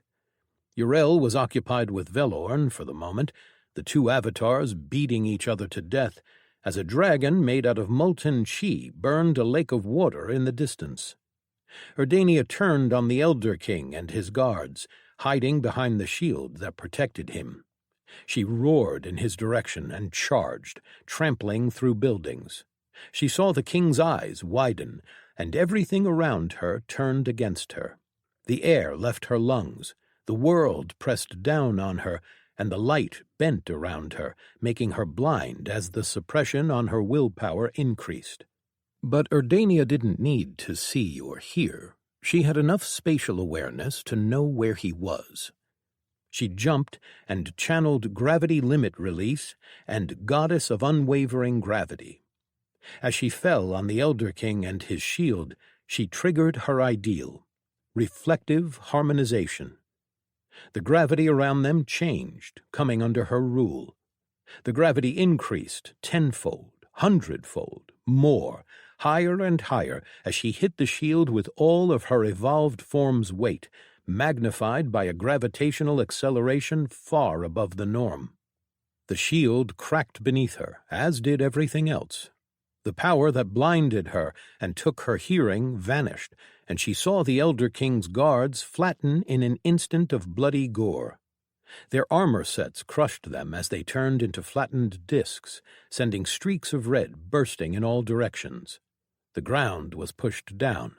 The building they were standing on turned to rubble and cratered, then deepened, widening more and more until the entire center of the city was nothing but a smooth crater. She floated in the center of it, and across from her remained the Elder King, blood gushing from his nose and spilling from his eyes and ears, but refusing her power. She changed the direction of gravity for a moment for herself, and pushed her body in his direction, or more like shot it at him. He raised his hand, and she didn't know what kind of powers he held in reserve. She wasn't going to let him use it. She pulsed her inflict agony and saw him wince for just a moment, enough for her to get within 2 arm lengths of him. With both hands, she touched her chest and the tattoos carved into her body, then triggered her main formations. Before the Elder King could respond, her tattoos flashed, and then her body collapsed in on itself. The pain was immeasurable. She died, or her body did, at least. All went fuzzy, and then clarity blossomed in her mind, but she felt nothing but the pull of gravity. Vriel landed on the flying fortress swarmed with monsters. He didn't even know to whom it belonged. It was of no importance, not any more. The monsters attacked him immediately, and he gestured with his staff. A sphere of void chi appeared above the group of monsters, no larger than a fist, and a moment later it expanded and consumed them all, along with a piece of the floor. Vryle used his influence negation to carefully make himself float, and then he moved forward. He saw dead sect warriors everywhere, their bodies butchered and torn to pieces in ghastly displays of carnage. As he moved, more monsters noticed his arrival and screeched as they attacked. The void answered his call as he fired lances of it from his staff, spearing through them. He made to enter the fortress, intent on heading deeper and aiding anyone else who still lived, when he felt the fortress shudder. He hesitated, and then flew up in haste. As he rose higher above it, he saw it shake and then start to fall. The defensive formations winked out, and the fortress fell. It crashed into an airship, destroying it on its way down, where it smashed into the battle below. Vryle winced as he saw defensive powers activate below, only to then be buried beneath the fortress the size of a hill. He hoped that whoever was down there had managed to survive. He looked around and saw little more than burning fortresses and airships. The enemy reinforcements hit them hard, and they were losing the battle in the air. The sky above him was crimson and gold, lightning and fire battling for supremacy, but whatever was happening there was so far above him that he couldn't tell what was happening. He turned his attention back to the monsters around him and continued the fight, holding and trying to prevent the monsters from overwhelming them. Then something happened under him, a giant surge of essence that he felt from so far away. He looked down and saw a black hole, a void, and a whirlwind consuming everything. In the span of a second it pulsed and grew. From his perspective, it went from the size of a coin to a fist, then the size of a pond. It pulled everything around it into its gaping maw. With every moment it grew and grew, consuming everything in its path. Uriel stumbled as everything around them suddenly wrenched in the same direction. She saw Velorn's eyes widen before his leaf turned and took him away from the battle. She frowned as his avatar collapsed, and then she glanced behind and saw the reason he'd left, a black hole, rapidly growing and consuming all in its path. She knew that the Elder King was dead as she felt his powers on her cut off, and then the pull on her intensified. The ground and the air around the hole were pulled into it, spiraling in a wide maelstrom of debris until they reached the hole and filled it. Then the black hole pulsed and started growing.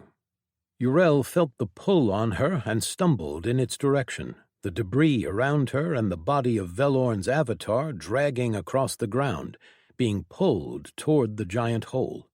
It pulsed again and engulfed a row of buildings around it, and there Uriel saw Virgil Highmight being pulled in as well.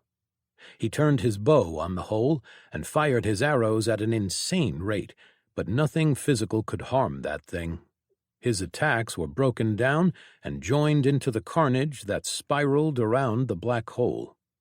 His body hit the outer edge, and she watched him break down into a splatter of red that joined the stream. It pulsed again, and the light was caught in the spiral too, creating a strange and beautiful effect that painted the spiral white. Uriel turned and jumped, running away. Things hadn't gone according to plan. She had to— A massive explosion rocked the eastern side of the building. She saw a massive dragon, Hytor, standing in the middle of ruin, steam rising all around him. Mania was dead.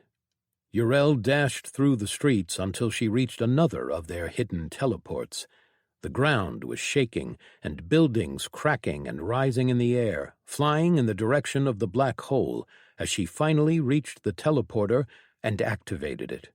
A moment later she was back in her citadel, trying to think of a way to turn this around. Chapter 119. Ending.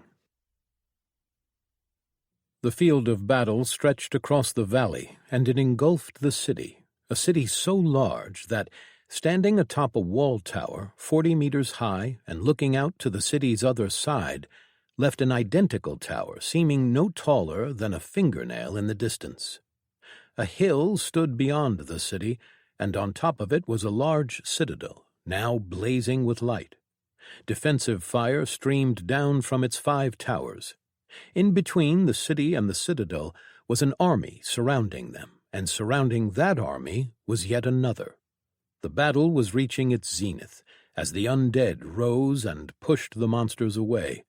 For every dead sect warrior, an undead rose, and the dead monsters became fuel for even greater monstrosities that pummeled the towering enemy generals to pieces with limbs of darkened bones.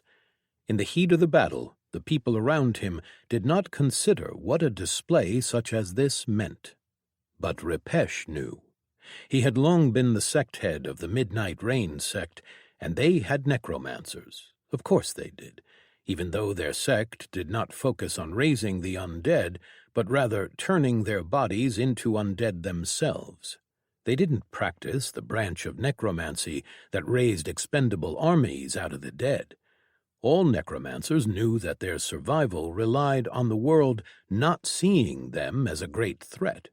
And now, the first, the greatest necromancer was showing that power to everyone. Repesh didn't know if he agreed, but he knew that without him they wouldn't have survived. The necromancer flew on his undead dragon, and his host slaughtered the enemy, the sect warriors following in the wake of the undead. They had won the battle on the ground, and now it was only a matter of time. Together. Their minds were connected, so much so that they couldn't tell where one began and the other ended. They had devastated the enemy armies, but now, as the enemy was losing, they were turning all of their attention on them. They knew that they were spent, that their willpower was waning, and that their chi supplies were nearly gone. One body was injured and tired, and the other whole but drained. The enemy had sent all of their remaining generals, and they had killed most of them, leaving only 3 to remain. The main living general was a monster that walked on 2 legs and was 5 stories tall, with a squat head and tendrils at the end of its long and muscled arms. Its rough hide was black and purple, and was tougher than anything that they had ever encountered. The space around it was bent by its very presence. Attacks lost much of their momentum when they reached its body, and some just curved around it, and while they had managed to damage it with oblivion, it wasn't enough. A general that walked on 8 spider-like legs spewed a black substance that caught the Reaper's great wolf form and trapped it on the ground. A flying general that looked like a twisted version of a dragon came for the scythe at the same time, preventing them from responding with that half of their being. Spears whirled around the scythe, rebuffing the flying general, but they felt the third, the main general, moving on the ground. It charged and grabbed the Reaper, its tendrils wrapping around the Reaper's body, then fired its dark beam straight into their side, point blank. They both screamed, and the Reaper's chi dwindled as the body regenerated under the constant damage. They were searching for a way out. The flying general's hide repelled the spears as it swooped down and breathed black fire on the scythe, forcing them to craft shield constructs and defend themselves. Then they focused. With the mantle of gathering twilight, the scythe's stats shifted, and the body's intelligence rose. As the general closed the distance, they manifested their new perk. A soul scythe appeared in their hands, and through their perfect resonance sense, my sphere, total clarity, target mark, and true aim, they prepared and marshaled the last of their willpower. The general came in fast, its maw open. They shifted the scythe's stats into strength and dexterity, enhanced celerity, trembling and evolving as they pulled their weapons back. With their new velocity and with one hand, they swung the soul scythe. The pristine white weapon sliced through the space with perfect cut my foes torn asunder, through the dragon's fire and body. The height of their stats, the power of their will, carved a line through space, through time and light, through everything it touched. A line of black nothingness appeared in the air for a moment, and then the dragon's body split apart and shimmered as if it couldn't decide when it had died. The black fire that had licked the scythe's body vanished, and the dragon general followed a moment after. Their will was spent. Spears came down as they shifted their stats into intelligence again and sent waves of them down to release the Reaper, but the Spider General wove a net above them, catching the scythe's attacks. Their spears would not get through in time, and the Reaper's chi was about to run out. Then a flaming shape flew through the black spider net, burning it all in an instant. The air caught on fire as the winged shape passed through the net and smashed into the general holding the Reaper. A shield bash, struck with such strength that the world around them shook, hit the general. The power of it ripped it off the ground and sent it flying through the air in an arc. They saw their chance, and the Reaper fired a final end that destroyed the tendrils holding it. The Reaper fell, and the scythe moved with pouncing rush and increased speed. The scythe caught the Reaper as their evolved form ended, and they fell to the ground. They looked at the form burning in the sky, a woman blazing with power and might. They hadn't sensed her. They'd narrowed down their range to focus on the battle against the generals. Now they both saw with eyes which revealed a golden-flamed woman with a spear and a shield, 2 wings spread wide behind her, and the eyes that saw the essence saw how the fire burned with such power that it scorched the essence itself around her. The air ignited as golden flames spread around her, carried in waves, the space twisting and bending as it was scorched. Time trembled under the assault, and gravity could not touch her. Naira, their subordinate, their sect leader, their friend. Ah, the part of them that was the Reaper had always known that she could be this. To witness it was glorious. On a field littered with 1,000,000 dead, she was as powerful as they were in the middle of the enemy armies. The Spider General reared its head, preparing to attack, and Naira moved. The space between them burned, and the distance shortened as she blurred across it. Her spear hit with techniques and abilities combined. The general was consumed in a blaze of flames, incinerated to ashes in an instant.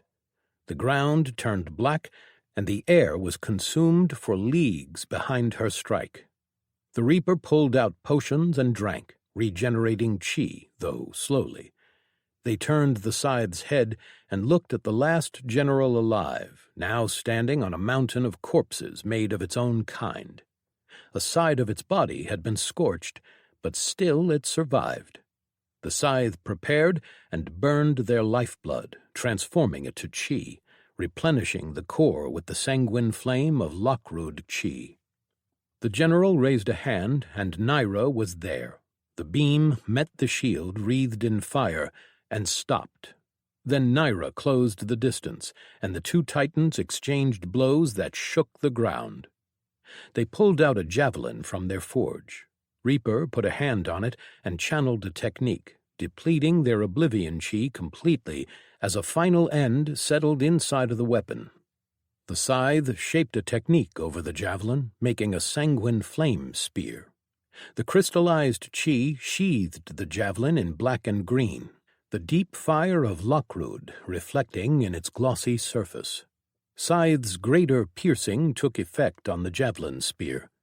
They pulled out a copy of the Reaper's armor and equipped it on the scythe, used greater copy property to increase the durability of their construct, then added greater reinforce, improve, and boost object.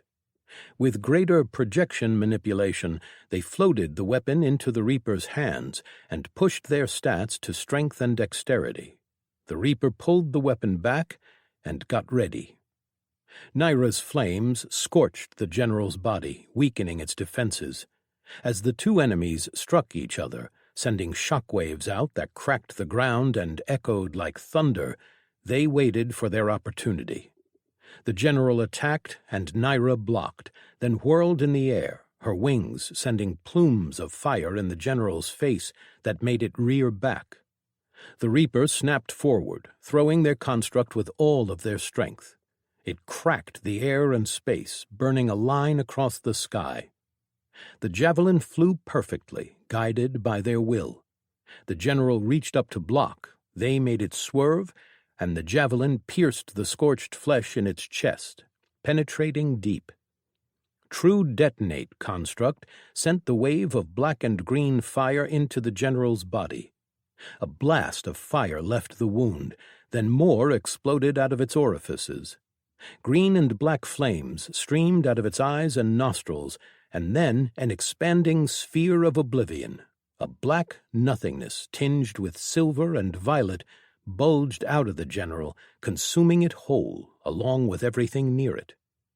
Naira flew away to safety and watched as the general died. It was over.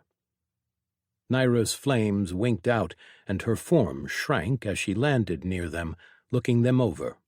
"I'll go and get the healers," she said as she looked at the scythe's missing arm. "We are well enough," they said, both mouths moving at the same time, their voices reverberating in unison. Naira blinked, but said nothing. They realized that they were too drained, and that being so connected drained them even further. Slowly, they started to separate, and what was one became two again, though they kept their connection open. Both of them sagged, and Naira stepped forward, catching them before they fell over. "I'm getting the healers," she repeated. "It's fine. We're just tired," Celia said. She looked around, almost in disbelief at the death that they had caused. 2 armies, and they had destroyed most of them. Millions of monsters were dead, and with them had gone their power, while Naira's had only grown. Celia looked around and saw the undead in the distance killing the last of them as the sects pulled back to the cities. There was only one place still filled with combat, the siege of the citadel, far in the distance. She felt Ryun's frown through their bond and turned in the direction he was looking at.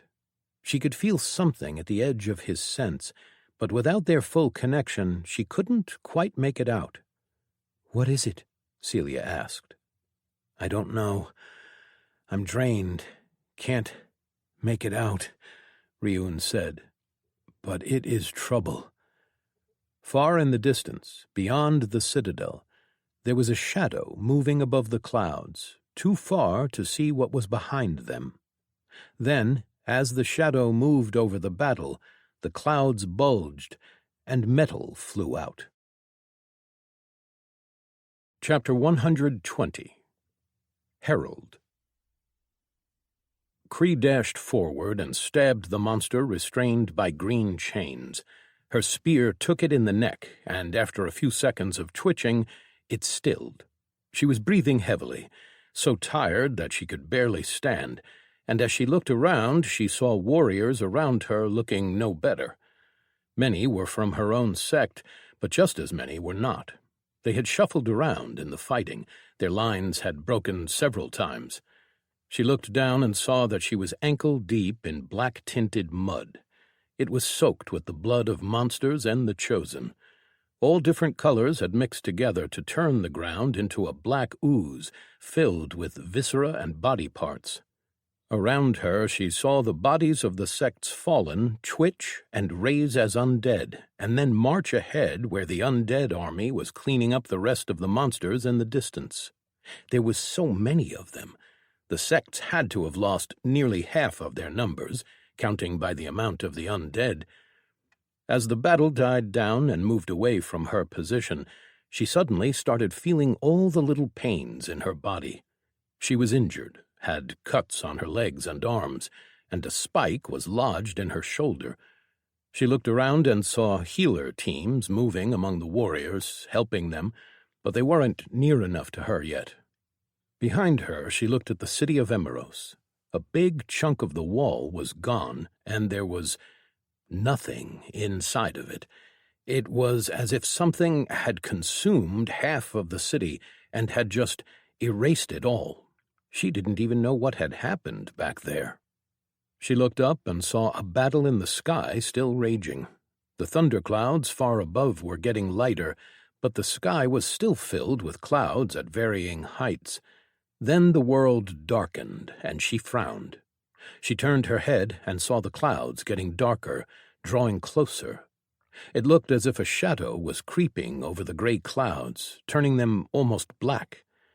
Then she realized that it was something massive moving above the cloud, casting a shadow beneath it. The shadow reached the citadel, and then the clouds bulged, and a massive shape revealed itself. It was so massive that even from so far away she could see it clearly. It was the size of the city of Emeros. The clouds streamed around it as they were pushed away, revealing more of its shape. She had never seen anything like it. It was black and silver in color, narrowed at the front, then widening in the back. It looked like some of the airships that she had seen, the metal ones designed for war, though it also had tower-like protrusions that reminded her of flying castles, yet it was far larger. Then more shapes left the clouds, black and far smaller, moving fast through the air around it. They opened fire on the monsters in the air, and the battle intensified as light flashed and monsters started to die. A great general, whose size almost matched the big arrival, tumbled from the clouds above it, while constantly being fired on, its body filled with holes. Then the great vessel fired a beam from its center, straight at the shields surrounding the citadel. Uriel landed on the walls of the citadel. The wide battlements were filled with her soldiers operating the defenses, and she immediately started using her powers, layering her boosts on both them and the defensive shield. Soon the sects would turn their full attention on her. She could see the undead sweeping the field. Erasmus had done what she had thought he never would. Nothing had gone as she thought it would. She hadn't foreseen the sects uniting or breaking the agreements they had with the rest of the corps.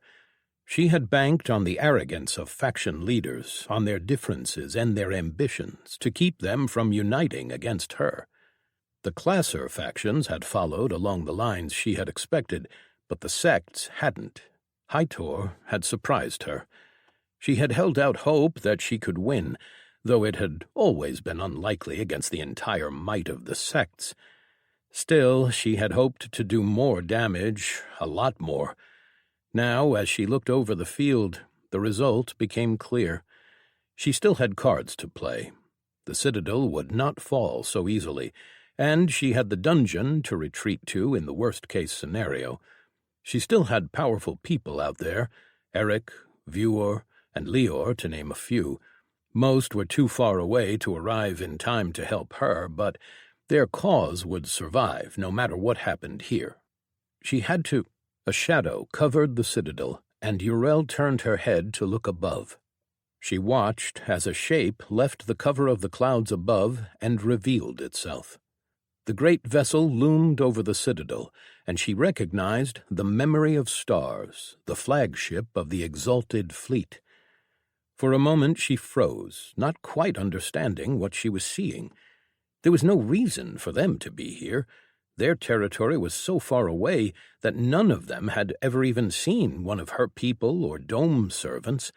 It was a beam of light hit the top shield, and Uriel felt a stab inside her head as the perks she had been using to reinforce the shield came under assault. She fell to one knee and gritted her teeth. Then the shield broke under the assault, and the beam pushed through and hit the center of her citadel, brushing against a tower. The beam cut off, and the tower started to crumble and fall. Above, small attack craft flew through the hole in the shield.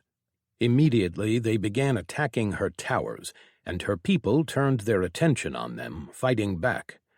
Battle exploded above her, and she activated her avatar perk as a craft dove and fired on her. Her spectral form blocked its attack with a shield, then she smashed her mace into it, destroying the black, dart-shaped craft. She pulled her defensive perks from the shield and spread them around her people and the citadel structure itself. The shield was made to remain active even if a section fell, so they were safe for a while from the sects attacking as well. Another attack craft came at her, firing 2 crimson beams. She took them on her shield, and, as it came close, she flashed her oath and pointed with her mace, releasing the damage she had absorbed. The craft exploded in a shower of debris. Immediately after, from the corner of her eye, she saw a fast-moving object heading in her direction. It came too fast for her to react, so she triggered her armor's defenses, and a bright shield surrounded her as it crashed on the wall near her. After the dust settled, she pulled back her shield and got ready. A hand made out of metal reached out of the crater, black with silver fingers and bulging constructs on its forearm. A second hand followed, and then it pulled itself out. Yrel watched as the mechanical armor platform, typically known as a map or simply a mech, rose above the crater to stand looming over her. She stood frozen for a few seconds, surprised and taken off guard because she recognized the unit, even though it was different than it had been. It had an extra set of arms than it had when she had seen it last, and there were new defensive arrays mounted on the front armor plate. It stood about as high as her avatar's projection. The sound of shifting gears and metal clanks filled the air as it oriented itself on her. She heard 6 thumps, and 6 canisters were ejected from something on its back. For a moment they floated above its shoulders, and then gas fired from its sides before reorienting in her direction. A moment later, fire blossomed behind the 6 missiles, and they headed in her direction. That snapped Yrel out of her reverie, and she pulled her avatar's shield in front of her. The 6 missiles struck. Some hit her shield, others her side, and 2 hit the ground. She absorbed the damage that the missiles hitting her avatar caused, but the ground exploded, cracking beneath her feet and forcing her to jump back or risk getting caught in the debris. As she was in the air, more missiles followed, and one of the mech's arms pointed in her direction. Then, suddenly, she felt herself go weightless. Gravity stopped pushing her, and she continued floating in a backward direction. The missiles struck her avatar, but this time she was sent flying, as she had nothing to anchor her. She slammed into the base of a tower and punched through the wall. The force of it was enough that some damage passed through her defenses. She shook her head, then pushed herself out of the crater to look at the advancing mech. This shouldn't be happening. She was tired from the fighting in the city. She couldn't afford a fight like this one would be. She was not about to fight the Herald of the Machine himself, not without any preparation. She pointed her mace and unleashed all the stored damage she had from all of her fighting so far, and the mech paused as the world in front of her was blown to nothing.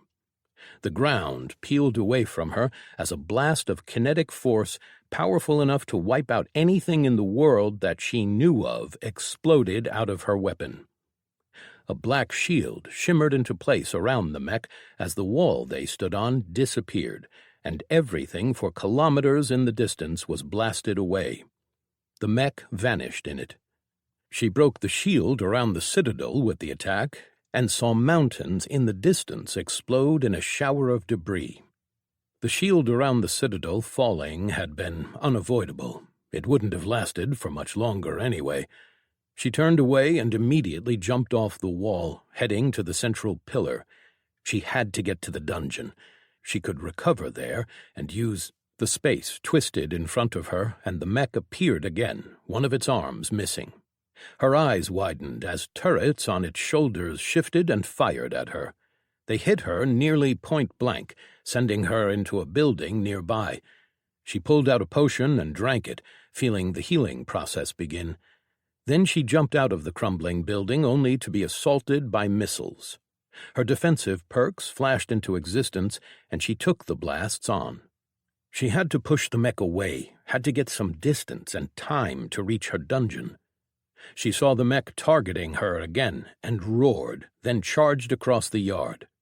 2 beams fired from its hands, and she raised her shield and activated its ability. The beams split around it, and then she was near the mech. She triggered her avatar again and used her remaining boosts, smashing her mace across its side. Metal dented and whined as she sent it flying across the yard into the wall. She stumbled, feeling the exhaustion hit her. She had to. Something hit her from above, and she was pushed to the ground. She groaned as she felt it cut through her avatar and armor and injure her. She glanced up and saw a larger vessel over her, a turret glowing as it prepared to fire again. Then more fire came from everywhere around her. Assault craft swooped above her and fired everything that they had. What felt like the entire exalted fleet opened fire on her, and she blasted all of her remaining defensive powers. Her gate appeared above her, shields layered one over the other, but it wasn't enough. She held for a few moments, but then everything broke, and the fire rained down on her, cracking the stone and the earth beneath her, pushing her deeper. She had to have blacked out, because the next thing she knew, something was grabbing her. She opened her remaining eye and saw the black mech above her in the crater where she had been wedged, one of its hands grasped around her body. She focused her will and readied it to unleash an attack when a piece of the front plate on the mech slid out to reveal a circular, eye-like contraption with a black and violet gem in the center. A moment before she could attack, it fired. The beam, filled with the power of the void, engulfed her, and she felt herself being eaten away. There was no screaming. Her mouth went first. She didn't attempt to even fight it, for she was truly spent. She died, but felt relieved that she'd had the foresight to prepare for this. She took solace in her last thoughts before she died, knowing that, no matter her fate, Haster's dream would endure. Then there was nothing. Chapter 121. Leverage. Ryun sat on the corpse of a monster, recovering his chi. His sect's warriors were around him, those who didn't still need healing, at least. He saw Lesametrius guiding the efforts of harvesting the monster bodies, and knew there was a lot of wealth to be had here. Ryun had them jump on it as soon as the things calmed down, and before others could think of it. He knew how people were, and knew that soon this entire place was going to become a bit more tense. Better that they get a head start on the looting. Celia stood to the side with Erdania, fussing over her, while Erdania tried to tell her that she was fine. Ryun's attention, though, was on Naira, who was leading the sect's efforts and listening to reports. They had learned that no one had seen her mother and sister since they entered the city, that they couldn't find them. It wasn't looking good. They could be dead, as so many others were. From what Lesametrius had told him, the current numbers put them somewhere at 40% of the combined sect army lost. His sect's losses were lower, as they had probably the most experience fighting these monsters. The former Empire's troops had fought them for years, and the Twilight Melody sect did have a lot of powerful individuals. Too, Ryun and Celia had hammered the enemy, lessening the pressure on the side of the battle where their sect had been. Nevertheless, losing Karia and Vanessa would be a blow. The question was if they had died a true death or not, and without the connection to the ethereal realm, they were unlikely to get an answer soon. Not all of the dead had died a true death, but many had. The sect army had been made aware, and, at least in Twilight Melody sect, they were prepared to kill the monsters before they could devour any souls. It would be weeks before they knew an exact number. Ryun kept his eyes closed and his legs folded underneath him as he sat on the corpse, and tried not to pay attention to the looks he was getting. He heard their whispers, the awe in their voice, and not just from his own people. Many were saying that Celia and he had killed most of the army, which, while true, didn't quite match their tones, at least not in Ryun's mind. There wasn't much that he could do about that, and it would be useful for his plans. He had an opportunity now. Others had witnessed their exploits. Erdania had killed the Elder King, and Celia and he had demolished the enemy army. That had earned them honor. He only had to leverage it now. Suddenly he felt Naira double over, and he moved. In an instant he was next to her, steadying her. "What is it?" he asked. Naira shook her head, then straightened. "The ethereal realm. The connection is back." Ryun raised an eyebrow, wondering why it was back only now, and if it had something to do with their victory. "I need to go," Naira said hurriedly. "I need to check if my attunement worked, if the souls are safe." "Stop," Ryun told her, as he saw her readying to use her ability and cross over. "But we need to know, and it will help us see how many actually died a true death," Naira said. "Yes, and you will go," Ryun told her. "But not yet. We don't know what time dilation is in this part of the ethereal realm, and I need you here for now. You have a month there, so let's take our time, yes?" Naira looked him in the eyes, clearly conflicted, but then she nodded, agreeing with him. "Yes, you're right." Ryun turned to the sect warrior that had been in the middle of giving Naira a report and spoke. "Go find Lesometrius and Riki, and have them send people to other sects to see if this has affected them as well." Naira frowned as the man saluted and ran off. "You think it might not have?" "Battle has a way of making people improve in different ways," Ryun said slowly. "A glimpse? I don't feel like what you've described," Naira said. "Still," Ryun cautioned. Then he turned his eyes to the sky, where he felt a person flying in their direction. As she approached, he couldn't help but focus on the armada, there was no other word for it, above the citadel. They looked like spaceships straight out of stories from Earth, though some looked more like the airships that he had seen before. Among them there were 3 massive islands dwarfing everything, all floating to the side with their own more conventional armada. Ryun pulled his attention from the newcomers and watched as Tali landed near them. "Ryun," she yelled. "What are you doing? You're late." He tilted his head at her. "Late for what?" Tali closed her eyes and took a deep breath. "The meeting between the leaders of the Exalted Empire and the sects." Ryun blinked. He had sensed that taking place, of course. It was what was holding the attention of most of the people in the territory. He just hadn't thought that he should be there.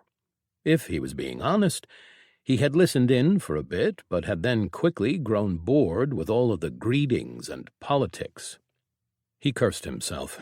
He should have been there, as it would have put him at the front of the sects and furthered his goals. He just hadn't thought about it, and had been frankly too exhausted. "I haven't been invited," Ryun answered, trying to mollify Tali, though of course an invitation didn't matter. Power did. She frowned. "A messenger was sent." That did surprise Ryun. No messenger had arrived. "Unless someone has already started playing sect games," she sighed. That would be alarming. Ryun turned his attention on the meeting and listened in, then winced once he realized what was happening. His sense washed over the entire valley, and he saw that things were much worse than he thought. The 2 sides were facing off, and he hadn't even noticed. "You should get Celia and Erdania and go—" Tali started, but he interrupted her with a raised hand. "No, you and Naira," he said slowly as he looked at the redhead standing next to him. Naira blinked, but then put her helmet back on. Tali narrowed her eyes. "What are you thinking?" Ryun kept his eyes on Naira. A demonstration of power. But first, a moment. He turned around and walked over to Celia and Erdania. "Everything all right?" Erdania asked as he approached. "Yes. I need to go and engage in politics," he said with distaste. "But that is part of my ambition." Erdania raised an eyebrow and Celia spoke. "Do you need us?" "No. I want you to do something else for me." He looked at them, then told them what he wanted. Celia looked hesitant for a moment, but then nodded, a mask appearing in the palm of her hand. Yes, I should do that," she said. Ryun nodded and then turned, walking back to the others. They landed at the edge of the sect army, and Ryun saw how tense they were and how prepared for another battle they looked. This was a battle line, and a tired one at that. They glared across the field where the troops of the newcomers stood in front of the citadel with their armada in the air.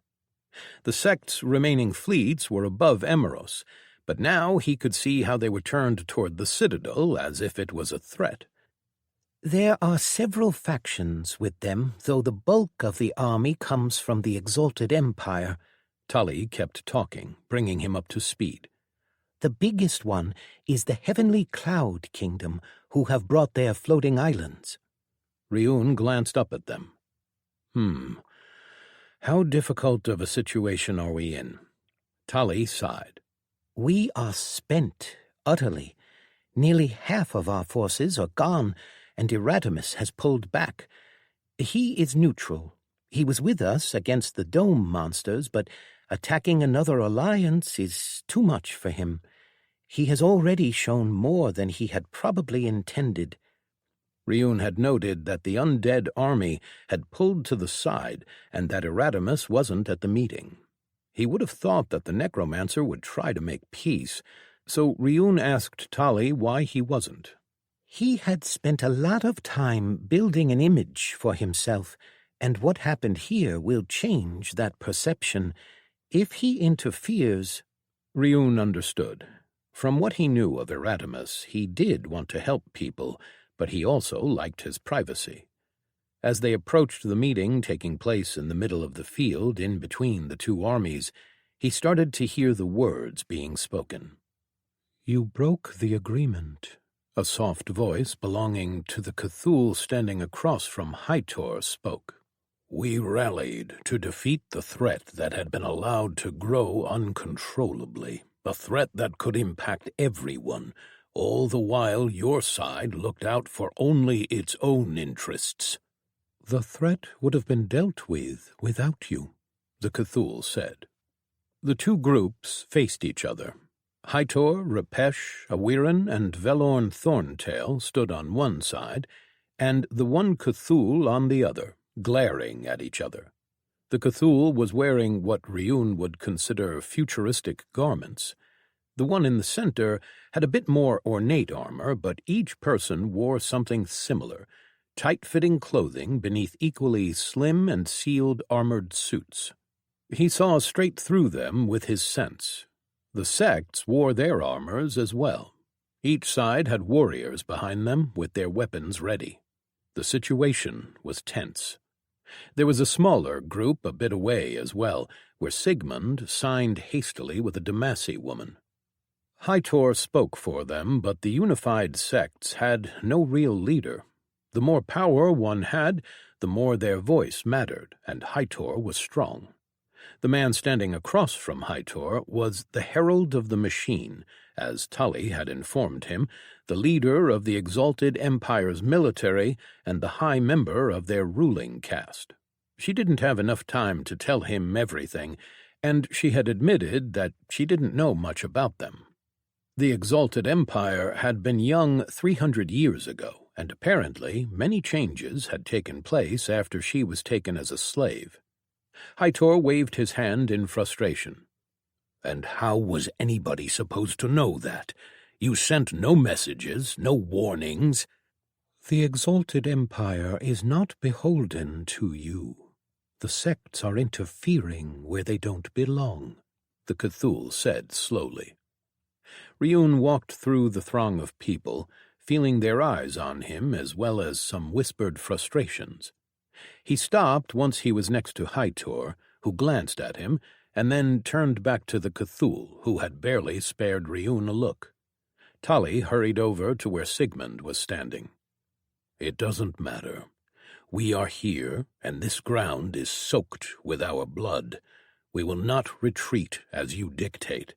Just as you are not beholden to us, we are not beholden to you, Herald." The Cthulhu's eyes narrowed. "You are in violations of our agreements. You will leave now, or we will destroy you. Choose." Ryun wondered why the man was so hostile. He assumed that there were some powerful treasures in the Citadel and Emeros, assuming that the wardens hadn't moved everything out already, but he didn't think that anything would be worth enough for what a war would cause. This would be another cultivation sects versus classer factions war, and their army was disadvantaged, tired, and nearly halved. Ryun could see that Hightor understood their position. They had a weakened army, while the new arrivals were fresh, and the way of the sects was simple. If you had power, you could do what you wanted, and if not, you submitted. Hightor didn't answer immediately, so Ryun did it for him. "No," he said loudly. Everyone in the meeting turned to look at him. Even Sigmund and his side stopped their arguments to look. The Cthulhu glanced at him and looked him over. Ryun was wearing the last copy of his armor he had, still covered in blood and dented in places. After a moment, the Cthulhu turned back at Hightor. "You shouldn't allow children to speak on your behalf," the Herald of the Machines said. Hightor grimaced and moved to answer, but Ryun put a hand on his shoulder. He didn't like this, putting himself in the spotlight, but he'd had a vision. He had seen some of it on the field of battle, as the sects, united, had fought against outside threats. They were powerful, but they could be so much more. Hightor met Ryun's eyes, and Ryun saw his thoughts. Not in his eyes, he couldn't see them, no, but in the way he held himself, his hesitation. He didn't think that they could refuse the Herald, and he was right. Their army was too weakened to refuse, and the Herald was taking advantage of that weakness. Ryun was an amateur at politics, but even he saw that the Herald wanted to take credit for defeating the enemy, simply because he had come in at the end. Thankfully, while Ryun wasn't good at politics, he was good at demonstrating power. It was why he gravitated toward the sect way. He just needed to remind them what sects were all about: perception, honor, and obligation, even in death. Hightor saw something in his eyes and stepped back, letting him take the lead. Ryun was more grateful for that than the Drake could have known. He was a young member of their council, but he had earned a lot of honor during the fighting, and sects respected that. He turned to face the Cthulhu, now standing in front of the sects. "You are the one they call the Undying Void?" he asked slowly. "A member of the team that killed Hastur?" Ryun inclined his head. "Are you sure that you want to put that name to the test?" the Herald threatened. Ryun smiled. This was the kind of a person who he understood. Power versus power. "I would, but it will be unnecessary," Ryun said. "What will happen is that you will pull half of your forces out of the Citadel and allow us in. You have arrived at the end of the battle, and you have contributed to it. Your actions have saved the lives of many of our people. For that, you have our eternal gratitude, and you will have part of the spoils. You can even have the territories themselves, but we will not be leaving until we are rested and had the time to take our picks." The Herald's eyes narrowed. "And if I refuse your generous offer?" Ryun's smile widened. It was time for his secret weapon, his demonstration of power. He glanced to Naira, who was standing at his side. "If you will, Naira," he said. He sensed everyone's confusion as Naira raised her hand and then used her perk. It was like a deep sound that couldn't be heard, but could be felt deep inside yourself. He sensed everyone startle at that, and some went for their weapons, but it was not necessary. Ryun felt it happen. Behind them, in the clearing between the two armies, shapes started to form, walking as if out of the mist, as they crossed from the ethereal realm as Naira used her Death Valkyrie's call. The souls of the dead warriors answered the call, all the souls that had made it to the ethereal realm. Ryun had never doubted that they would come. They were warriors of the sects, those who were here, who had fought and died, who understood honor and obligation more than most could. It wasn't everyone who had died, of course, as some had died a true death, but it was enough to demonstrate his point. The sects were not weak. Their warriors would fight even in death. As the area behind them suddenly filled with the ghosts of the dead, he saw the herald's hesitation. 2 more souls manifested next to Naira, and he glanced over to see Naira sag in relief as her mother and sister appeared. They had not died a true death then. He didn't know what kind of immortality they had, but he assumed that it was something tied to Valkyries, as it was with Naira. Ryun turned his gaze back at the herald of the machine, the army of ghosts filling the field behind them. Then he asked, "Well?"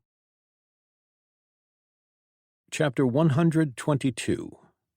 Aftermath. Celia walked among the people. The sects had started making camp in the ruins of Emeros, even as sweeping teams moved through, taking anything of worth.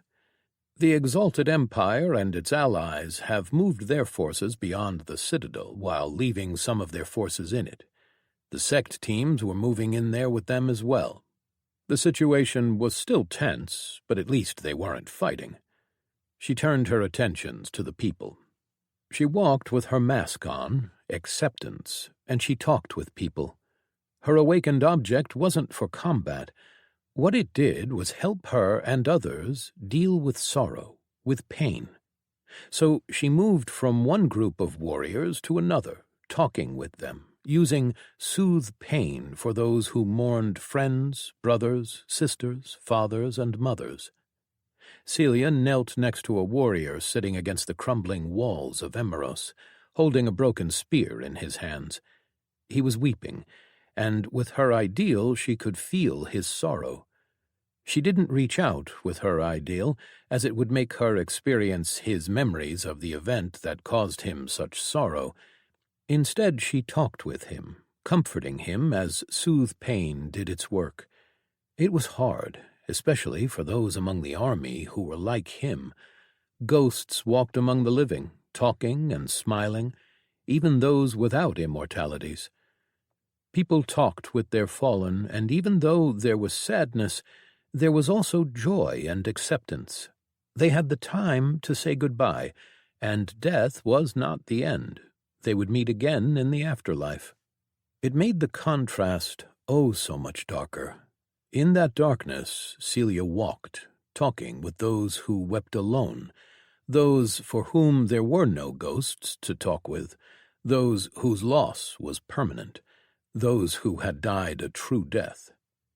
Her mask hid her face, but she knew that it made the others feel at ease in her presence. It let them talk, made them open up, and helped them close those wounds, the same as she had healed of her own over time.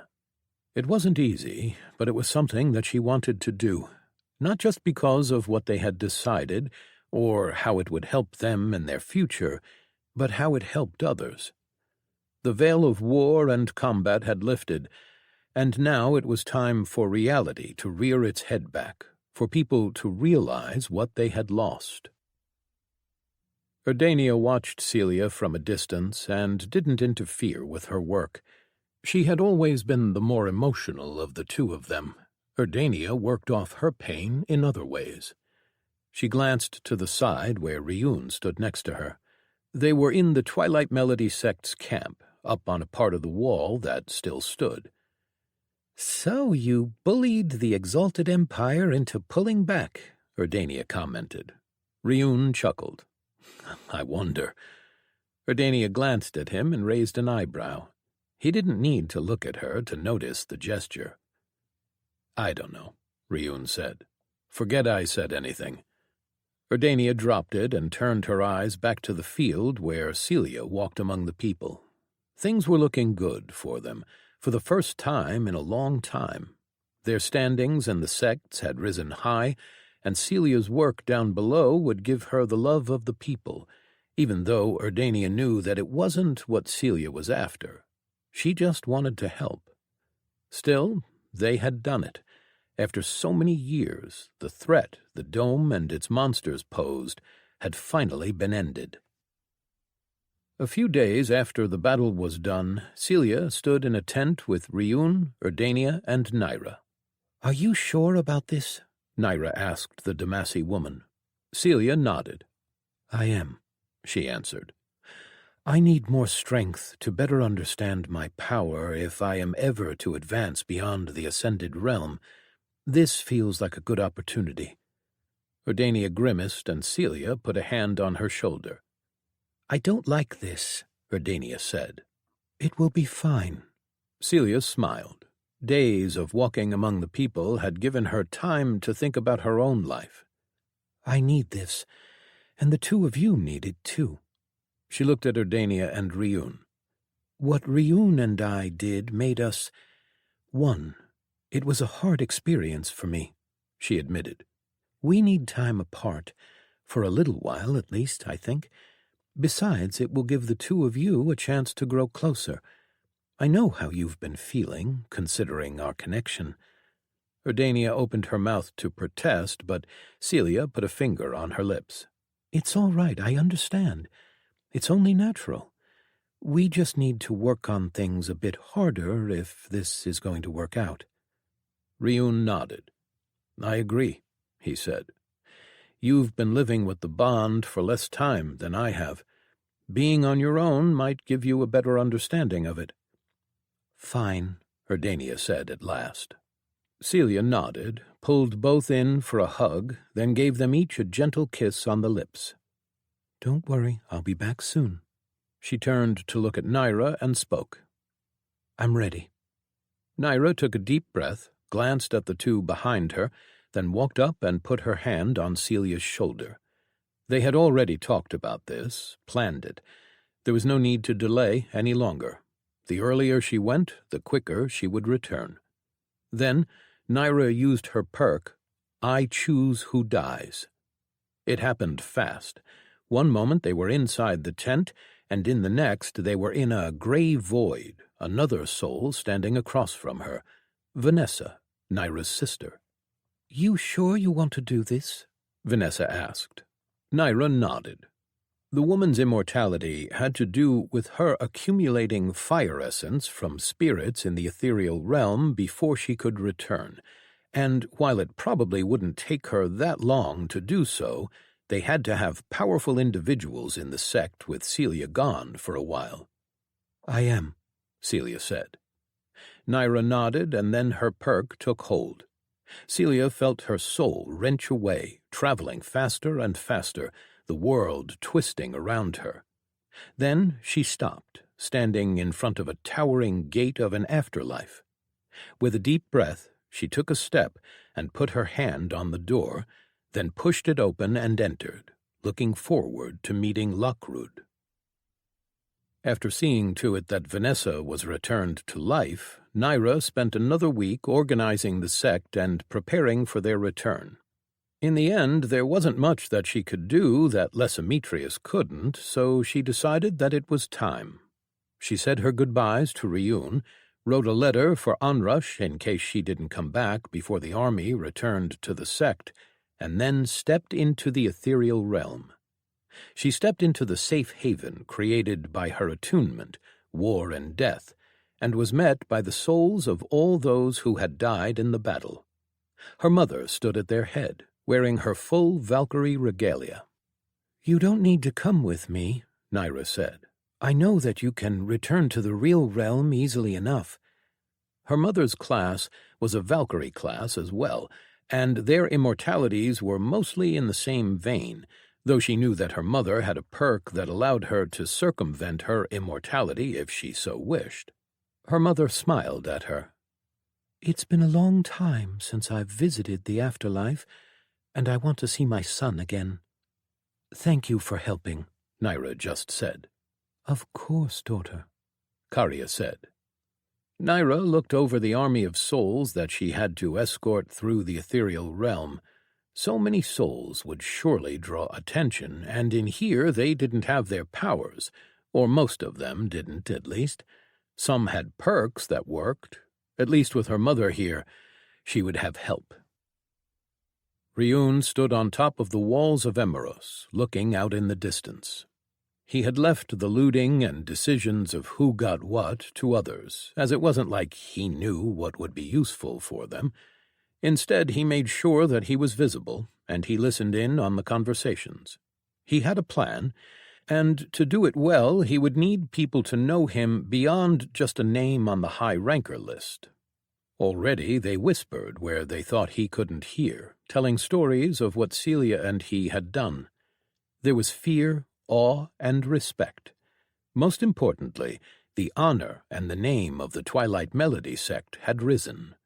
Celia's and Dardania's names were on just as many lips as his was, Celia for her compassion, and Dardania for the feat of killing the Elder King and destroying half the city. Things were good.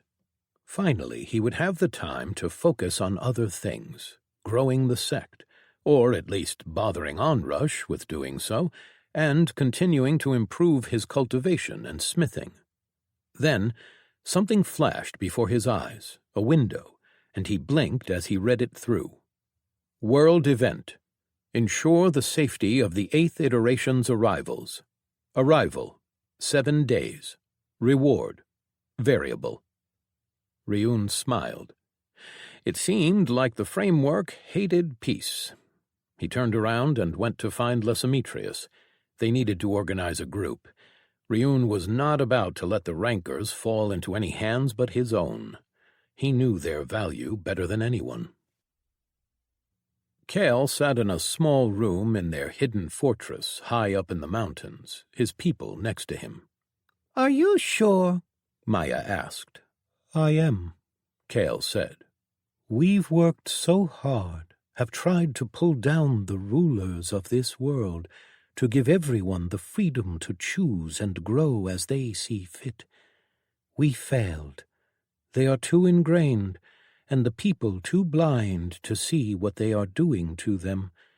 The only path left is to burn the entire forest down, to make room for new growth."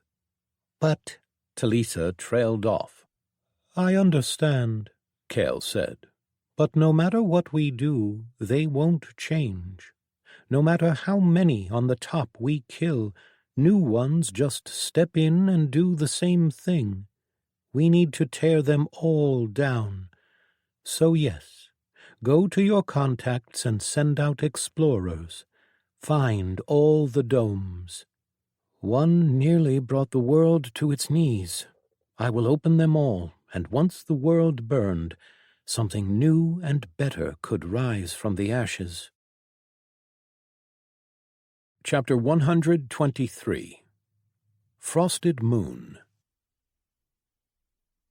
There was a disturbance in a territory where only a few had ever walked, far beyond the lands settled by the iteration's arrivals, beyond even the domes.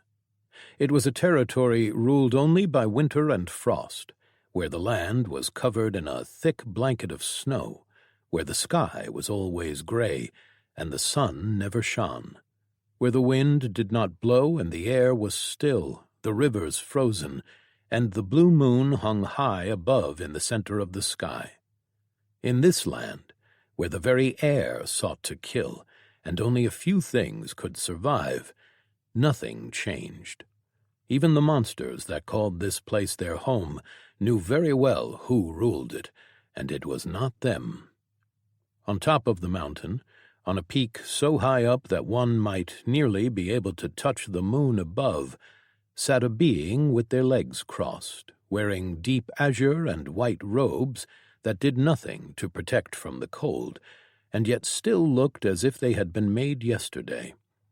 If one would arrive in the territory, they would notice a strange thing. The world itself moved at a glacial pace, and it would be hard to think and even to breathe. Time did not move here, and space was as close to frozen as it could be. The grand mountain that loomed over everything stood as a bastion against change.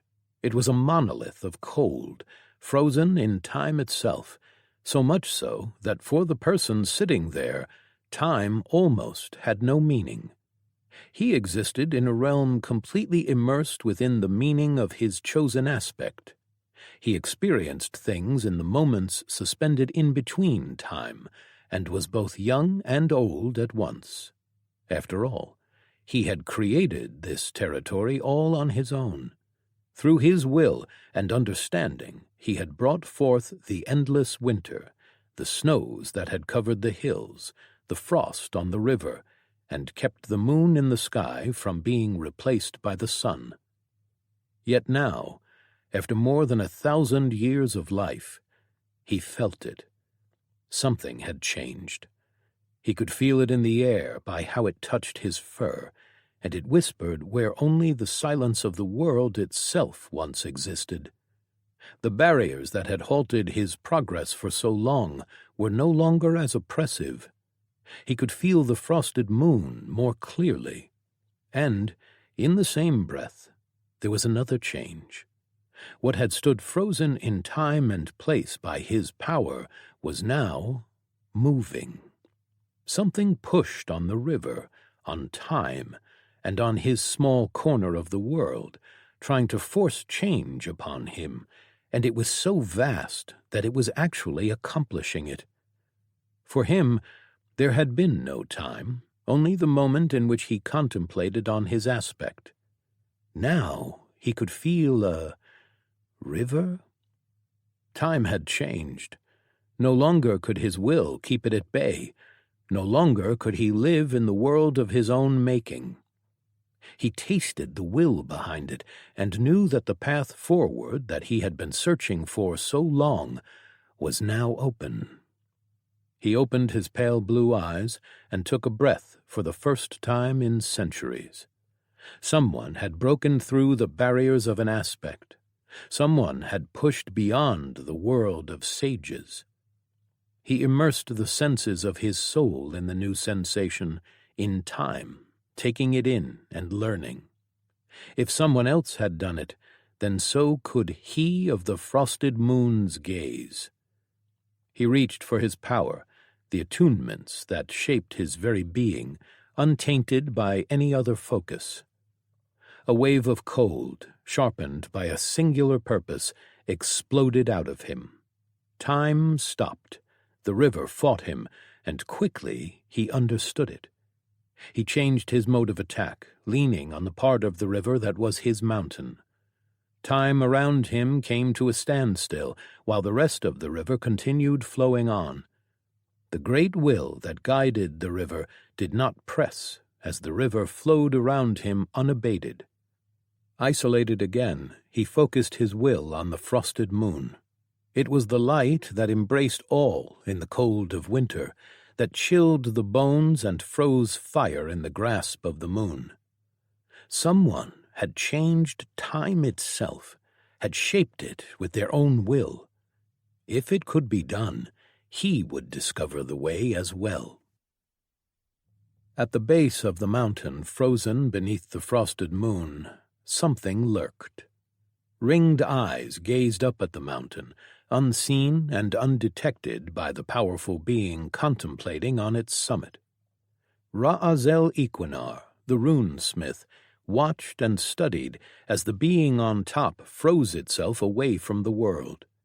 He sensed their will and power, which was so much greater than what he had available to him back on his world. Something about it reminded him of the powers that the aspects wielded, only young, untrained, and almost soft. Many things here were beyond his understanding for now. He glanced down at the contraption in the palm of his hand, saw the glowing runes pointing at the top of the mountain. He stood there for a while, debating with himself. The chilling frost was greater than any he had experienced, and even his runes were struggling to keep up his protections. That was at the base of the mountain. It was just a side effect. He wondered what would happen if he stepped into the area directly influenced by the being on top. Ra'azel was powerful, but he wasn't in any rush. What he would gain from the being atop the mountain did not yet outweigh the risk of conflict. He had learned the hard way that there were things in this world that could oppose him. A hand went up to his face, scratching at the bald spot where a twisted scar marked his neck. The memory of dragon fire and of a will that was greater than his own ran through his mind. He did not understand this will. It was not the same as it was in his world. He was wary of engaging against another who seemed so powerful. No. He shook his head. There was no need to take any risks now. He was free, and he had time. He turned away from the frozen mountain and the gaze of the ice-blue moon above, leaving the territory. The world was infinite. Somewhere out there, he would find something else that would be of use. There was no need for him to rush. He had all the time in the world. This concludes The Aspects by Yvonne Cal, narrated by Phil Thron. Copyright 2023 by Yvonne Cal. This unabridged audiobook is published by arrangement with Yvonne Cal and was produced in the year 2023 by Tantor Media Incorporated, a division of Recorded Books, which holds the copyright thereto. Please visit tantor.com for more information on our growing library of unabridged audiobooks.